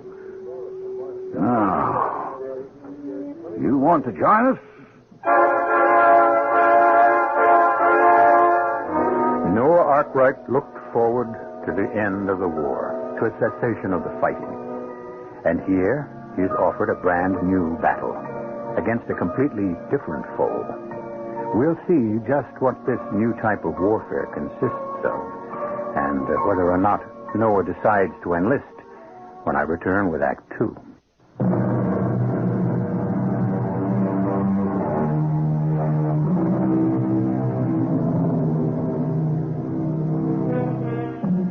You can't stop the wheels of progress, or so they say.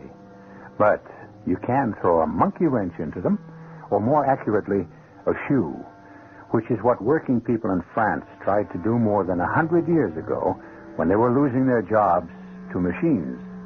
They tossed their wooden shoes, their sabots, from which we get the word sabotage.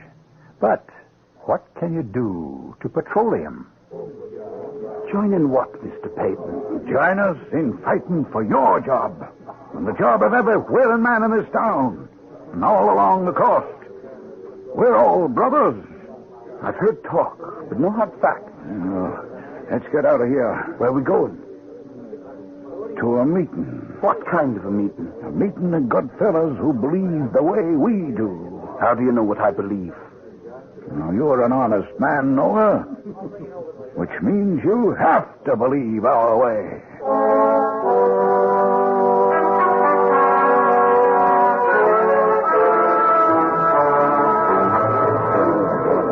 I see. See who's here?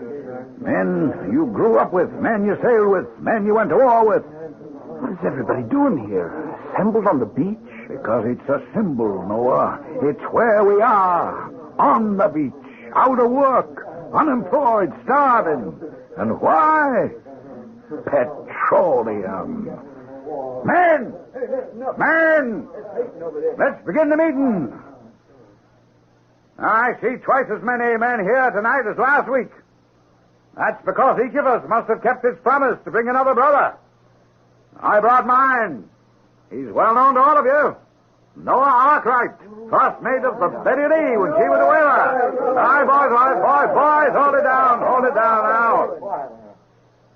Noah, for you and all the newcomers tonight, let me explain why we are organized.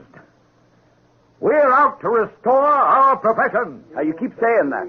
But how? By destroying petroleum. How? Hold it. We're going to fight it every way we know, with everything we've got. Now, there are rumors. A ship is going to sail from here to the port of Philadelphia and bring back a cargo of petroleum. Are we going to let them land it? No! But how are you going to stop it? Dump it overboard. Oh, you can't do that. Who says so? It's against the law, and we have no right to break the law. Yeah, that's how cowards talk. You men, you all know me. Listen, the law was what all of us were fighting to uphold all the time we were in the war. It's not our law. This petroleum. Who knows anything about it? How much there is? Now, we know whale oil's better. We know people who have to come to their senses sooner or later. Are you for us or against us? I'm going back to town. All right, Noah, go ahead. Crawl back to town on your belly. Beg somebody for a job. Plead on bended knee. We don't need you here. This is a place for men.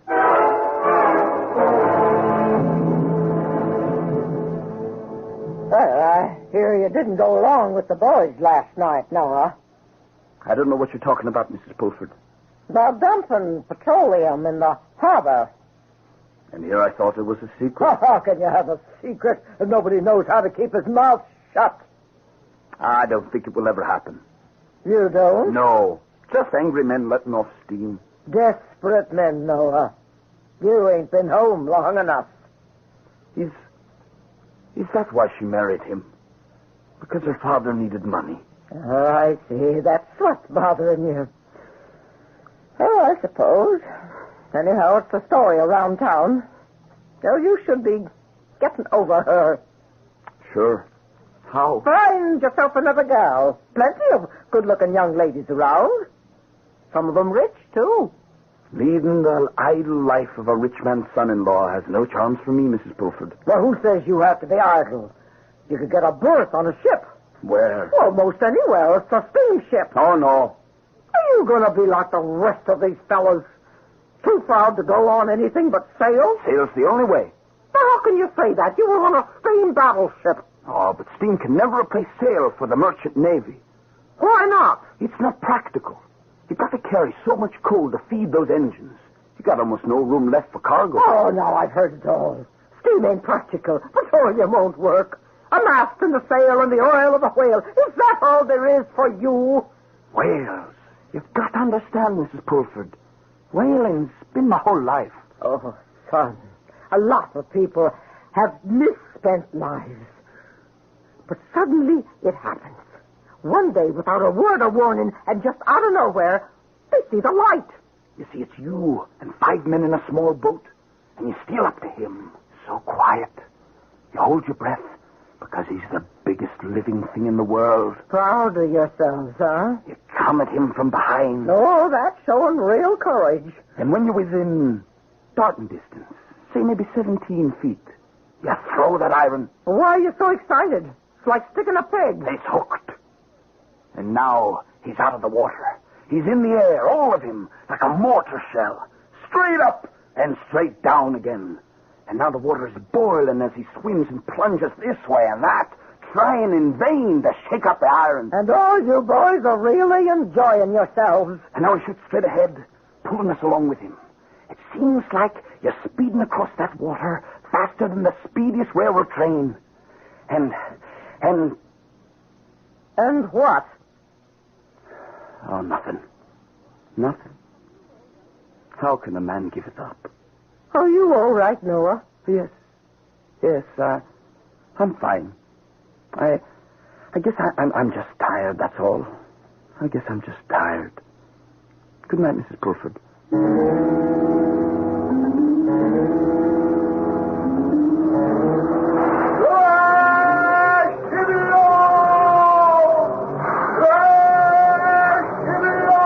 Get up, Noah. Wake up. You fell asleep. Well, where am I? Where are you? Boy, you mad? Where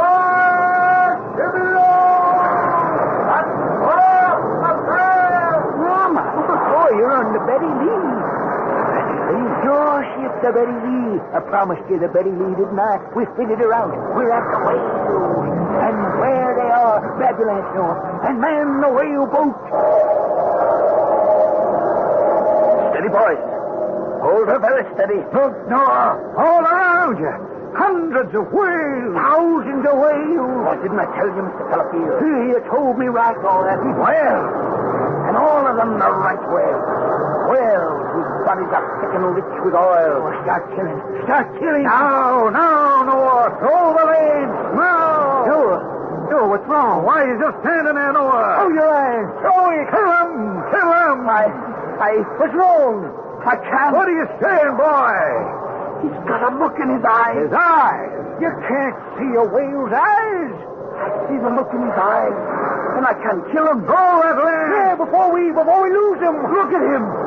Oh, Lord, just look at this magnificent creature. How can we kill him? No, boy. Why should we kill him? For oil, you fool. No more. No, we want to kill him.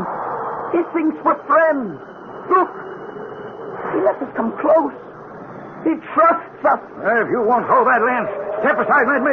Stand where you are. We kill no more whales. Hand me that iron. Never. Men, we're going to have to subdue him. He's gone crazy. Stand clear of me.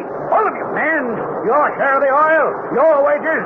Is he going to take it all from you? Don't any man try to... Look out! We're too close.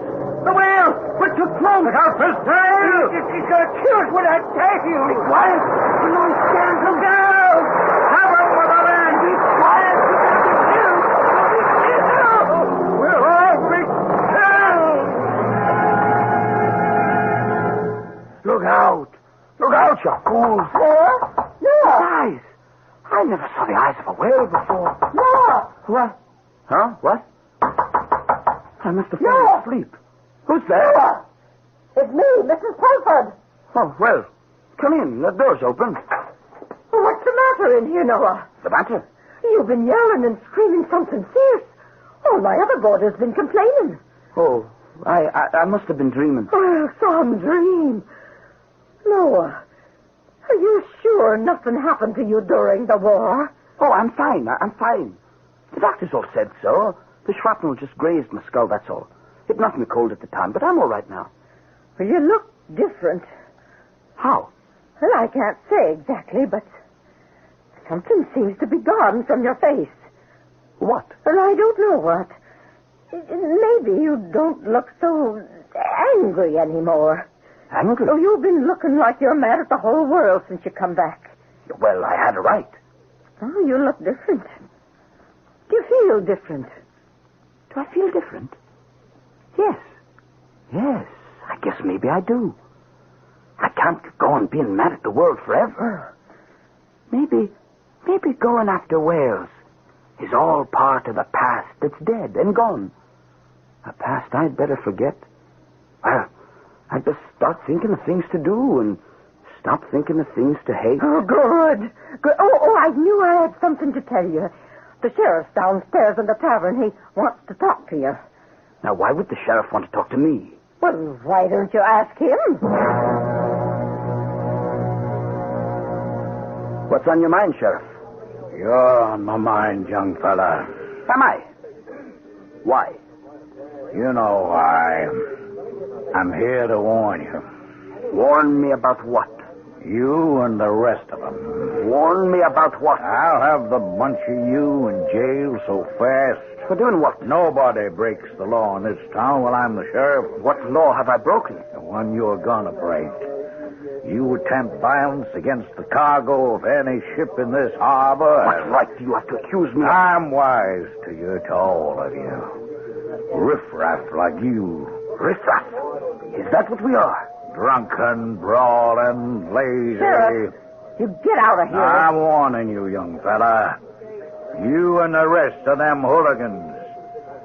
Mind your step. Now, Noah. I should have knocked him down. Noah, don't listen to him. Why not? He's only saying what most folk think. That all of us are riff-raff hooligans. What was it all for? Why did we fight so hard and so long? Oh, we should have let Johnny Reb just take over. Noah, you know you don't mean that. Don't I? Now, this two-bit, pint-sized monkey thinks he can lord it over everybody because he has a tin badge. I've been pushed around long enough.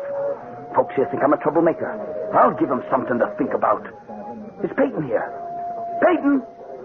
You around? Jim? Harry, Bob? Any of you young fellas seen Peyton? You tell him I'm looking for him. Tell him I'm sold.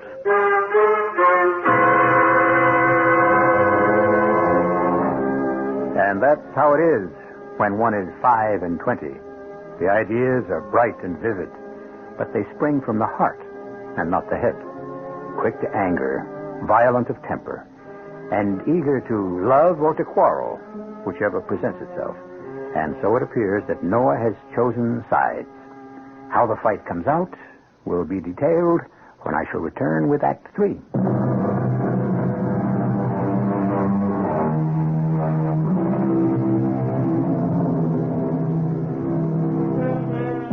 The world goes on. It stumbles along in its own seemingly aimless fashion, despite our best efforts to turn it in our own direction. And each of us has to take what he is given, even if for some it's manifestly unfair. But here and there, some of us try to fight back. And when we lose the impossible war, we're considered crazy. But the rare few who win, those are the heroes. The question is, how will Noah Arkwright end up? Who's there? Well. Hello, Noah. Look who this is. Prudence. Mrs. Prudence Marcy. Or should I say, Mrs. George Marcy. May I come in? May I come in? And for what purpose? Is it the usual reason a lady visits a gentleman in his room very late at night? Please, Noah. I came here to... Yes? I know you must hate me. I can't say I'm filled with admiration for you, exactly. I know how difficult things are for you just now. Do you? I know how many sailors are idle. Oh, well, the fortunes of war. I've come to offer you a job. As what? A groom in your stables? My husband has picked up the Betty Lee. Oh.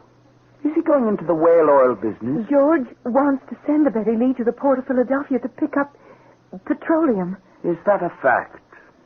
Whale oil, petroleum, what difference should it make? It's oil, it burns, it lights. And what is this supposed to mean to me? Well, you should be captain of that ship, the Betty Lee. Nobody knows her better than you do. You want me to be captain of the Betty Lee. And thus, in one sweep, you do a good turn to your husband and your fiancé. Noah, I'm trying to help. And where are my feelings? I'm a whaling man. It's in my blood. It's in my bones. Do you think I'd help destroy my own profession, betraying my own comrades? Noah, it's over. Can't you see it? The Betty Lee will need the best skipper for this voyage, and that's you, Noah. The world goes on. People do the best they can. You can live in the past, or you can adjust to the future. A very pretty speech. Oh, go ahead. Spend the rest of your life feeling sorry for yourself. I thought I could help you. I see I was foolish. Goodbye, Noah. How do you like that? I'm wrong.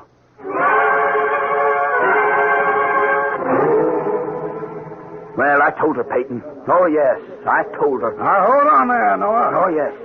They want to fill those ships with that filthy mud that seeps up out of the swamps of Pennsylvania. But there's something they forgot. Who, huh? Who's going to sail those ships? We are. Yeah, they need us. Without us, nothing moves. What did you say? I said, we're going to sail the Betty Lee, Noah. We're going to cut our own throat? Oh, no. You have to think right, boy. We want to make sure the Betty Lee gets to Philadelphia, loads on them barrels of petroleum, and comes back to this very same port. Why? So we can have a party. What party? The grand, glorious petroleum oil party, right in this harbor. The grand, glorious petroleum oil party? Why, Noah, we'll become another Boston. Yes. They'll think they whipped us. But we'll bring back that petroleum and throw it in their faces. And all you have to do is become the master of the Betty Lee. And sign on all the boys as my crew.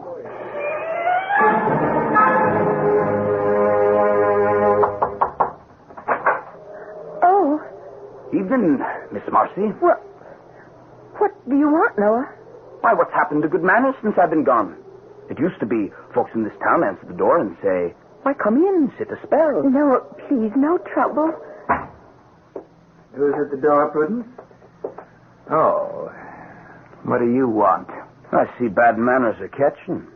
Prudence, why don't you serve us up a cup of tea? There, sir, you can't barge into my house and I order... knocked at the door very politely and was admitted by the lady herself. Now to business. I'm not interested. I must ask you to leave this house. You're talking like a fool. What? Believe me, I know. I used to be a fool myself. You bought the Betty Lee. Who knows it better than I do?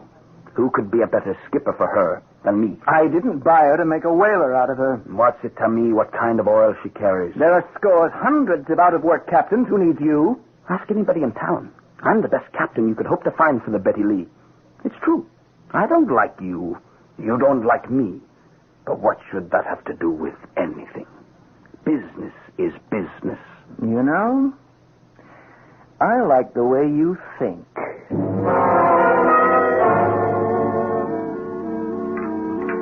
More coffee, Noah? Oh, I'd better call you Captain Noah. Oh, no, thank you, Mrs. Pulford.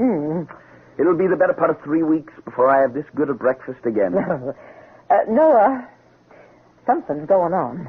Ma'am? Why did hotheads like Peyton and them sign on the Betty Lee? Because they need work. After the way they've been talking about petroleum oil? A man talks one way when his belly's empty, and another when he sees a chance to have it full. Well, I don't like it. Is that not pleasing you, Mrs. Pulford? You keep arguing with me day and night to accept reality, and then when I do... I say there's something going on. Oh, why? I can see Peyton and his like changing their minds overnight, but not you, Noah. You got convictions that run deep. I know how you feel about whaling. Well, maybe you succeeded in talking some sense into me, after all.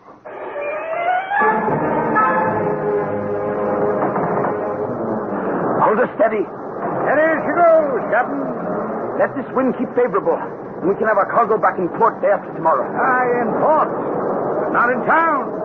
The day after tomorrow, the 5th of June, 1866, a famous date in history, the grand and glorious petroleum oil party. The whole town will be there to watch us come into the harbor, but instead of tying up to the dock, we drop anchor in the middle of the harbor and start the festivities, eh? Why, Noah, you're looking serious. serious.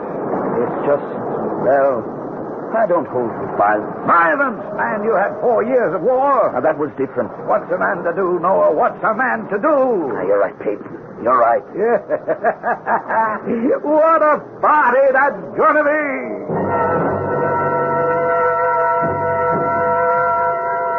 Where is she? Where's that ship? She was due hours ago. Now, George, they say there was a storm down along the coast, south of here. Perhaps I should never have given him the ship. George, he is the most qualified. Prue, is that why you wanted me to make him the captain? Yes, George. Is it the only reason? Is it, Prudence? Yes. You were in love with him. Oh, that was during another time, another life. Then you admit. Well, that life died. It was killed by the war the way so many others were. We can't have the things that were. We can only have the things that are. Look there, folks. His ship. Oh, it's the Betty Lee. The Betty Lee. Oh, strike up the band.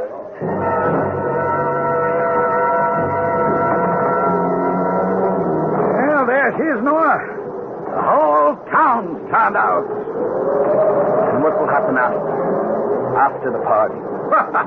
What happened after the Boston Tea Party? The boys all became heroes. Oh, I wish it were that simple. Peyton, look. Look to the starboard. Why? Look. Am I dreaming? What do you see? Well, Oh. It is possible. It's a whale. But it can't be a whale. It can't. But look at him. Look at him spout. It's a sign. A sign sent to us from above. On this day, the great and grand and glorious Petroleum Party Day. Yes, it is a sign. A sign that says, look at this wonderful creature. Now he can live. Now you don't need to kill him anymore because you've been given oil from the ground. No, boy, what are you saying? Now, you heard what I said. It's a sign. That whale, he's going home to live his life in peace. What we've gotten hold of this ship is what we will use for oil from now on. You crazy? Whaling is your whole life. That life died, killed by the war. But going after whales is the life of... gone. Peyton, we can't have the thing that was. Only the thing that is. The whale was. Petroleum is. You backing down? No. I'm standing up. Standing up to the truth. Drop anchor. I forbid it. Men, he's a traitor. He's gone back on his word. I'm captain of this ship. He wants to betray us. I want to save... Now, don't you listen to him. Men! You saw that one whale. But look beneath you in the hold of the ship. Hundreds of barrels of oil. It just came out of the ground. It never stops. It's oil. It burns. It lights. It lights the lamps of the devil. Let's get that cargo overboard. You will obey orders. Not from traitors. I'm in command here. No more. We're taking over the ship. Do any of you men want a mutiny? Do any of you want to hang? Don't listen to him, men. He sold us out. Come on. Let's tie him up, boys. I'll shoot the first man who raises a hand against me. What are we waiting for? He's all by himself. Am I? Jim, Robbie, Harry. You've got more sense. All right, boys, let's rush him.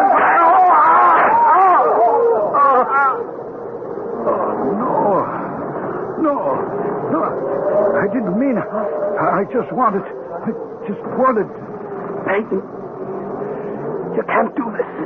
This crazy thing. You know you can't. Oh, boy. Are you all right? All right, some of you men, let's get him below. No. I might as well stay here. We didn't want anyone to get hurt. No one was supposed to get hurt. Someone always gets hurt when grown men act so crazy. You can't fight it. You can't fight progress. Fight that stuff that we got in the hold. You can't do it. You go on, and you do the best you can. Oh, you'll be all right. No, you'll be all right, boy. No, I don't want anyone to get into trouble. How it happened, well, just say that we were firing off our pistols to celebrate, and we had an accident. No. We'll get you to a doctor. Peyton. She blows. Oh, you see him, Peyton. Oh, he's a beauty. The biggest, lightest whale in the world. Why are we sitting here? Why don't we man the whaleboats? Peyton.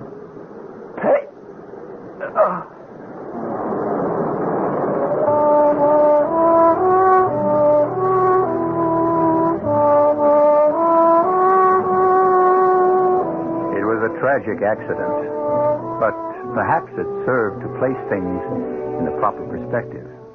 How stubbornly we cling to the past, to yesterday, to the known, the tried, and the true. And then suddenly, what we have treasured so highly appears to us as only an illusion, and the bubble bursts. And we have moved away from yesterday into today, where we are already preparing to resist tomorrow. I'll be back shortly.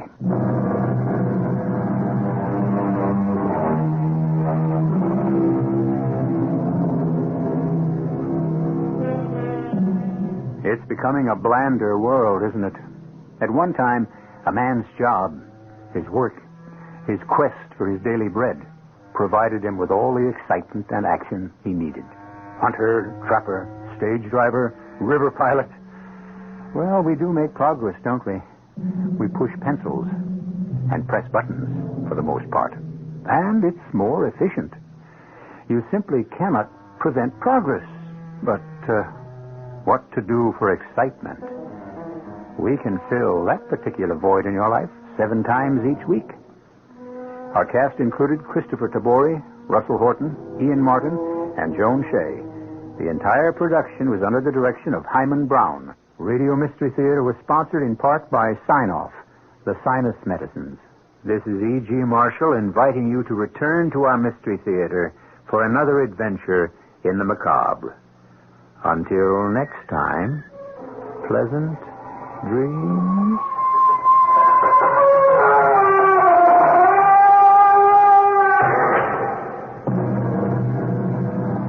This week, guest quacking on the Baba Ghoulie Show, Waddle the Duck. And here's Waddle.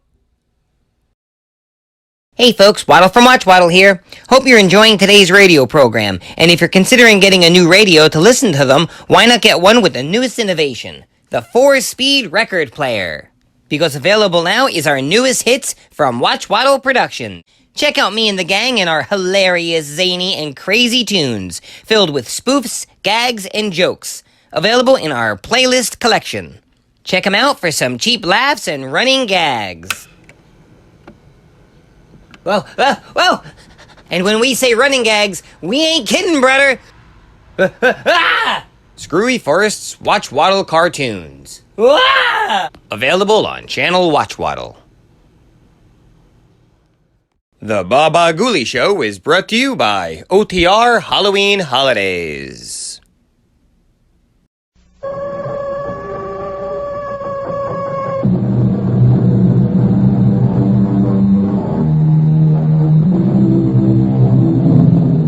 Come in. Welcome. I'm E.G. Marshall. In the year 1692, an American town went mad, or at least that part of it known as Salem Village, beginning with accusations of 10 young girls that a West Indian slave had bewitched them. Hysteria ran like a rabid dog through the village. Within 4 months, hundreds were arrested and tried, 31 of whom were hanged or burned, and one pressed to death with stones. And the man generally blamed for the hideously bigoted persecution of the innocent and the helpless was a name reviled in our history, Cotton Mather. Hear me, witch maids! If you do not confess your unholy wickedness, you shall not even be accorded the mercy of being hanged. Instead, we will burn you alive. Or perhaps, hands and feet tied together, we shall lay you on the ground, while the villagers shall come and heap stone upon stone on you, until the life is driven from your body as you are pressed to death. No! Merciful God, please! No!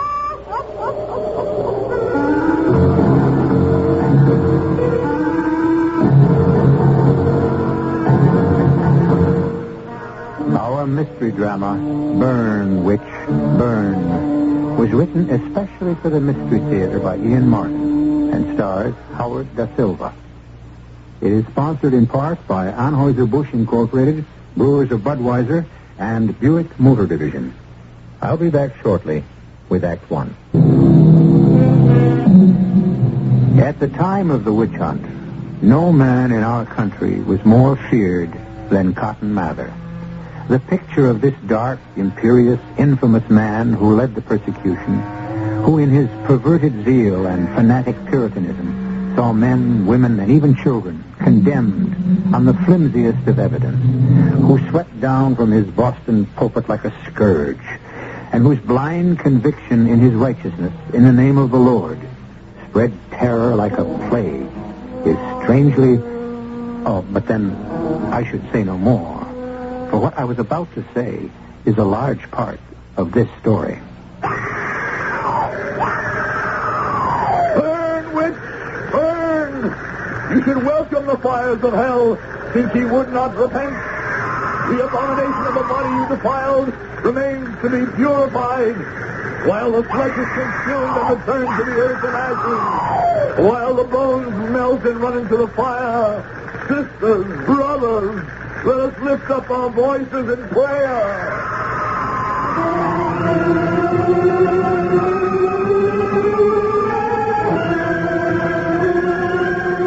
Let the mischief of their own deed fall on their own heads. Let hot burning coals fall on them. Let them be cast into the fire that they never rise again. The righteous also shall give thanks unto thy name, and the just continue in thy sight. Amen. Amen. Amen. Now let ye all return to your homes and meditate upon the grace of our Heavenly Father, and return tomorrow, so that ye may see the other witch perish as she deserves.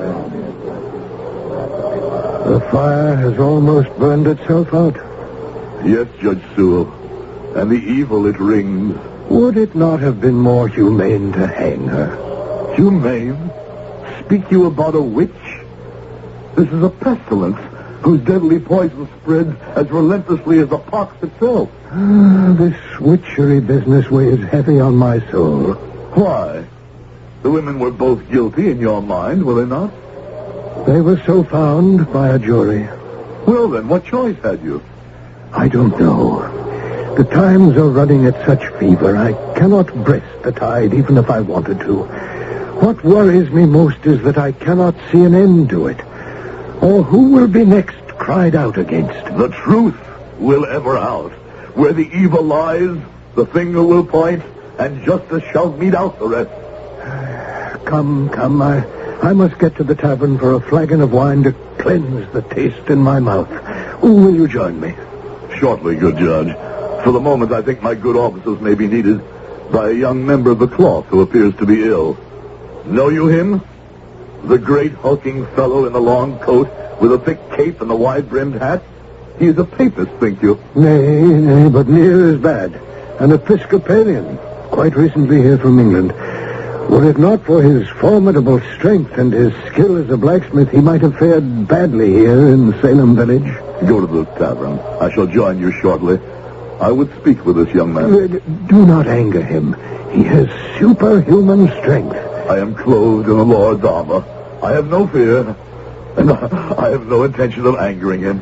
I only want to help him. Have it your way. I shall meet you at the tavern. Shortly. I shall not be long.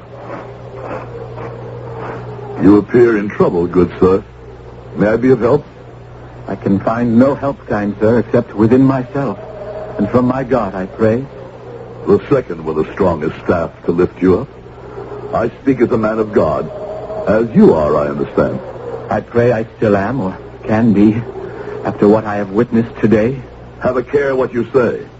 It has the reek of blasphemy. There is another kind of blasphemy in theology, sir. The crime of assuming to oneself the rights of God, as the people of this town have done. By trying a witch and burning her? Do you not believe, when the devil has taken possession, that the evil must be purified by fire or destruction of the diseased body and soul? I think there are other ways of casting out the devil. You were at the trial? all through the long horror of it. And you did not find these witches guilty? I found the evidence circumstantial and more than easy to comprehend two ways. I looked upon the face of that sweet young woman and upon the dignity and breeding of the older one, her grandmother, and I could see their innocence. What? Will you claim us wrong in our trial and judgment? Is it because you are not either a true colonist or of the true faith? As to being a colonist, this is my chosen country. I have left England behind me. As to the true faith, my religion is a matter I prefer not to argue. There are many faiths, but most of them lead to God. You are a strange young man. What is your name? Gilbert Caton. And may I ask yours? The Reverend Cotton Mather of Boston. You? If I'd been in my right senses, I would scarcely have passed the time of day with you. What does that mean?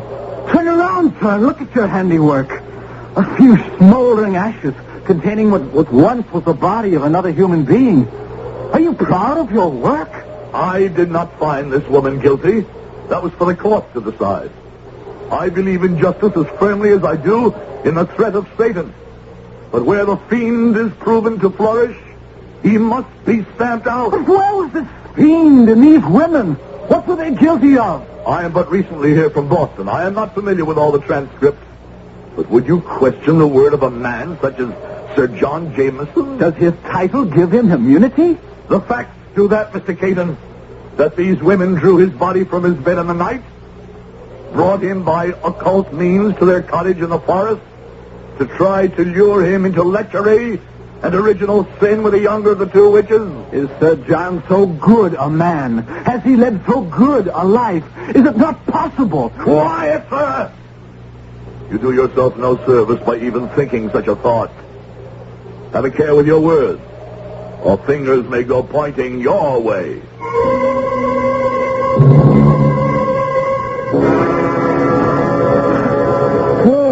Egad, I'd near given you up, Reverend Cotton.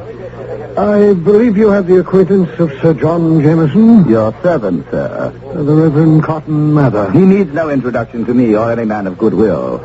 It was an honor to have you with us for the witch burning. You were not here for all the trial, I believe. No, just for the last day. It was with a heavy heart that I had to bring the charges. But the evidence was monumental.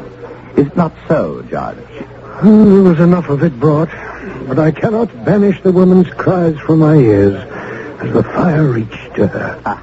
And the face of the young girl we condemned to die tomorrow has troubled me for nights.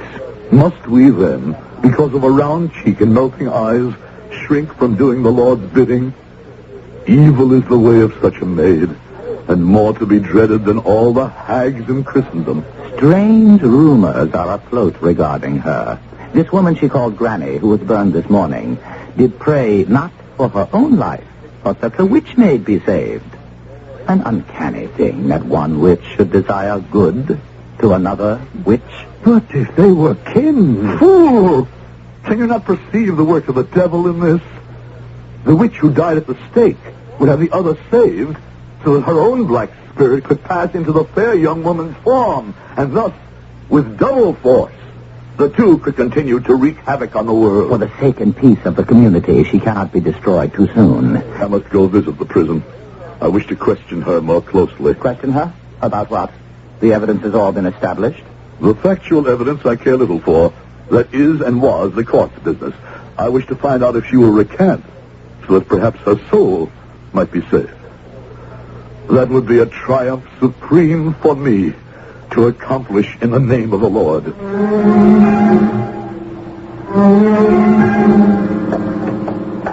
Are you not somewhat aged for such a job, my friend Turnkey? 81, going on 82. Just the man for the job. She don't get around me with any of her witch's blandishments. Are we near the cell? Almost there, your Reverend Lordship. Why? Let us all move as silently as possible. Is there a view hole in the door? Aye, there is. Good. Then I can look in on her and perhaps surprise her in some evil doing. There it is. I'll open it soft. Can you see the harpy? Yes. Is she weaving some spell? No. she sits on the pallet knitting. Why, she's a frail little thing. Not much more than a child. All part of the enchantery. I was taken in myself. But she is tricks, all tricks, as I learned when she tempted me to ruin. Ah, very well. Jailer, let us go in. And your lordship desires. Hey, my little she-devil. Here's two gentlemen of quality to see you. One is of no quality. I know him only too well. The other, I believe I recognize as the Reverend Cotton Mather. You may leave us, jailer, but wait outside. Yes, sir. It is true. I am who you say. And what would you have with me, sir? I have come to pray with you, Luna Claire, and to exhort you to confession. There is no confession. I am no witch. Will you kneel with me in prayer at least, daughter? I cannot, sir. Why not? I am not of your persuasion. Do you believe in God? Oh, yes. Then we have that in common, and can try to pray and wrestle the demon from your bosom. No. You do not wish to be delivered? Obstinate of heart I may be, but Sir John holds me from prayer. I cannot kneel in company with him. I prithee, Sir John, go outside and stand in the corridor. We shall see if the witch maid, relieved of your presence, will pray. I had hoped to listen on the chance that she should confess, so that I might make some valuable notes. The Lord granted me a ready pen. I shall make my own notes if it be necessary. If you will excuse us, Sir John. You have only to command, Casca, and I to obey. If you should need help of any kind, I shall be just beyond the door. Let us kneel together, my daughter, and pray to God. Minister? Yes? What shall I pray for? My life? That I may be delivered from the burning and death? Your death is already ordained by the court. We pray for you to recant. Your body cannot be saved. The only hope is to find God's mercy on your immortal soul.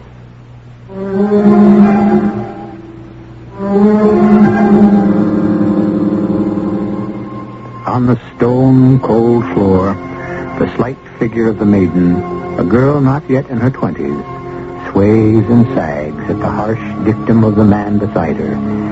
He, Cotton Mather, kneels ramrod straight. His voice rasps as he speaks aloud unending platitudes, devoid of hope. Beside him, the maid prays to herself, the tears running down her pale cheeks. There is talk of God and the right and goodness and light, but not one trace of pity here. I shall return shortly with Act 2.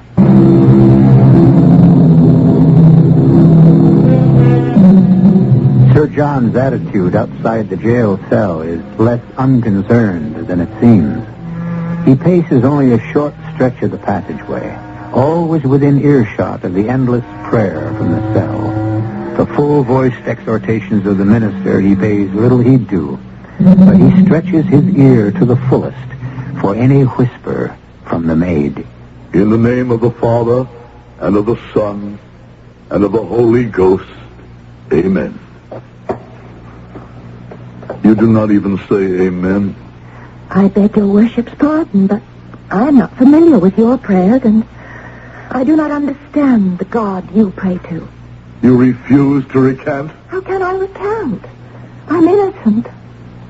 I beg of you, sir, to listen to what I was not allowed to say in court, and you will understand that neither Granny nor I had it.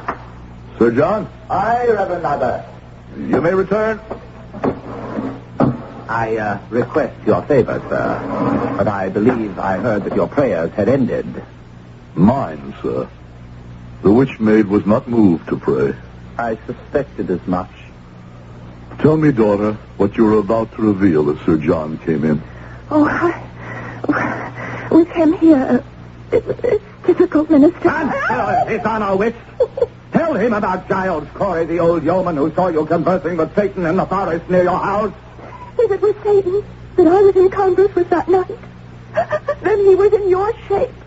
And well, your lordship knows, the old man was frightened by your threats into lying and saying it was a black fiend, which you might as well be, seeing your purpose there. Silence! Woman, I was not there, could not have been, since all my household has testified that I was safe at home in bed and asleep. There's one lie, all lie to save their skins. For surely they are more afraid of your power than the devil's. Maid, you go too far. Have a care with your tongue. Hear me, mistress, I threaten you this.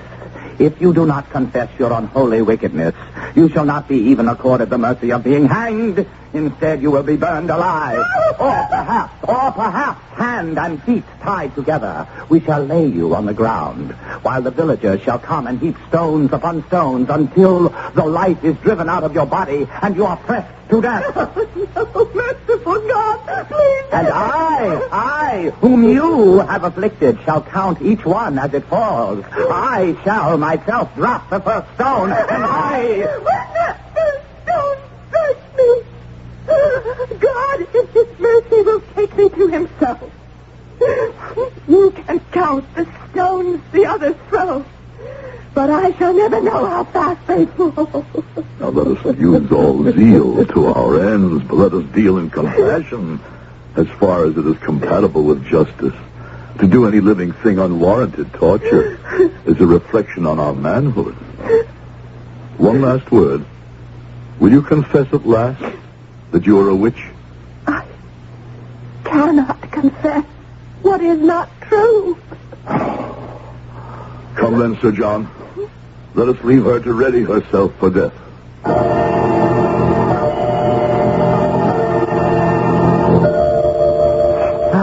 This November wind whistles through the bones. It will snow soon. I welcome the walk and the wind to blow some cobwebs from my mind. You are troubled by something? This affair savors ill. Her last cry awoke strange feelings, and my heart turned within me. You are a man of God and compassion, but have a care. Her powers of enchantment are strong and wicked. If only I could have reached her. No one can do that. Perhaps.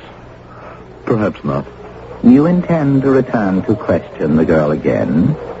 No, let her rest in what peace she can find in the little life left to her to lead. Are you then for your room as soon as we reach the inn? No. I have an errand I must pursue. I have my coach at the inn yard. I should be honored to take you anywhere you desire. Thank you. But I prefer to travel on this one by myself.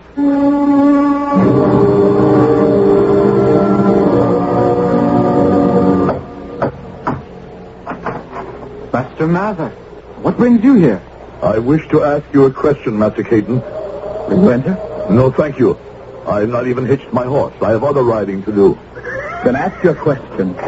Were you aware that the witch maid who is to die is an Episcopalian? Yes, I was aware.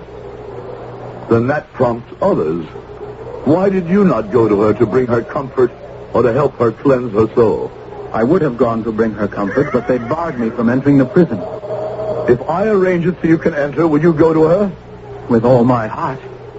Why do you extend her this comfort, convinced as you are that she is a witch? I have failed to bring her comfort myself or release from bondage. Perhaps because we are of different denominations, that is of no matter. I shall ride now to the prison and have all preparations made that you may visit her this evening. It wants but an hour until dark. Wait 1 hour beyond that to make sure you will be passed in. May God go with you.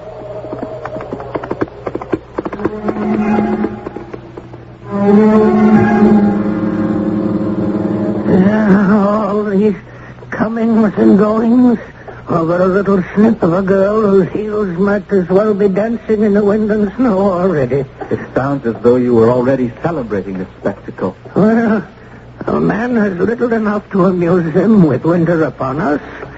Here, when you come out, do you lock up tight behind you? And bring me the key in the common room.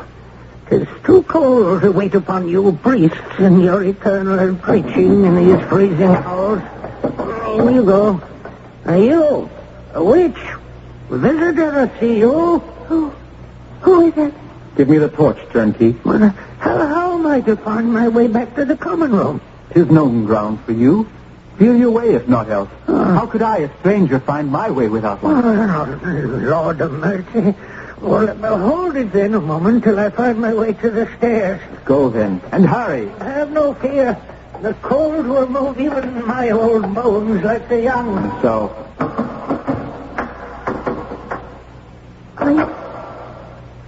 Are you come to torture me? I? Look at me in the torchlight. Can you not recognize I am of the clergy? God be with you. I am of your persuasion. Oh, at least God has answered one of my prayers. My daughter, do not crouch on the floor. Come to me so that I may comfort you. I want to, Father, but this chain about my leg. My poor feathered bird. Rest where you are as I come to you. My dear Lord. Lord. You are frozen with cold. And you are warm. A moment. Let me brace the torch here in the sconce. Now, my heavy cape off and let me wind it about you. Oh, let me touch your hand. Let me feel once again some human warmth. Let us sit on the pallet and I will hold you in my arms with the cloak about us. Oh, you're warm. And you've brought light and companionship. How can they call so sweet a creature of God a witch? Oh, I don't know. I'm only a maid. I'm so scared. Are you really an Episcopalian priest? Ordained in England at Ely. I come here for new worlds to conquer and to help tame a savage land. To make my life, my home, my family someday. A cold welcome you'd get from the Puritans. They're not all so bad as they are sometimes painted. And I am young enough to wait out their welcome. How could they have condemned you as a witch? I don't know. First they said Granny was a witch, and I lived with her. Did your grandmother practice magic arts? Well, she knew about herbs that helped to heal, and she could make poultices that drew out pain, and salves that she rubbed in with her hands that brought relief to others. Is that wicked? I cannot see why. Who taught her these things? She learned them long ago from a nurse she had, who learned them from a gypsy.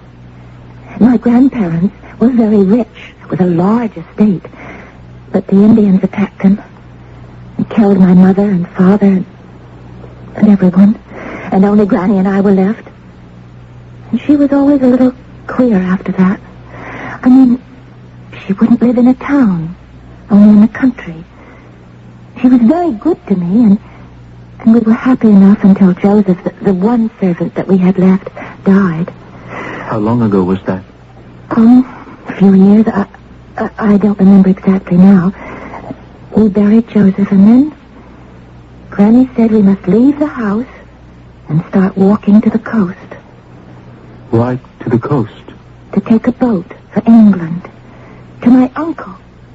And we never did reach the boat. We stopped in a little house in the woods near here, and Granny was ill for a long time, and the rent was not cheap. At last the money was gone. And then Granny made some money with her healing. And she was also a midwife until... I was at the trial. I know that testimony.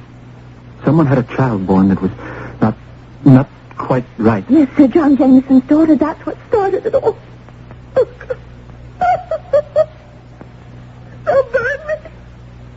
They'll burn me.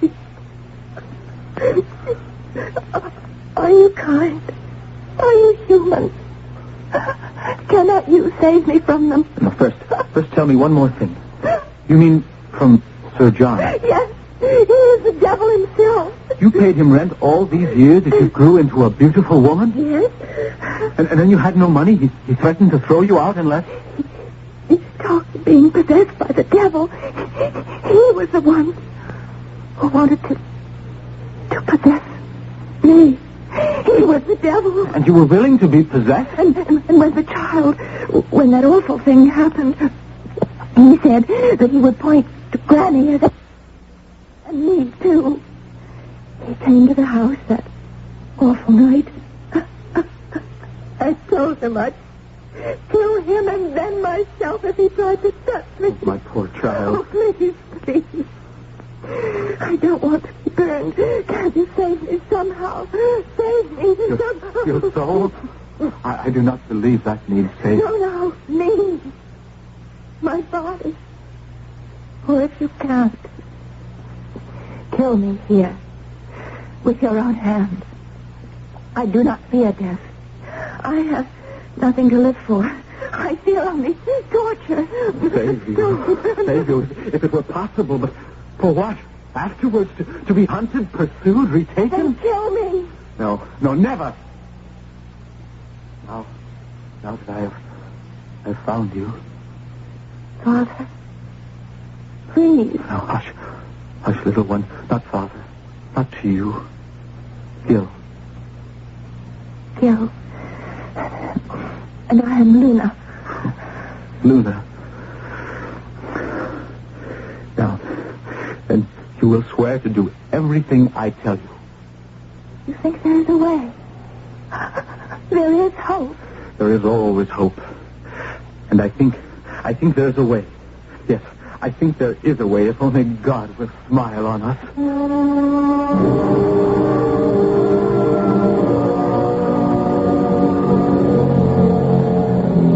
A man and a maid.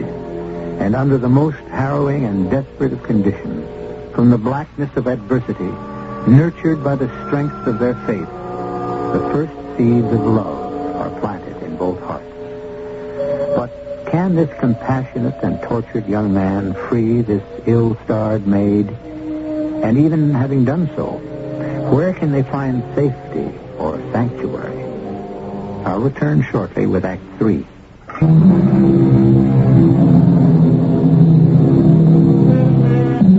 In the dim, dank, freezing cell, Gil Caton stands with the torch held on high, his eyes searching, his mind racing, a wild plan formulating in his mind, frustrated at the very outset by the leg iron which binds Luna to the wall. She sits huddled in the blessed warmth of the heavy cloak, watching this man who has become the center of her universe, secure in her heart that he will find a way to save her. The first problem is the leg iron. Once I get you to my house, I have forge and anvil and tools to cut it away. The wall is the only hope. But the ring is buried in the masonry. Not quite. In the mortar. Between the stones. Now, here, hold the torch. I can brace my feet against the wall. And pull it out. The Lord must have had some reason to bless me with this extra strength. That is starting from your brow. No matter. If this ring starts from the wall once more. Pulled it out. You pulled it out. That's more than human strength could do. Never underestimate the power of prayer. Now listen to me, Luna. Yes. You must trust me to the uttermost. Now, let me lift you and see how heavy you are. A feather. It can be done. What can be done? Now, I'm going to put you on my back and carry you out of the prison beneath my cassock. Oh, I see. And I'll be very still. Oh. Forgive me now, but you must take off your frock. My frock? You must arrange it in the corner with a stuffing of straw to look like you. Oh, of course. I'll do that. While I take off my sash and cassock. Oh, if I can just arrange it so they'll believe it to be me, it might give us more time. Oh, what is it? What have you done? Oh, I just slipped my cassock all the way from below the waist to the neckband to make room for you. How clever you are. Adversity sharpens the brain. Now, quick. Now, climb on this stool. So, now, arms around my neck. Yes. First, now, the cassock. Help me slip it over our heads. Oh, that's fine. Fine, room for us both. Now, to help support you, I bind my sash tight around us both. Oh, too tight? Can you breathe? Now, I must lock the cell door. There. I must douse the torch. The more we are in darkness, the safer we are. I trust in you and your strength. And your belief. And in the Almighty. Jailer? Jailer? Oh! Guard? Sankey? What to do? Is it the pest? Where's your light? The witch has blown it out and left me in the darkness. I had to lock her back in the cell against the danger to us all. Stand me if I'll come down again in the darkness. You say you locked the cell? Is she secure? As secure as she can be. Well, then, find your own way up in the shadows to the prison door. The light there is poor. It's just what I wanted.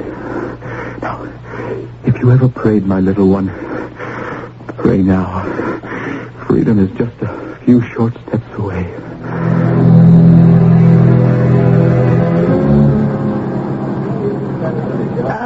Whither away so late in the evening, Master Matter? You still at the inn, Sir John? I should have thought you were ridden home by now. I had some business on my mind. I should have thought you might be abed. I've been in my chambers reading the transcript of the trial, which my friend Judge Sewell was kind enough to make available to me. Why would you wish to read all that? The thing is fait accompli. There are some questions I would ask the maid, and I feel in duty bound to make some last attempt to see if she has repented. Then you go to the prison? This moment. I shall be glad to drive you there. No, I ride there myself. Nor do I think you should go near her again. For some reason, you inhibit her. As you say. But the visit is useless. By law, the die is cast, and she will hang or burn tomorrow. I have no power to free her body. I still may have hope to free her soul and bring her comfort. Good night, sir. Are you all right? Do you want rest? I could get it up. Of all the luck, I can just make the shadow of the tree. Brother Caton, is it not? Oh, why, yes. Yes, Master Matter. I thought I recognized that giant bulk, even in the shadows. By Harry, you seem even larger than I remembered. Just the bulk of my cape. Are you from the prison? Why, yes. Did you see the maid? Yes. Did she recant? No, sir. She will never recant. Because she is innocent. A matter of opinion, we shall see. You're bound for the prison. I am. I beg you in the name of him we worship in our own ways to disturb this wretched girl no further. She is mercifully asleep now.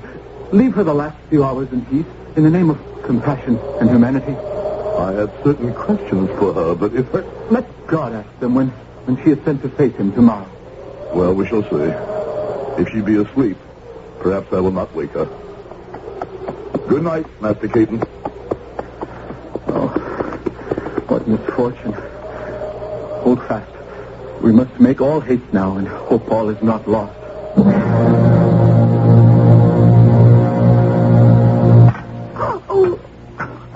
Oh, forgive me.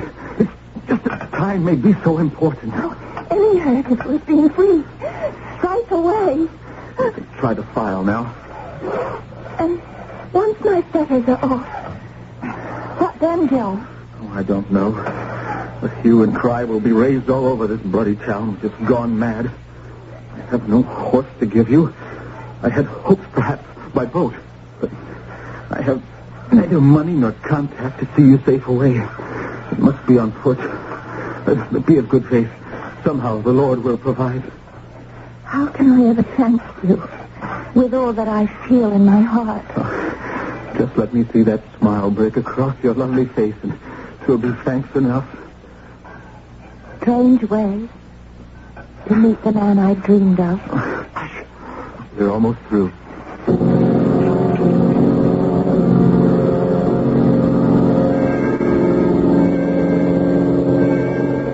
I cannot eat more. You must eat as much as possible, so you can carry a little with you. We must find you some clothes to wear. What? Oh, good Lord. Not so soon. Don't let them take me. Into the bedroom, quick. Now, if I cannot send them back, I can hold them back. Now, take my cape. It has what money I have in the pockets. Now, go by the window and try to make for Providence.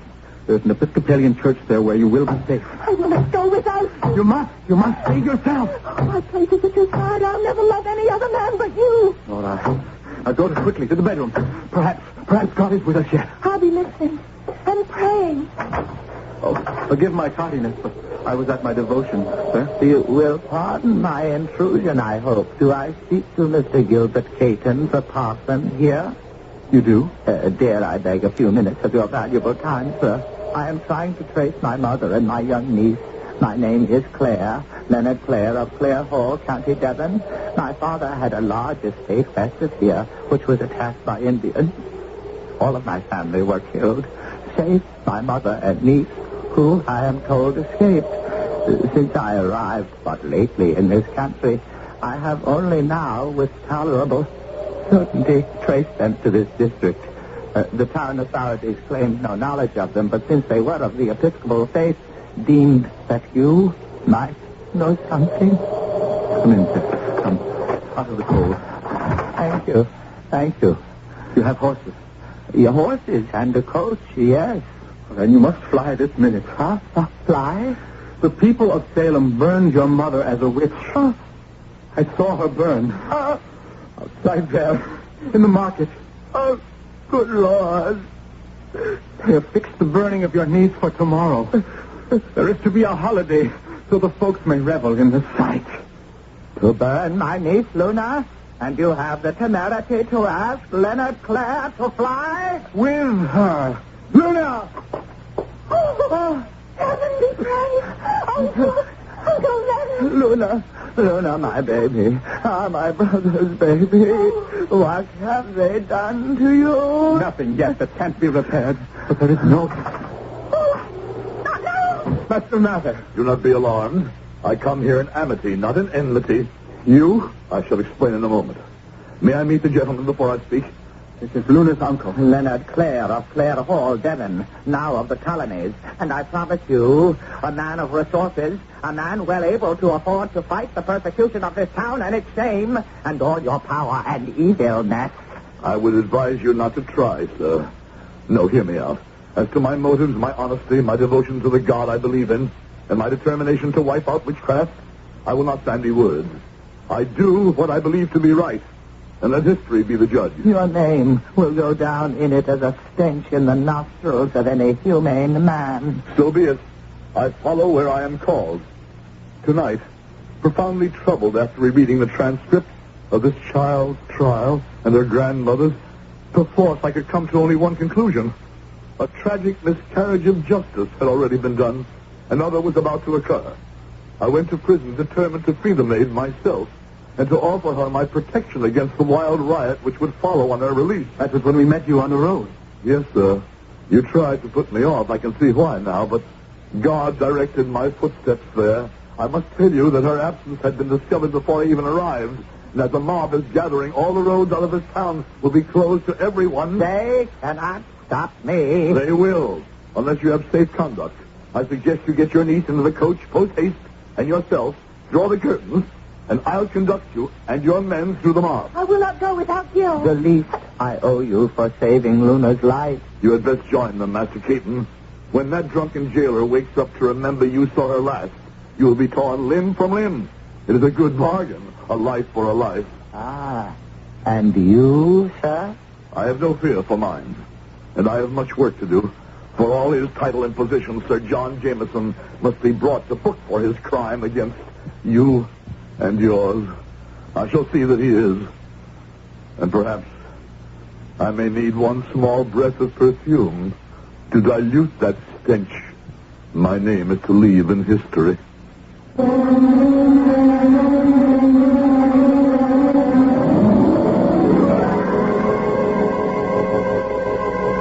While the account you have heard is a fictional one, it is a somewhat sad thing that Cotton Mather is painted as black as he is. Even in his obsession against witchcraft, he was a scrupulous defender of all he thought unjustly accused. He was a scholar, in some sense a scientist, and for all he was a fanatic, it was without thought of personal gain. He was also a family man, and perhaps would have allowed himself one frosty smile of pleasure at the outcome of this whole affair. I shall return shortly.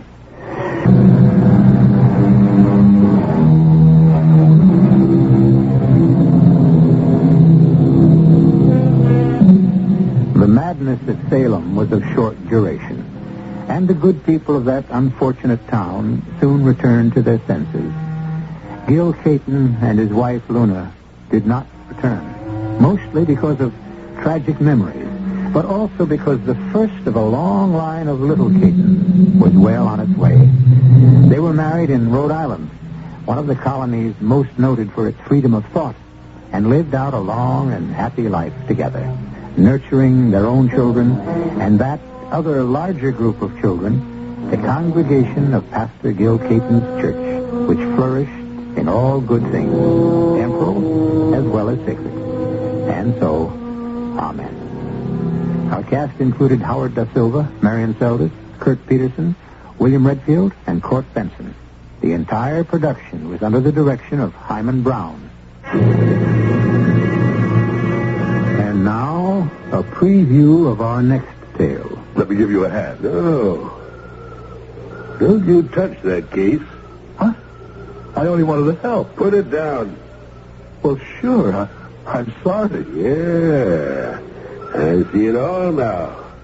Kubik arranged for my car to stall out on the turnpike. Then you happen along as if by coincidence and kill me. And take the money. That's an old trick. Will you please tell me what you're talking about? Oh, yes. It's the last trick you'll ever try. Hey, what are you going to do with that gun? You can't kill me. Oh, but I can.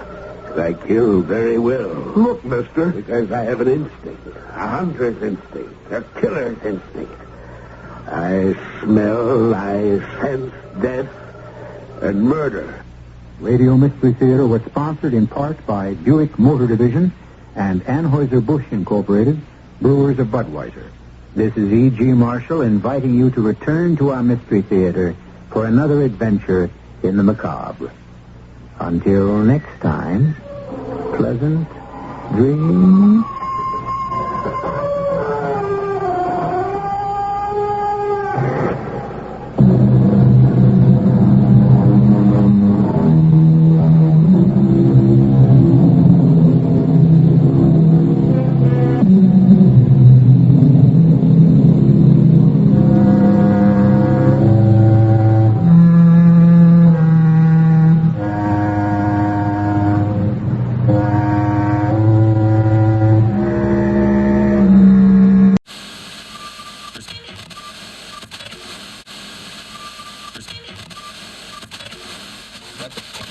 Your radio is experiencing technical difficulties. Please stay on by.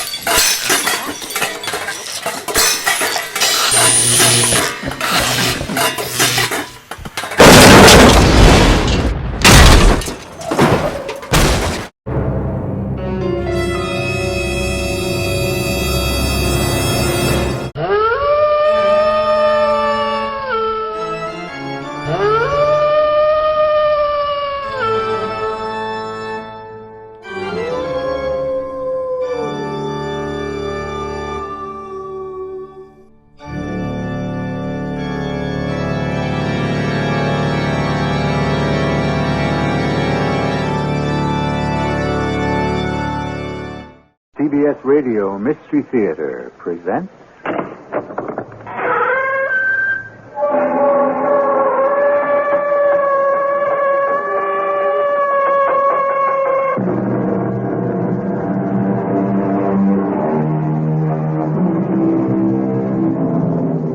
Come in. Welcome. I'm E.G. Marshall. The last I heard, there was an alchemy school in Utah giving a 2-week course in how to change lead into gold. A prestigious university was bestowing a bachelor's degree in magical studies, and someone was offering subscriptions to a newsletter for witches. I'm old enough to remember when such things would have been laughed out of existence. But nowadays, who's laughing? Wouldn't you like to control things, people, events? Well, I don't think it's possible. But if it were, then I guess I'd like it. Of course you would. So would I. So would everyone. No one wants to admit it. No one has the courage. But we all think about it. Lust after it day and night. It's our God and our goal. Power.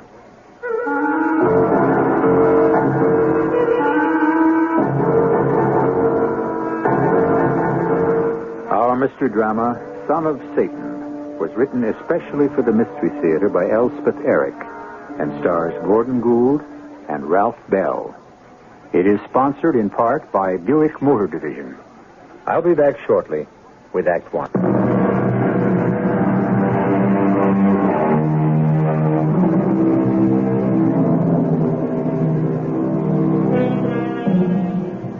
It's a coastal town, not far from a major metropolis. There are few high-rise buildings and a great many houses, none of them very new. Many of the streets are bordered on both sides with trees, and at night the town is very quiet. On one such tree-lined street, on one such quiet night, two men are walking, one a short distance behind the other. The one who trails calls out, Sam? Is that you, Sam? Sam, it's Tony. Sam, wait.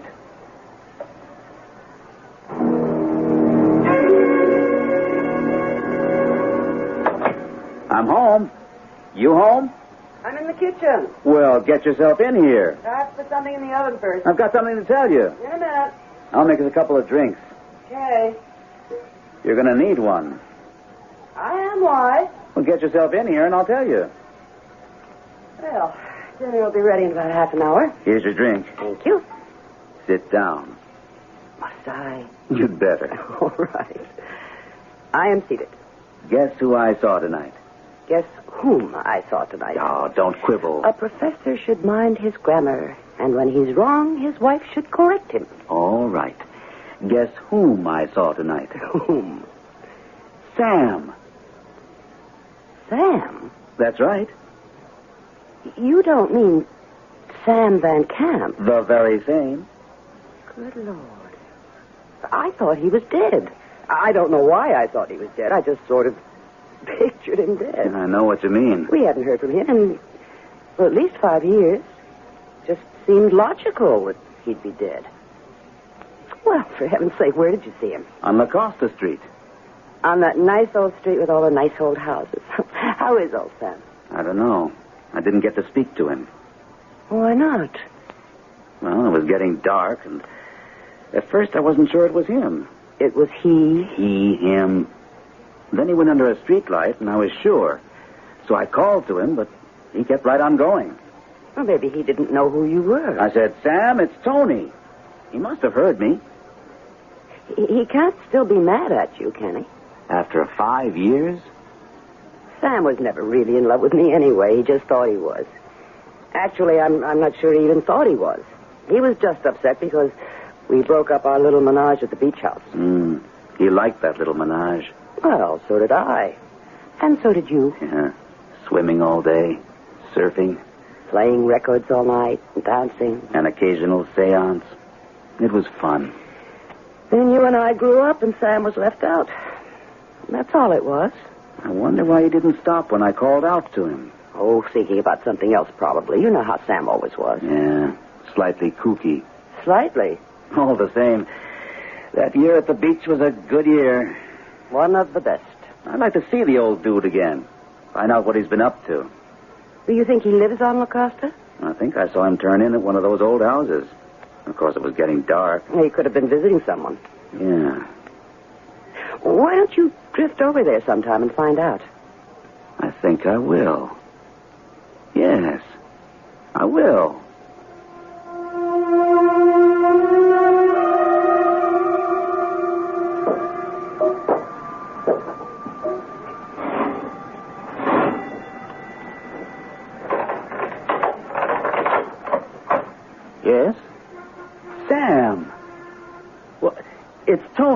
Tony Marsh. Why, Tony. I didn't know if you lived here or not. How are you, Tony? Oh, great. Swell. Fine. You? Marvelous. Okay to come in for a minute? Oh, yes, sure. Of course. I said come in. Thanks. I won't stay. Come in. Sit down, eh? You're looking fine, Sam. How did you find me? Well, actually, I saw you on the street a few nights ago. You did? Well, why didn't you say something? Well, I did. I said, is that you, Sam? Because I wasn't 100% sure. Then I was sure, so I said, Sam, it's Tony. But you kept right on walking. Kind of hurt my feelings. Sam. Huh. Oh, sweet shades of the past. Come again? Was I ever Sam? Well, you certainly were to me. And to Rowena.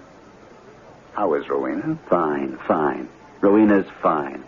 She wanted to be remembered to you if I could track you down. Oh, sweet Rowena. We got married, you know, Rowena and I. Well, I thought you might. It seemed inevitable. Well, we did. Tony, I'm terribly sorry I hurt your feelings the other night. Oh, that's all right. Rowena said you probably had your mind on something else. Oh, I did. Well, then? I always have my mind on something else. Something important? Oh, must have been if you didn't hear me. Oh, very important. Extremely important. In fact, I can scarcely think of anything more important. Care to tell me what? Perhaps in due time. Perhaps not. Tony, that's not the reason I didn't answer you when you spoke my name. No? You mean you really were snubbing me? Oh, no. You see, it's so long since anyone's called me Sam, I'd quite forgot it was my name. Really? Quite forgot. Old Sam has passed into oblivion. Well, what do you call yourself now? Cato. Cato? Cato Van Camp. Do you like it? Well, sure, yeah. But then I liked Sam all right, too. It didn't sound right after... After what? After I took the left-hand path. What's that? Left-hand path? Oh, well, if you don't know, then you just don't know. You could explain. It's all so difficult. It covers so much territory. How can I explain if you don't already know? If I already knew, you wouldn't have to explain. Ah, how right you are, how right. Well, Tony, after our frivolous year at the beach, we were no more than a trio, no? You, Rowena, and I. I know. I shudder to think how callow we were, how unright. I guess we were. Even if you and Rowena hadn't fallen in love, I couldn't continue with that sort of existence. So what did you do? Remember when we used to talk, the three of us, about the age of Aquarius? Yeah, well? And do you know how we bring about this golden age? Do you know how we prepare ourselves? Well, no, I don't. By blatant gratification of our egos. That's how. Oh? And do you know how we gratify our egos? No. By surrendering ourselves to ourselves. Sam, I don't think Cato. Oh, excuse me. Cato, I don't think I dig this sort of thing. Frankly, I don't know what you're talking about. Look, my friend, what is it we all want? The best of us, the worst of us, the highest, the lowest, the richest, the poorest. What do we all want? Money, love, I don't know. Power. Sheer, unadulterated power. Am I right? I don't know, Sam. Cato. Oh, now come now. Of course you know. Wouldn't you like to control things? Things like what? Like anything, like everything. People, events, everything. I don't think that's possible. But if it were possible? Well, then I guess I'd like it. Of course you would. Of course. So would I. So would everyone. No one wants to admit it. Like myself, have the sublime courage to confess up to it. We crave it. We lust after it. We think about it day and night. We scheme. We study. It's our God, our solitary goal. Power. Sheer, unadulterated power. Just what do you want to do with all this power? Oh, what Cato? difference what we do with it. The thing is to have it. You see, it's the attitude of the alcoholic towards liquor. He has to have it. Has to know it's there. It's his. And after a while, he'll get around to drinking it, I suppose. But for the time being, it's enough to know it's his. Well, that's how we feel about power. Who's we? The Sons of Gaia. You never heard of us? I don't think so. Is it a religion? A religion, an art, and a science. I see. I guess I do. You don't really. Ah, poor Tony. You're one of the timid ones. You've probably never committed a sin in your whole life. Oh, I don't know about that. Have you known greed, lust, rage, overweening pride? I think I have. You think you have. If you only think you have, then you haven't. Have you given in to them? I guess mostly I try not to. You see? If you've never given in to them, you've never really felt them. If you've never given in to sexual desire. So, well, that. Well, enough about me. How is Rowena? Are you two happily married? Yes. Very happy, yes. Oh, that's sweet. You're not married? Oh, I haven't had time. She'd like to see you sometime. I'm sure she would. Well, we must get together. Maybe you'd come to dinner. Well, why not? Or you could come here. If you can spare the time. Oh, I think I can. My experiment only consumes the daytime hours. Your experiment? I've been working on it for almost a year now. Would you... Well, I don't suppose you'd care to tell me what it is you're working on. Or is it a secret? Well, I don't see any reason why you shouldn't know. We're old friends. It's a homunculus. A what? Don't you know what a homunculus is? No, should I? A homunculus, my dear old friend, is a small, artificial man. Like a dwarf. A mannequin. But made by man. The creation of a homunculus is as old as alchemy.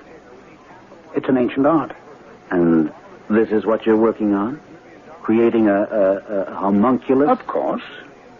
Only my homunculus will be possessed of magic powers. This little man, I think he will be no more than 2 feet tall, perhaps less. But he will have the power to rule the world, which is precisely what I intend. What is the mystique of power? Everyone likes to think he has some influence. I know I do. That his opinion is listened to, respected. That he can even affect some decisions. But power over other human beings, power to help can turn into power to hurt. Power to raise up can become power to strike down. Power to create transmutes into power to destroy. A formidable thing, power. I'll come back to you shortly with Act 2.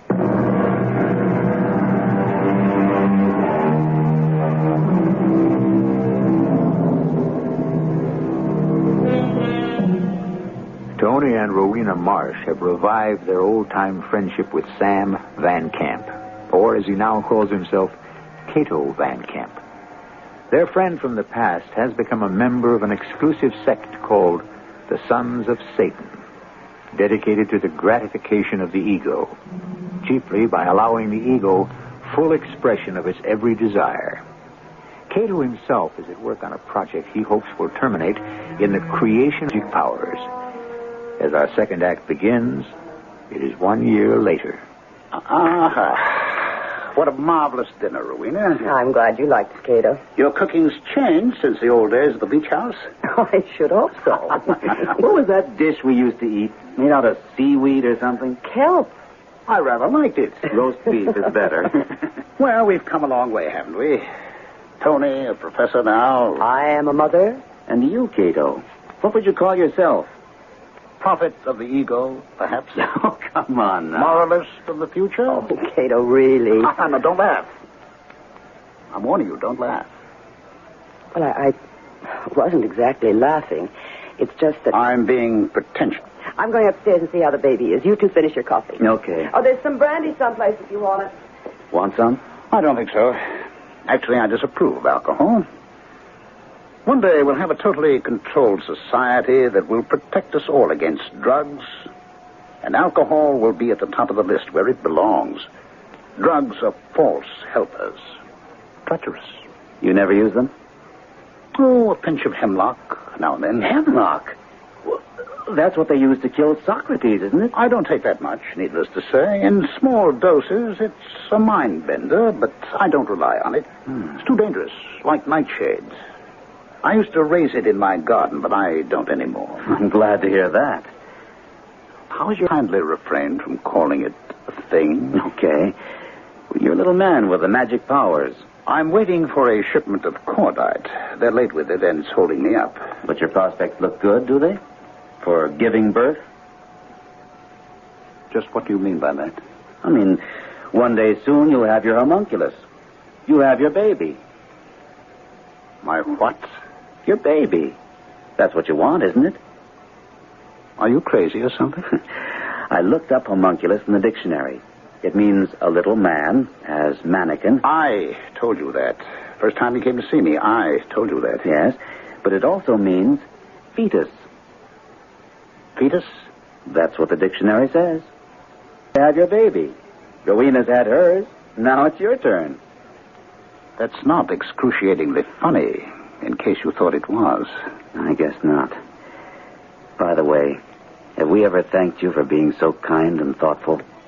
All during the pregnancy and ever since. Rowena appreciated it. Oh, but I adore Rowena. And you've been wonderful with the baby. Not just all the presents, sitting with him and all that. But I worshipped the baby. Sometimes you forget to tell people things, you know. I just wanted to say that I'm glad we all got together again. We should never have been apart. Yeah. Well, those things happen, unfortunately. Oh, look, I ought to be getting on home. It's early. Yes. Well, if you must, you must. I'm sorry to eat and run. Oh, that's all right. I'll see you soon. My house next time. You bet. Night, Rowena. You leaving? I have to. Lovely evening. Many thanks. You're welcome. Anytime. Tony, just a slave to my project. I'll give my love to the little homunculus. Don't joke about it. Sorry. One day you'll see. That little man is going to take over the whole world, be in charge of everything. And when that day comes... Yes? What then? Watch your step, that's all. Just watch your step.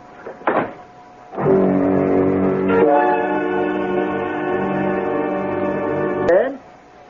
I don't much feel like it, and that's the truth. I had to get my own breakfast. Big deal. Oh, you sick? I don't know. I'm not well, I don't think. Hold everything. I'll take your temperature. Cato have a good time last night? I think so. Here, stick this in your mouth. He went home early. Oh, something about a shipment of cordite that was supposed to arrive and didn't. Cordite? Part of his scientific project, so-called. The homunculus thing. Oh, that. I made a little joke about it. He didn't much like that. I can't blame him. It wasn't much of a joke. But he sure takes that thing seriously. I told him homunculus also meant fetus, have his baby. He didn't know homunculus also means fetus. And for some reason it annoyed him. Upset him. Okay, let's have the thermometer. Poor Cato. Why poor Cato? Holy Moses. You've got a fever, you know that? What is it? 101 and 2/10. Must be the flu. Look, I'll call and tell them I won't be in. Oh, no, don't do that. I can't leave you alone here with the baby. You shouldn't get out of bed. I'll call the doctor. No, not yet. I'll take some aspirin. 100 and... Tony, don't, please. It's just the flu or a virus. Well, I'm going to call the university and tell them I won't be in. Now, don't do that either. You can't stay alone here. Take care of the... Call Cato. He'll come over and sit with me. That's an idea. And he's wonderful with the baby. Good idea. I wouldn't do this, but I've got that meeting with the dean. I can cancel the classes, but the meeting's important. Yes, hello. Cato, this is Tony. I have a favor to ask of you. Yes, Tony. Rowena's come down with something. Flu, she says. And I have to go to the university, meeting with the dean. I was wondering, could you possibly... You want me to come over there? But she's running a fever, 101, little over. And there's the baby. Could you? Well, I was just cleaning up here. I really ought... I'll cancel my classes. I'll be there. I'll clean up here later. Thanks. Make it soon. Right away. Thanks a lot. He's coming. Yeah, right away.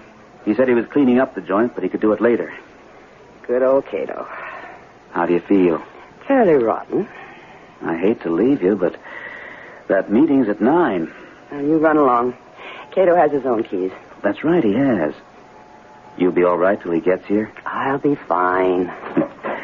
Sure you will. Cato will take good care of you.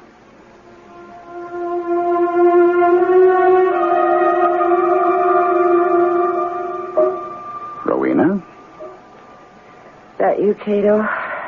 Yes, love. So good of you to... Now, everything's going to be fine and dandy. How do you feel? Not so good. This your thermometer? I just took my temperature. It's gone up, 103. Oh, dear. Maybe I should call the doctor. Oh, no, not yet. Well, I'll call Tony. No, don't. He'll be home in a little while. Well, I brought you an ice pack and a thermos full of fresh orange juice. Could you drink some? Maybe. And I brought you a little pill to relax your nerves, help put you to sleep. Here we go. Oh, okay. Oh, dear. The baby's crying. No. You just lie back and I'll go see what's the matter with him. If anything, which I doubt, you just relax now, you hear? Mm-hmm. What's the matter, little man? You want to be picked up? Well, come on. That's it. Now. Caramundo, fail. Marlo canik tarumbano, keen.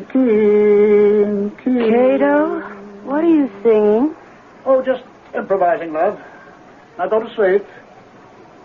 Saretosi, Santa Manta, Lone,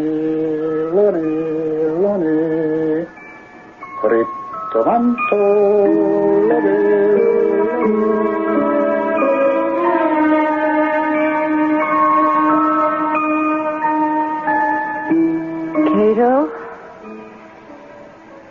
Cato, are you there? You want something, Rowena? How long have I been asleep? About a half an hour. Well, it's the most amazing thing. I'm completely well. You mean that? I woke up feeling wonderful. I'm delighted. I took my temperature. It's normal. Fascinating. I don't know if it was that pill you gave me or what. Oh, I don't think so. Oh, maybe just the sleeping. Possibly. No, I'm going to call Tony. Would you hand me the phone, please? Here we are. Uh-oh. Baby's crying. Oh, he's hungry. As soon as I talk to Tony, I'll feed him. Strangest thing. I never felt better. Well, I'm going to get up and then I... Hello?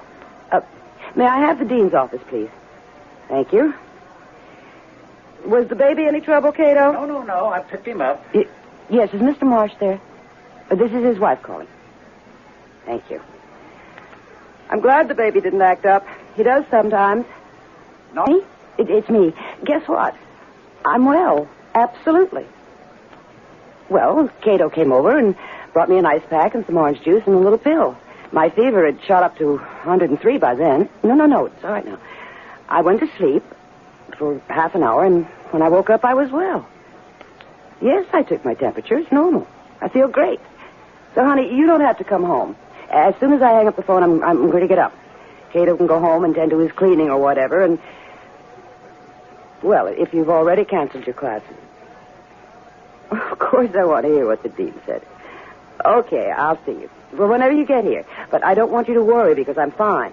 I'm halfway out of bed right now. Okay, see you. I'm getting out of bed. Tony will be home pretty soon, so you don't have to worry about me. You can go home. Cato, you hear me? You are in the baby's room, aren't you? Cato? Why, I thought you were in here. Where did you go? Oh, good Lord. Oh, no. Oh, no. No!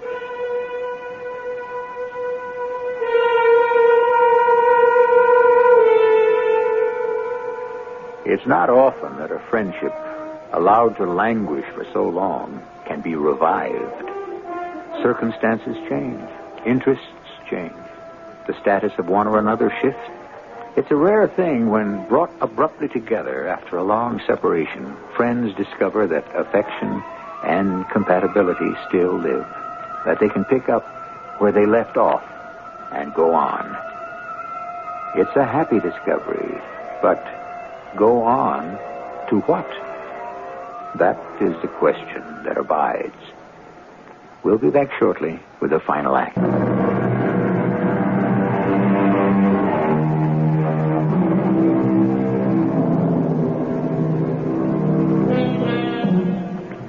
Reunited in friendship after a 5-year separation, Tony and Rowena Marsh are enjoying the company of Cato Van Camp.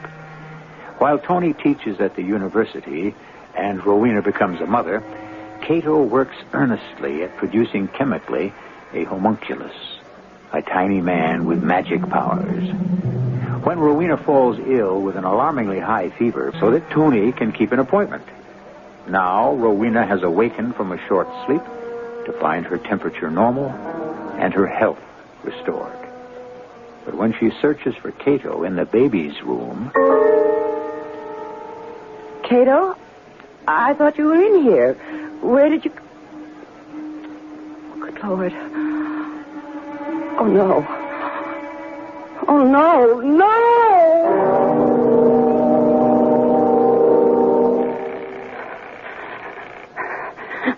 Answer, damn you, Cato. Answer the phone.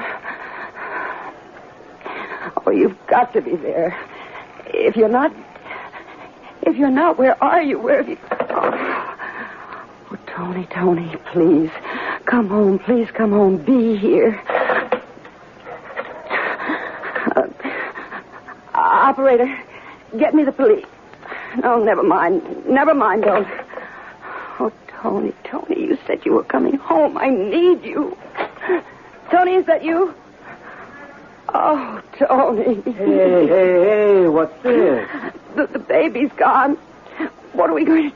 Oh, now, wait a second. Calm down. The baby's what? He's gone, disappeared, vanished. He couldn't. Cato took him. Oh, I don't... Are you sure? Now, wait now. The baby is gone, and Cato is gone. I have looked all over this house 4 times. They are both... When I talked to you, you said you felt wonderful. I did. Cato came over and gave me a pill and some orange juice, and I went to sleep. But by that time, my fever was way up, but I told you all that on the phone. Well, where was Cato when you called me? He was in the baby's room. The baby had cried. I knew he was hungry, and I felt so good by then that I said I'd get up and feed him as soon as I talked to you. So after I hung up the phone, I got out of bed and went into the baby's room, and it was empty. The crib was empty, and Cato wasn't there. It's all crazy. Did you call Cato at home? Well, what do you think? I've called him 6 times, but nobody answers.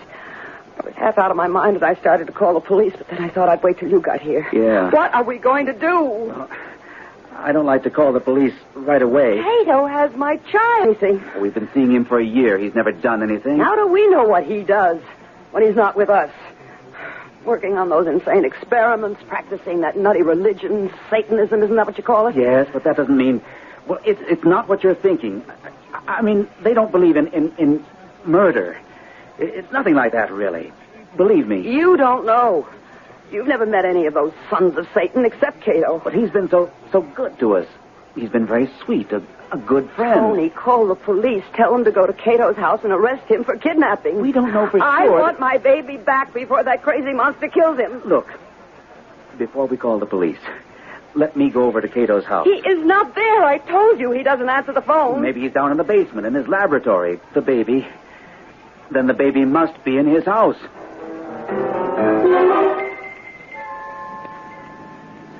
End of the block, driver. Last house. This is it. Here. Keep the change. Come on. Tony, look. What? The basement window's all smashed. Blown out. It looks like there's been an explosion. In the laboratory. Do you think the baby... I don't know. I don't know. If anything has happened to my child, Well, hang on. We'll find out. Tony, break it down. Break the door down. Okay. Stand to one side. This won't be hard. In the basement. Do you think he's dead? I don't know. How should I know? The baby, Tony. This is the door to the basement. Are you going down there? Yes. Now, wait a minute. You hear something? No.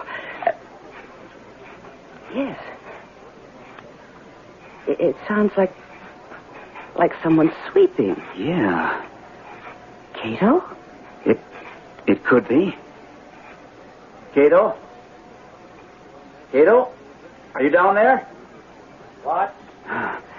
It's Tony. Tony and Rowena. Is that you down there? I'm cleaning up. Would you mind coming up here for a minute? We have something we want to ask. There you are. Hello. Cato, where is the baby? Upstairs. He's here? Upstairs in my bedroom. Is he all right? Certainly. Oh, I'm going upstairs to get him. Rowena, upset?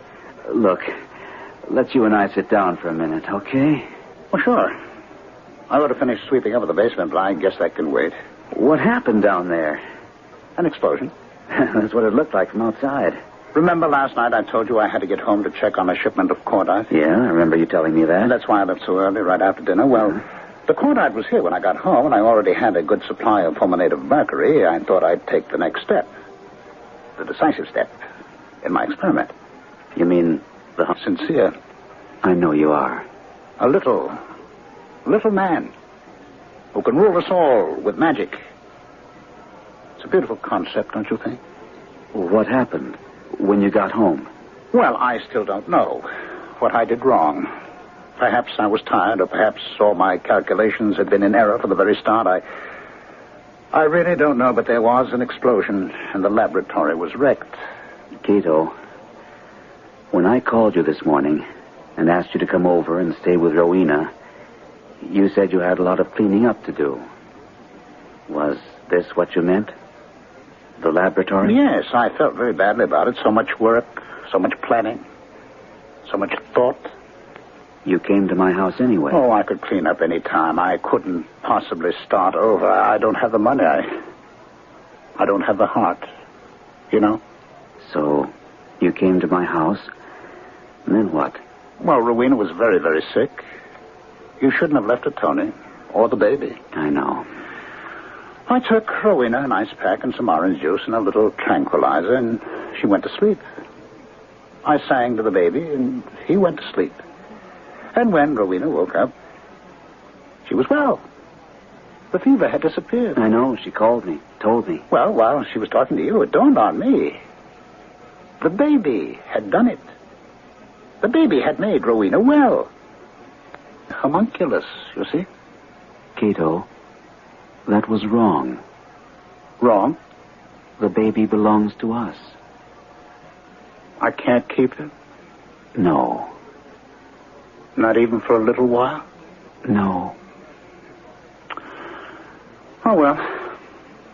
I suppose somewhere there's another tiny little man with magic powers. I just have to find him. Have you given up your idea about the homunculus? Well, not completely. Someday, if I can find some money, if I have the heart for it, perhaps someday. I'm really sorry you can't. You would. And I'd have taught him magic. And one day, who knows? He might have ruled the world. Cato. Are you ready to go home, Tony? Yes. Rowena. Yes, Cato. You look very beautiful holding the baby like that. The baby looks very happy. Oh, maybe he's better off with you and Tony than with me.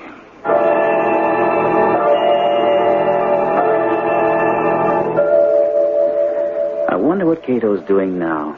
alone in that house, with the ruins of his experiment. No, I couldn't care less.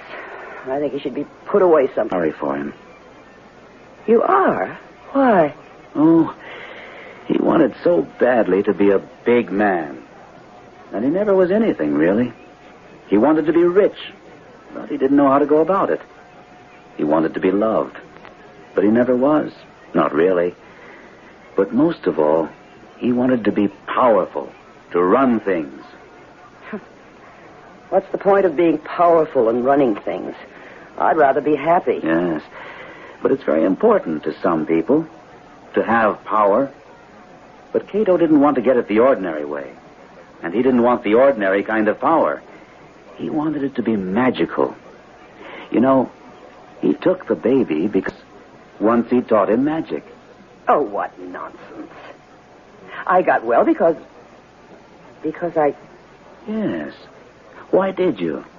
Why did you get well so suddenly the way you did? Well, I slept. That wasn't enough. That pill? That was just a simple tranquilizer. I got well because I had to. For the baby's sake. Yes. While I was sleeping, I realized that the baby was in the next room with Cato and that he wasn't safe there. That I must... That's what happened. And you don't call that magic? No.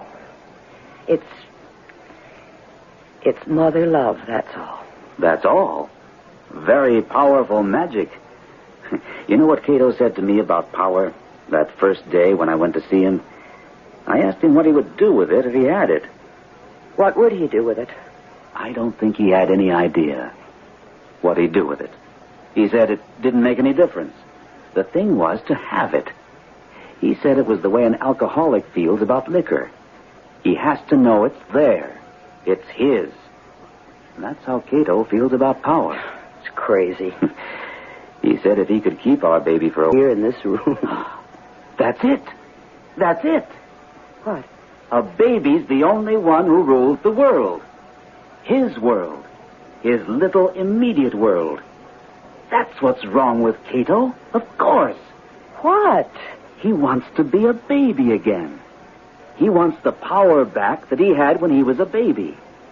Anytime he opened his mouth and yelled, somebody put something in it. He didn't have to work for it. He didn't have to deserve it. No, it all came to him by magic. The magical power of a baby. Oh, of course. It's all very clear. The only person with power, the only person with magic, is the baby.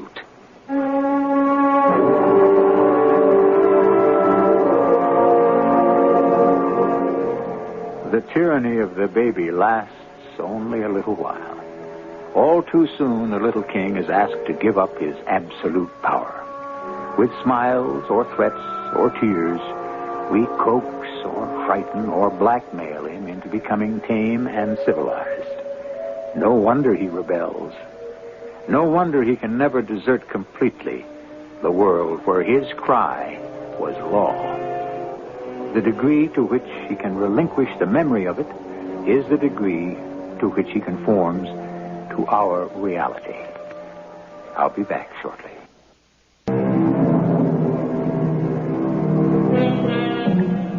Poor baby. When he discovers that the world does not, after all, revolve around him. When for months it had seemed that it did. Now begins the laborious process of finding a place in that world. A place of warmth and welcome. He needs love. He needs money. Above all, he needs self-respect. Without these things, he will not find his proper place in the world. In fact, he will feel himself forever in terrible danger of falling off it. Our cast included Gordon Gould, Joan Lovejoy, and Ralph Bell. The entire production was under the direction of... For another adventure in the macabre. Until next time, pleasant dreams.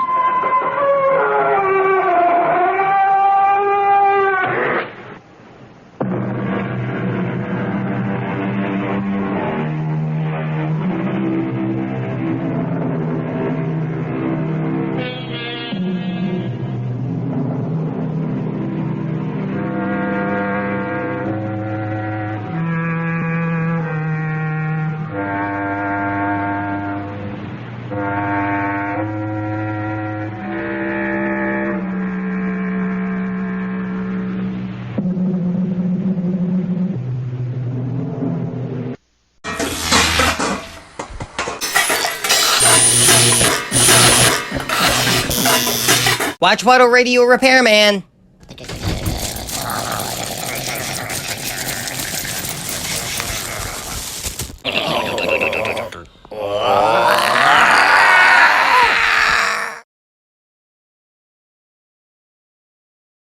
Thanks for watching the Baba Ghoulie Show by OTR Halloween Holidays. This is Waddle the Duck saying check out channel Watchwaddle for some fun cartoons with no static.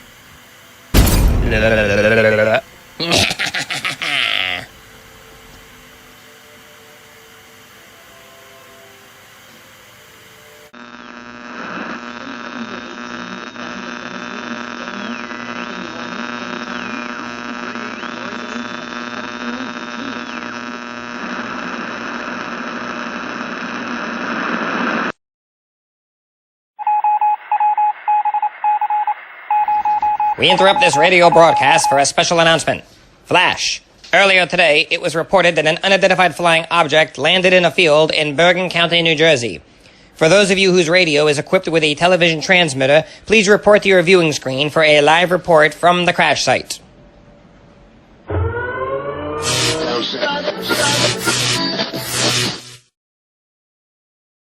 Good evening, Mr. and Mrs. America. This is Waddle the Duck from Channel Watchwaddle. At the site in the Grover Cleveland pumpkin patch, where just a few minutes ago, a UFO came crashing down through this fence behind me and right smack into the middle of that barn.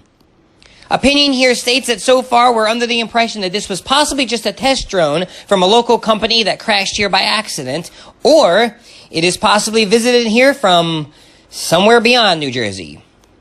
Either which way, we've been here for a while, and so far, it has been completely inanimate. Possibly safe. However, we will stay here on this site until further information is given to us. Thanks. Back to you. Thank you, Waddle. We now return you to your regularly scheduled Halloween Holidays broadcast.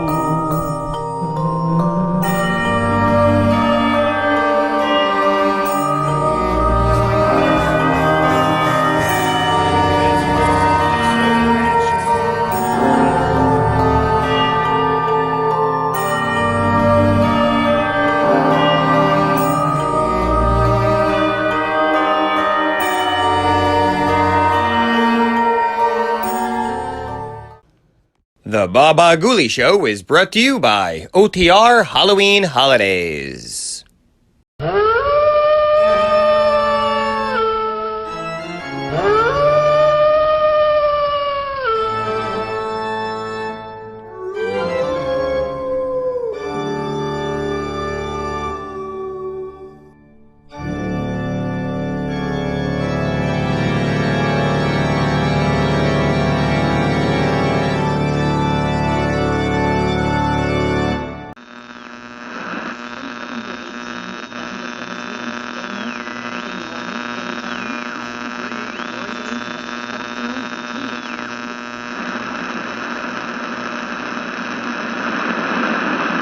Hello again, Mr. and Mrs. America. Waddle the Duck here, right on the outskirts of the Grover Cleveland pumpkin patch, when earlier I had witnessed what I could only describe as a close encounter of the third kind. The entire pumpkin patch has been evacuated, and we are all awaiting for the National Guard to enter and update us on the events happening inside.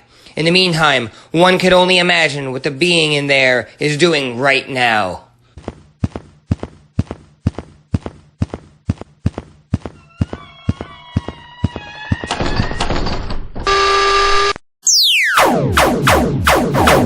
Everybody run!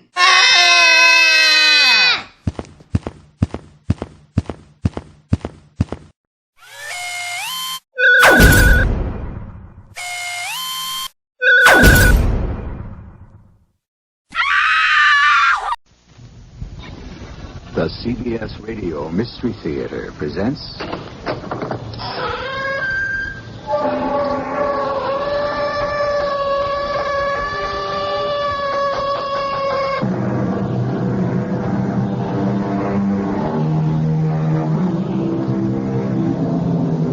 Come in. Welcome. I'm E.G. Marshall. When our deep plots should fall, it should learn us there's a divinity that shapes our ends. Rough hew them how we will. What is Hamlet saying? More or less, don't mess with fate. Regardless how you lead your life, fate controls your destiny. We're all anxious to get to the bottom of this, son. So if you want to hang around the police station and watch us work, why, sure. Well, thank you, sir. You see, I'd like to learn to be a detective. Sad as it is, this death of your father is a good case to begin on. Take my word for it. I can't. You see, I can't believe the way he was killed was an accident. To me, it was murder.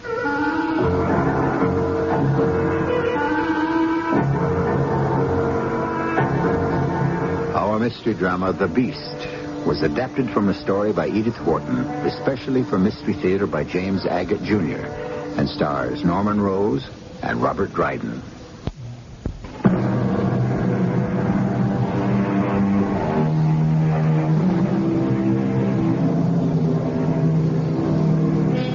There are those who marry for love. There are those who marry for money. Among the latter, love is generally one-sided. Nevertheless, the duped or deceived believe that for companionship and a measure of fidelity, no price is too high to pay. Such was the case of Mrs. Henry Trevor, until 3 years ago a widow, now remarried to a strange and selfish spouse. Henry, aren't we going a little too fast? You're doing 70. 70 isn't speeding if you've got control of the wheel. And, dearest wife, if there's anyone who knows how to handle a car, it's yours truly. But it's so foggy you can hardly see in front of you. I don't need to. We make this trip up from New York every weekend. I know the road backwards. Besides, who but an idiot will be out on the highway this time of the night? Henry, look out. There's a man walking. We've hit him! We've hit him!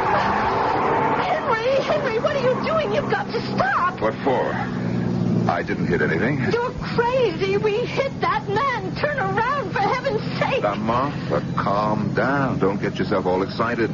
Didn't you feel the bump when we hit him, Henry? Please stop the car and go back. Only a rock on the road. Now close your eyes and go to sleep. I'm tired.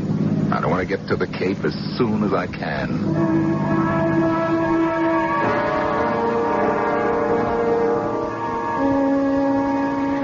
Hello, Wayne. Is that you? Yes, Martha. When you dial my number, you always get me. What's up?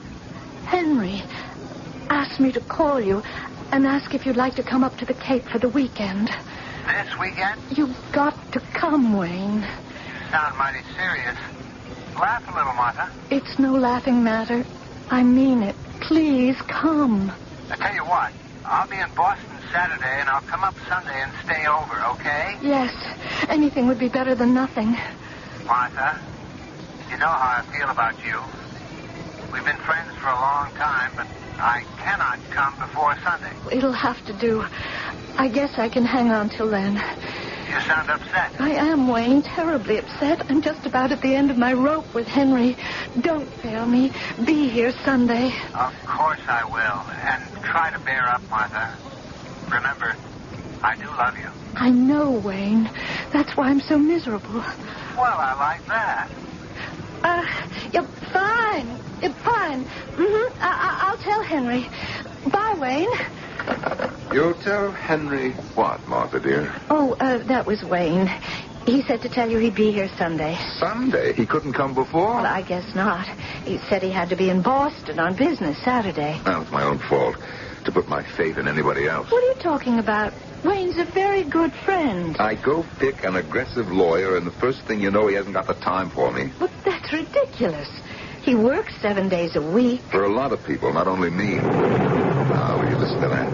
Another one of those sudden coast storms. I hope my new speed cruiser's going to be all right. Well, isn't it anchored off the boathouse? Yeah, but if the seas get rough, it could break loose. You know what? I think I'll put on my oilskin and go down to the boathouse to make sure. Oh, I'll go. I'm expecting the grocery boy with the food for the party. Oh, poor boy, he'll be soaked. Well, wait a minute. What party?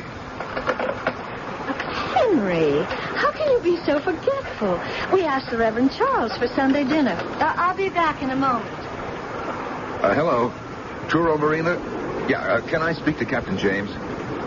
Yeah, sure, I'll hang on. Henry? Henry, could I speak to you for a moment? Now, hold it a second, Martha. I'm trying to get Captain James at the marina. Maybe you can give me an idea how long the storm's going to last. Henry, it's the police. What? You'd better hang up and go to the door. The police? To see me? Martha, did you tell them that I was here? Well, not exactly. I said I'd go to get you. Look, I don't know how long this storm's going to last this afternoon. I better shoot over to the marina and see Captain James. Henry, they're outside. I cannot help that. I can't be bothered with every request for the Police Athletic League or the Policeman's Ball. I got too much to do. Henry, it's Rufus Clay, the chief himself. And he's not selling any raffle tickets. Well, you tell him that I'm not here. Now, look, I'm going out the back way. Rufus wants to know if we know anything about a man who was run over late last night on the highway. Tell him you know nothing. You saw nothing. You heard nothing, and nothing happened.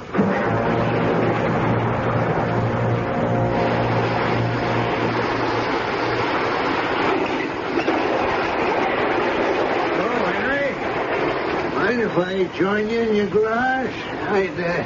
I'd like to get in out of the rain. Oh, hi, Rufus. Oh, what you doing? Closing down your car inside your garage? Why don't you just back it out and let the rain take care of you? No kidding. It's coming hard, is it? Oh, cats and dogs. I didn't expect to find you here. Martha said you'd gone to the marina. Say, Henry, would you mind turning off the hose for a moment? Huh? Oh, sure. Just been inside talking to Martha. You know, Rufus, when you hose down the front end of a car, if you don't wipe the chrome dry right away, she gets awful spotty. You ought to use a clean rag. Huh? I thought this was clean. Oh, spots all over it. Looks like blood. Blood? You're smearing that headlight. Better get a clean cloth. Yeah, there's a pile in the corner. Excuse me, Rufus. Henry, I think you must have hit something. There's a dent in the guard below the bumper. And, would you mind if I squat down and get close enough? Hey, watch out where you're pointing that hole. Oh, I'm sorry, Rufus. I didn't see you on that side. What was it you wanted to ask me about, anyway? I wanted to ask you a question, Henry. But I think I know the answer.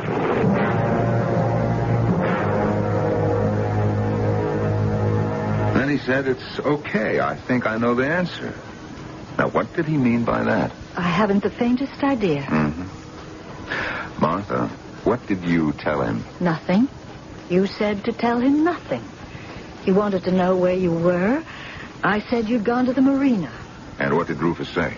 He said, which way did he go? I said, I don't know. He said, when did he leave? Oh, boy, that Rufus. I said, a couple of hours ago. I lied and lied for you. And he said, did he walk? So what could I say? I didn't know what to say. I said, yes, I think so. And he said, is your garage door open? I said, I guess so. And he said, well, I better go have a look. And that was that. Well, he must think there's something. Did he find anything? What are you talking about? Henry, you know. Are you saying did he find evidence that I ran over someone? No, he didn't, because there was no evidence. Because I didn't run over anyone. Now, will you just put it out of your mind? It didn't happen. If you say so. Oh, I've got enough problems without having to be concerned with dummies who wander around in the fog. It was a rock we hit, you understand? A rock, a dog, a deer. In the larger scheme of things, these things are insignificant.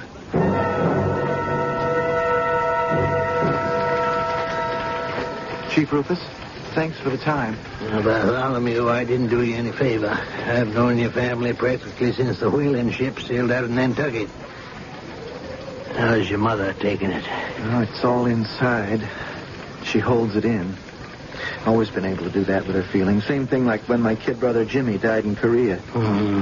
That's New England stock for you. Stoic. Well, just the same, she feels it. She's crushed. I know it. 30 years married and never a bad word between my dad and Mom. But Dad, the most wonderful person anyone could know. Best people leave us too soon. It's so unnecessary. Like some crazy jerk speeding in the fog. Yeah, we'll get him. You can't get far. The medical examiner said it happened between 2 and 3 o'clock in the morning. The road out here doesn't go anywhere but to the ocean. To get out past North Truro, you can only go as far as Provincetown. So, whoever it was, wasn't going through. He either lives here or was visiting. Well, I know you've been out a lot because I've been trying to get you. House to house, no other way. Police detection is 99% legwork. Now, why doesn't he come forward? Hit and run, hit and hide. If I ever locate who ran my father down in cold blood, I don't know what I'd do. Maybe someone will come forward. Maybe, maybe not. How can I help? I guess by being a comfort to your mother. I mean more than that. I don't rightly know, son. But if you want to regard our police outfit as yours, we're all of us anxious to get to the bottom of this. I want to know everything, every step of the way. You see, Chief Rufus, I can't accept this death of my father as an accident. To me, it was murder. What time is it, Martha? Martha? Martha, can you hear me? I wish you wouldn't shout so, Henry. Saturday morning. I've been up since 6. What time is Wayne getting here? I told you. He said not before tomorrow, Sunday. Why are you so touchy? You've come up here for a nice, quiet weekend. I haven't got time for quiet weekends. Oh, look, honey, I'm sorry, but I got so much on my mind. So you said. What time is it? 8 o'clock. I keep hoping maybe Wayne will show up. He knows I need him. Boston is practically next door. I'm sure as soon as he can, he'll get here. Wait a minute, wasn't that a car that drove up? No, I didn't hear it. Oh, I did. Bet that's him. Hello? Hello. Are you Henry Trevor? Yeah. What's your name? Bartholomew Gates. Oh. Well, what did you want to see me about? Do you have more than one car? Yeah, I do. 2, 3? Look, what is this all about, young man? A survey? I guess you could call it that. We have 3 cars, as a matter of fact. One's in town, New York. A smaller car, my wife's, is being serviced, so there's only one in the garage, okay? Now, look, I'm very busy, so if you don't mind... I do mind. What did you say? I said I do mind. And I'm going to take a look at your car. Now, where's the garage? Now, you listen, I don't know you, and I have no intention of showing you anything. Now, you get out of here. Mr. Trevor, don't mess around with me. Show me your car. The devil I will. Look, I give you 1 minute. If you're not out of here, I call the police. Hey, wait a minute. What's that? A revolver. Is this a holdup? And you show me your car, and no one will get hurt. Will you put it down? Sure, I will. I hope you know what you're doing. I know what I'm doing. I mean the way you're waving it around. I've done target practice, Mr. Trevor. I learned about guns from my brother. He died in Korea. He had one rule, Mr. Trevor. If you see the enemy, shoot him.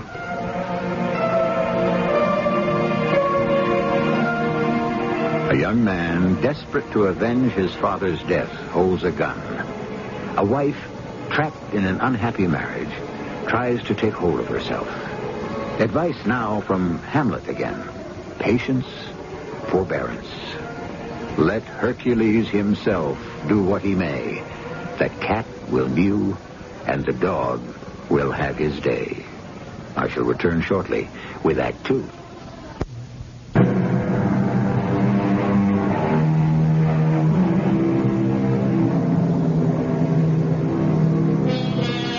The place, Cape Cod, a spit of land curving into the Atlantic, frequently foggy. The time, late Sunday. The people, Henry and Martha Trevor, and their dinner guests, a clergyman and an attorney. I wish the Reverend Charles didn't have to leave so soon after we finished dinner. I thought he was fun. What did you think of our local minister, Wayne? Well, I kind of liked him. He's a pretty down-to-earth guy for a preacher. You know why he came to dinner with us? Because I invited him. The Most Reverend Charles came to touch me for another donation. Probably heard I bought a new boat and thought to himself, if my good parishioner can afford that, surely he can spare a couple of hundred for the church coal fund. I told him, didn't I? You were a bit rude, I thought. Martha, you don't know the first thing about money. Does she, Wayne? Well, you certainly cut the Reverend off at the pass pretty sharply, Henry. Martha, the fact is, Henry does have to watch his pennies. You see? What did I tell you? She won't believe me. Why should I? Seems to me you spend money faster than anyone I know. She's got you there, Henry. Wait a minute, whose side are you on? Look at this house. 15 rooms for 2 people. It's 9 o'clock. We're in one room, but the whole house is lit up like a Christmas tree. Lights burning in every room. And every time I'm here, it's the same thing. Oh, come off it, Wayne. I don't need lectures in my own house from my own lawyer. Well, it's an attitude, that's all I'm saying. I'm talking to you as a friend because I think sometimes you don't realize you just can't steamroller over other people or disregard the common good. And who do you suppose that is at this time of the night? Well, I'll have a look. Martha, dig out the good brandy for Wayne. You know what he likes. Wayne, I apologize for his behavior. This was one of the most embarrassing evenings I've ever spent. Henry throwing his weight around. I don't know what the Reverend Charles must have thought. I'm sorry I lost my temper with him.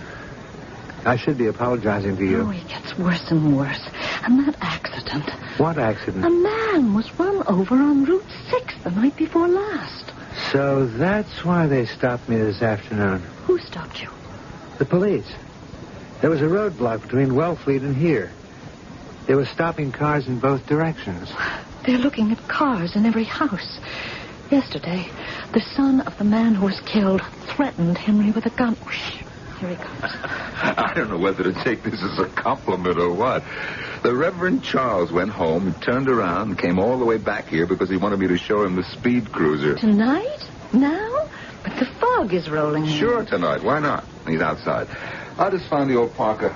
Hey, Martha, have you seen my heavy-duty flashlight? It's in the hall closet somewhere. Oh, yeah, I got it. Be back in 15 minutes. Coming, Reverend. Why are the police after Henry? What did he have to do with it? I was with him coming up here. I think Henry did run over that man.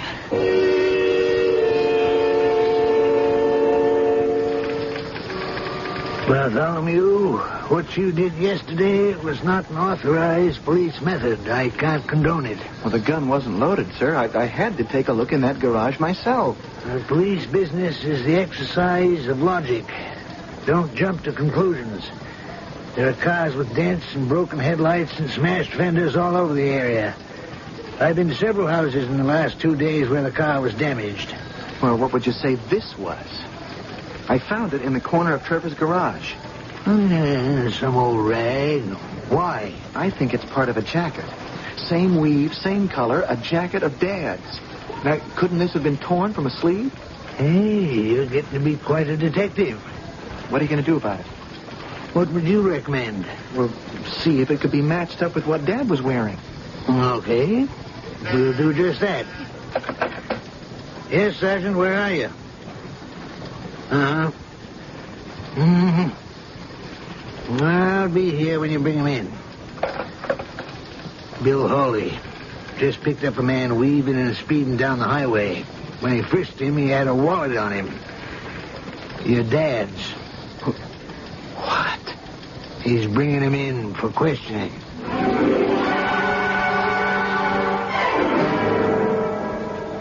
Henry said he hit a rock, did he? That's what he said. I didn't actually see anyone fall, just a horrible, sickening bump. I don't know what to tell you. Whether to believe in your husband or not. He's in enough trouble as it is. Is it money again? I'm afraid so. That's why he wanted you to come over. Yes. I don't know if I can help him. Is it that bad? Well, I don't know where to begin. He'll be back soon. What time is it? Shall we meet in an hour and a half from now, say midnight? Yes. Same place? Yes. I'll tell you all about it then. Oh, I think that's him at the front door.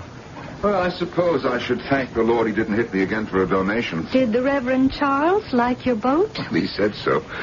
We stood by the boathouse. You couldn't really see it in the dark and the fog so thick. Hey, Martha, what's the matter with you? Where's Wayne's brandy? I guess I forgot. I'm going to bed. I'm awfully tired. You going back to the city in the morning, Wayne? No, I've got to head back for Boston. We didn't finish Saturday. I'll be getting an early start. Well, you'll be gone before I'm up. Well, Wayne, it was lovely seeing you. I think the guest room's all set for you tonight. I hope you sleep well. You too, Martha. And thanks for a great dinner. Good night. Good night, Henry. Is there anything more you want to ask me about, Henry? Well, the heck of it is, Wayne, I don't know where all the money went to. Thanks for everything you've done. Henry, you're a big boy now. You've simply got to... Wait a minute. There is something that you can do for me. Tell Martha about the loan. Explain to her she's got to sign the note for it.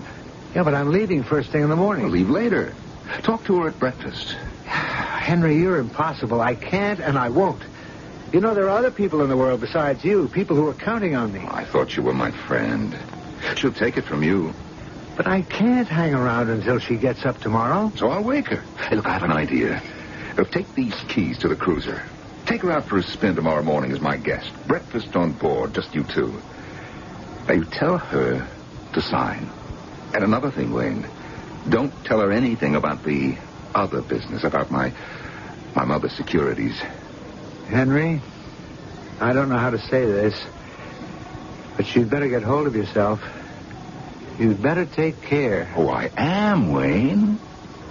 Like the man said, I'm taking care of number one.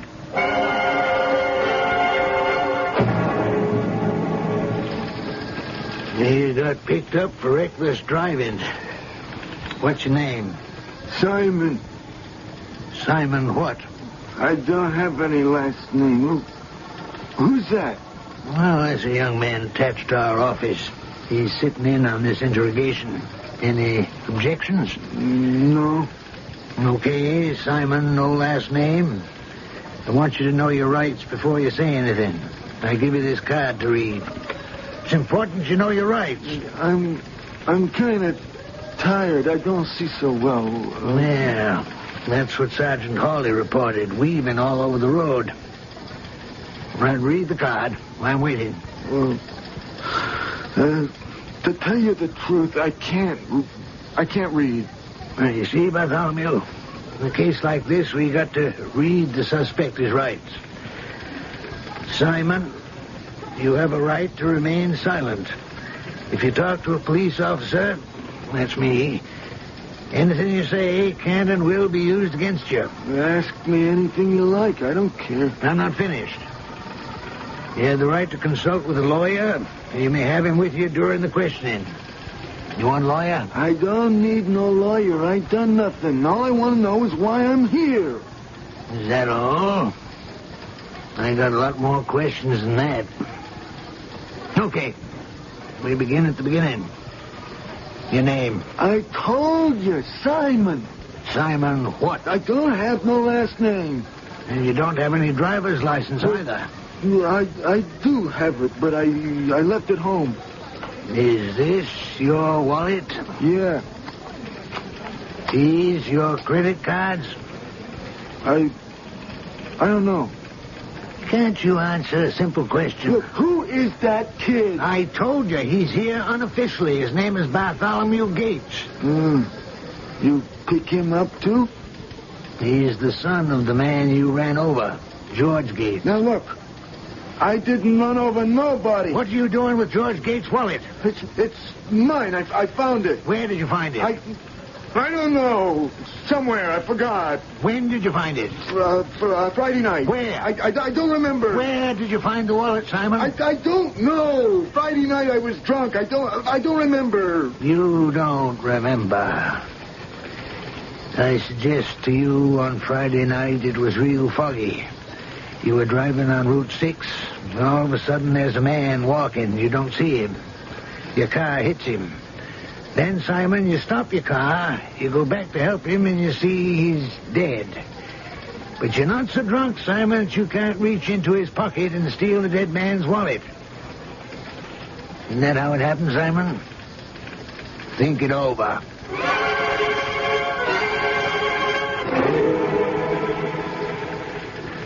What time is it now, Chief? Well, it's getting on there. How about some coffee, Bartholomew? Yeah, sure. You too, Simon? Yeah. Bill, go next door to the diner and get 3 coffees and 3 donuts. Yeah, right, thanks. We've had a look at your car, Simon. Yeah? So? What did you run into? What? There's blood and hair, short hairs on the front of your car. I hit a dog. I didn't see him. I'm sorry. You hit a dog. Did the dog have this wallet on him? No, sir. And now you won't tell me about the wallet? I didn't do it. You didn't do what, Simon? I mean, I found the wallet. That's what I mean. Was that before or after you hit the dog? Chief Rufus, can I say something? Okay, Bartholomew. Mr. Simon, the man who was run over was my father. You understand that? Now, I am not going to let go of this until I find out who did it, and I mean that. So if you know anything... Hold it, Bartholomew. No threats. Okay, Bill, bring him right in. Set the coffee and donuts over here. Bartholomew, here's your coffee. Uh-huh. And this one's for me. Simon, suppose we just hold on to your coffee and donut until you've remembered everything about the dog and the wallet. I'm sure it'll all come back to you. Don't want your coffee to get cold. Now, where were we? A man is killed in the road. Did he die right away, or could his life have been saved? Accident or murder? Hamlet again. Murder, though it have no tongue, will speak with most miraculous organ. What will the dead man tell us about the man who killed him? I shall be back shortly with Act 3.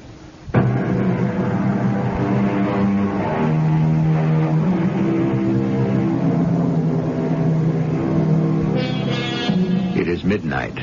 Fog is blanketing the coast of New England. 2 people are awake, a man and a woman. They walk silently, without a light. They know the way. 309, 310, 311. 5 more. What are you doing, Wayne? When I get to the last few, I count aloud. 313, 314. When I'm not with you, Martha, I count those steps to the boathouse. I know I'll be alone with you at step 315. Let me open the old door.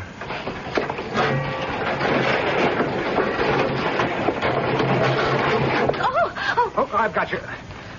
Ooh, you almost fell. Oh, my foot caught and suddenly I was skidding. These old planks are full of holes. Here, let me light a match and see. No, don't. Suppose Henry were looking out the window and he saw a light in the boathouse? Oh, he's asleep. I could hear him snoring from my room. I can feel the floor. Hey, it's a can of grease. Must have been knocked over. I don't know why, but I'm very frightened tonight. Okay, let's walk carefully to the far end of the boathouse. Henry really ought to have all these boards replaced. The floor planking is rotten and the water underneath us is very, very deep. I know it is. Sometimes When I come down here with him, I wish... Shh. Let's not talk about him or think about him. Wayne, hold me close. Yes. Darling, you're trembling. I don't think the boathouse at night is as safe as it used to be. Why not? Nobody comes here after dark. Henry might. All he thinks of is his speed cruiser. What's that? Down this ladder to the water, there's a rowboat tied up. He uses it to row out to the cruiser. All right, now, careful. Walk along the edge. Mm-hmm. In the center, most of the planks are rotten. Here, hold on to me. We'll get to the bench and sit down. Tell me what it is. I mean about Henry. I will. In fact, Henry asked me to. He didn't want to tell you himself. He's gone through a sizable chunk of the money again. How? He says he doesn't know. Speculating, I guess. Oh, Martha, it was reckless of you to hand over half your inheritance when you got married. He's like a kid in a candy store. But you know why I did it. When we were married, I didn't want people to think he had nothing. I wanted half of it to be his. You're only half successful. He thinks it's all his. Oh, there are worse things. Much worse. What was it he wanted you to tell me? That you've got to sign another promissory note for $50,000. Is that all? For now. What did you mean there are worse things? You haven't noticed. Well, yes, I suppose I have. He's more and more selfish every time I see him. So self-centered. Awful. Well, then why don't you put an end to it? I don't know. I can't. What are you, hypnotized? Don't you know him for what he is? Yes, I do. Better than anyone, even you. All he cares about is himself, his food, his drinks, his possessions, his way. Always, it's got to be his way. I don't know him anymore. He's become an animal with no conscience whatsoever. A beast, no more. What's that? Oh, just a line from a play about a man very like Henry? Yes. I know him for what he is.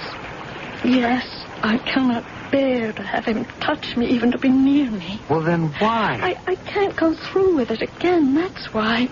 I just can't start all over again a third time.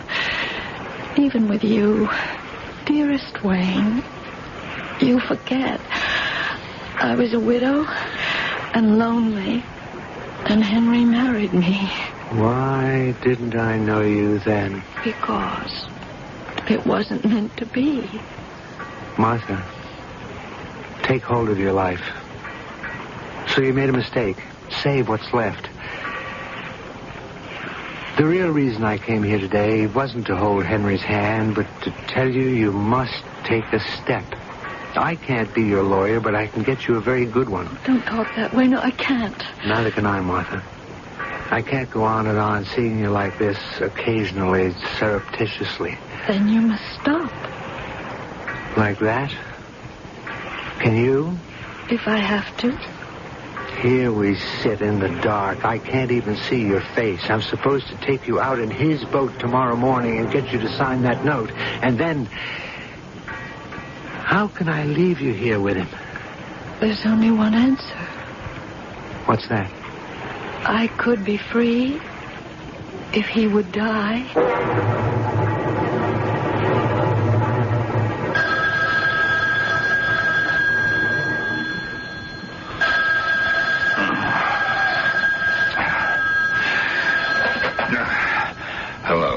Hello. Mr. Trevor? Henry? Yeah. Hey, who is that? Is that you, Rufus Clay? I'm sorry to wake you up, but I got something very important to tell you. I'd like to come over. Now, in the middle of the night? The whole house is asleep. Can't it wait? I don't think so. Well, why don't you tell me over the phone?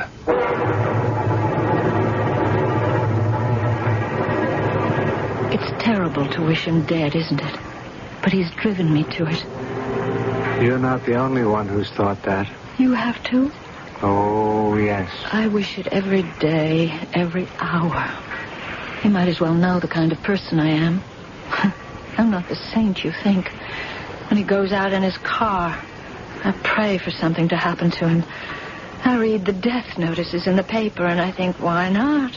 So-and-so was his age. Maybe that's why I bought him that boat. Oh, no, Martha. Oh, yes. I can even take his pretense that it was all his idea, that it came out of his pocket. If that boat serves its purpose. I don't want to hear you talk like this. I pray every day he'll take it out to sea, hit some rock or submerged wreck, and that'll be the end. But it won't happen. Well, people do die. The wrong people.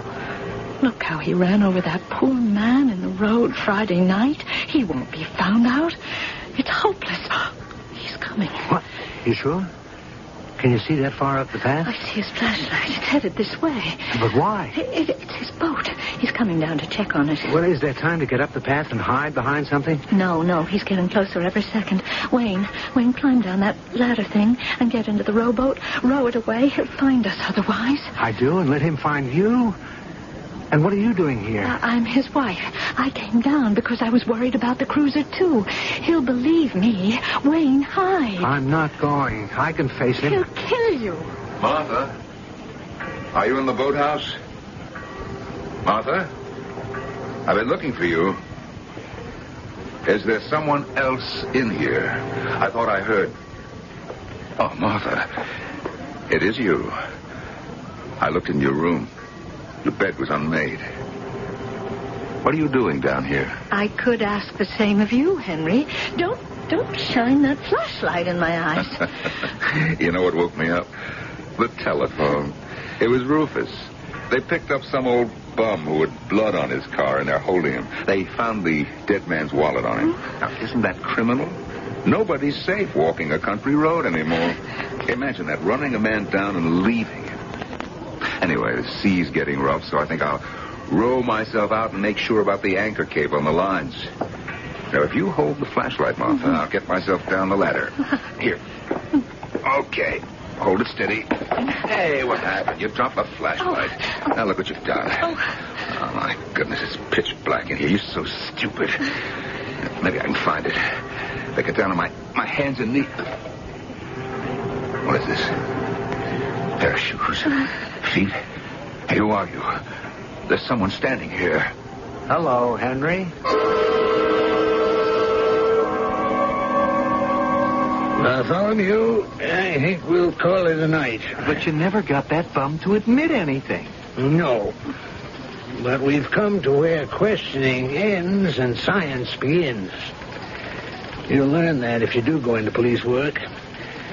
Tomorrow, in the daylight, we'll examine his car microscopically right down to the tires. Why don't you just bring him back to the very spot where he ran over my father? Well, we may, but I'm not sure.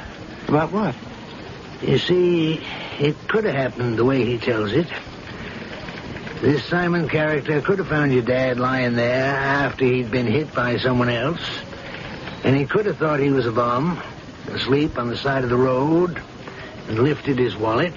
Is that a sample of police detection? It's deductive reasoning. Maybe so.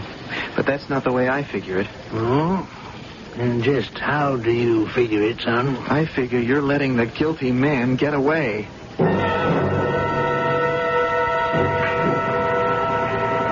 Isn't this interesting?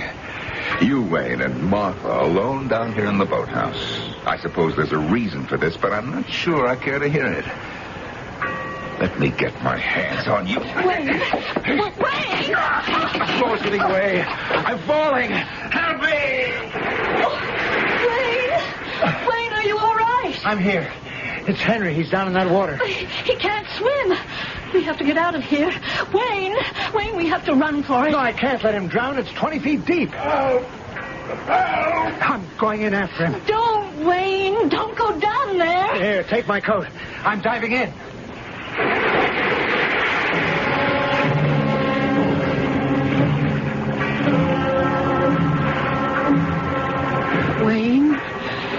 Wayne, darling, is that you? climbing up the ladder from down there? It's not him. Henry, where is Wayne? I can't find him. He's not gone. He pulled me to the ladder, and when I started up, he somehow fell back into the water. I didn't push him. And then he was gone. He must have hit his head on the rowboat. That's all I can figure. And, that was the last I saw of him. We can't leave him down there. Let me down this ladder, please, Henry. It's no use. Wayne's gone. He's drowned.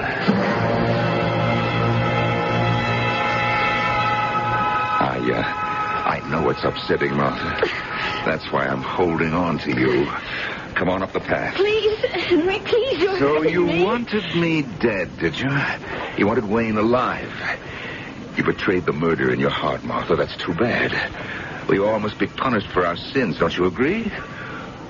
Who knows, my dear? Yours may be many, many long years as my wife. Is that you, Henry Trevor? Yes. Who is that? I can't quite see you in the fog. Is this better? Can you see me now? Don't I know you? Bartholomew Gates. What's that you're holding in front of you? You've never seen it before? A piece of my father's coat sleeve. One of the rags in your garage, Mr. Trevor. I meant, what's that in your other hand? My gun. Mrs. Trevor? Yes. Would you please move away to your right? Let go of her, Mr. Trevor. Thank you. That's far enough, Mrs. Trevor. Just want you out of range. What are you going to do? My brother once told me, when you see an enemy, shoot. Now stop. Don't!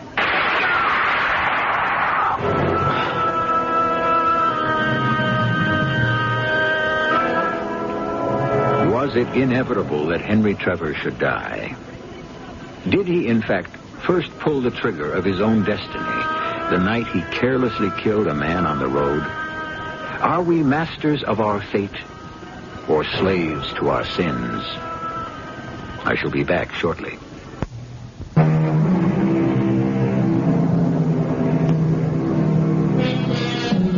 To conclude, may I leave you with a question asked by Hamlet. What is a man, if the chief good and market of his time be but to sleep and feed? A beast, no more. Hamlet might have been describing Henry Trevor. A beast, no more.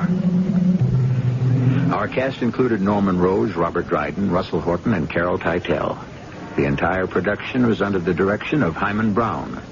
And now, a preview of our next tale. What are we going to do? Don't worry, Professor. Ancient bodies are your specialty. Fresh ones are mine. Yes, but this is liable to stop our work. This place will be crawling with police, newsmen, television crews, what all. Really?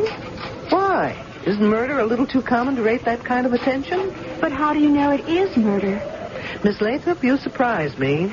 A suicide may dig her own grave, but you'd hardly expect her to pull the dirt in after her. Pit's very shallow, Professor. I don't think we should use shovels. Shall we use the brushes from here? Sure, but let's get a move on, eh? Ah! Look! The hand! It's attached only to bones! To a skeleton! Oh, no, I've never seen it. Oh, now, will you all stop crowding? You'd think this was a Hollywood opening. Well, Janine is right. There is no body. The hands are attached to a skeleton. This is E.G. Marshall inviting you to return to our Mystery Theater for another adventure in the macabre. Until next time, pleasant dreams.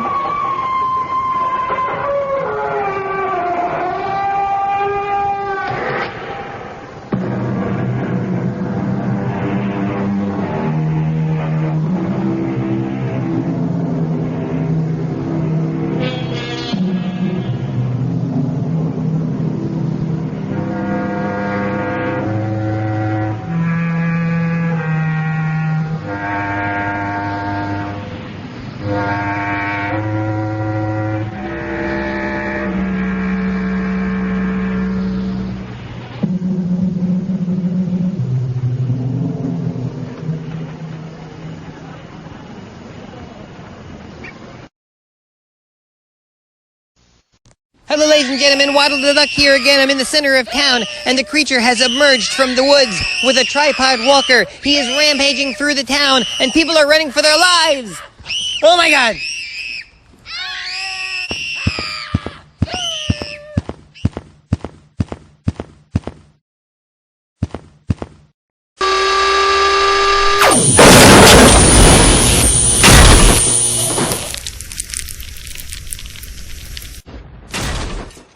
Ladies and gentlemen, this could be the ending of civilization as we know it! I'm for it! We're all gonna die! What are you doing? Get out of here! These things are coming this way! Everybody out! Everybody out! Everybody down!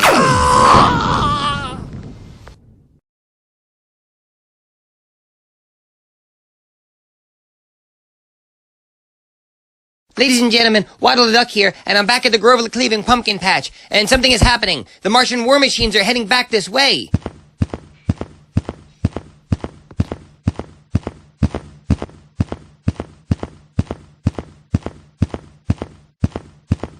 We think it's trying to get back to its UFO, but something is wrong. It's almost as if...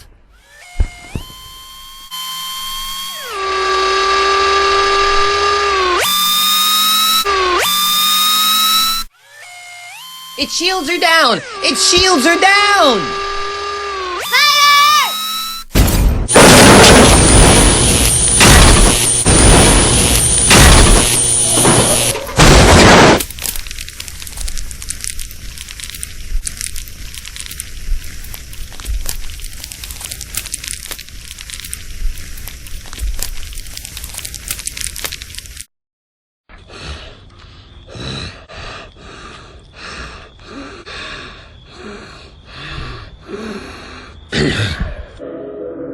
It was stark and silent, dead, slain by the putrefactive and diseased bacteria against which its system was unprepared.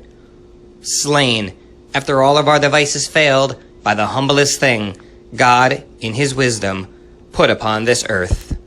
You heard it here, folks. It got a cold. This is Waddle the Duck, signing off of the Watchwaddle emergency broadcast system, surviving yet another Halloween disaster.